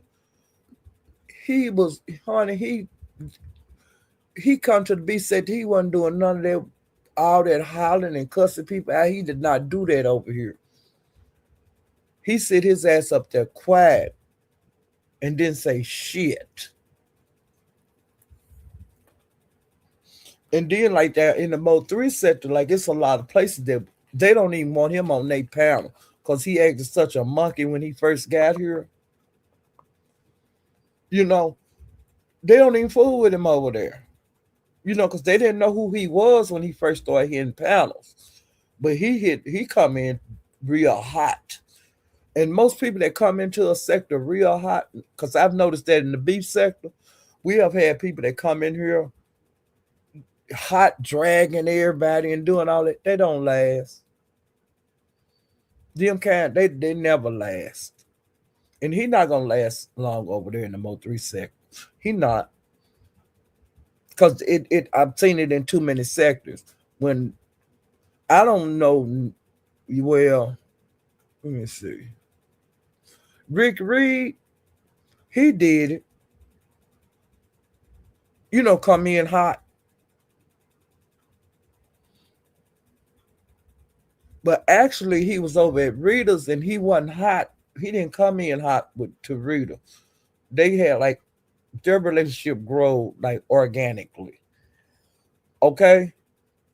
But then when Rick Reed started moving around out into beef sector, he was hot. He was coming up in here and he was hitting on every, boom, boom, boom, boom, like that.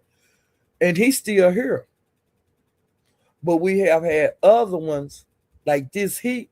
She came in hot like that. And see, she's in and out. She's not like a regular. This heat. But see, but we have seen it before her, when she came in, because she come in swinging. But it didn't do her no good. She didn't get solidified up in here.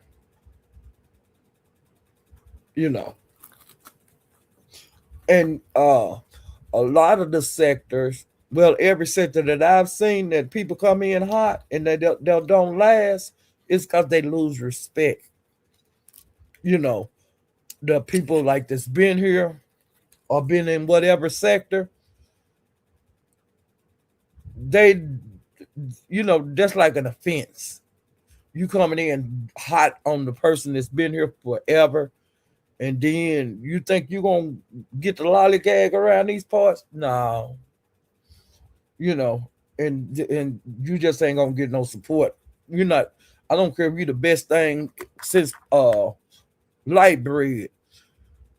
You're not gonna get no traction. You're not gonna ever get big in this sector right here because of the way you came in. Like you running things. That ain't gonna get you nowhere. And that's on any sector. And coming in hot. No. You got to really have it to come in hot and survive. I wouldn't advise nobody to do it. But some people do. But like I say, them kind ain't gonna last. That dog ain't gonna hunt. It started out running fast and all that barking and shit. But as far as catching that goddamn rabbit, no. Oh, that one ain't gonna do it. It'll run out there, but it don't last long. Mm-hmm. Let's see.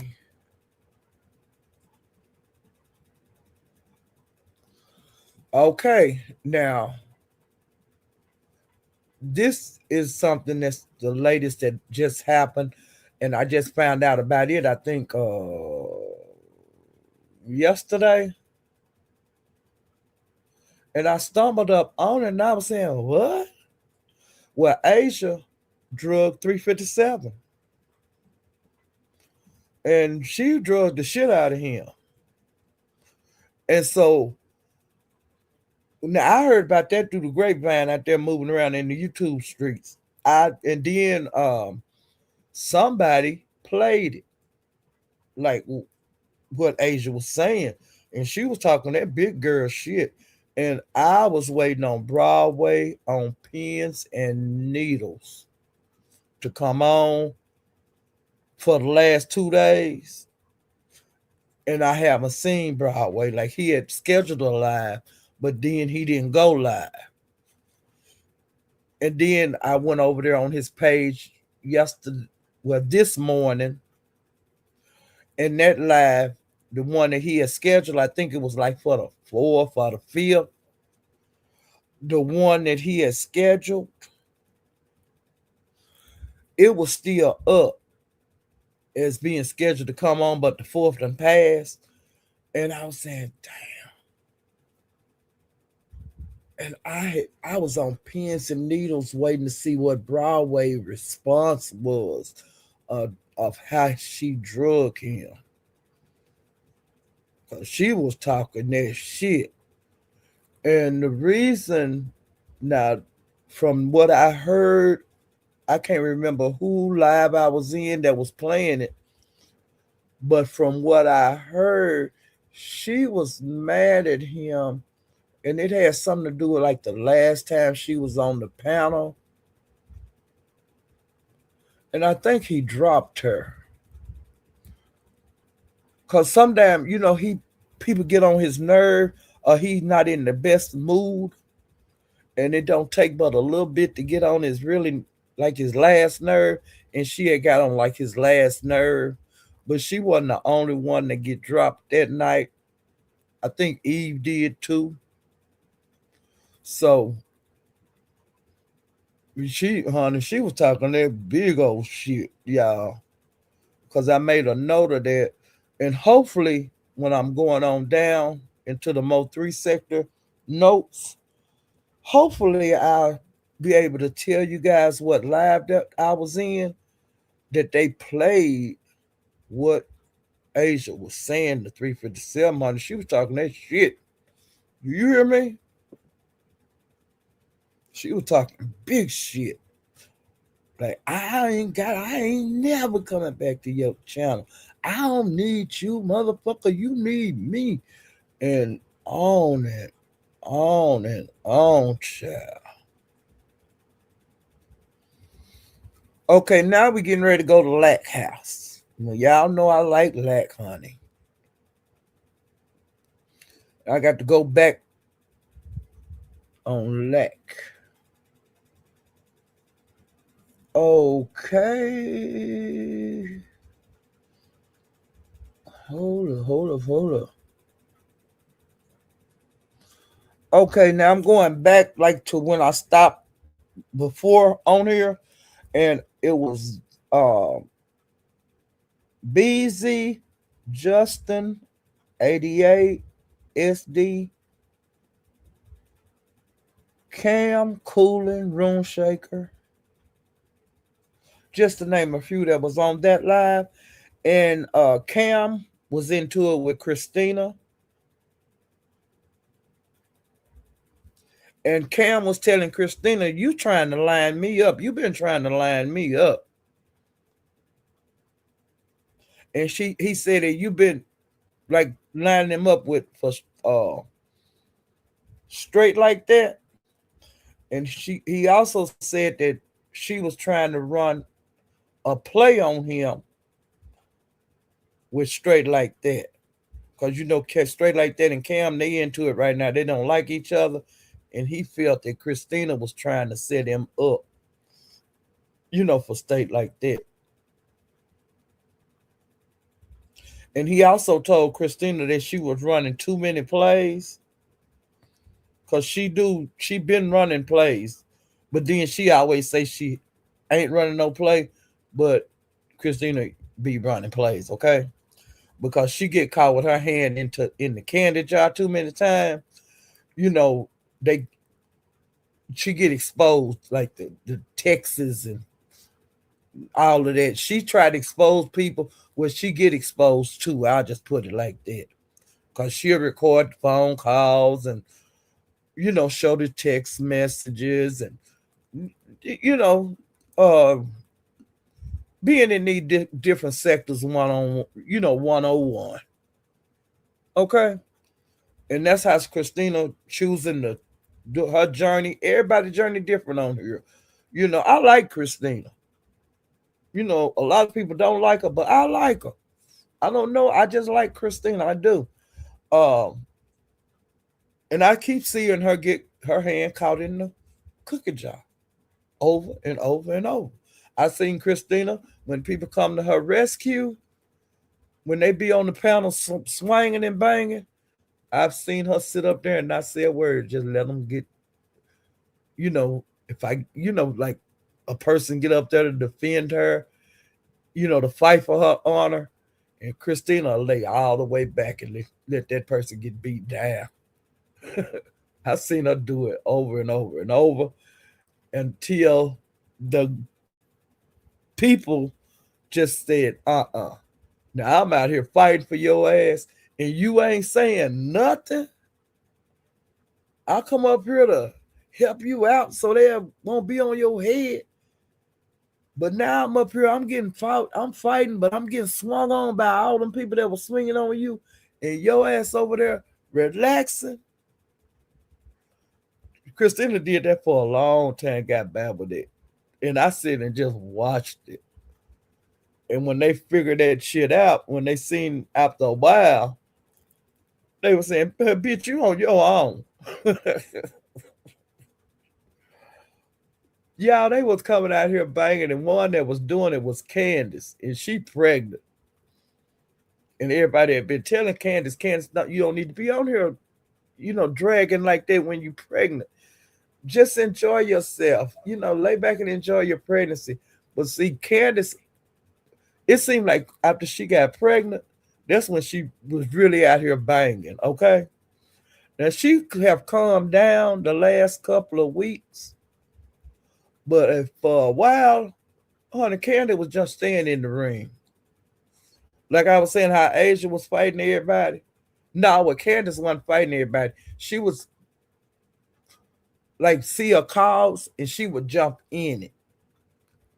And then other people would come in it too, because they ain't want Candace to get jumped. But then they seeing why Candace out here fighting, for Christina. They seeing Christina when Candace get up there, she just shut up. Then, she don't come in to help at all. And so when people figured that shit out, they had a powwow with Candace and was telling her this shit ain't going on. This bitch ain't coming out here fighting and doing that. No, you gonna stop. And so she stopped. And I was glad because, honey, she was out here banging.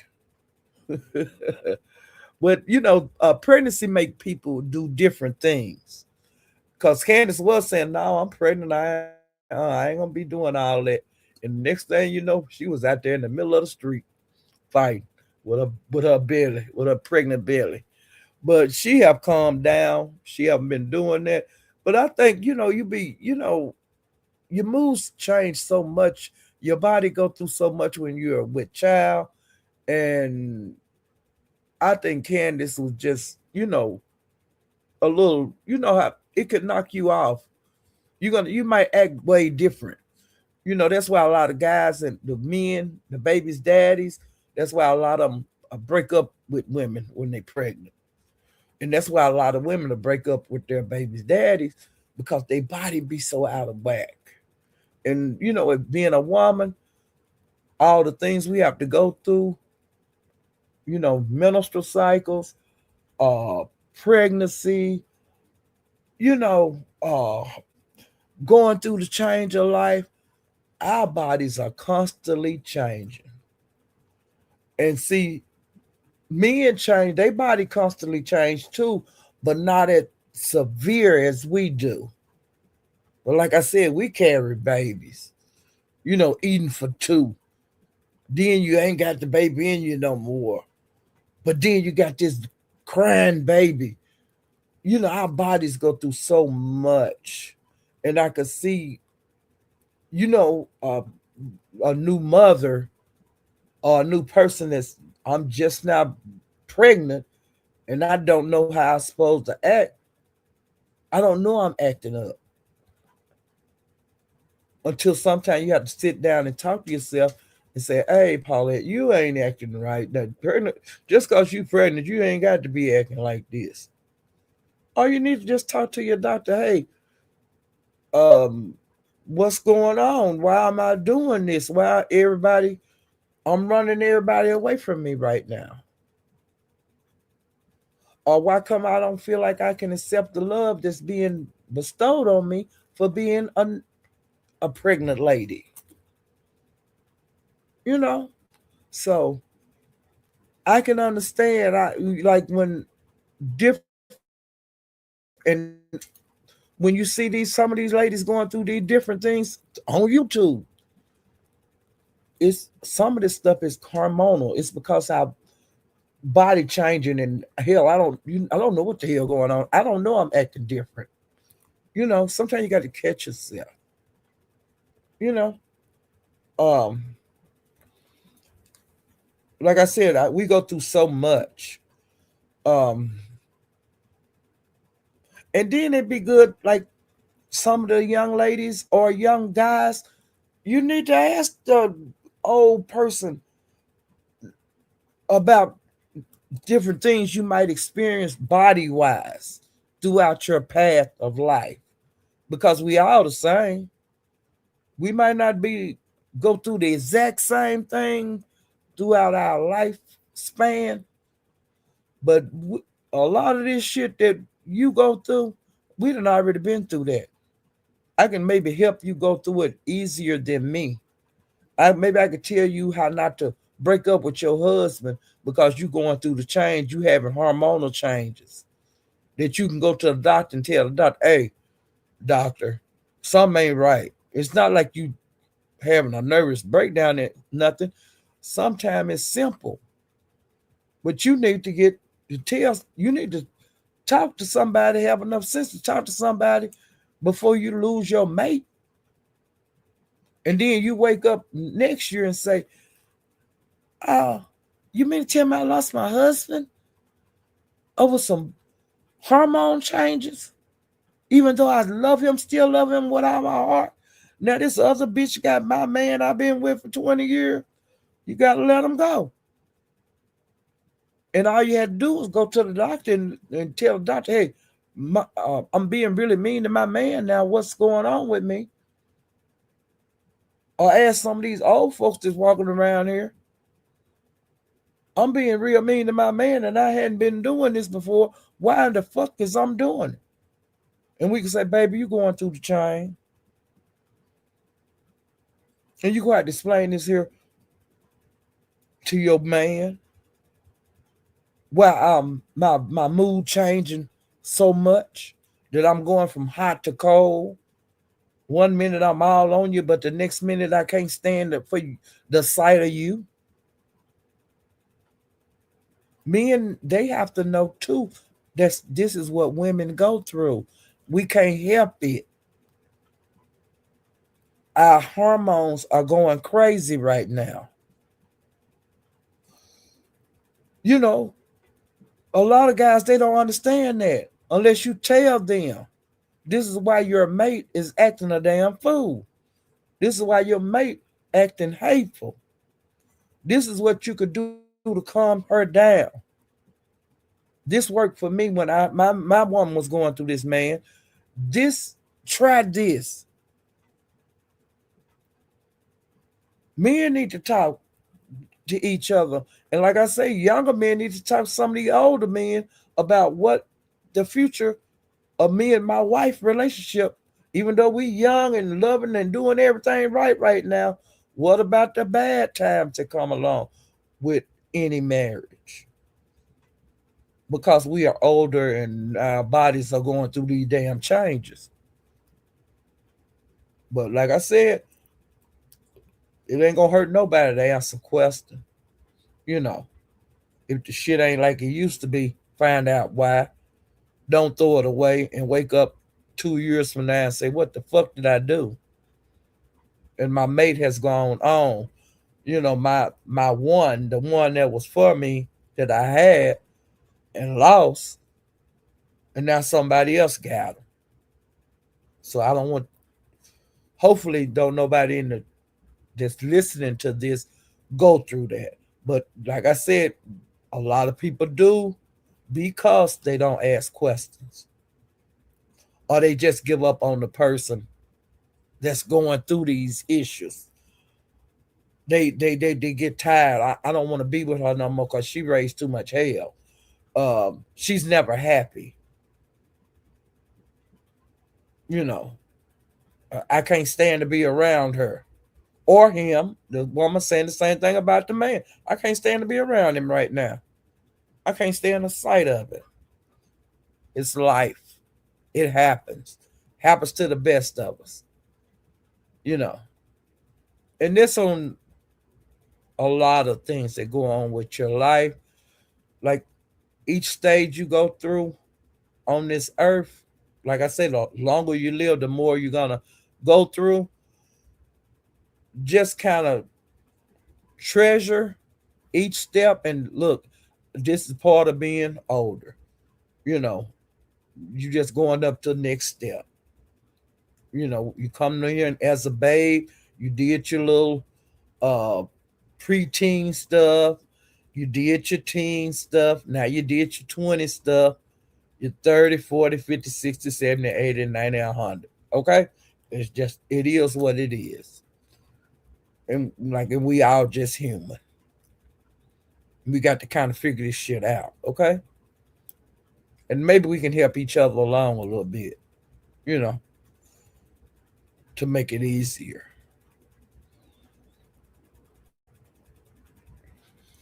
Now, let me get back in here. Now, we're going to go to Lex, child. Now, I love being at Lex. Um, so Cam had been saying all that to Cooler. I mean to Christina. And see what else happened.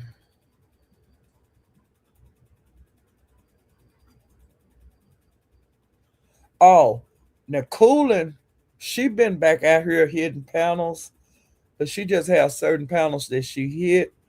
Um, that she have been hitting uh, Lax, Cam. I think she done been at Mahaya's, 357.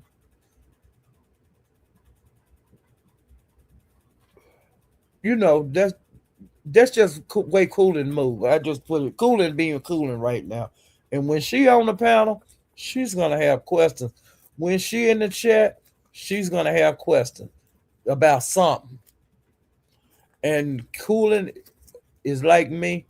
A lot of this shit, when you can't figure this shit out and it ain't making no damn sense, or it's taking me too long to get this shit, it's a play.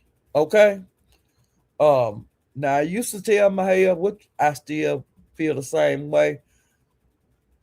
I'm considering everything a play until you prove to me it's the truth. Cause there's so much stuff on YouTube. Um, it might be years on some of this shit before you find out the actual fact. And you've been walking around here 3 or 4 years believing something that was a play all along, and then it finally come out it was a play.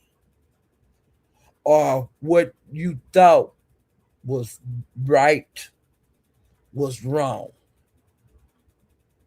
So you've been on the when you thought you was on the right side of the righteousness, then you find out 3 years or 4 years down the line, you was on the wrong side from the beginning. And didn't even know it. You thought you was on the righteous side. And it's been a lot of people that have left YouTube because they thought they was on the righteous side. And when they left, but just think about all them people that have left thought I did it, I'm on the right side, so I ain't gonna be on YouTube no more, everything fine.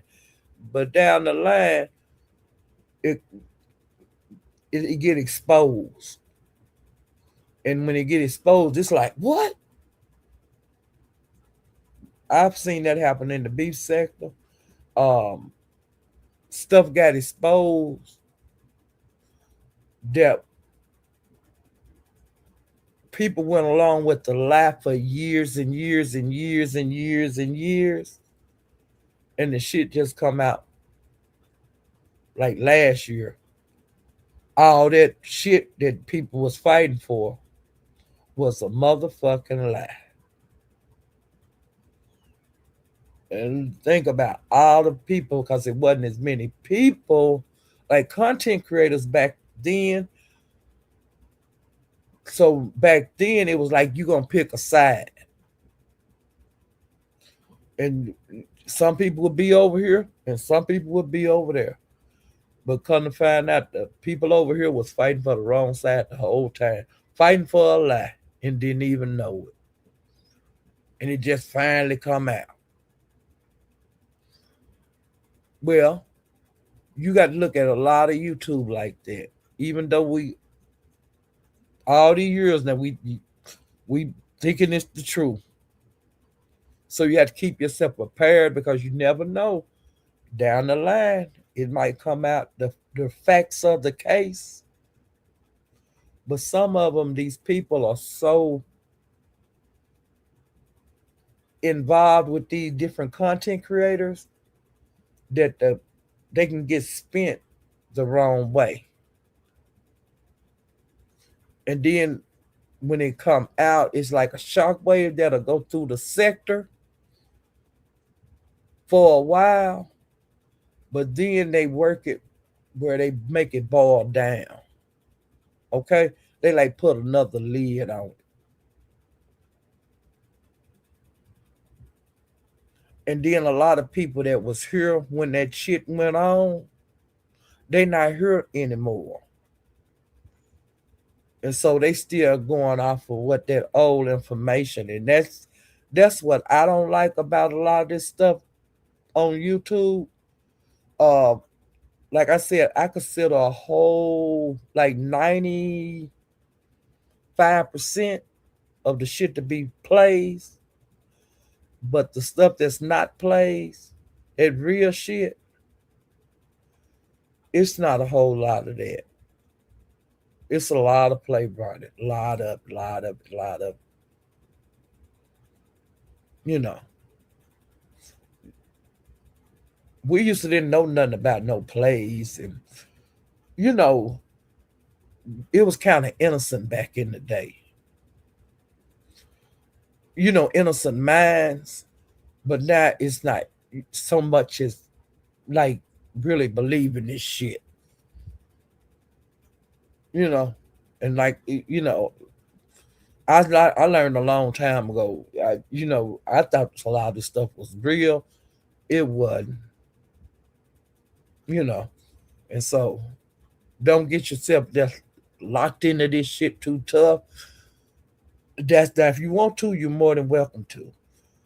But I would suggest that nobody don't get just locked into this virtual reality world because we are from all over the USA and other countries, and we all strangers.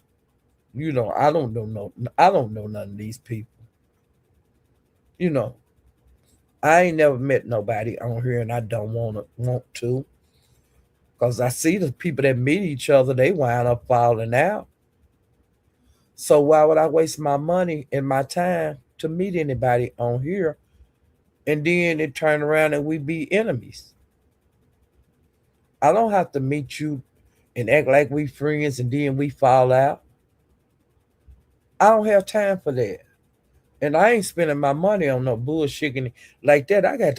I come from a big family. It's always somebody I can go see without seeing somebody on YouTube.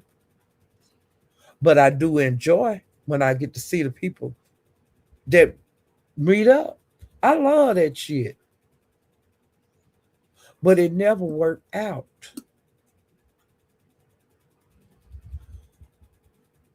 Now, Pastor, I haven't heard a whole bunch of stuff that happened, like people falling out after his trips. But the majority of the trips on here, like 97% of them, the people fall out. They don't be cool. It'd be a lot of uh, stuff that we find out that we shouldn't even know.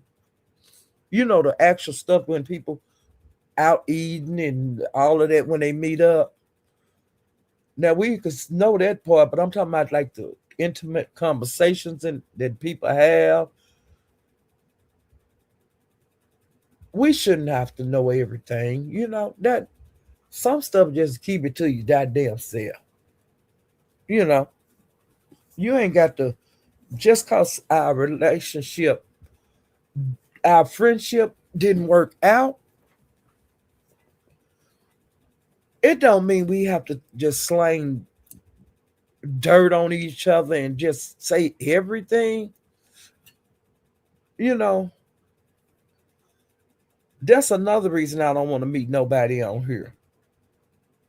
If I trust you enough to meet you and trust you enough like to sleep in the same room with you like these people be doing on here, which I don't understand because hell, you could be a serial killer. I don't know you. You could be an ex murderer. You sleeping in the room with strangers and they could take all your belongings. Or you could wake up tomorrow dead. You wake up in the morning dead. I just can't do it. A person might run around the room when everybody's sleeping, knocking each other, knocking them in the head with a hammer. Shit happens. And then there's so many fingerprints in the room because there's so many people that have been in and out this room. We might never find out who did it. I think about all kind of shit like that because I watch a lot of TV, ID, and stuff where people actually die, and they do these documentaries on it. I think like that. It ain't no way in the world I could sleep in a room of total strangers. A room of strangers. Fuck that shit. I'm not that trusting. These people are so gullible and trusting, and I'm not the one. And like just me, and I'm just gonna say on myself. Okay, I decided to get on the plane, fly to Vegas. My family know I'm going to Vegas, but I'm not telling them I'm going to read strangers off of fucking YouTube because they would think I'm the biggest fucking nut that ever was born, in my family. If I said some shit like that, well, I'm finna go to Las Vegas, and I'm finna meet up with some people from YouTube, and we're all gonna get together. We're gonna get so drunk that we can't get back to our room, and we're gonna sleep it off. And all of us gonna be in the room. We're gonna sleep on the floor. We're gonna sleep on the couch. We're gonna pile up in the bed. We're just gonna sleep all over the room. My family would say, "You done lost your motherfucking mind, bitch." Do you hear me? Or do like MU did Tracy in when she went to California. You gonna take my black ass away from my room to a whole nother town. I mean, miles and miles and miles away from my comfort of my room. And I got to sit up in the room with you and your nigga while you out FUCKING. And I ain't got no change in my motherfucking clothes. Bitch, you didn't tell me we was going to this resort and stay all night. And I done left all my shit in the room in another city. See that kind of shit. I don't want to be in an awkward position. I don't want to be like my room, my privacy be invaded by some stranger. I'm not gonna live like that. When I go on vacation, like when I get up, I'll have shit all over the damn room. If that's why I want to do it today, that's how I'm gonna do it today. But I'm not gonna be up in there doing that, leaving my shit unattended, and it's 10 motherfuckers I don't know up in my room. That'll never happen. I don't trust people like that. I don't know you. I don't get that. I'm not that trusted. Like I said, if I did go to a meet and greet, I wouldn't have anybody up in my room. If I went on a vacation or a cruise or whatever with these some of these people, if I decide to meet up with them, we'll say in Mexico, or we all taking a flight to Mexico and we be in motels and stuff. We wouldn't be in the same. You ain't gonna come up in my room and I ain't gonna go in your. We could talk in the lobby or whatever. But baby, I don't know you. You can't come up here. Mm-mm. And you shouldn't be so drunk where you would have to come to my room. You know, you shouldn't get that drunk with me. You don't know me, and I don't know you. I shouldn't get that drunk with you. So, a lot of decisions that are being made on these vacations and these get-togethers, I can't go along with it. And like I said, I ain't closing my eyes with no stranger. I ain't that trusting. You know, it don't make no sense to me. And don't nobody know each other. I mean, on the whole trip, don't nobody know each other. No, hell to the no. Well, we just gonna sleep up here at Paulette's. No, y'all finna get the fuck on. I'll holler at my deuces. I'm doing them deuces up. I'll holler at y'all tomorrow. Where y'all gonna be at? I'll call you. And you might not ever see me again.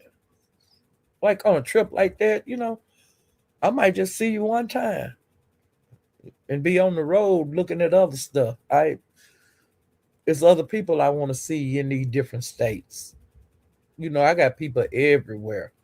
You know, you can't hardly miss me on traveling unless you're talking about living like somewhere like Montana.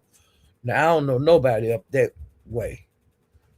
Um, Let me see where else in the area. I'm not gonna just call states out. I'm talking about in areas of the USA, like the Montana area. I ain't got nobody in California. I ain't got no people in California. I'm trying to go. I got people in Washington. I ain't got nobody in Virginia. Uh,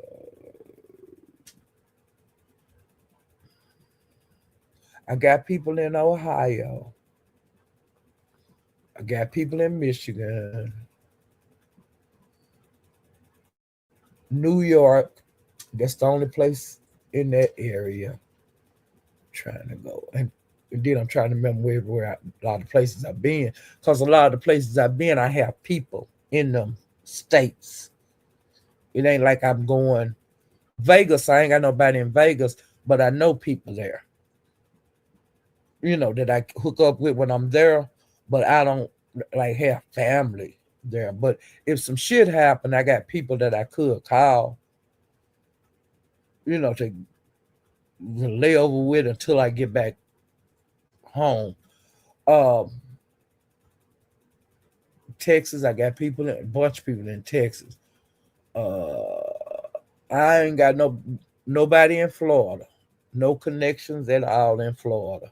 Now I do like going to Florida, but I don't have nobody in Florida. Like if I go to Florida, I'm just there, and I'm there usually because I'm getting ready to go on a cruise. You know, so that's the only tie I got to Florida. No family there at all. North Carolina, South Carolina, no. Trying to see.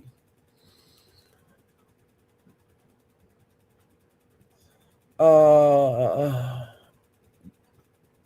Got people in Indiana. That's okay place. Mm, nobody nowhere like Delaware. Oregon. No. Omaha, Nebraska. No. Um, I ain't talking about shit, y'all. I'm just up here just rambling.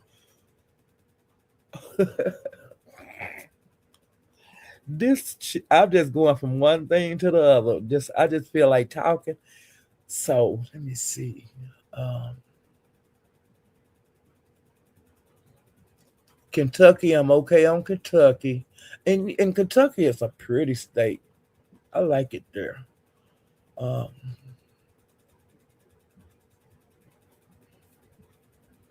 I'm okay on Oklahoma. Uh,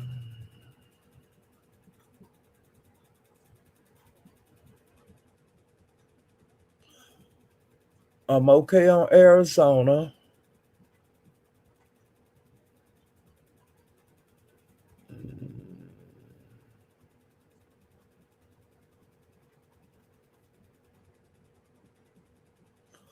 Now I'm gonna say I'm okay with Canada because I have so many people in Michigan, and Michigan and Canada, it's just a bridge, or you can go underwater over there, or you can go over the bridge over there.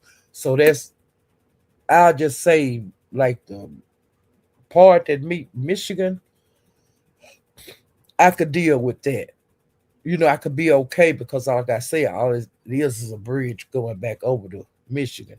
So I can be over in Canada for okay, but not to live, but like as far as moving around, like on the basic area of Canada, I can do that because I've done that before. I can kind of like if I go there, I can kind of know where I need to go, the spots that I should feel comfortable going, if it hadn't changed too much. Because sometimes when you go back to places, they change a lot. Because of the people, different people moving in and out of different areas. Um, so I could work with Canada. I can work with like Mexico a little bit, like the Juarez area. I kind of know that. That's where I would feel comfortable at. But as far as going way over into Mexico, no, I wouldn't feel really comfortable until I went there. Some of those places to visit, you know, the main places I know about Mexico is like the borders or places that you dock on a cruise, different places, but like as far as like going into different cities, like deep into Mexico and all of that, and you know where I know where I'm at, I see something familiar. Nah, I can only do the outskirts, like Cozumel, Juarez, stuff like that. You know, now I can go to Cozumel, I can be okay getting around, and Juarez, I can be okay getting around. I can kind of know my way around. I know how far I can venture out and feel okay, like with the lay of the land. Um, I'd be okay in Cozumel and I'd be okay in Juarez. Um, I'd be in Texas just about anywhere. In Texas, I can go.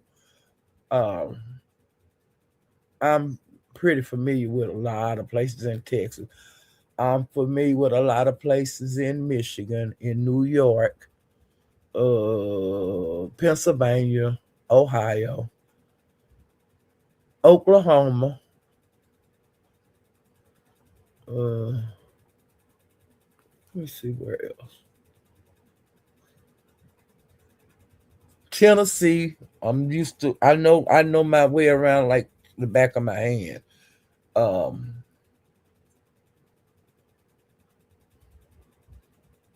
see. Vegas, I know that like the back of my hand. Now, the only thing that changes there, every once in a while they'll tear a casino down and put a new one up. Uh, like throughout the years on my different trips to Vegas, what changes have been done. Like back in the day, back when like Tupac got killed, they didn't have that walkway, and Vegas was very busy, like congested up through the strip. But like nowadays, it's not congested like back in the day, because they have done a lot of improvement.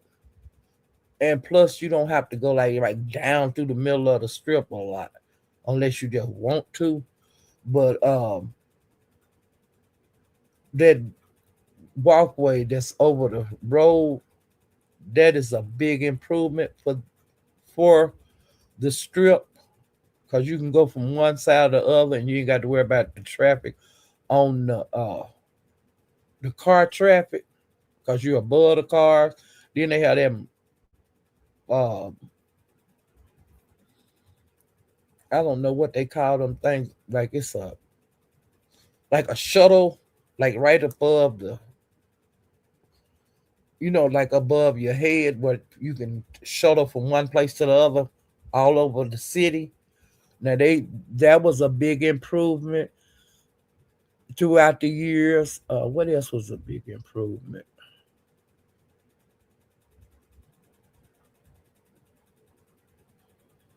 Uh,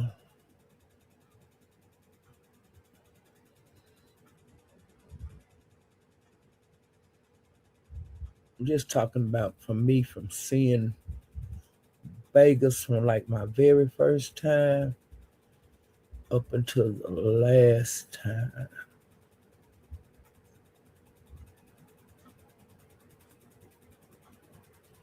Uh,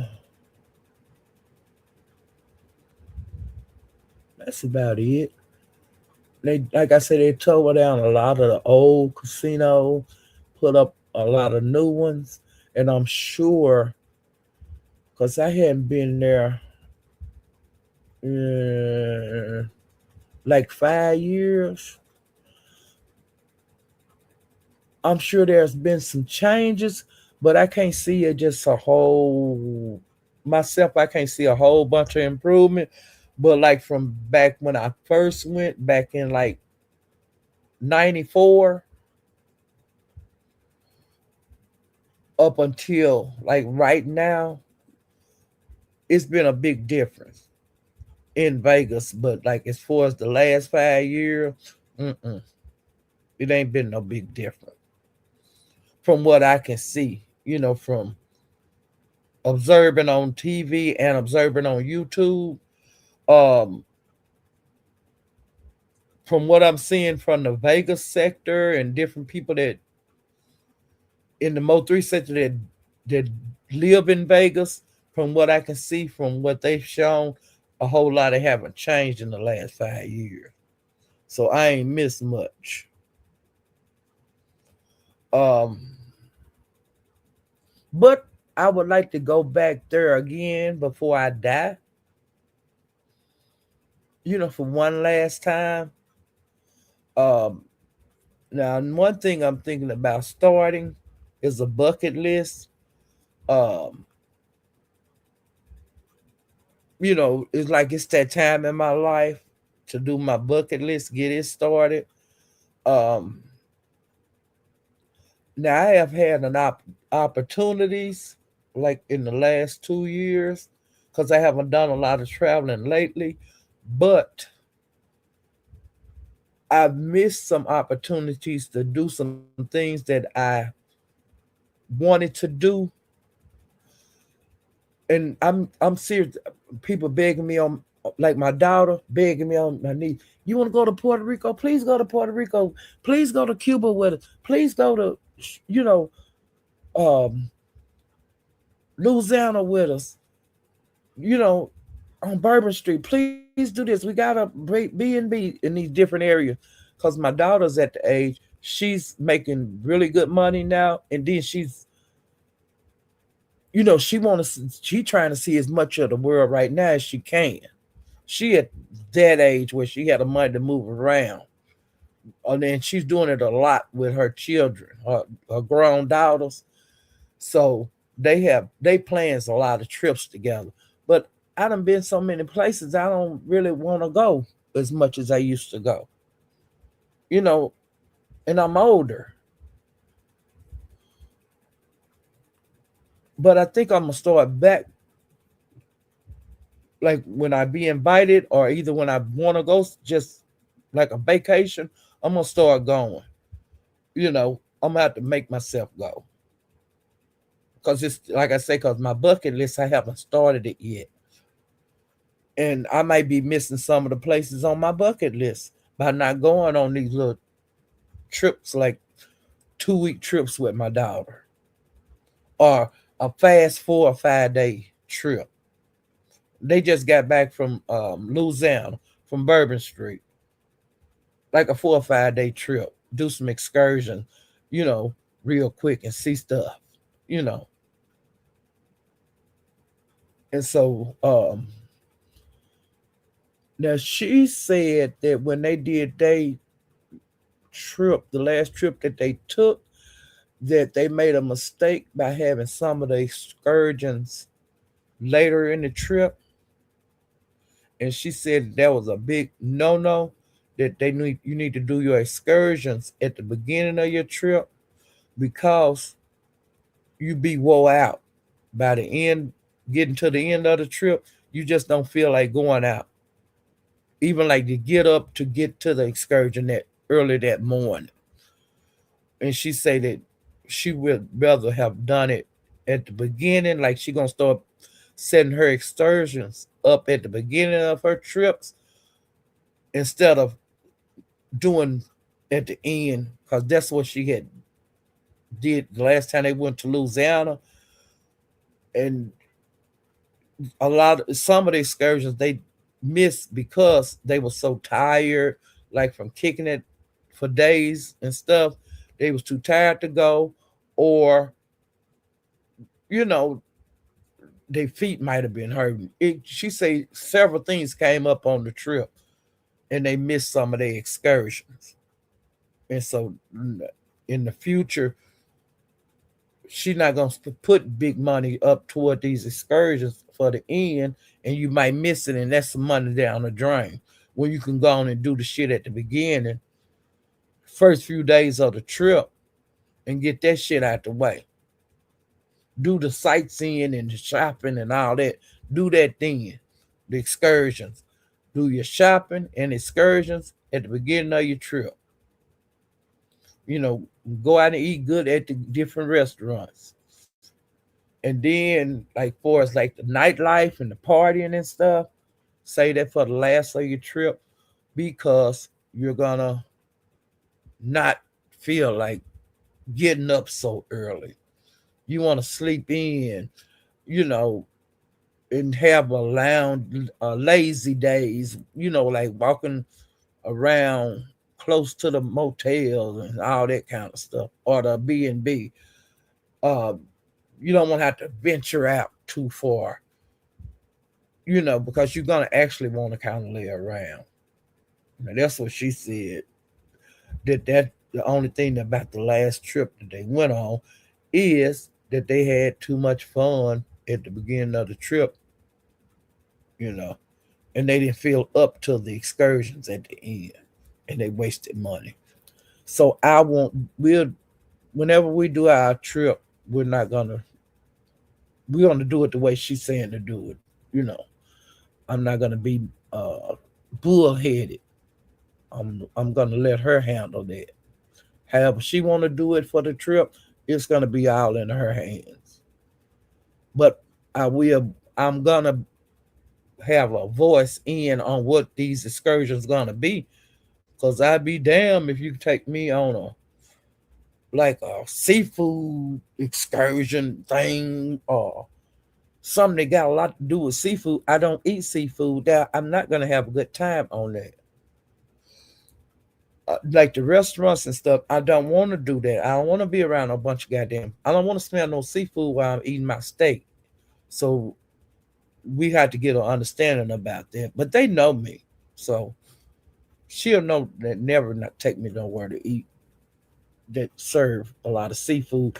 I can just not go with them when they decide to eat all that kind of shit, cause they gonna want to go eat a whole bunch of the you know stuff that swim because they eat that. But I can be in on that. I can stay in the V&B while they go do that. They're gonna eat all the seafood. They want us to eat seafood every day. They more than welcome to it. I just don't have to participate in that part of the trip, and they know that. So, and because when we have our reunion, like we have our fish fry on Friday and stuff, I don't even participate. Actually, I go in and throw my deuces up, but they know I ain't touching shit on that day. I'm not gonna cook anything. I'm not gonna be around. Me can't be bothered. I find something else to do on that day. But they have hot dogs and hamburgers and stuff. But I'm just saying, for it's like kicking it with the family on the reunion, not on that day.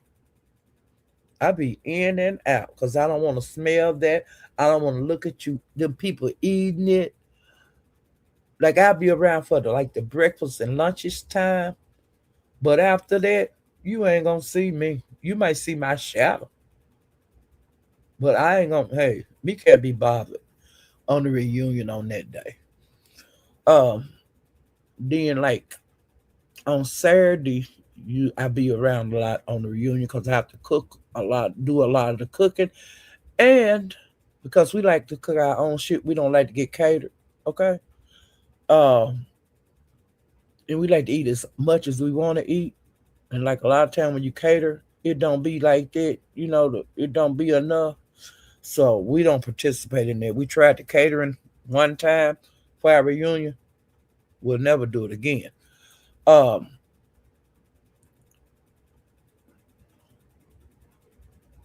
and then on a Friday is the fish day, fish hamburgers and hot dogs. Now we have hamburgers and hot dog every day of the reunion, okay? But the main dish, like on Saturday, is our steak day. And so that's the day we eat steaks, grilled steaks. And Sunday, that's the old fashioned meal day. The good old country meal, the greens, the turkey, the mashed potatoes, the macaroni and cheese, peas, cornbread, you name it, chitlins, ham, the pies and the cakes, you name it. And also, that's church day. Everybody have to go to church together. So that's how we do. That's the winding down of the family reunion weekend, and then the Monday morning, that's when the people pulling out. And we also have like different breakfasts on the different days of the reunion. Like we have like the main dish one day might be omelets. The main thing on the next time may be pancakes. It's different. And then you have the other like the little sausages and the bacons and eggs, cooked different ways. But the main thing is like on omelet day. Now, the way my mother did omelet day morning, she okay, she know we have partiers in the family, so them people would kind of come through because they done been up all night and they be hungry before they go to bed. And so as each little group would come through, she would do like fresh omelets. So she was be constantly cooking omelets till about 10 o'clock. And if you don't make it by then, you're out. You're out for the omelets. You got to wait for lunch or somebody to put some on the damn grill, and you can get a hot dog or a hamburger. You know, and then that's Saturday morning. And Sunday morning, now you got to hurry up because we got to get up a little earlier if you want to eat the breakfast. And that's way, all the shit served at the same time. Your ass better get in here while it's hot. If you don't, you just going to eat leftovers on the stove and it's going to be cold because we got to go to church. And then at evening, after church, you run right in here and start putting that shit in the damn oven that's already pre-made. You throw that in the oven and on top of the stove, and just finish that up. It take about an hour or two, about 2 hours. We'll say two. Then it's time to everybody eat. Everybody that's in the family eat together. We go through it different times because there's so many of us. You have wherever you sit, you're gonna eat. You see what I'm saying? It ain't no. We don't have time for the formal. Now some people do sit at the dining room table, but usually that's for the older people. Um, the people that need to be comfortable while they eating. That's that's where the older people sit. That's like if you younger, you're not gonna you know better than even trying to sit over there. So other than that, then everybody on their own, you just find somewhere to sit to eat throughout the house. Most people in the family want to sit in the den with some of the older people in the family and have small talk, learn catching up a little bit on each with each other. And that's throughout the reunion time. Um, different people, be with different people be with different people, different age groups and all of that. You know, you got some people like to watch sports. There's an area in the house for that. Um, some people like soap operas and shit, and they don't want to miss or they want to catch up on something. It's an area in the house for them people. And then it's the general area that everybody be in and everybody in and out, the den. That's the war zone. Everybody getting this. That's the meetup. Everybody be throughout there the whole weekend. Some people even sleep in there. When the house quieting down, when everybody go back to their rooms and go home. The people that live in the city or the state, they go home. Or the people go back to their rooms that's not from here. Or if they want to go to clubbers, the people that want to go to the club, they can move around all night. It's just different people that hang around with different people in the family. You know, like-minded people. You might like the quiet nights, but these people over here like the party and listen to blues all night. Then you got the church people that want to hear gospel stuff. We ain't gonna be nowhere near them because we want to kick it. Okay, so it be in your family. It's so many different, especially if you got a big family. It's so many types of crowds. You know, and it's some people that don't even speak to each other in the family. You stay on your side, I'm staying over here. Or if you're gonna be over there today, I ain't coming over there. It's that shit going, but the kids get to still come. It'd be a mess. But that all you can do is call it family, child. That's all you could do is call it family. And then now we do have a portion of the reunion that we that be on Sunday that we show appreciation to the people that's moved on. Um, we give them their moment. It's not like a long time or nothing like that, but we do honor them. A representative from each person that's no longer here. And we also welcome in the new people that are born into the family. Now we make a big deal out of that. like the newest person in the family, you know.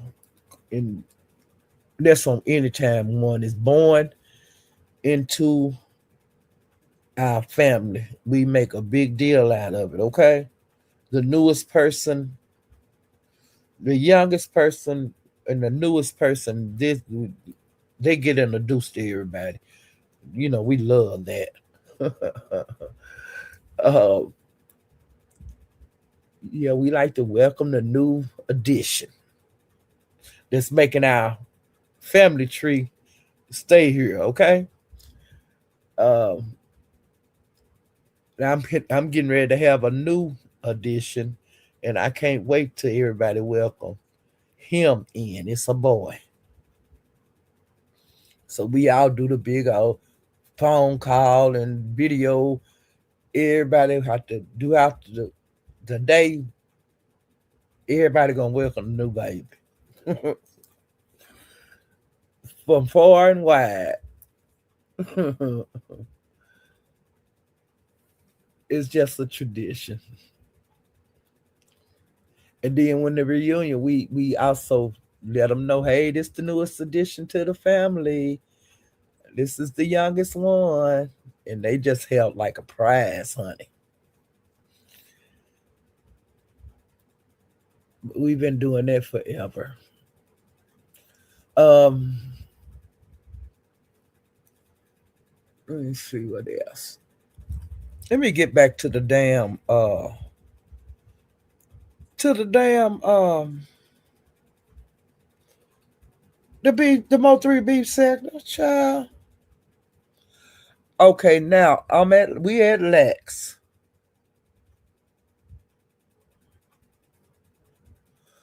Okay, I'm trying to go up and see some people I could tell you I was on here. Um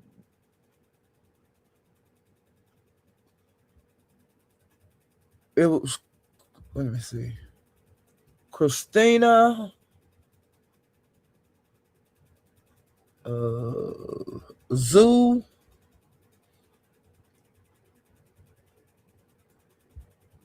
Pretty Trucker, and Pretty Trucker is Lex Lady. Vato, and Pretty Trucker is also a content creator. She do like politics, world events, like the hot stories that's on the different trials, uh, murders, um, politics. She do a variety of commentary on her channel. It don't be all that woo banging and stuff and arguing and stuff. That don't be over there. Her and Just My Five, they real cool, and they be on both of them on Twitch and YouTube. I do go there through there and see them a lot. They do they show together a lot. Um, and like once when I go through there, I make sure I speak on both of they lives because they newer content creators. I salute them on YouTube. I salute both of them on Twitch because they both be alive at the same time because they do a dual show. So, you know, I do that, so they can get their hours and all of that because they don't have a whole lot of people over there. And like on any other content creators that don't have a whole lot of traffic, I always make sure I run through there on as many of them people as I can. Um, I'm gonna have to do better in the beef sector, but I think I will do better when Pizarro them open that new sector up because it's gonna be a lot of newer people over there in that sector, so I can run through them real quick. Where I can at least give them a click and a view, and keep moving. And so to me, that'll be an improvement on how I move on YouTube. That like when Pizarro, when she opened that sector, I'll be able to see who all is over there and make sure I'm subscribed to them and hopefully get notifications from them. Even if I don't stay long in their lives, I can cruise through there and then hit a click and a view, or either leave them up in another tab. I do that a whole lot, to help people with their watch hours, or just so they can get like payment from YouTube for the person being on watching this live for however long. Now I do that throughout the day. Like if I'm on a long live, I'll open up other tabs and be in where they can get credit, and other content curators can get credit while I'm actually, like we'll say, at Broadway live or Mahale live. While I'm in that live, I'm studying hidden tabs so other people can get credit for my me being just on YouTube. Even though I'm not in their live, I might not be interested in what they're talking about.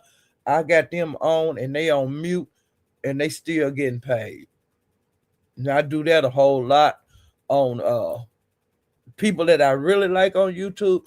And then, like I said, I do the newer content creators, the ones that don't have a I think 4,000 hours or whatever on them. Like if I can hear that out in the street. Like I heard that on Cupcake the other day. She said that she got to come up some more watch hours. Well, see, I know that, and I know Cupcake as a content creator, and I see that she needs help with her hours. I will be pulling her up on different tabs, and she'll be running. I might not want to hear nothing she talking about. I might not even speak. It depends on what I'm doing. But my presence, she will be getting closer to her goal of her hours. So that's what I'm gonna be doing a lot with her uh, throughout my days on YouTube.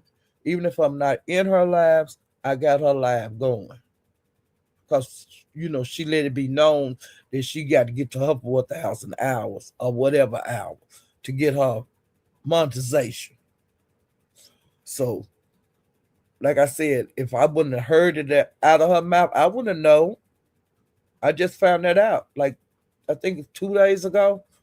So I will be being in her lives, like every time she go live, and I just have it playing back there because I know she needs some this, and I'll be doing that like for newer YouTubers.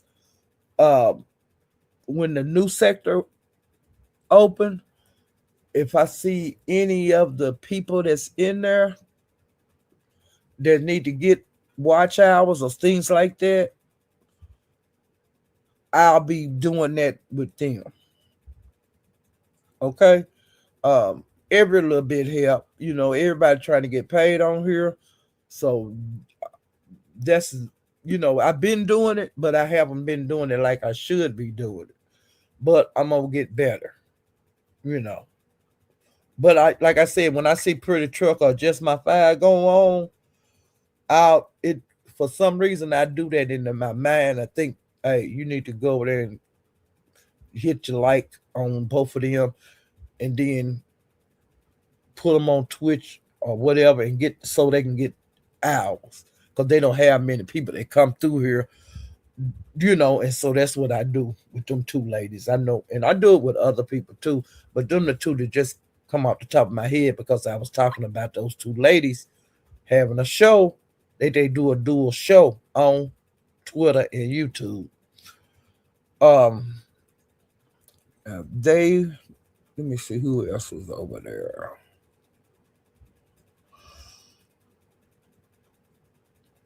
Josh, Reed, Big Reed, Royalty Rain, Mayor, Candace, Shane Gang, just to name a few.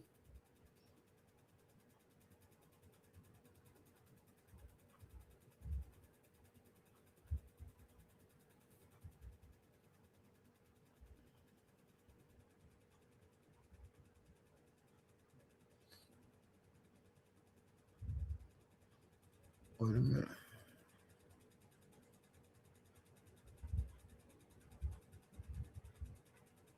Now Josh was talking about Mr. West. Mr.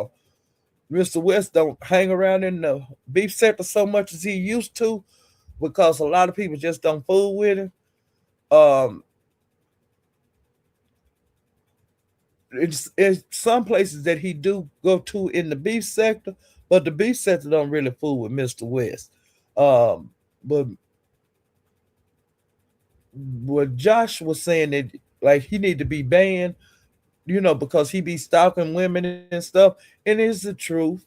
When Mr. West and a couple of some more people on here, when they zone in on some of these different um content creators, they like a gnat.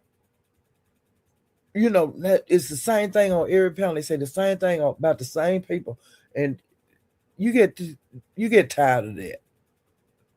You know, I don't think Lemon even allowed Mr. West over there on his panel anymore.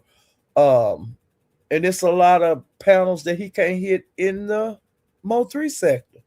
It's just some of the people that's so annoying that they don't even different content creators don't let them nowhere near they live.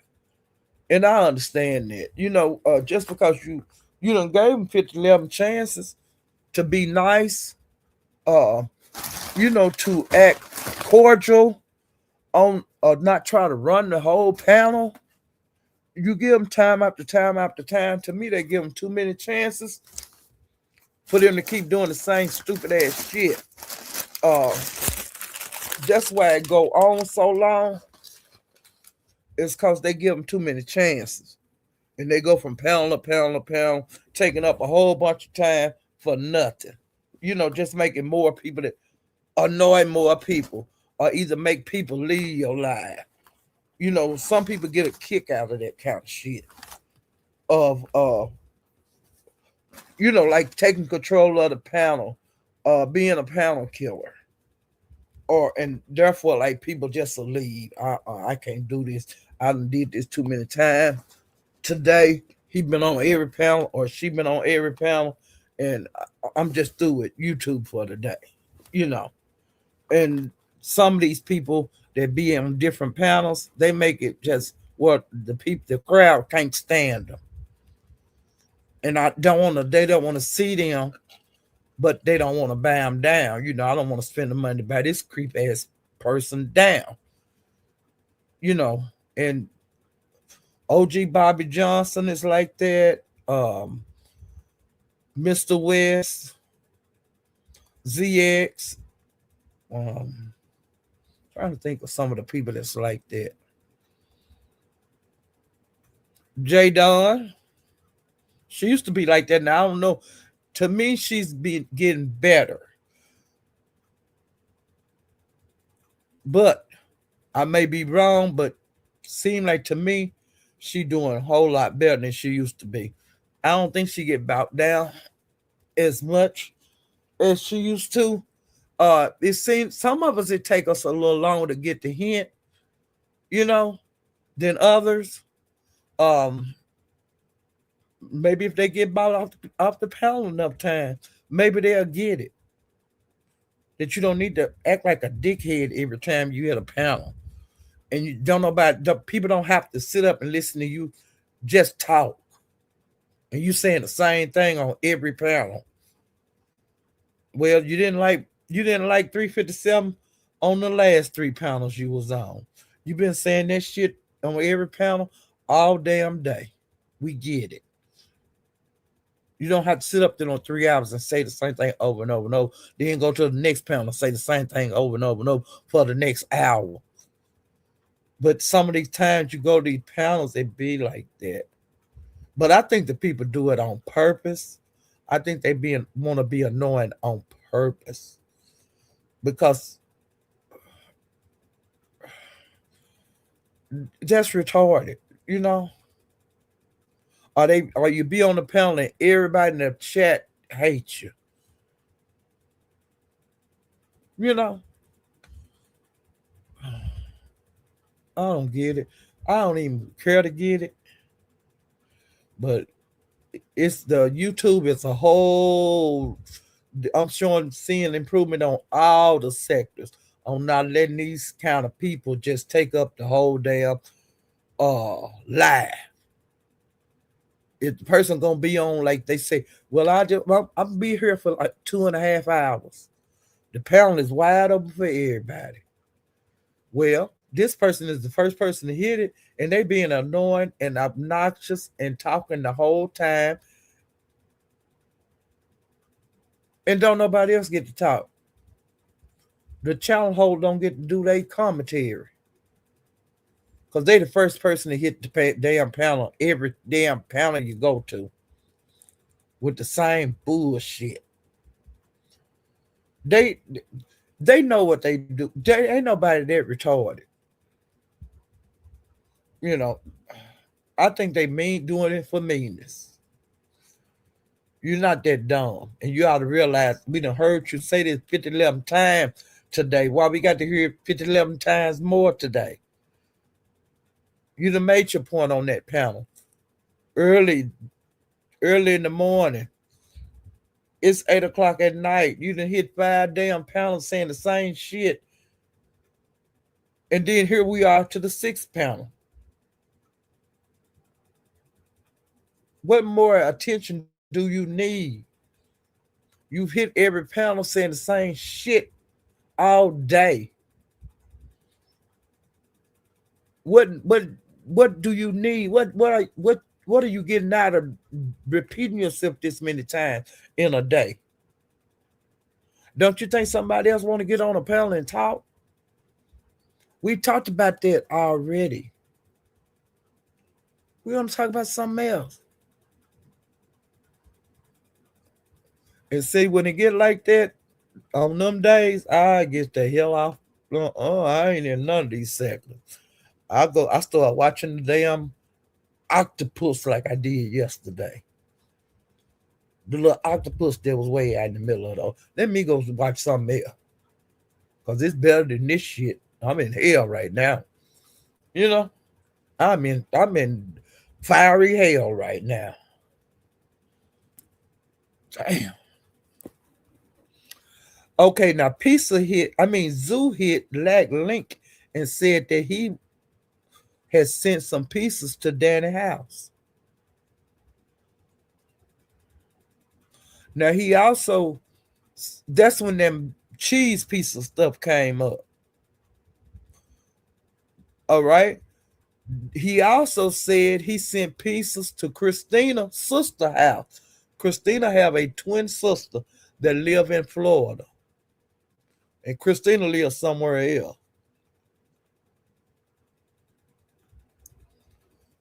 She, Zoo sent pieces to her twin sister house that don't have nothing to do with YouTube. And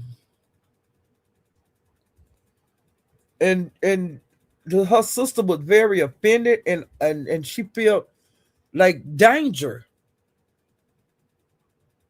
And Zoo need to grow up and quit doing that bullshit. Like I said, people did that shit 10 years ago. The black sector was sending pieces to different each other houses and going to getting somebody in your state to go up and act like they're gonna open the door to your house. They was doing shit like that, being that close. Where they putting their hand up on like to your doorknob and like turning their hand. Like put the thing up to a person in this apartment, put their house number up where they could see your actual door and putting their hand on the damn knob.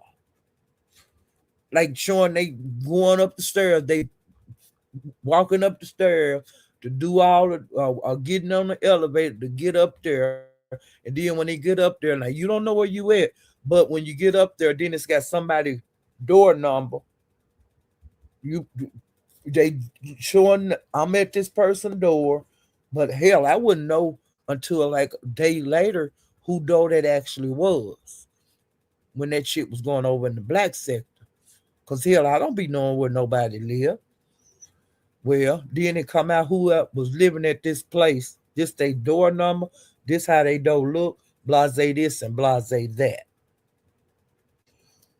Well, that's how they was doing it back in the day in the black sector. I seen this shit. And to me, you really crossing the line. If you got enough nerve to video your ass doing shit like that. Like showing up, if you the person live in an apartment, showing their apartment number, showing your hand like close to the knob of their door and doing the twisting sound. See, that's how people get hurt. Ain't nothing funny about that. But I seen this kind of bullshit on this entertainment application. People been doing dumb shit on here for a long, long time. Now, on Facebook, when you know how they be beefing and stuff like they do on YouTube, but on Facebook, they be blowing each other away. Now, a couple of weeks ago, now I can't remember what state this was in, but a couple of weeks ago, it was a guy on there. He was, like a troll, cussing people out. And, I'm at such and such street. Come and get it. And you ain't going to do shit to me and all that kind of bullshit. And while he was talking, somebody come up there and blowed him away. But another thing that happened on that incident, his sister had come up there to talk to him about something. She had a 1 month old baby in the car with her in the back seat. Now she pulled up to talk to her brother about whatever. Do you know that they shot him and her? Shot all up in her car? Luckily, the God had that baby covered and the baby did not get injured. But just think about it. That baby ain't got no mama no more. And the uncle gone. All because the uncle want to be on Facebook, throwing out threats, being King Kong, and only to find out he was a simple human being. Some of these people don't play. They take this shit for real. You don't know when a person could snap. Or I'm not going to say snap. I'm going to say when a person has had enough and they don't give a damn, I just want you to go away and leave me alone. And some people handle it like that situation that I just told you guys about on Facebook. Some people do take it to that level. Now, it's more on Facebook than on YouTube. On Facebook, it happens all the time. It is what it is. It's a lot of threats that be thrown around on these applications. And then some of these people, you getting killed by somebody that you don't even know. They are tired of hearing you talk about what you gonna do, and I'm just gonna show you what I'm gonna do. And that's how that case was I just told you about. They ain't got no clue who did that. That boy was into it with too many people. And then got your sister killed too. And she wasn't even in the shit. She just had a baby. But shit like that happened, like in that Vegas when the man shot the guy on the strip in Vegas. Shit happened. He killed him and the wife. And they left a house full of kids behind over YouTube. The only way it stopped sometimes is somebody got to die. And this is an entertainment application, but everybody on here, hey, I ain't about that playing. They be like, hey, I don't know who you thought you was fucking with, but it's the wrong one. And see, I ain't finna get into it with nobody on here like that. I like I said 100 times, I don't want to meet nobody on here. This like, to me, I'm gonna keep looking at it like a game, like a board game, like we played along back in the day.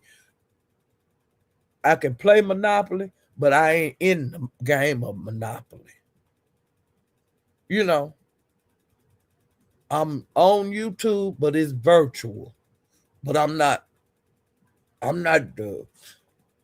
I ain't portraying myself to be the baddest person that ever walked the earth or nothing like that. Never.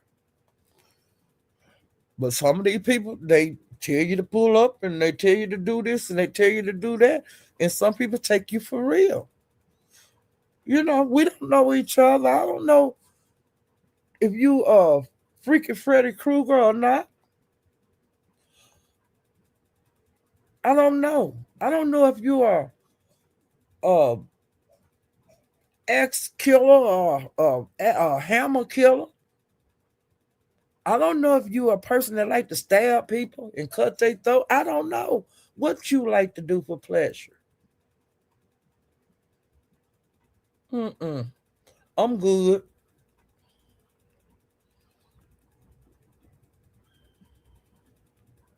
Yeah, and that zoo guy, he been bragging about that he been sending stuff to people's house. He been bragging about he got a crew like a white dude, and they do shit like this, you know. And I think it's silly. Um, I don't get a lot of this stuff. I ain't got time. I ain't sending nobody shit on here. No door. I wish I would send some food to somebody's house. That's stupid. And if somebody send it to my house, I wouldn't pay for it. You gonna take that shit right on back where you. Hey, you need to go on back where you came from. You ain't got that. Ain't my food. I ain't paying for it, and I don't want it here. I didn't bring it to your house. You brought it to my house. You take that shit right on back with you. Take it back to Taco Bell or wherever the hell you come from. You get it away from me. I don't want it. And that's what Danny should be doing. She needs to send that shit right back out that door. It'd be the same way with everything they sent. Return the sender. I ain't gonna try to figure out nobody like to eat. They got a snake to eat a rat. No. What you gonna do with it until your friend come? You gonna put it in your refrigerator? Fuck no. No. I ain't you ain't I don't want that rat nowhere. Take that shit right back with you. Take it back to PetSmart. Cause that's where the rat came from was PetSmart. Take that back to PetSmart. That cow manure, take that back to wherever you got it from. You're not leaving it here. Them pieces, take that back where you got it. What you take it back where you come from. I don't want that here. And that's how I would do it when they knock on my door. It wouldn't be no talk. I didn't order that. Take that with you. Are you? I'm not nobody. You take that right with you, cause that wasn't ordered from here. And don't come back here no more. Don't come back here.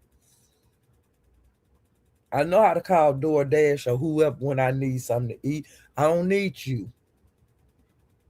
And I don't care if you think it sound rude or whatever to the DoorDash person. That's how I would answer. I get the hell away from. I don't. Ain't nobody in here order nothing. Ain't nothing for me and you to talk about. You know. But Zoo play too much. Um, and that's where I found out like Danny had doxed herself, and that's how Zoo got her address. Cause a lot of times people they'll watch your older lives. If in case like if I like drop my address, is somebody gonna come and watch my live and find out what my address was, and that's how Danny got caught up. Cause a lot of people get on here. I'm at such and such, such such such such. Like Rex always do, tell everybody his address. Okay, so I ain't gonna never tell nobody to pull up.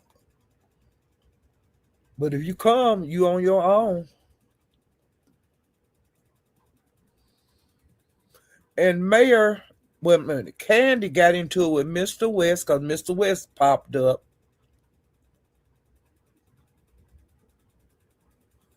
And Then after that, Mayor got into it with Mr. West.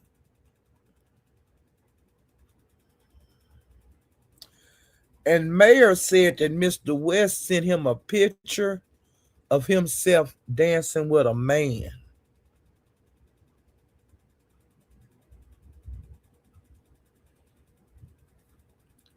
And he was wondering why would he send him? Why did he send him that? He's still puzzled.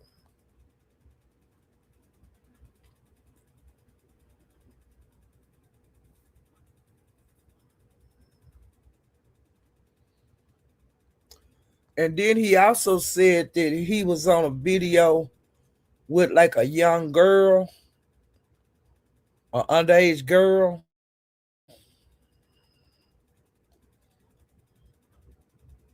And just, they were saying all kind of stuff. I'm not going to say it's true. I'm not going to say it's false. I don't know. Because I don't know nothing about Mr. West. Now, I do know he a pest. Like, if he get on, like, he was after Woo one time. Everywhere she would go, he would be messing with Woo. And Nanny Dog and Woo used to get into it a lot. Trying to think of Zoo and Woo would be into it. Another person that got into it on that panel is Jazz and Mr. West, because he keep picking at Jazz a lot, and so now she done start coming back out. Going against him. When he messed with her, she go right back at him. And Skinny Minnie, her and Mr. West got into it. And Skinny Minnie say he been stalking her and her son. And she also said that her baby daddy have been looking for Mr. West because he was messing with her son and her, and that man don't want him having no contact with his son. He don't want him mentioning his son or anything. And so what he doing now, trying to track Mr. West down. So Mr. West got so much to say about his child.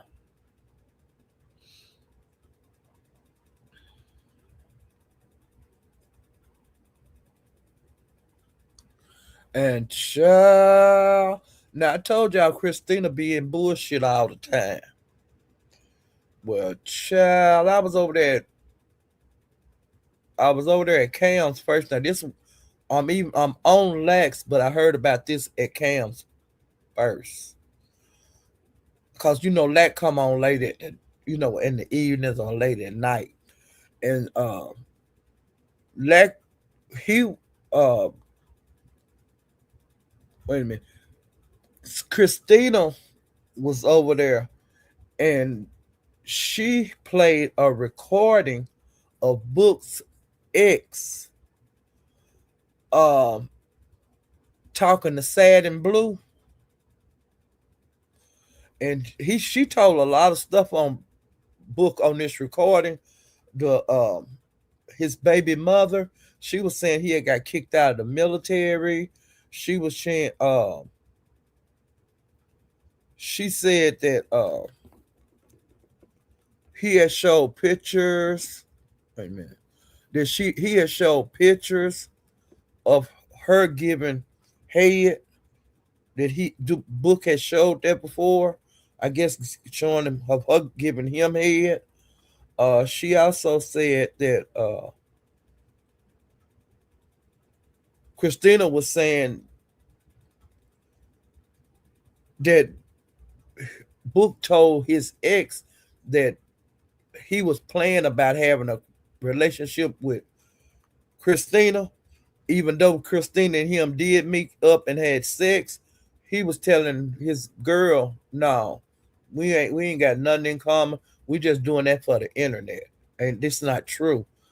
Well, Christina wound up telling his ex that we met up and we been together. We had sex and stuff. He came to see me and all that kind of bullshit and stuff. And I was saying, damn. Um, the woman, his ex, was thinking about getting back with him, but since she done found all this bullshit that they going on YouTube. She say she don't want him. She say he homeless. He live in his truck. She said that his auntie had put him out.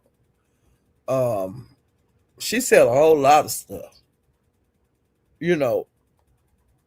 And Christina was on the phone with Sad and Blue and the ex. And Christina let, you know, Sad and Blue was talking to the ex first. Then Christina chimed in. So letting I guess the ex know that, hey, or the world to know I'm on this call right with him. And they was comparing notes, like Christina was saying, like what Book was telling her, and the ex was telling Christina what Book has said to, how Book got kicked out the military. He say he got she say he got for drugs, and he said that he was selling drugs, and he got caught doing it while he was in the military. And she said the way she found that out is because they I guess they was gonna get a house, and I guess they were trying to get it through the military because they had them VA loans and stuff like that. Now I'm not saying that's what it actually was. I'm just saying what I'm kind of piecing together part in my mind, uh, that they tried to get a house, and in the paperwork that come up that he had got. I don't know if it had something to do with them not getting the house and all that, but that issue came up about him when he was in the military of getting discharged due to selling drugs. You know, I don't know if lose your chance of getting a VA loan or anything like that. How you get discharged at the service, I don't know. I don't know a whole lot about that. And that's what I always have wondered kind of with VS. You say you're a retired vet and all of that. You should have got a VA loan a long time ago. That you could have almost had it paid for by now. But she telling other people what they need to do. No, what you need to do, why you didn't do that, you talking about what you can help other people do, why you couldn't figure out how to help yourself get a house for you and your kids and grandkids. I'm just saying, if you always want to give advice, though, well, you should be able to take some, you know. And right now, why you don't get no VA home now? You say your credit, worked on your credit. It ain't no age limit on getting a VA home. You know, that would knock a lot of doors down for yourself. You know,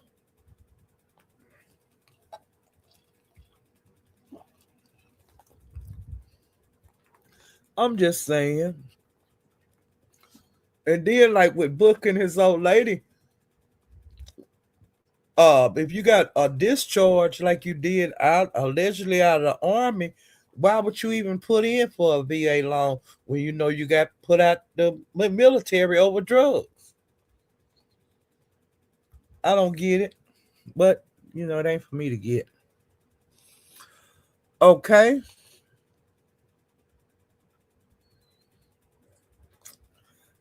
Um. Let me see.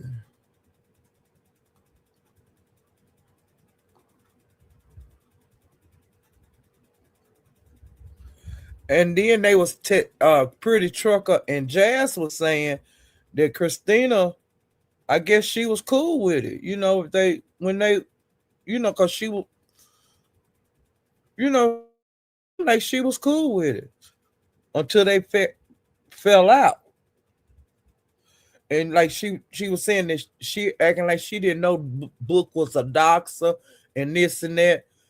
Well, that's Book not claim to fame is being like the best doxer in the Mo3 sector. So how you didn't know? Because you're not new to YouTube. You're not that ditzy. You know exactly what Book do. I like when Book came. Now I didn't know Book when he left YouTube, but when he came back, I was asking, who is he? I don't know much about him. He was like a new character to me, and this and that. But I've since I've been over in the Mo3 sector, I know about Book now. Christina, you didn't know about him, and you was over there way. You know more about them people than I did. Like I didn't know Book. Period. And they say he had been gone, and he came back to YouTube. That's when I was introduced to him when he came back this last time. And ever since he been back, from right now, this time when he come back, I'm getting to see myself what he can do. Because he brags about what he do. He don't hide nothing. And I see what he can do. I see he can dance. He don't hide doing it. He tell everybody what he do. You know, it is what it is. And for you to say that you done went to meet this man and had sex with him, I find it hard to believe. But I it could be the truth. I don't know, but it don't sound right. And Christina been over here in the Mo3 sector for a while. And she should know the characters in the Mo3 sector. As long as I've seen her moving around over here. And like I say, I haven't been in the Mo3 sector forever like a lot of these people have.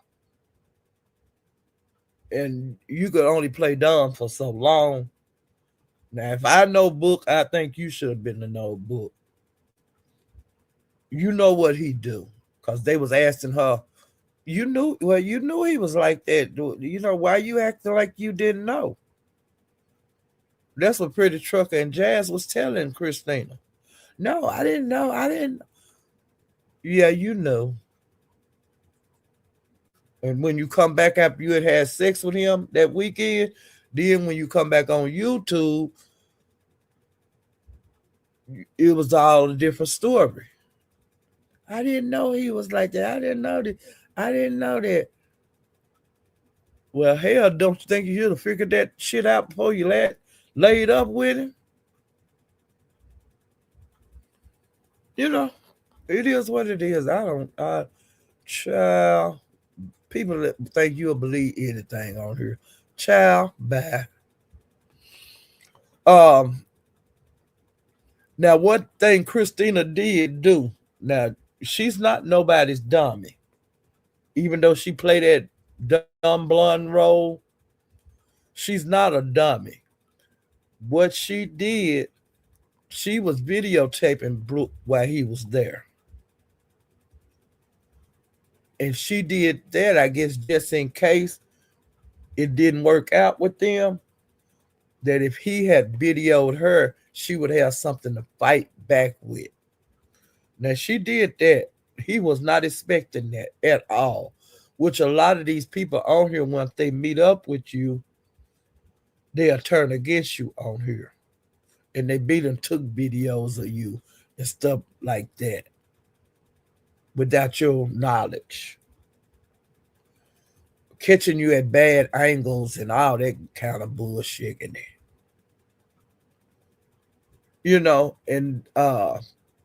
And she beat him to the punch, on that. He didn't think to video her because I guess he was liking her, Uh, but she did the damn thing on that. But I think that should have been enough. Um, I wouldn't be. I would still be arguing with him. They shouldn't have nothing to talk about because I don't think they'll ever see each other again in person. Um,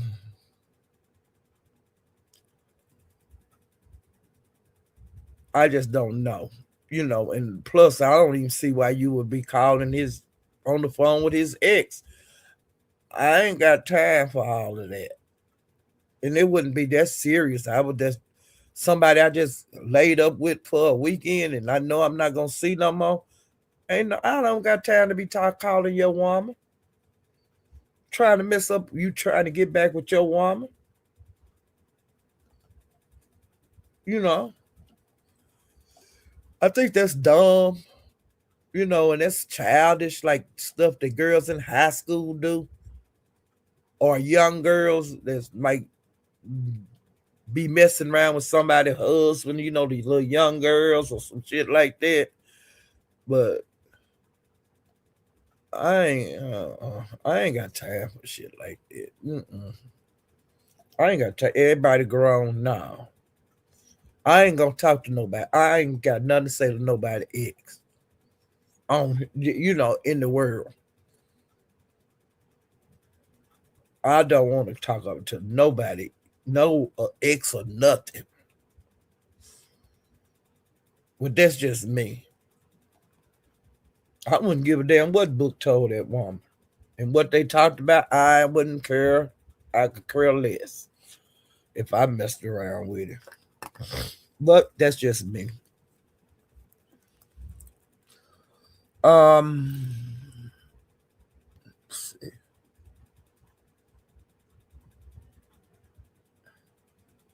and then she bought the recording on YouTube for the world to hear. You know.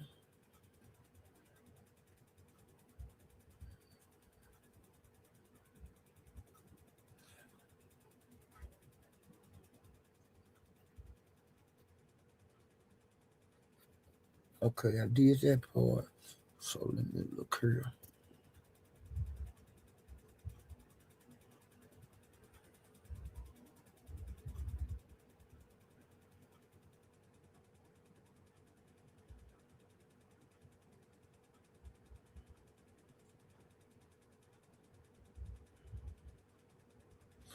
Now, Book he is saying that Christina is a stalker, that she need to leave him alone.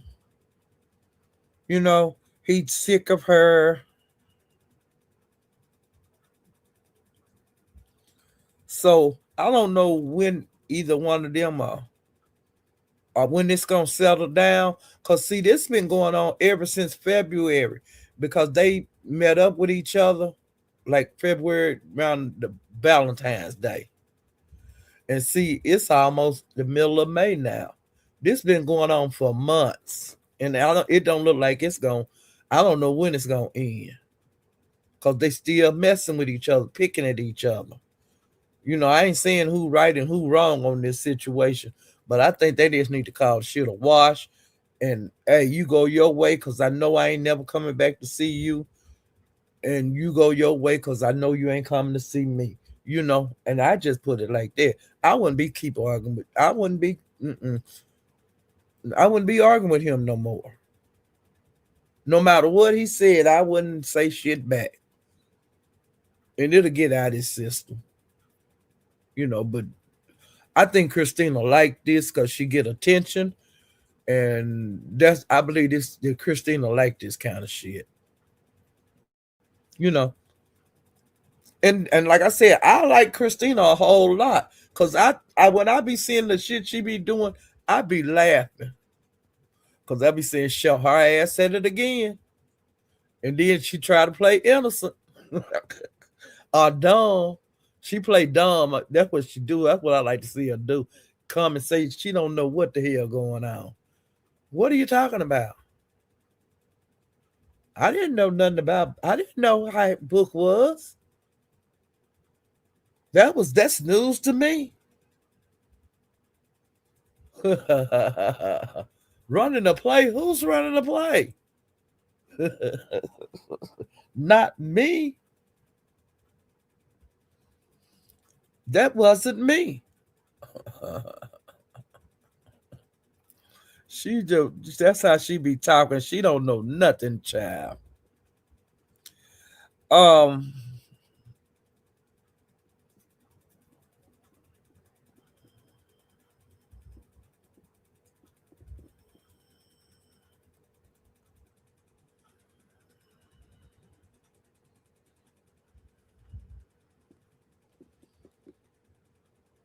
Okay, wait a minute.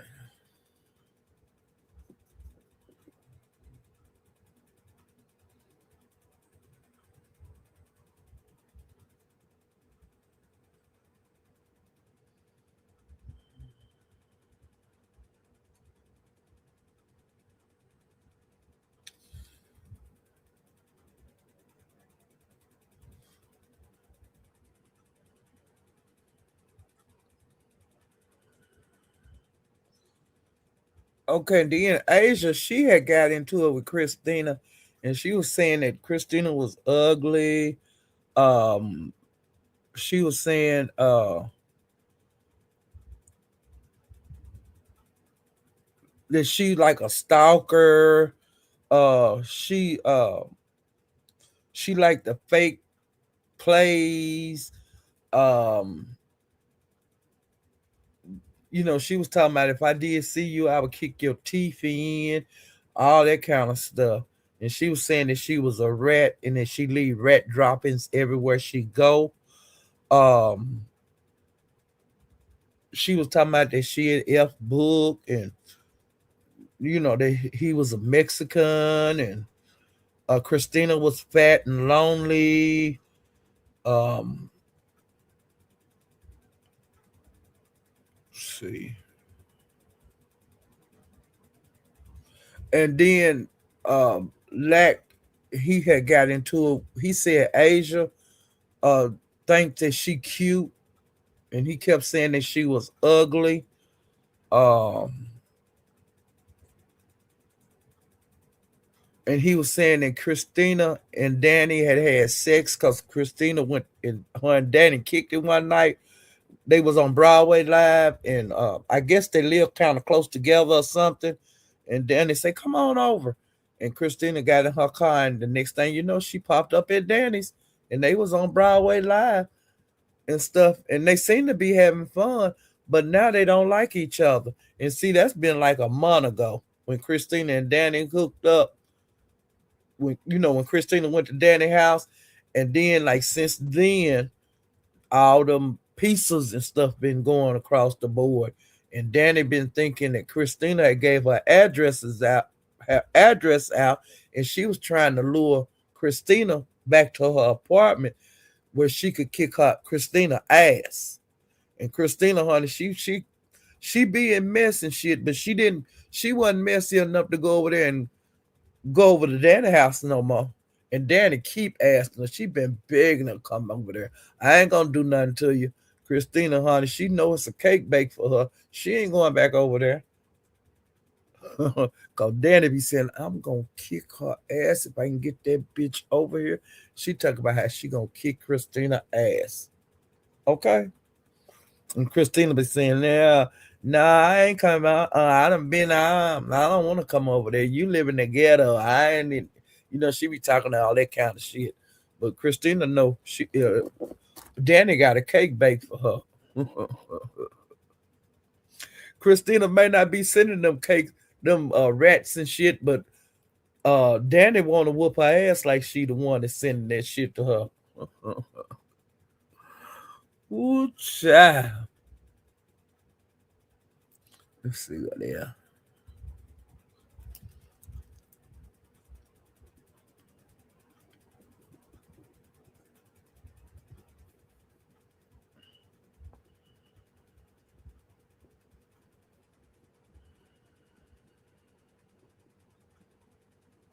Okay.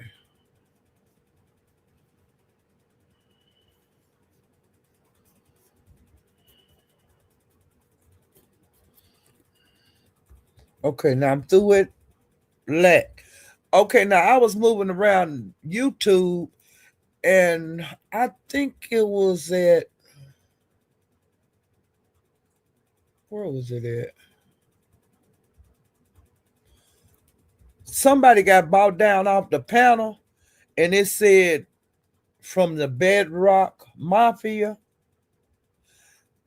and it said something about the pink people.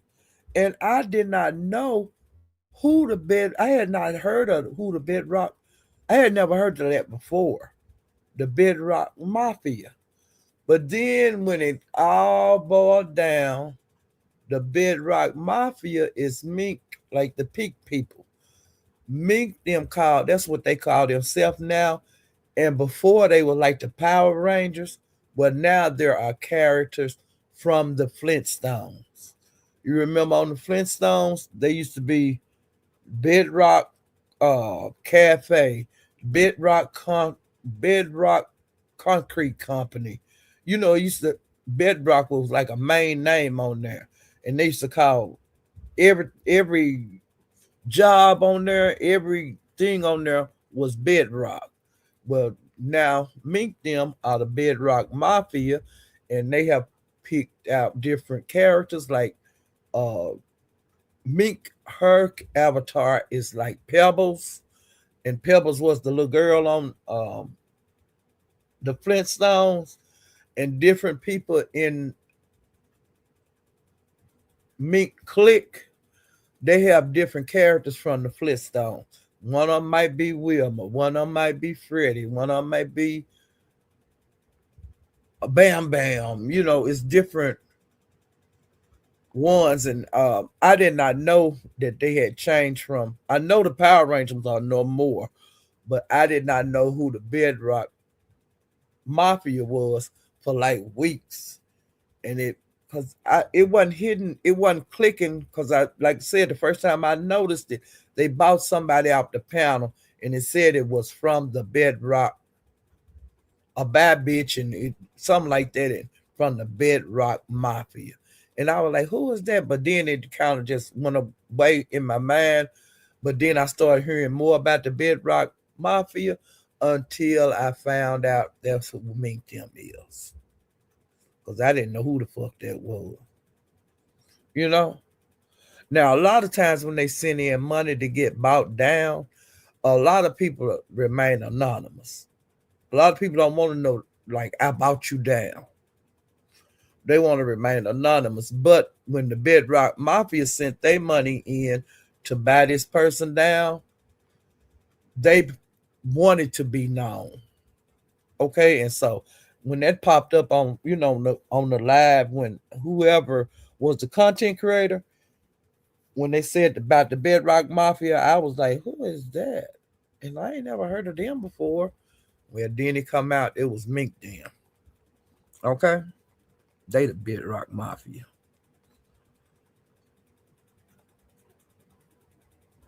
Okay, now I'm through with that. I'll make sure I'm through with them. Get all the way up to the top before I mess up.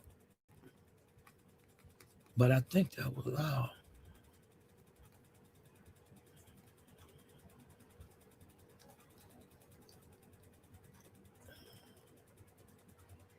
Uh,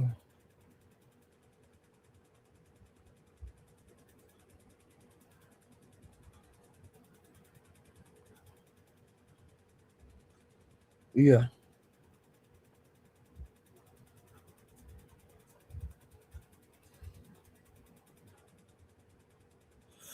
Another thing that was going on, Mink was talking about how much she loved Broadway,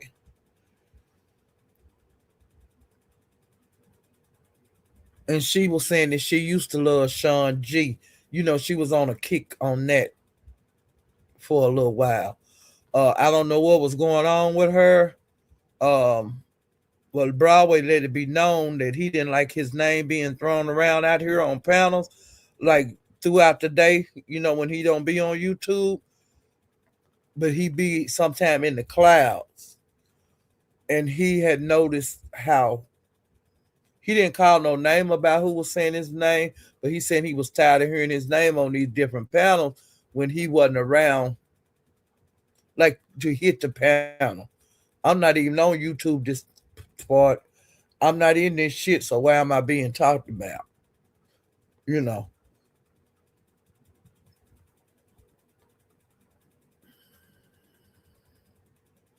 Okay, now I went by Good Pussy. She been going live, and I'm glad to see her back. She been doing those long lives too. Um, I think she was trying to get back monetized, and I think that happened. And so it's a reason. It's a reason for everything on here. And so I'm glad to see her back, and maybe she'll stay. She spent a lot of time with her grandbaby. She a new grandmother, and she spoiling that baby rotten. And the baby seems like it know when she's on YouTube, and she can't. She let her granny know, hey, I need some attention. She demands the attention, and mysterious whenever she do have to, you know, do things with the grandchild. She'll lead the panel, and she do what she got to do. And she love that little grandbaby to death. Her little grandbaby, I told her she gonna be spoiled ugly. She gonna be one of them real pretty kids that's gonna, every time you see them, when they show out. Okay, she gonna be one of them little pretty little girls, one of them bad little pretty girls. Cause Mysterious gonna spoil her rotten, and she's working on it every second of the day. She's Mysterious working on different ways to spoil that baby. Okay, and I told her she gonna be so cute, but she gonna be ugly as spoiled. You know, people gonna hate to see her come, and they gonna be glad to see her go. They gonna be glad when they'll be glad to see her come, her and that baby, cause Mysterious gonna have that baby with her everywhere she go, and everywhere she go, the people gonna say, "Oh, I'm so glad you came by." But honey, when it's time for Mysterious to go, they gonna be kicking the door open for Mysterious to go and take that bad baby with you. Okay. And Mysterious ain't gonna. She gonna say, think she the best little baby in the whole wide world. She gonna think everything that baby do is cute. Okay. I've seen it before, and it is what it is, and that's her grandbaby. She can spoil her grandbaby how she want to, just like I can do mine, my great grands. Okay, because I don't have to keep them at night. They go home with their mama. You know. Now I will see my great grandbaby in a couple of hours. She'll be here because her mom got to go to work, and the dad's got to work, and the mom's got to work today. Normally they have it worked out, but right this weekend they needed a little help out, and that's what grannies are for. Okay. Um,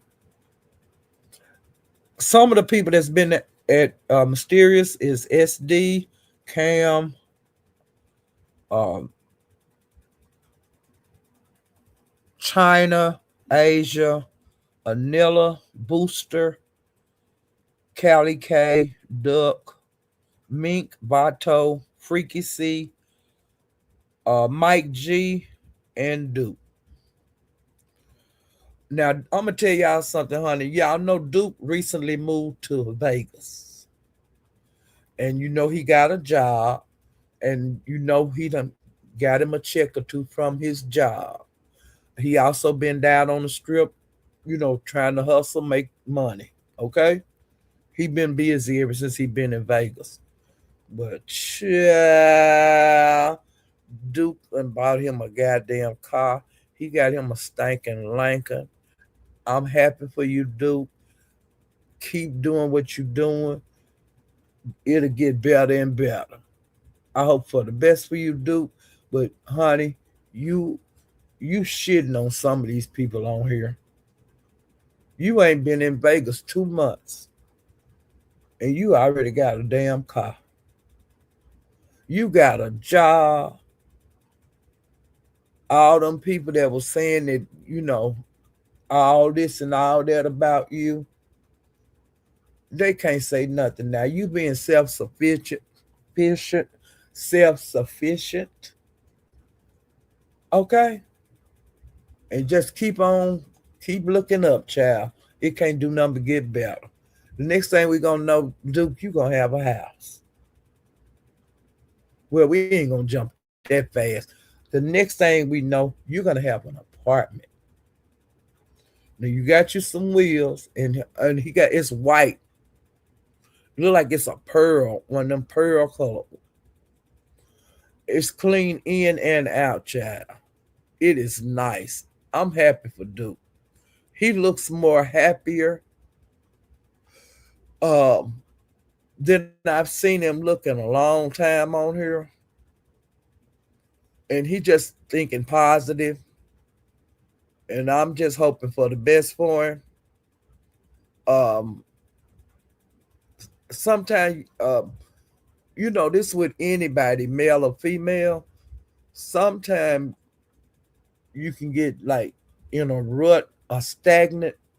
You know, sometimes we have those times in our life, but it's how you get out of it and just stay out that rut. Don't bag up and bag back in it and get stuck again. Child, you done got out that rut. You need to press the gas and keep going. Don't go backwards for nothing. You keep going forward. Because we never know what's ahead. I'm wishing the best for you. You know, it seemed like so far the Vegas move was a good move. Like they say, make your next move your best move.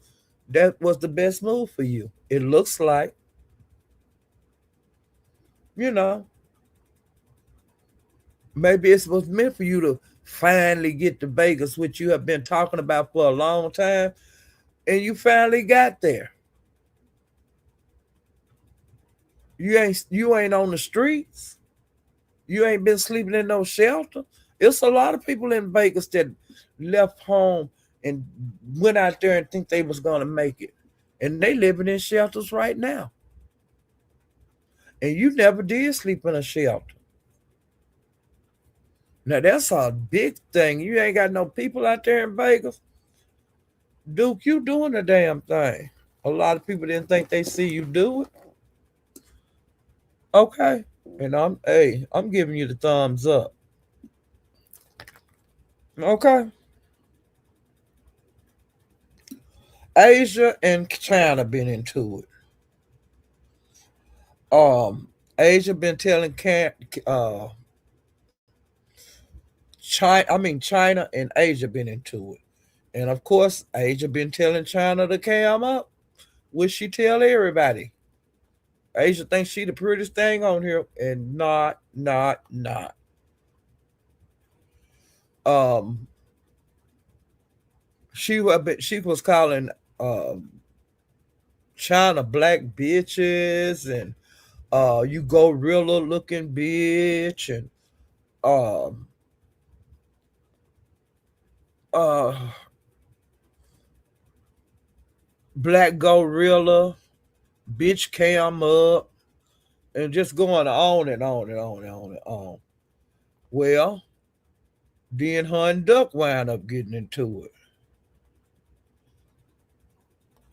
And Duck was telling her, you don't need to be talking about no kids when you left yours and went to Washington.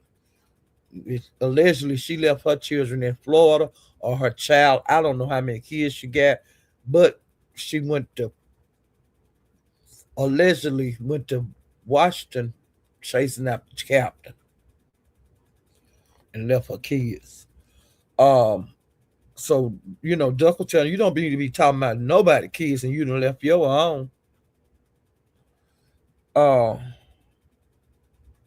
and then he was telling her because her and SD was running the play like she was pregnant by SD. But when they come up with that, I was saying having a baby, Asian SD, and I was saying when they meet up, because I know she used to be on his panel a lot, and she would like be in panties and thong and stuff, and would accidentally on purpose stand up, all that kind of shit. But as far as I know, they didn't meet. Well, some kind of way they supposed to got together and had a baby, or gonna have a baby. But then the next day, now SD got that, they got that like going. Well, the next day when he went to China's, he was saying, "Nah, that was a play. And he had, well, I knew it was a play when he said it, but it didn't. The play didn't play because like some of these plays the people try, they are duds. A whole lot of them, but some of the plays stick on here for a while until the people found out it's a play. Well, wasn't nobody falling for the Asia thing because it didn't make no sense. You know, how would she get pregnant by SD and we ain't heard about them hooking up like that? So it had too many holes in it. That's why didn't nobody believe it. Well, Asia was mad because people wasn't believing it, and she didn't know that SD had confessed to China that he was lying and all of that. Okay, it was a mess, child. And then another thing I don't like about plays is just because I say it was a play, that don't mean it was a play. But you shouldn't get mad at me for not believing you in your play. I should have that right, and you shouldn't get angry with me because I believe that this is a play. Only to come find out after all that you saying it's not a play and now this is real, then you have to come back out here and say it was a play. I don't have time for that. That's insane. You have nobody on here have no reason to be mad at somebody because they don't believe them. I don't believe everything I hear. Now you might live your life like that, and then why you want to run a play? You running a play to fool me. You're lying to me. So you mad because I don't believe your lies? That is so stupid. But it's a lot of content creators on here. When they running their damn play, if you type in the chat that this is a play, I don't believe this, you know, doing everything. Some people calling you a lie. I'm trying my best not to call you no lie, but I'm calling this a play. And then you get mad at me because I said it's a play. You're not happy with the people that's on your side and saying that this real. I'm over here with the few people saying it's a play, and you mad at us. No, you need to be stick with the ones that's happy, that's going along with that shit you saying. Don't get mad at the small crowd that don't believe you. Dang, it ain't no law that say I got to believe you. Only to find out a day later or alive later that it was a play just like I said it was. So why you mad at me? When I called it out for real, so you mad at me because I seen this was a play?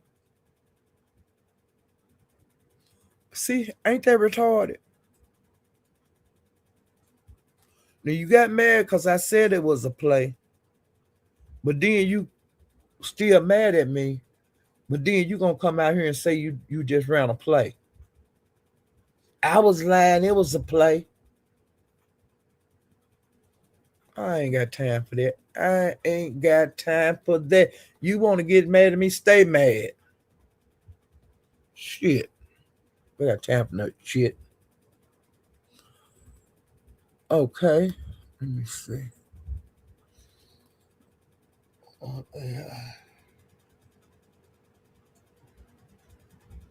Ducking. Wait a minute. Let me see.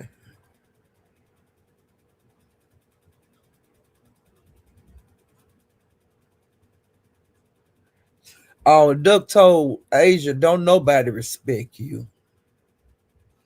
And Asia told Duck, you all balls with no dick, just balls.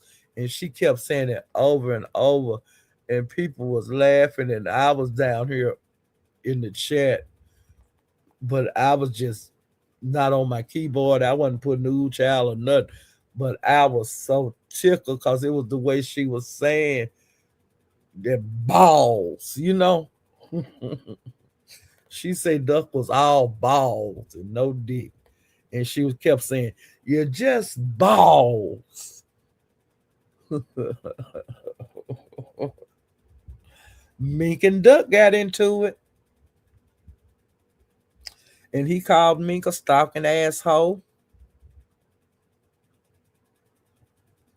And then he told her you should be worried about why Sean G had Skinny Minnie at the Mo 3 day stuff and not you. And I know that that stung Mink. And he told her that she didn't even need to be worrying about him. That Mink said that he told Mink that she need to be worrying about not having no furniture in her house. And he said, "Your old ass is sleeping on the floor." Talking about Mink was sleeping on the floor because she don't have no furniture in her new house.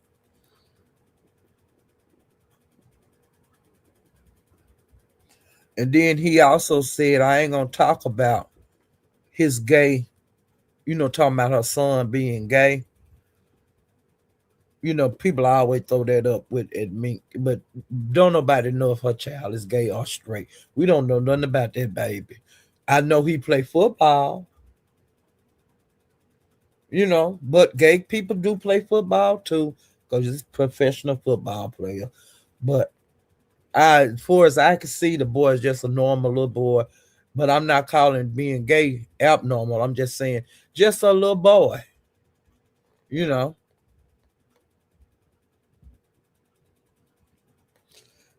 And he was getting Mink madder and madder because anytime you say something about her son, that's her right, and she's a mother, and she's there to protect him, and she's, you know, I don't see nothing wrong with when Mink go at people that talk about her child, because I'll do the same thing.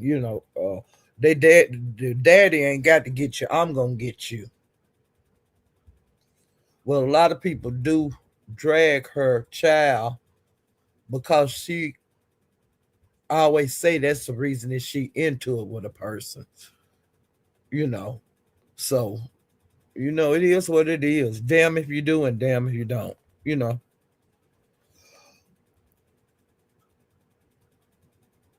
And she told Duck that he don't need to worry about having a shrimp dick. And I was hollering, y'all. And he said and she also said he had a white girl fucking dick. Now, I'm just saying, I'm just repeating some of the stuff that they were saying to each other, child. Don't shoot the messenger.